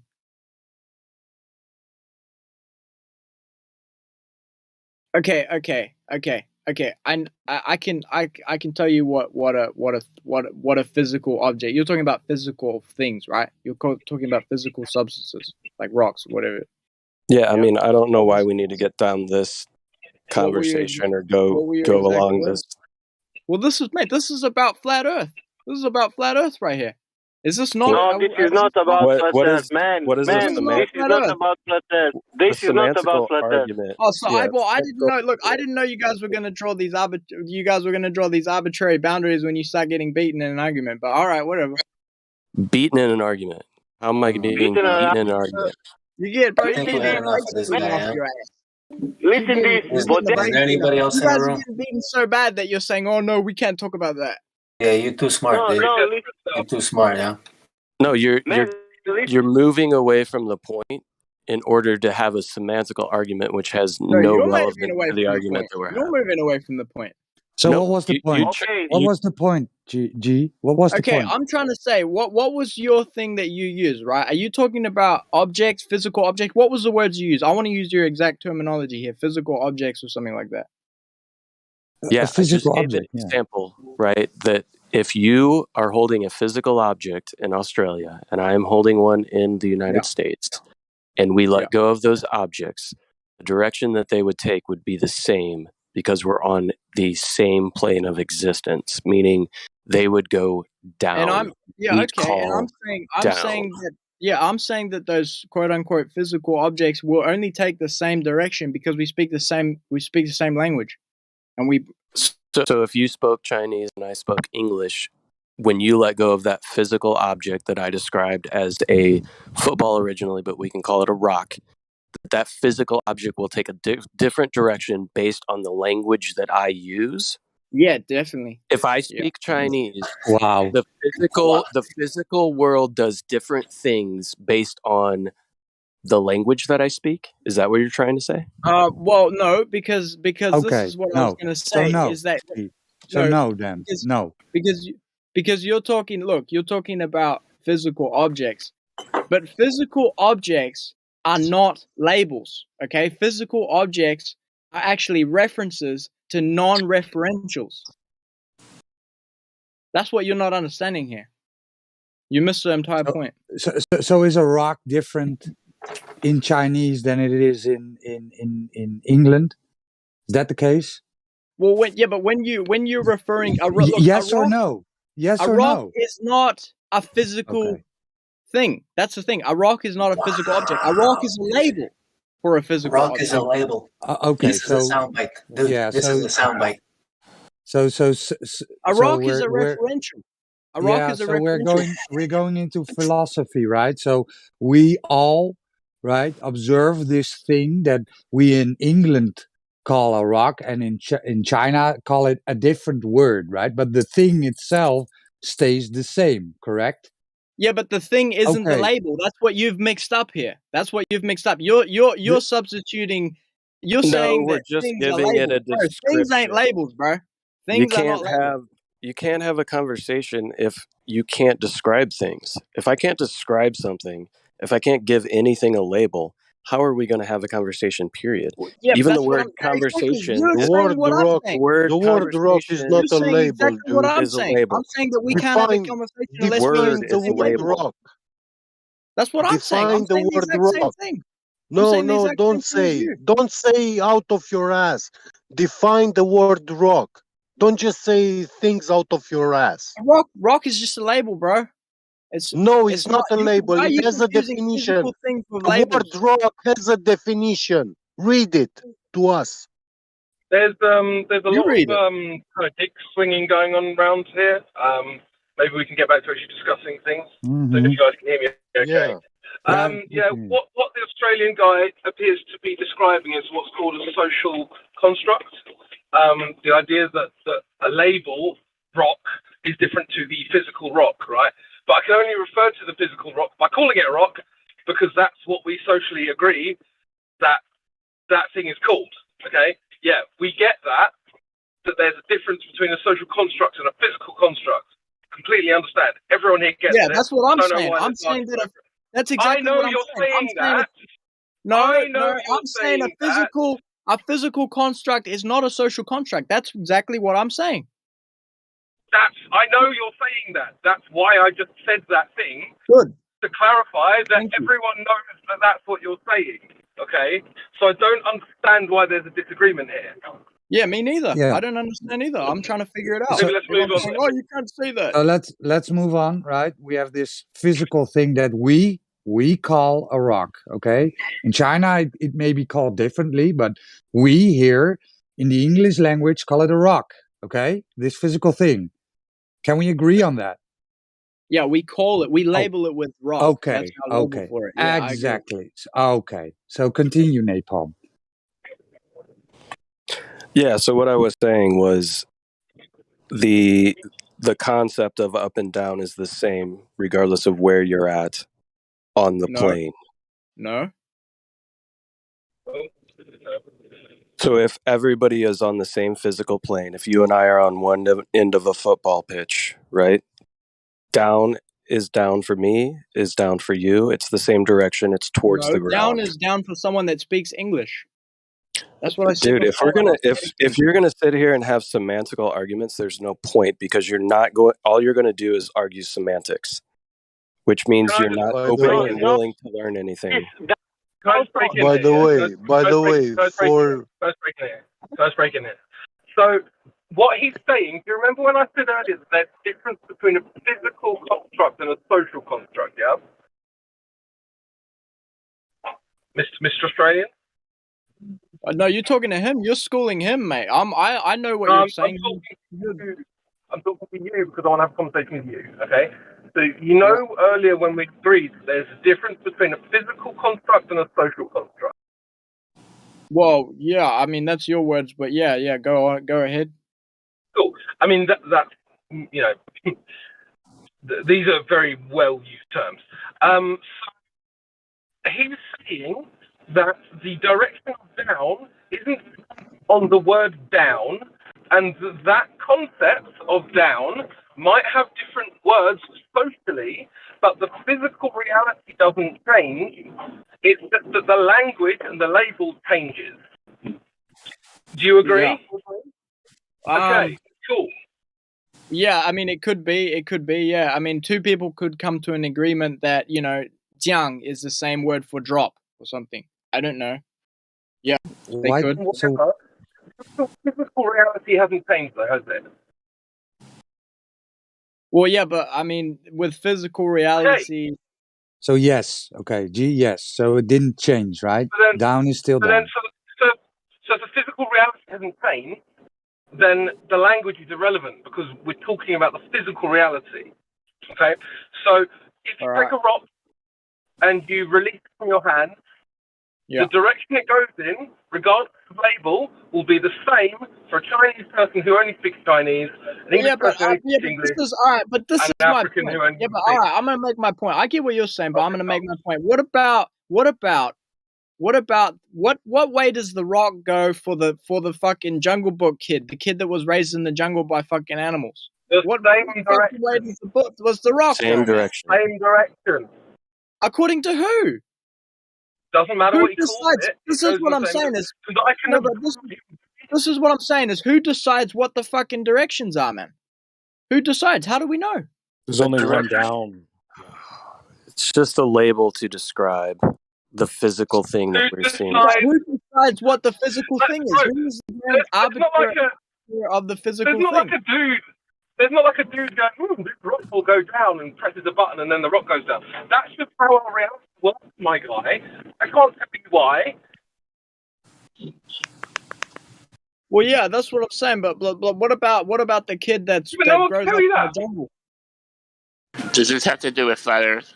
The physical. You're saying that the physical direction of that rock dropping is going to be the same for the kid that grows up in the jungle raised by animals or whatever, and the person that speaks the language. Yeah, okay, I understand that. Yeah.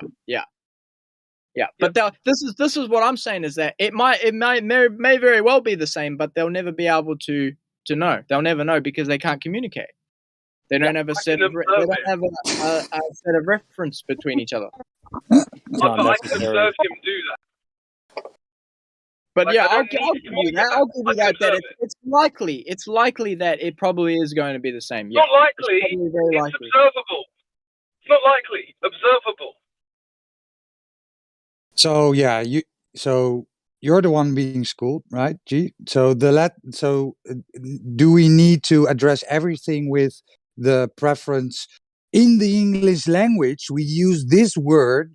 Why are Is you that getting what so we need to butthurt do? about it, man? Come on, I want to talk Because about flat Earth. it's I don't want. I'm not, ridiculous. bro. I'm not in here to swing my dick around. I'm here to get schooled. I'm here to learn, man. Okay. So All right? the I'm a rock hard falls student. I'm a down, hard right? student. I'm waiting for a G. teacher that will take me on. G. The rock falls down, just like Yeah. Napon said, right? All If right. you're on one side of the pitch, it falls down for you, and if you're at the other side, it falls down for you. Okay, in the English language. Okay. Okay. So Napalm, continue. Napalm. Yeah, sorry about that. I think this has just gotten way too far away from the original point to even continue down this path, to be honest with you, because it's become nothing but a semantics argument. But did you have any questions? Wait. Do you actually know what debating semantics is? Because that's actually not what that is. I just want to clear that up first. That's actually not what this is. Talking Debating about semantics. words. Talking about words and definitions. It's not actually that's not actually what it is. Oh, so not talking about words and definition. That's not what you did. Arguing semantics is actually just a term that people use, Right. but it's not actually. That sounds like accurate. semantics itself. It's not actually an accurate term. It's not actually accurate. So you're now debating semantics. Is that what you're doing? Is this a semantical fallacy? Does that exist? Guys, can I ask He's this guy saying a that question? we cannot call water. We need to call water something else that we can understand that water is water. So, G, let's go back to when we were talking anger resolution, right? Guys, can I ask this guy a question, please? I don't have much time, please. Yeah, go for it, I Gabby. just want to be sure. Thank you. If something is 7 times lighter than the air, what will happen with it? No, GI. you're asking me. Yeah. I don't know, man. I'm here to learn. I'm not a genius, If something is 7, listen. If something is 7 times lighter than the air, what happens with it? Will it rise? Will it fall down? 7 times lighter than air. Yeah. Man, you don't understand. You're speaking English. It's not for you, Sasha, to understand. Well, I mean, look, We understand, and you speak English. What did you say now? I don't understand anything. What did you say now? I wasn't asking you, Sasha. No, I know, but I want to understand. I see. Okay. Well, if something is lighter than the air, what happens? Will it rise or will it fall down to the ground? Well, things that are lighter than the air, it means that it has more energy than the air. It has more energy, right? Or it has less energy. If it's lighter, it has more energy. I didn't say anything about energy. The atoms are vibrating faster than the So other atoms. what will happen? What will happen? It'll settle. Will it rise or it'll settle. It'll settle. It'll form a layer with the air. settle where? Settle where? It'll settle to one side of the air. One side? Which side do you mean? Well, The whichever air has side that sides. it settles. Well, whichever side. I don't know. That's what I'm here to determine because people are in here saying gravity. Man, you speak English. I don't understand. No, you let me You speak. said- Let me speak. I'm being respectful. All right. GI, I don't have much time. But GI, look, one at a I don't time, have man. much time. I asked you a simple How do I question. know? I asked No, you I a asked you a simple question. question. I'm Just asking you a quick question. answer. I'm asking you a question. How do I know which side? How do I know which side of air that something 7 times lighter than air will settle on if I don't even know that gravity is real? I'm here learning to try and find out why gravity is a lie. Well, I don't know. Okay.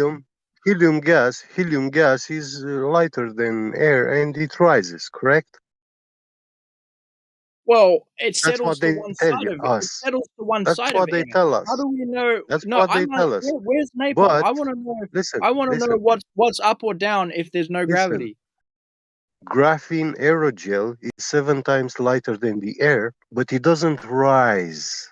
It falls down to the ground. Why? Because it's a solid. It's the state of matter, solid, which belongs to the ground.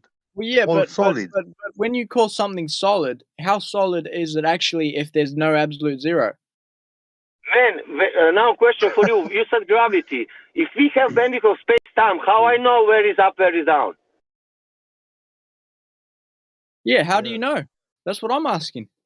You said if we don't have gravity, how we know what is up, what is down? Okay, now we have. Okay, great. Now we have. Listen now. Someone Listen told me in carefully the now. server that there was no gravity or something. Listen. We have bandwidth of space-time. Where is up and down? What? We have gravity calling bending of space-time. Where is now up and down? I can't understand you. I'm sorry. Because you don't know what is narrative, man. You don't know where to live. You think the gravity is mass. It's actually mass. Man, I don't know what gravity is. I'm here trying to learn what it is. I don't even know if it's real, man. I don't know. I'm in a flat Earth server. I don't know what is and what isn't. Sasha, let Sorry, someone else. Gravity is talk to him nothing that's because getting it's never better to him. proven. You know? I don't know Gravity what is proven, man. nothing. I'm not a scientist. Gravity I'm is here to learn. never ever proven. What, gravity? Okay, fair enough. Great.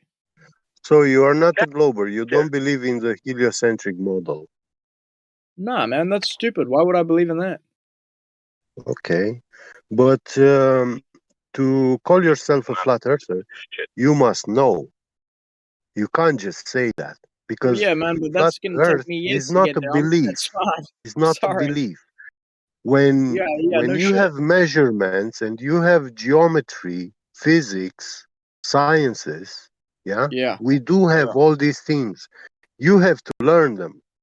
And when you learn them, you will see that semantics Okay, man. and Can we do some definition more of learning instead of words some is more, I'm the imperative. teacher, you're the student shit? Is imperative to Yeah, all right, man. define Jesus Christ, get off correctly my the board. words.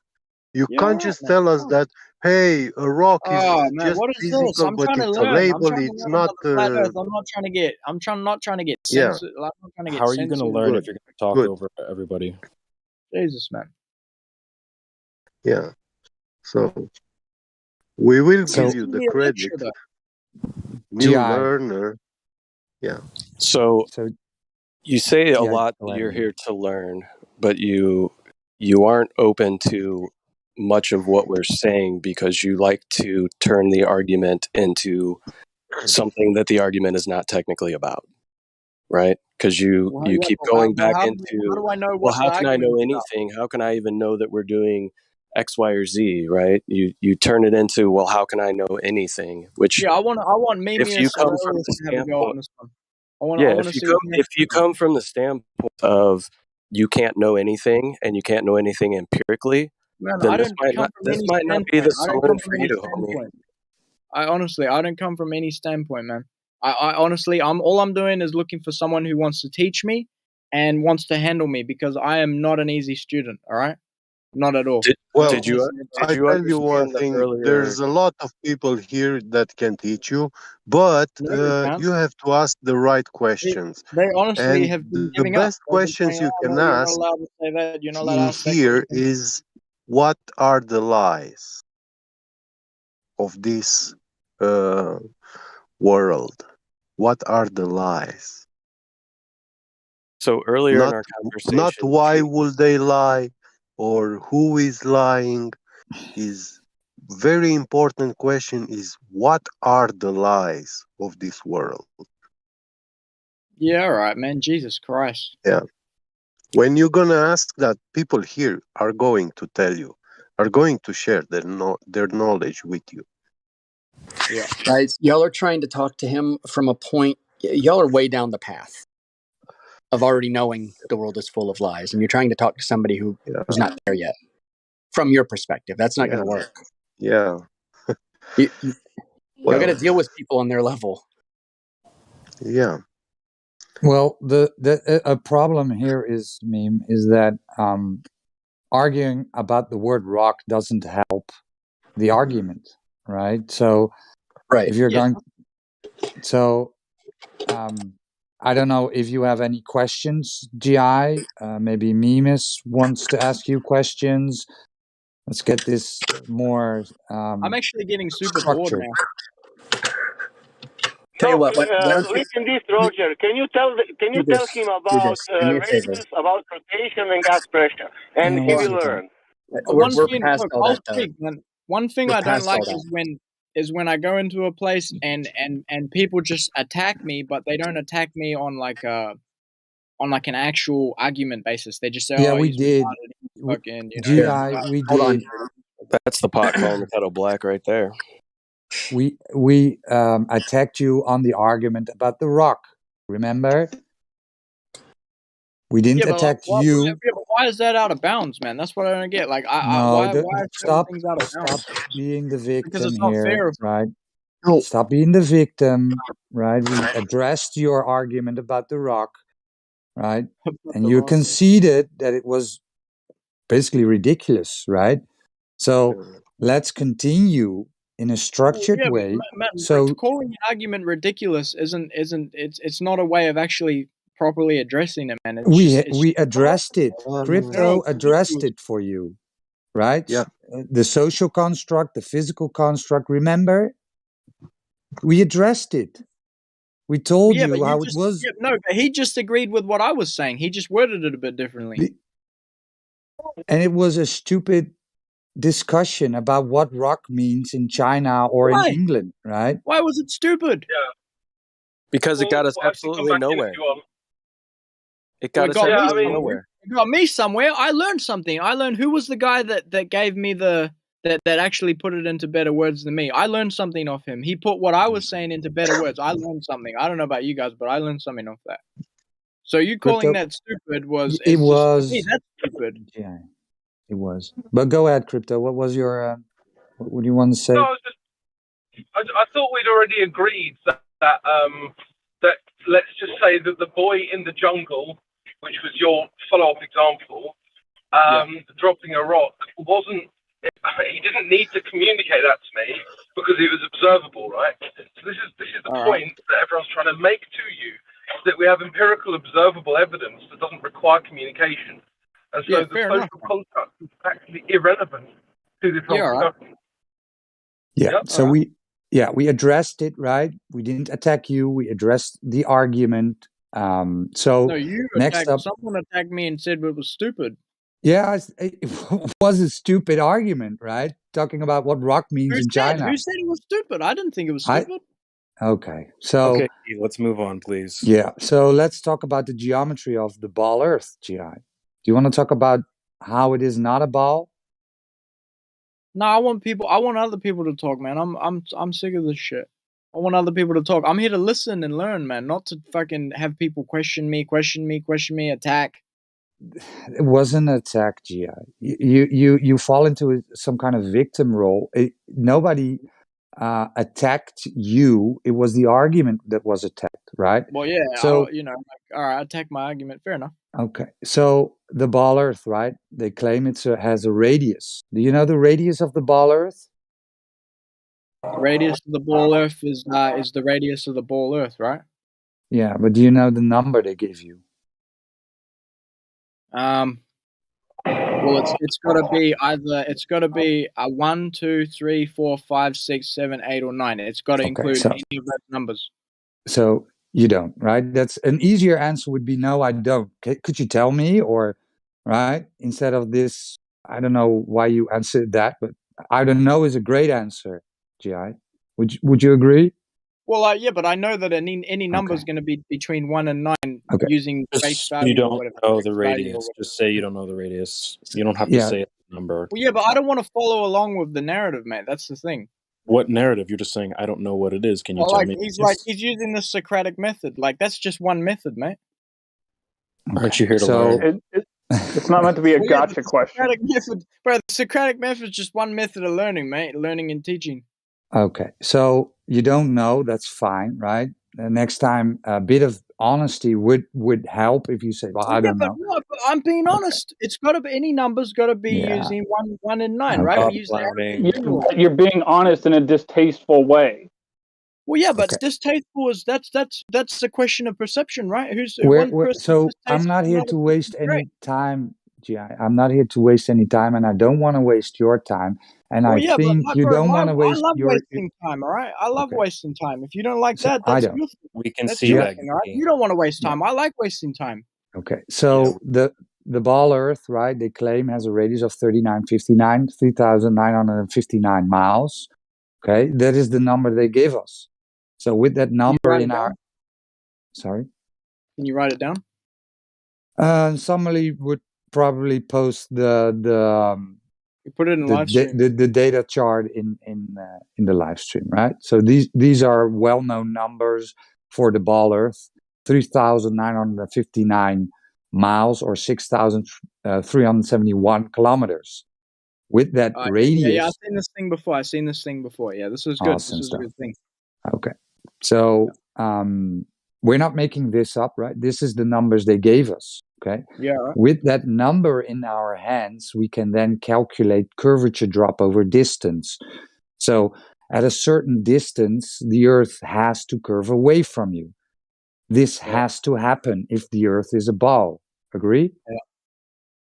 So, well, not exactly, okay? Because if you put an ant on a marble, right, and the marble's big enough, of course it's going to seem to the ant.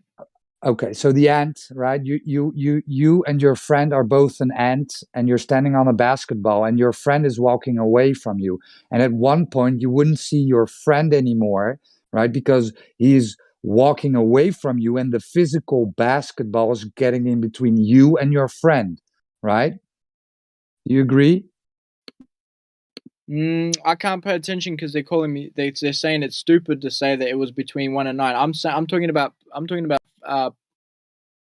because the numbers, all Arabic numerals, there's only 1 and 9. Focus. 0 and 9. Focus. Talked about ant on the ball. He asked you a question. Now what was the question again? So you and your friend are both an ant and standing on top of a basketball, and your friend is walking away. At one point, you wouldn't see your friend anymore because the physical basketball is getting between you and your friend, right? Yeah, curvature. Definitely. Yeah, okay, awesome stuff. So this would be necessary on a ball Earth with the radius of 3,959. And at 10 miles, the curvature drop would be approximately 66 feet. Right? Okay. So, can you look into the live stream now? I'm going to post you an image. The live stream. What's that? The voice text. Oh yeah, this thing. Yeah. So, do you see those two oil rigs? Yeah. And the text above, it's a basic modest tolerance, right? So if P, then Q, not Q, therefore not P. If the Earth is a sphere with a radius of 3959 miles, P, then every horizon's distance measurement must be no more, right? No more than 1.225 times the square root of the observer height in feet, Q. Yeah. So not Q, horizon's distance greater than 9.4 miles, therefore not P. Yeah. So can you look at that picture with the two oil rigs? Where do you see the horizon? I don't know. Might want to give them the multiple choice. Between the sky and the water? Okay. Well, yeah, that's the horizon, right? The apparent location where the sky seems to meet the water. So where would that be in this image? Is it in front of the oil rigs, GI? Is it in between it, or is it beyond the second one, the most furthest one? It looks like it's as far as you can see in the picture. Right. Awesome stuff. So this image was taken. This photograph was a still shot from a video, and this guy is on a beach in California, and he pans around with his camera, showing you where he is, and then he drops down on his belly and he zooms in on these two oil rigs. So his camera height was 1 foot. Sorry? Yeah, it's a camera. Right. Focus. So this camera height was at 1 foot, observer height, and with a radius of 3959, the horizon, right, the leading edge of a sphere, the point where your friend, right, where you couldn't see your friend anymore, that line, right, on the basketball, that must be at 1.225 miles, or at 30 centimeters, right, above the water. That would be 1.9 kilometers. Must be, right? Why? Because they told you the size of the ball Earth. Yeah. Okay? All right. But how do they It's know geometry. the size of, wait. But how do they know the size of the Earth, man? Asking the right questions. Right. That's a good question. It's a calculation, right? So nobody ever measured the Earth. They just assumed it was a ball and calculated as one. But when we look at this image, right, at this photograph, all you're saying is that their calculation is wrong. I'm saying that the Earth is not a ball with the radius of 3959. Well, yeah, but or the calculation they gave you was wrong. So you have two choices. You realize that is wrong. So you have two choices here, right? So if the Earth, look, I might be stupid with maths and shit, man, but I'm not stupid with this sort of shit. Okay, so you have two choices here. So, or the Earth is way, way, way, way bigger than they told you, right? Yeah. Or it measures flat, right? But when you go with the way, way, way bigger ball, then you come into sorts of other problems, right? Oh, that wouldn't work. That wouldn't work, right? And when we look at water, right? When you observe water, if it's in your glass, in your bathtub, in a pool, in a small lake, big lake, sea, or ocean, for you, the water is always flat and level when it's in rest. Water is always flat and level when it's in rest. Okay? We build stuff with water levels. So when we go out, and this is the beauty of it, you yourself can do this, right? You can do this yourself and go and try and measure some curvature. But when we go out and measure the surface of large bodies of water, lakes, oceans, seas, it always measures flat. So if they claim that the Earth is covered for 71% with water, and all of the water measures flat, then it cannot be a ball with the radius of 3959. Yeah, no shit. Right. So is there anything you didn't get or questions about this? Not really. Okay. Well, go think about it, right? And the best way to do this is to go out in nature and replicate this. Shit. Yeah. Okay. Did you know that every state in the U.S. is flatter than a pancake? I don't know. I got no idea. I didn't know that. Yeah. I got no idea. Here's a geographical study they did, and I posted a little picture of an excerpt from that study above. Oh yeah. So basically, what you're saying is that even though there's mountains and all that, relatively it's flat as a pancake. Or no? Yeah, it's even flatter than the pancake because the pancake has small undulations. It's Yeah, just the scale porous. of it. Porous. You ever look at a pancake up close? Got little holes in it.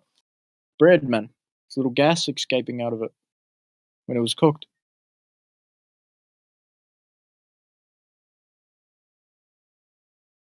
Hey. I mean, it's easier to just say that like most of what people have measured and all that stuff is probably a little bit wrong, or probably entirely wrong.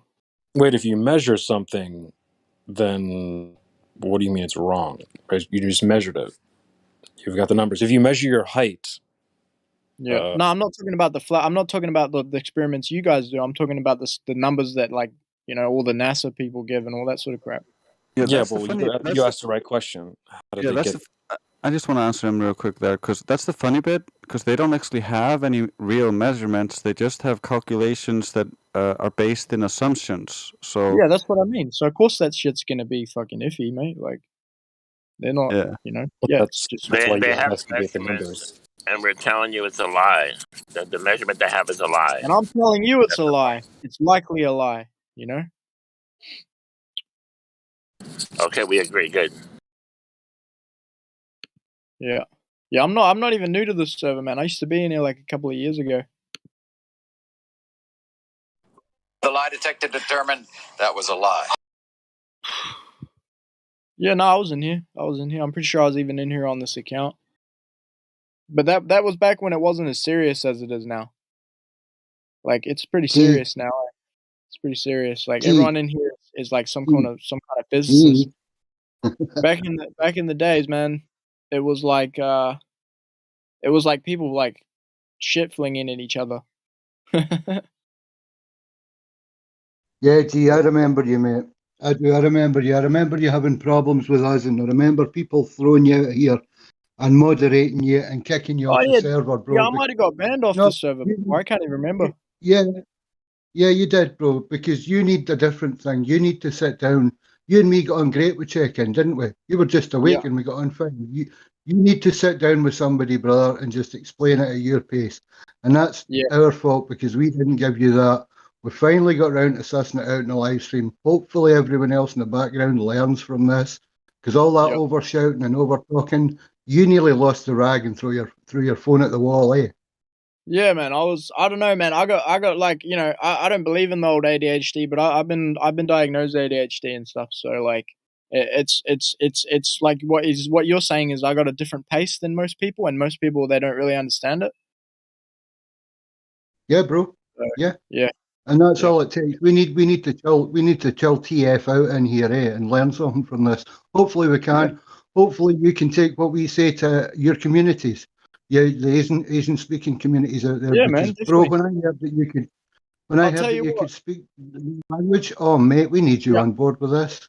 Yeah, man. I'll tell you what. You know, some of the hardest parts I think people had was with the kind of the sophisticated argument. You know, the like kind of sophistry type arguments, or like the philosophy type stuff. But I'll tell you what. If you can't convince Chinese people on that sort of level, you'll never convince them on a scientific level. Yeah. You know, like it's very hard to convince Chinese people of things. Do you know what sophistry is? Yeah. What I is it? think I've got a pretty good grasp of it. Well, I mean, I could read you the definition. It's more of a thing I can I can sense it. I can sense it when I hear it. Can you read me the definition then? All right. I think someone posted the definition in here earlier, so I'll just read that one. Just scroll up. Here we go. Of sophistry, the use of fallacious arguments, especially with the intention of deceiving. Yeah, but that leaves out the historical context. Here it is. He said, "This is what we are dealing with, people. Heads up, this group tried to lure people, especially in Athens, that they were smart and real philosophers. This group was a bunch of mafia, that their purpose was to change the system from within to something that would help them and their siblings to be the leaders of Athens and thus driving the city to their personal aims and targets. This phenomenon exists today in Greece. Persons that are not Greek in DNA or in culture, they like secrecy on that matter, do what is possible to them to destroy as much as they can of the Greek civilization. Those persons act exactly the same way as the sophists of the old days. The sophists were half-educated and had many wrong ideas about what is right or wrong. Their target group was the rich children of the elite of Athens. One of their aim was to eliminate step by step the elite that lived in Athens and at last take over Athens. Their main purpose was to earn money through philosophy, quote, fake philosophy, a thing that was not seen as right in those times. So sophists were persons that were against every good and correct teaching." Yeah, you're not answering my question. I didn't ask what a sophist was. I asked what was sophistry. Do you know what sophistry Well, is? yeah, but why would you take something out of its historical context? I'm not taking anything out of historical context. You said that sophistry was something that the Chinese people value and use. I don't agree. I look into a lot of No, Chinese. okay. What I mean is that if you can't convince Chinese on a philosophical level, or That's using, not an issue. or on That's not an a issue for us. sophistry level, Sophistry is a fallacious argument, and you'll the have a intentional use of fallacious arguments to deceive others. That is not intellectual or philosophical thinking. No. I understand what you're saying. It's just that if a Chinese person doesn't view how would I say it, a use in, I don't know. How will I say this? If they can't see how they can use it in that way that you were just talking about, then it's not got a much value. Well, if you look into the history of the Chinese people, there was a lot of intellectual, Yeah, but that's old stuff, man. philosophical talking, and that was very highly appreciated back in ancient Chinese culture, and they were flat earthers up until the Jesuits came and fucked up your country. So, like, do you know your own history? Most Chinese don't know anything about that.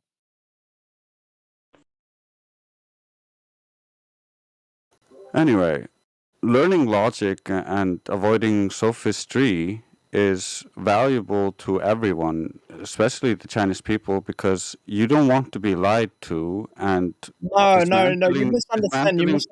Dismantling broken arguments that aren't valid is actually really helpful for everyone. Yeah, but what a Chinese this is a Chinese version of the worldview of that, right? Is that they're thinking that they want the logic for themselves. You have to convince them of the logic, but you have to show them the sophistry so they can use it. Yep. I know. That's what the Jesuits did originally to gain favor to get into your country, because it was an isolationist country before. They used the sophistry of the Greeks, and they taught them about the logic and the stars.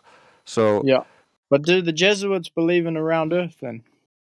The Jesuits are part of the problem that have pushed the round Earth to the world.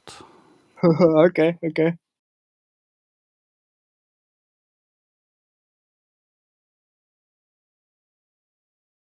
You can just look into the history of the people who have given us this idea of a globe and outer space, and a vast majority of them are Jesuits, and most of the people supporting it are also Jesuits. So That's just one part of this whole thing, and we generally don't go into that aspect of it too much because we can just show that the ground isn't curving, and that just makes everything else mute. Yeah. Okay. What about the North and South Pole? I mean, I'm sure you guys get these questions a lot, so like you should have the answers canned, right? Like ready to go. Yeah, well, first of all, North and South Pole implies axial rotation, which there's no evidence of, and we can actually show that the Earth is stationary. So it's born in this dynamic and worldview that we used to have. When we look into the sky, we see the stars move in patterns. We can't infer from that the shape of the ground. The Greeks tried to do that, but that doesn't work. Yeah, but like if the Earth is stationary, then how do you explain days and seasons and all that sort of stuff? The sun, moon, and stars just circle over the flat, motionless Earth. They circle over us while the land doesn't move. Yeah. All right. Just like you see the sun move above your head. Yeah, that's what's happening. The sun is moving above your head. What And about like I live in Iceland, for instance, so I live really close to the north. So during the summers, I see the sun just go in a circle around me, essentially. But during the winters, it just barely pokes up a little bit. So it's basically like the sun moves further away. So the sun is corkscrewing between the tropics. It gets a little closer to the central North Pole, a little closer to the further southern perimeter. And it takes the seasons with it between the tropics when it migrates in and out over the flat Earth overhead. Yeah, So that's what it feels like. Can we move into the motivations of why they wanted why the Jesuits and you know? Wait, one more thing though. Just to be clear, it would be a north center point, not a north pole. Oh yeah. Right. The southern pole would probably be from some sort of perspective or deformation of the star trail off of the atmosphere or possibly the dome based off of the demonstrations that we see. I'll put in the chat a demonstration where a person has concentric circles on a piece of paper representing the star trails that are circling overhead, centered at the North Pole. And he passes a hemispheric glass dome over it. And you see a warped trail toward the center and a warped trail toward the outer perimeter, which would mimic the north and south, quote unquote, pole by looking at the sky. It looks like the North Pole would be, or the north center point would be true. And the southern southern point or pole or whatever would be based off perspective and the light warping off of the glass. Let me put that in the chat. Oh, yeah.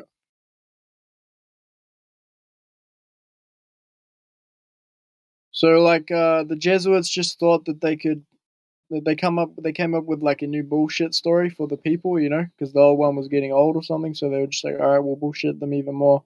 We'll say that the sun is the center of the solar system and the Earth revolves around the sun, etc., etc. That was the motivation. Boxops put it in the chat for the star trails, but back to the Jesuit thing. I mean, people lie for many reasons. That's a bit on the speculation side, but one good reason would be they're probably hiding something geographically with bad maps that are inaccurate. If you have a map that is so inaccurate, it's missing huge portions of land, like, say a 60,000 plus, ring of Antarctica. You have the potential to hide land, bases, people. That alone is a huge motivation. So perhaps they're hiding something on the inaccurate maps or something. Fair enough, man. Fair enough. I always I looked at this thing here. I don't know if you guys have seen this. This might interest you guys. I couldn't really figure it out, but you guys know all this stuff, so you probably know how to look at this and actually know what the guy's talking about. So basically, there's the motivation to hide land, to hide something at NASA.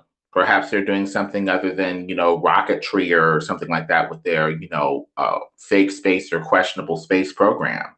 Perhaps the rocket go up and curve to avoid hitting a firmament dome barrier, or go up until they can't go up anymore and curve and come back down, and they're avoiding scrutiny by lying. Combination of things. Are these the same people that? Just a second. Oh, It's you go ahead. not just Jesuits. It's not all Jesuits. It's like there are groups within groups that manipulate things behind the scenes. Some people in the lower ranks of most of these groups have no idea what they're doing, and they're just in there because of the belief in the group. Well, yeah, and because they got blackmailed into it somehow. Like they say, some are in it for that. Some are in it. You work well. It's economic blackmail. You work for them. If you question it, they fire your ass. Well, trying to figure out why the liar lied is a way to head off their lies if somebody has a similar motivation later, but it is speculation. But another thing is, if the earth is, not flat and covered by a dome, it's a little less obvious that it's created by, say, a creator. So it may be the first domino in a bunch of really weird, theory. After we're not at the center of creation and we're not as obviously created, well, other doctrines become a bit more plausible, like evolution or, other doctrines that are a bit less transcendent in creation or scripture oriented even. Yeah. So perhaps they wanted to work on our minds and our hearts by knocking down the first domino, resplendent creation with us motionless and at the center of it, so that they can, put in, more dangerous doctrines. Yeah, think about it this way. They put in this one world religion that the whole world is now believing in, or the globe, and all of the old what about religions. those guys in the Andaman Islands, though, man?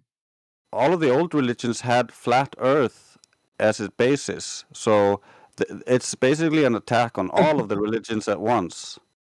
Yeah. What about that? What about those guys on the Andaman Islands? They never had contact with anyone, and then when that guy went to go convert them or something, they killed him. What culture is that? And they're on the Andaman Islands, man. In the Indian Ocean or whatever. Some people, react wildly to outsiders, and I guess is a cultural thing. But when you work on a person's mind, you can do it in many ways with lies, subtle and not so subtle.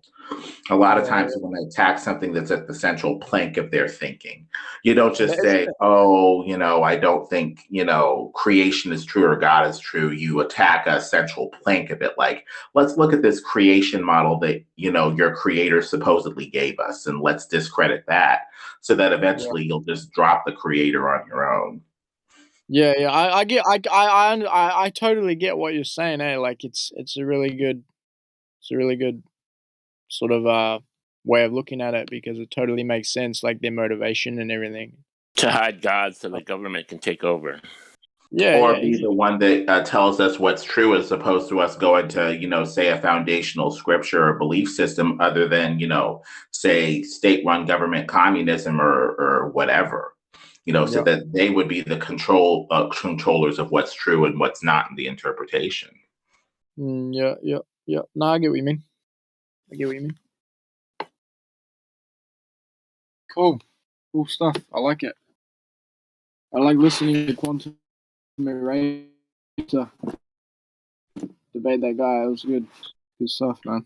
It takes some time to get used to, this idea. I mean, we didn't become flat earthers immediately. Some of us, sometimes it took time. Like, I was a glober, and then I kept on hearing that people thought it was flat, and I'm like, why do people still believe this? And then I knew that institutions, were lying about things like, this, that, the vaccines, 9/11, and other stuff. So I'm like, well, if they can lie about that institutionally, why not a 500-year lie about the shape of the earth or whatever? And I haven't looked back. Yeah, no, for real, man. I mean, I wouldn't call myself a glober, but yeah, I know what you mean. I was never really a glober, I mean, I guess it's sometimes it's easier to just go along with what everyone else says, even if you don't believe it. We care and we want to be accepted, but sometimes we're believing something to be accepted as opposed to, did I really think about this? Does this really Did I make test sense? Is this consistent? Is this true? hypothesis? Yeah, yeah, definitely, definitely.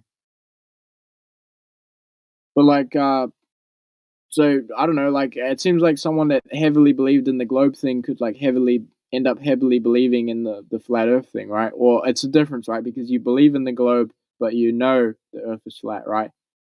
When you finally settle into that knowledge. Well, when we try to talk about belief versus no, no implies a bit more exploration, a bit more knowledge of the conditions with additional information. You've done some sort of testing of it where you could give a more thorough accounting because, we don't have time to explore everything. And since we don't have time to explore everything, beliefs do become more prominent, where, you think that it's true, even though you haven't really explored it or not, Yeah. Why don't we have time though? Why do we have time zones? Like no, what? Like why? Why? Because you just said we don't have time to explore. Blah blah blah. Like why? Why don't we have time? Like what's gonna happen? Or is it gonna? Well, people have lives that they got to lead. Like a lot of times we Right. rely on people to give us information and we only have so much time to explore. So a lot of times we take it on faith that this authoritative source has given us, credible knowledge that we decide to believe and have faith in based off of authority, track record, just deciding to believe it or not.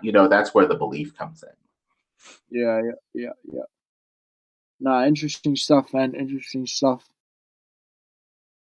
I mean, people are busy and they don't necessarily know why they would lie or motivations for why lie about the shape of the earth.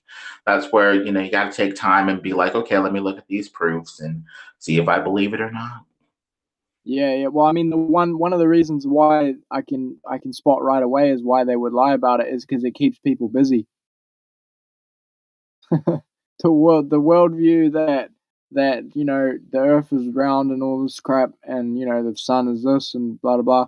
It just keeps people busy because all of a sudden they can put everyone on a time clock and say, oh, the sun rises and the sun sets and all the seasons and blah blah blah blah, and you better rush around and do all your work and get it done. Because if you're not, you're not gonna get it done by the end of the day, and then you're not gonna get it done by the end of the week and the month and the year. And Well, we're going to have time and or the sun and moon and stars circling overhead either way. But the cognitive dissonance from trying to believe something that really doesn't make sense, like I'm forced to believe that it's round, even though I see a flat horizon, or I'm forced to believe that it's moving when I don't feel any movement with my feet. That's crippling. It's damaging. It just is bad for the psyche. Right. I mean, I've always taken the position that it's flat as far as I can tell. As far as I can tell, the Earth is flat. If someone can prove me wrong, then it's round.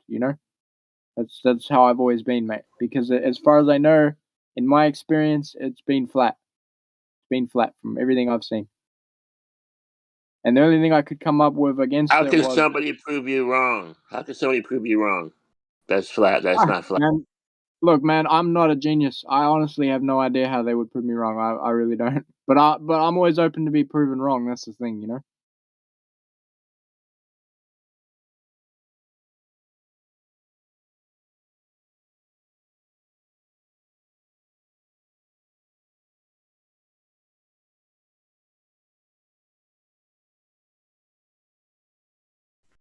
Well, I mean, we could be wrong about the shape of the Earth. I don't think that we are, and I don't think that that's a possibility worth exploring. But that's why we tell people, in love and concern, that hey, you might have missed something, over here. Look over here, just in case you missed something about the flat Earth, or whatever.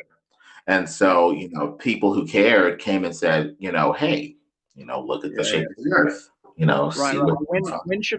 When should I start threatening people that believe the Earth is round? When do I do that? Well, people usually like to have a conversation. I mean, the thing that makes flat Earth so hard for people is it kind of implies a need to change your life, like evangelism or like a religion, in that, if the Earth is flat instead of round, that's going to rearrange a few things in a person's life. And people don't like to do that, when strangers come up to them with, anything, flat Earth, evangelism, a philosophy even. People don't always like to do that.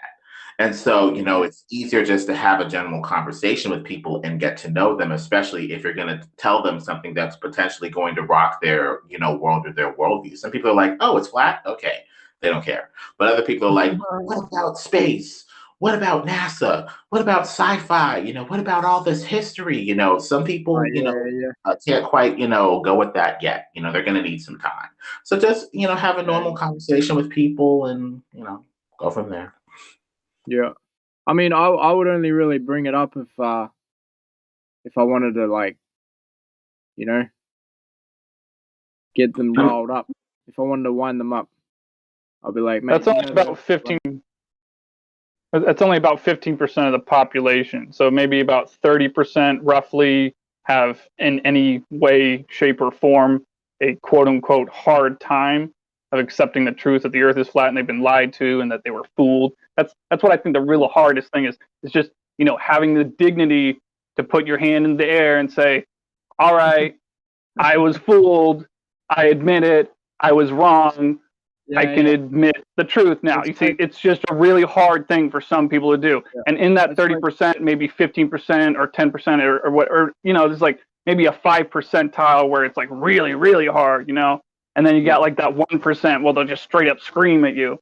But it's ultimately 30% or less. The actual 70% or so of humanity, of mankind, they can accept the truth rather easily. You just got to be nice.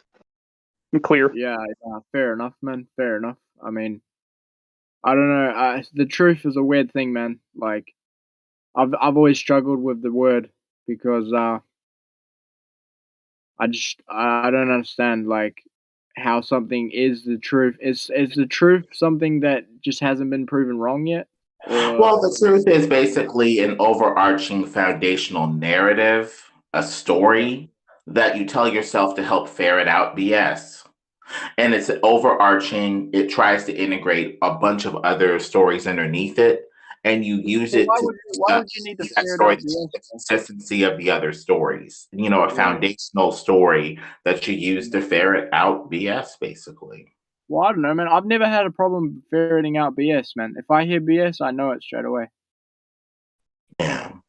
And so the foundational narrative or story where we can trust our senses when, it tells us it's flat and motionless would be overarching and go beyond NASA's fake pictures as quote unquote the truth.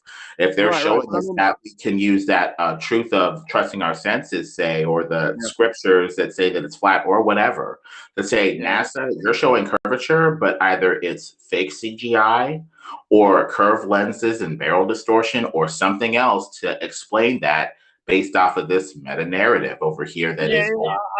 I know what you mean. I know what you mean, but wouldn't it be easier to just call it all bullshit, like the whole thing, and just say, look, if we don't talk about it, there's no disagreements. Well, I mean, the thing is, you can't know what BS is unless you know something that's true. We use the truth to ferret out the BS, and so if you're saying something is BS, in a way, you're kind of saying by extension that something else is true. If you say what you say is truth, then can go from there. Right. But I mean, isn't it all just BS? Like when people open their mouths, it doesn't matter what they're talking. It's just all BS, man.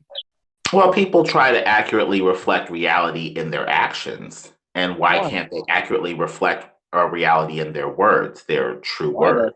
Why would you try to accurately why would you try? It's like trying to drink soup with a fork, man. Eat soup with a fork. It's just not going to happen, bro. Well, showing that shows that that's not very effective or pragmatic. That's not going to get you what you want. And eventually you're going to butt up against reality. If you're trying to eat, soup with a spoon with holes in it, you're going to be like, maybe I could get a better spoon. If I, humbly submit to reality in a truthful way and try to monitor and moderate my behavior to reflect reality, moderate and modify my words in a way that reflect reality. Why would you want to reflect reality though? I don't. It saves you time and energy. You're a very limited person who's only going to be here for 70 years. I mean, trying to go against the truth with the lie is a lot of energy. Some people want to do it because they're, depraved or, just don't mind doing it.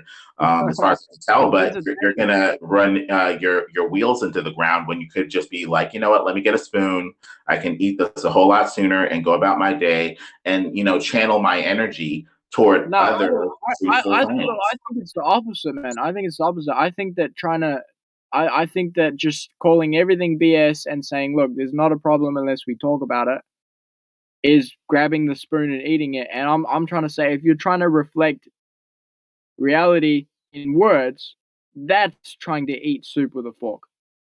That right there sounds to me like So trying to it really just saves you energy, because if you're going to go against the truth with the lie, you're going to really run your wheels into the ground when you could free up yourself and free your energy to do other stuff. Show me the truth. Where's the truth? I guess one thing is it's probably flat and motionless. I would We are showing the lie. We are showing the lie first, then truth will come. Maybe as far as I'm concerned, the truth starts when everyone shuts up. When no one says a word, that's when the truth starts. Whenever anyone opens their mouth, the bullshit starts. Is it true that you shut your mouth and the truth comes out? I mean, that's kind of self-defeating. If you can say that it's true that the truth comes out when everybody shuts up, okay, then you can say that the truth. Fuck, man, you're good. You're good. That's a good logic, eh? That's good logic, man. You'd be good. I think what's happened is, in this age that we're living in, people have given up on the truth. And they've used sophistry and arguments to try to really do something sinister, which is really make people give up on the truth. The search for the truth, the declaration of the truth, the living in the truth. And, as a theist, Christian, I would say that the truth in the life is Jesus Christ, just like the scripture said, meaning, if you find him, you find new life, you find the truth, and you can go from there. But have you seen the black Hebrew Israelites? I don't know. I didn't want to talk about that, man, because it goes off the flat earth topic, but it's vaguely related. I think there are some that are flat earthers too. I'll put the video from, I think, this dude at this church who was talking about the flat earth in his congregation. The flat is spread. No, I like those guys, man. I like their music. Slightly. They got some good music, man. If you got any flat earth rap, I'd be into that, man. It's good stuff. I think music speaks truth, eh? Like I get a lot of truth out of music. Should have just linked him a few songs from the beginning.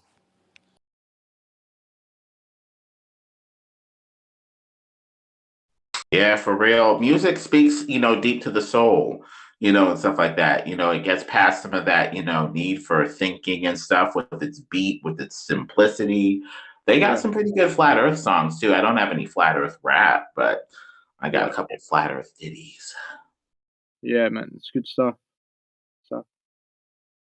Knowing how to use it makes it easy to learn how to dismantle it, since you have been a living example. Yeah, exactly. If someone starts using sophistry, that's why I said earlier, man, I know straight away when people are bullshitting, because you can't BS a BSer, man. You just can't. Well, the truth, it usually has to be accountable to several other things. If it's true that, you use a spoon for soup, well, then you should be able to eat, with a spoon without it, taking longer to eat, in an efficient way. The lie, you can just say anything, but if you don't check it for consistency or accountability to other narratives, it's just going to be, hard to believe. Yeah, I guess so. You can make anyone believe anything, man. Look at the O.J. Simpson's fucking thing. Yeah, that's why you need to have a foundational meta-narrative of truth that you may zealously uphold and cling to ferret out the BS. Otherwise, people can tell you anything. And yeah, for me, man, it comes and goes, Like, sometimes I'm one of those people, I get converted really quickly, and then I just forget about it quickly. You have to check it for consistency too. We don't want to believe at our foundation some sort of zealous, foundational truth that's actually false. So we do check it for consistency too. But the flat earth appears to be consistent with the senses, consistent with the scriptures, consistent with the funny business at NASA, with the rockets that appear to go up curve and come back down, the secret planes, the CGI, the failed distortion. Wouldn't the end all be all test be to like strap yourself to a rocket and fire yourself up there? Like, why hasn't a flat earth done that? Yeah. Like, what about that guy? What about that guy that went up in the sky and he fell out of the sky and he had he had a camera. I know the lens is a fisheye lens. I know, but he went up there and he said that the Earth was flat. Did they pay him or something? Was he a paid fucking actor or something?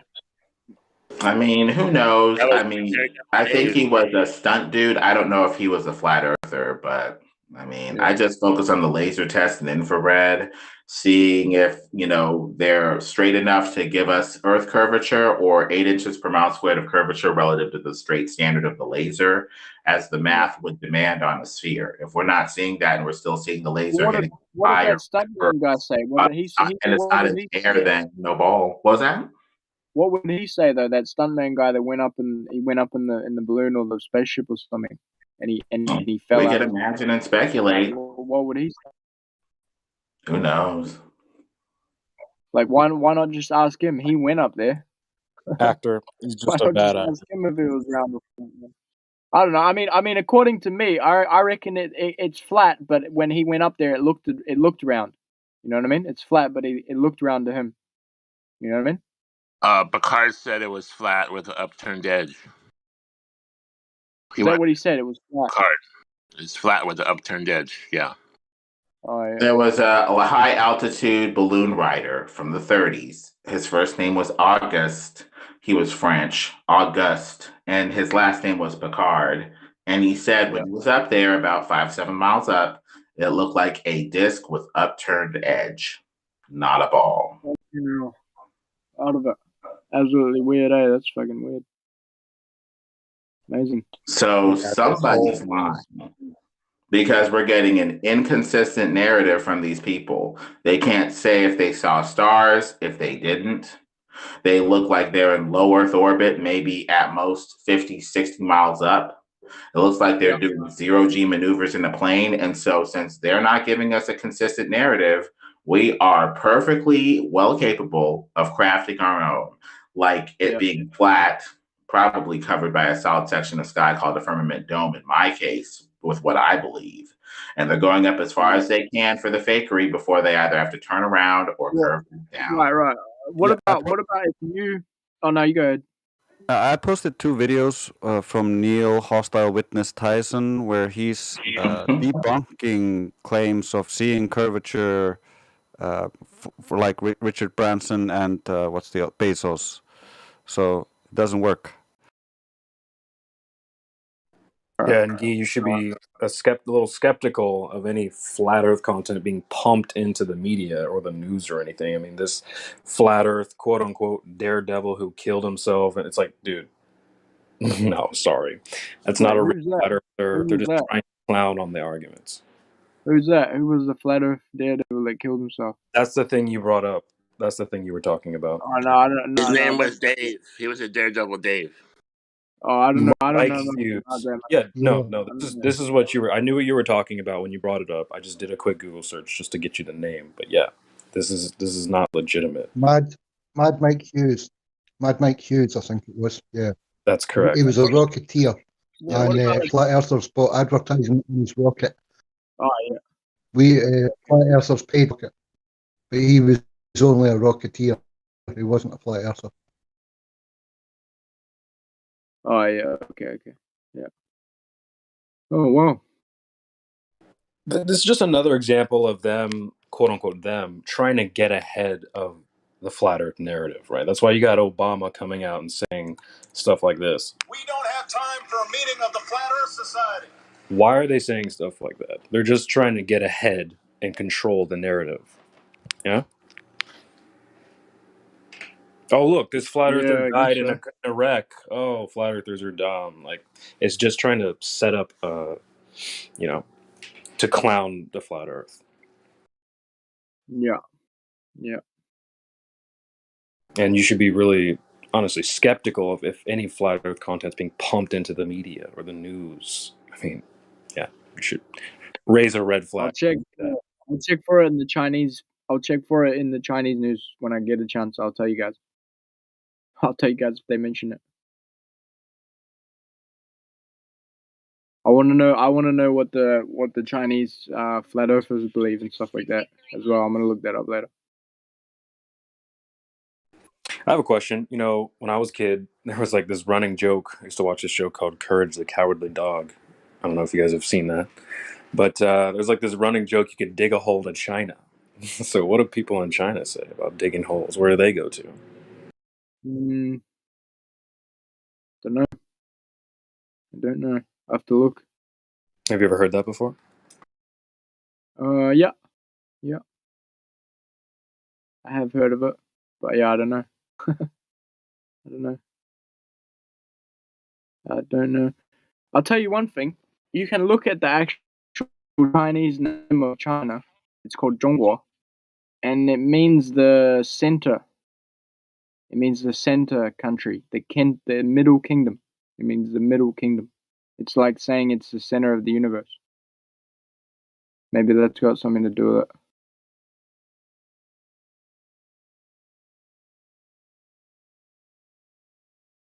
Interesting. And what is the word reference to again? I'm sorry, I missed that part. Zhongguo. Are you talking about Zhongguo? Yeah, yeah. Where are they saying this is? It means the middle kingdom. So this one means the middle. Sorry, it's my computer lagging. And yeah, this other one means kingdom. Oh no, it didn't show up. Oh, there it was. Yeah, yeah. Zhongguo, middle kingdom, or the center of the universe. Now, where would that be on a globe? In the middle. Like in the core, in the middle of the globe? I don't know. Just in the middle of everything else, I guess. I mean, the only middle on a globe would be, you know, the core, quote unquote core, right? There's no. Well, according to China, they're the middle. They are the core of everything else. Yeah, nice. Yeah.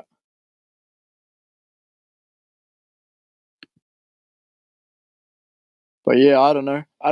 There's a lot of old Chinese philosophy stuff. Like I'll give you something I know, okay? I'll give you something I know about this stuff. Okay, this one means tian.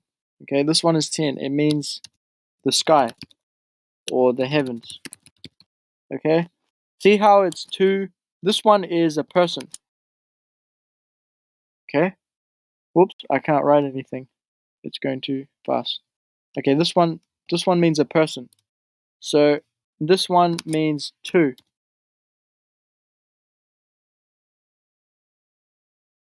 So it's like saying that it's like talking about the horizon. Almost. Yeah, that's really interesting. That's cool. Yeah. And this one is what the old word they used to refer to the world. The world, okay? And it literally means how will I describe it? It means what is underneath the heavens. It means what is underneath the heavens. 天下. It means what is underneath the heaven. The worlds, the whole worlds. Yeah, just the way those symbols are laid out is really interesting from a flat Earth cosmology. Yeah, exactly. There's a lot of stuff like that. That when you look into Chinese, you can see a lot of things like that. Like this word, big, da.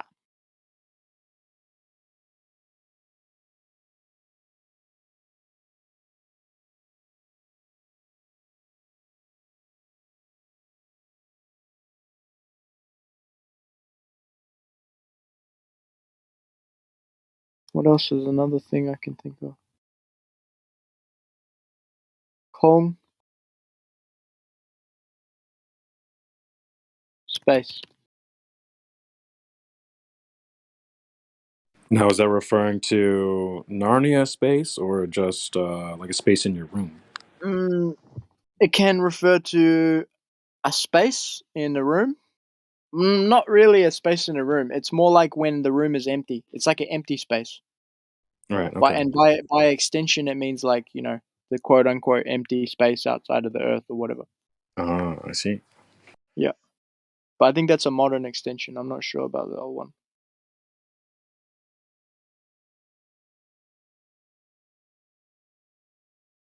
This one means like a hole. So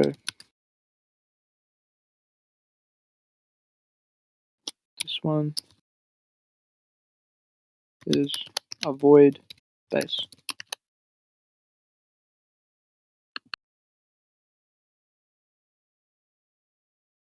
This one tells you how to pronounce. Okay, can I ask something of the topic? Yeah, go on. Yeah. I like to upload a photo for my avatar, but I can't.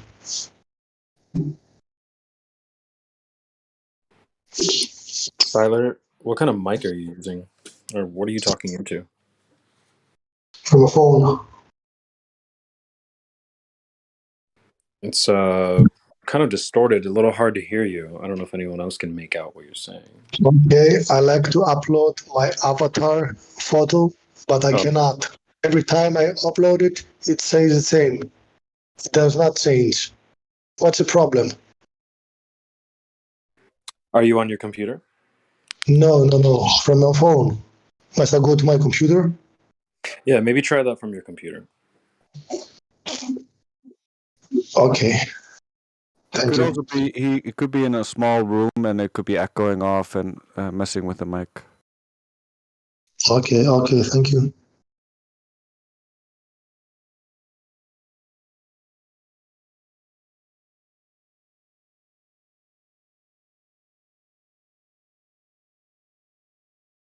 And something else, I don't know if I can speak with this in the stream. Can I talk to someone personally? Maybe ask something I must not.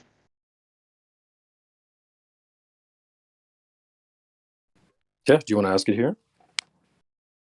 Okay, is another chat from voice chatting general?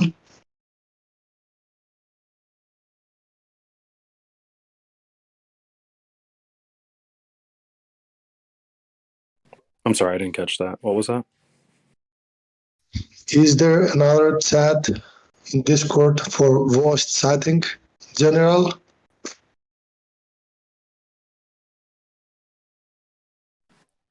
You're looking for another room to talk in, or you need to change your settings?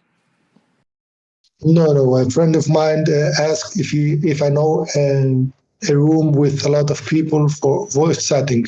Not for me. I'm just asking.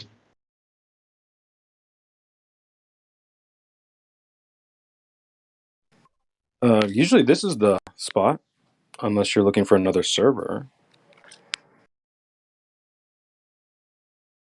Okay. Thank you.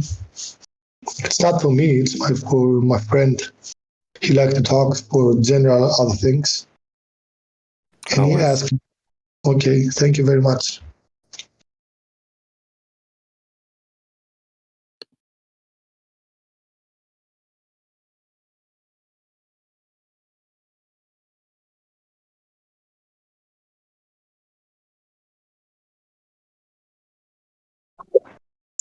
Can I ask a question?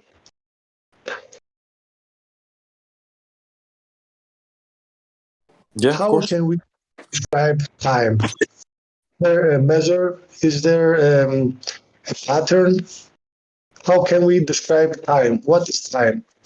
Einstein says that time does not exist and people create it for various reasons for every day. Is there time or not? Well, are we talking about time as a substance that we can touch or just the passage of events?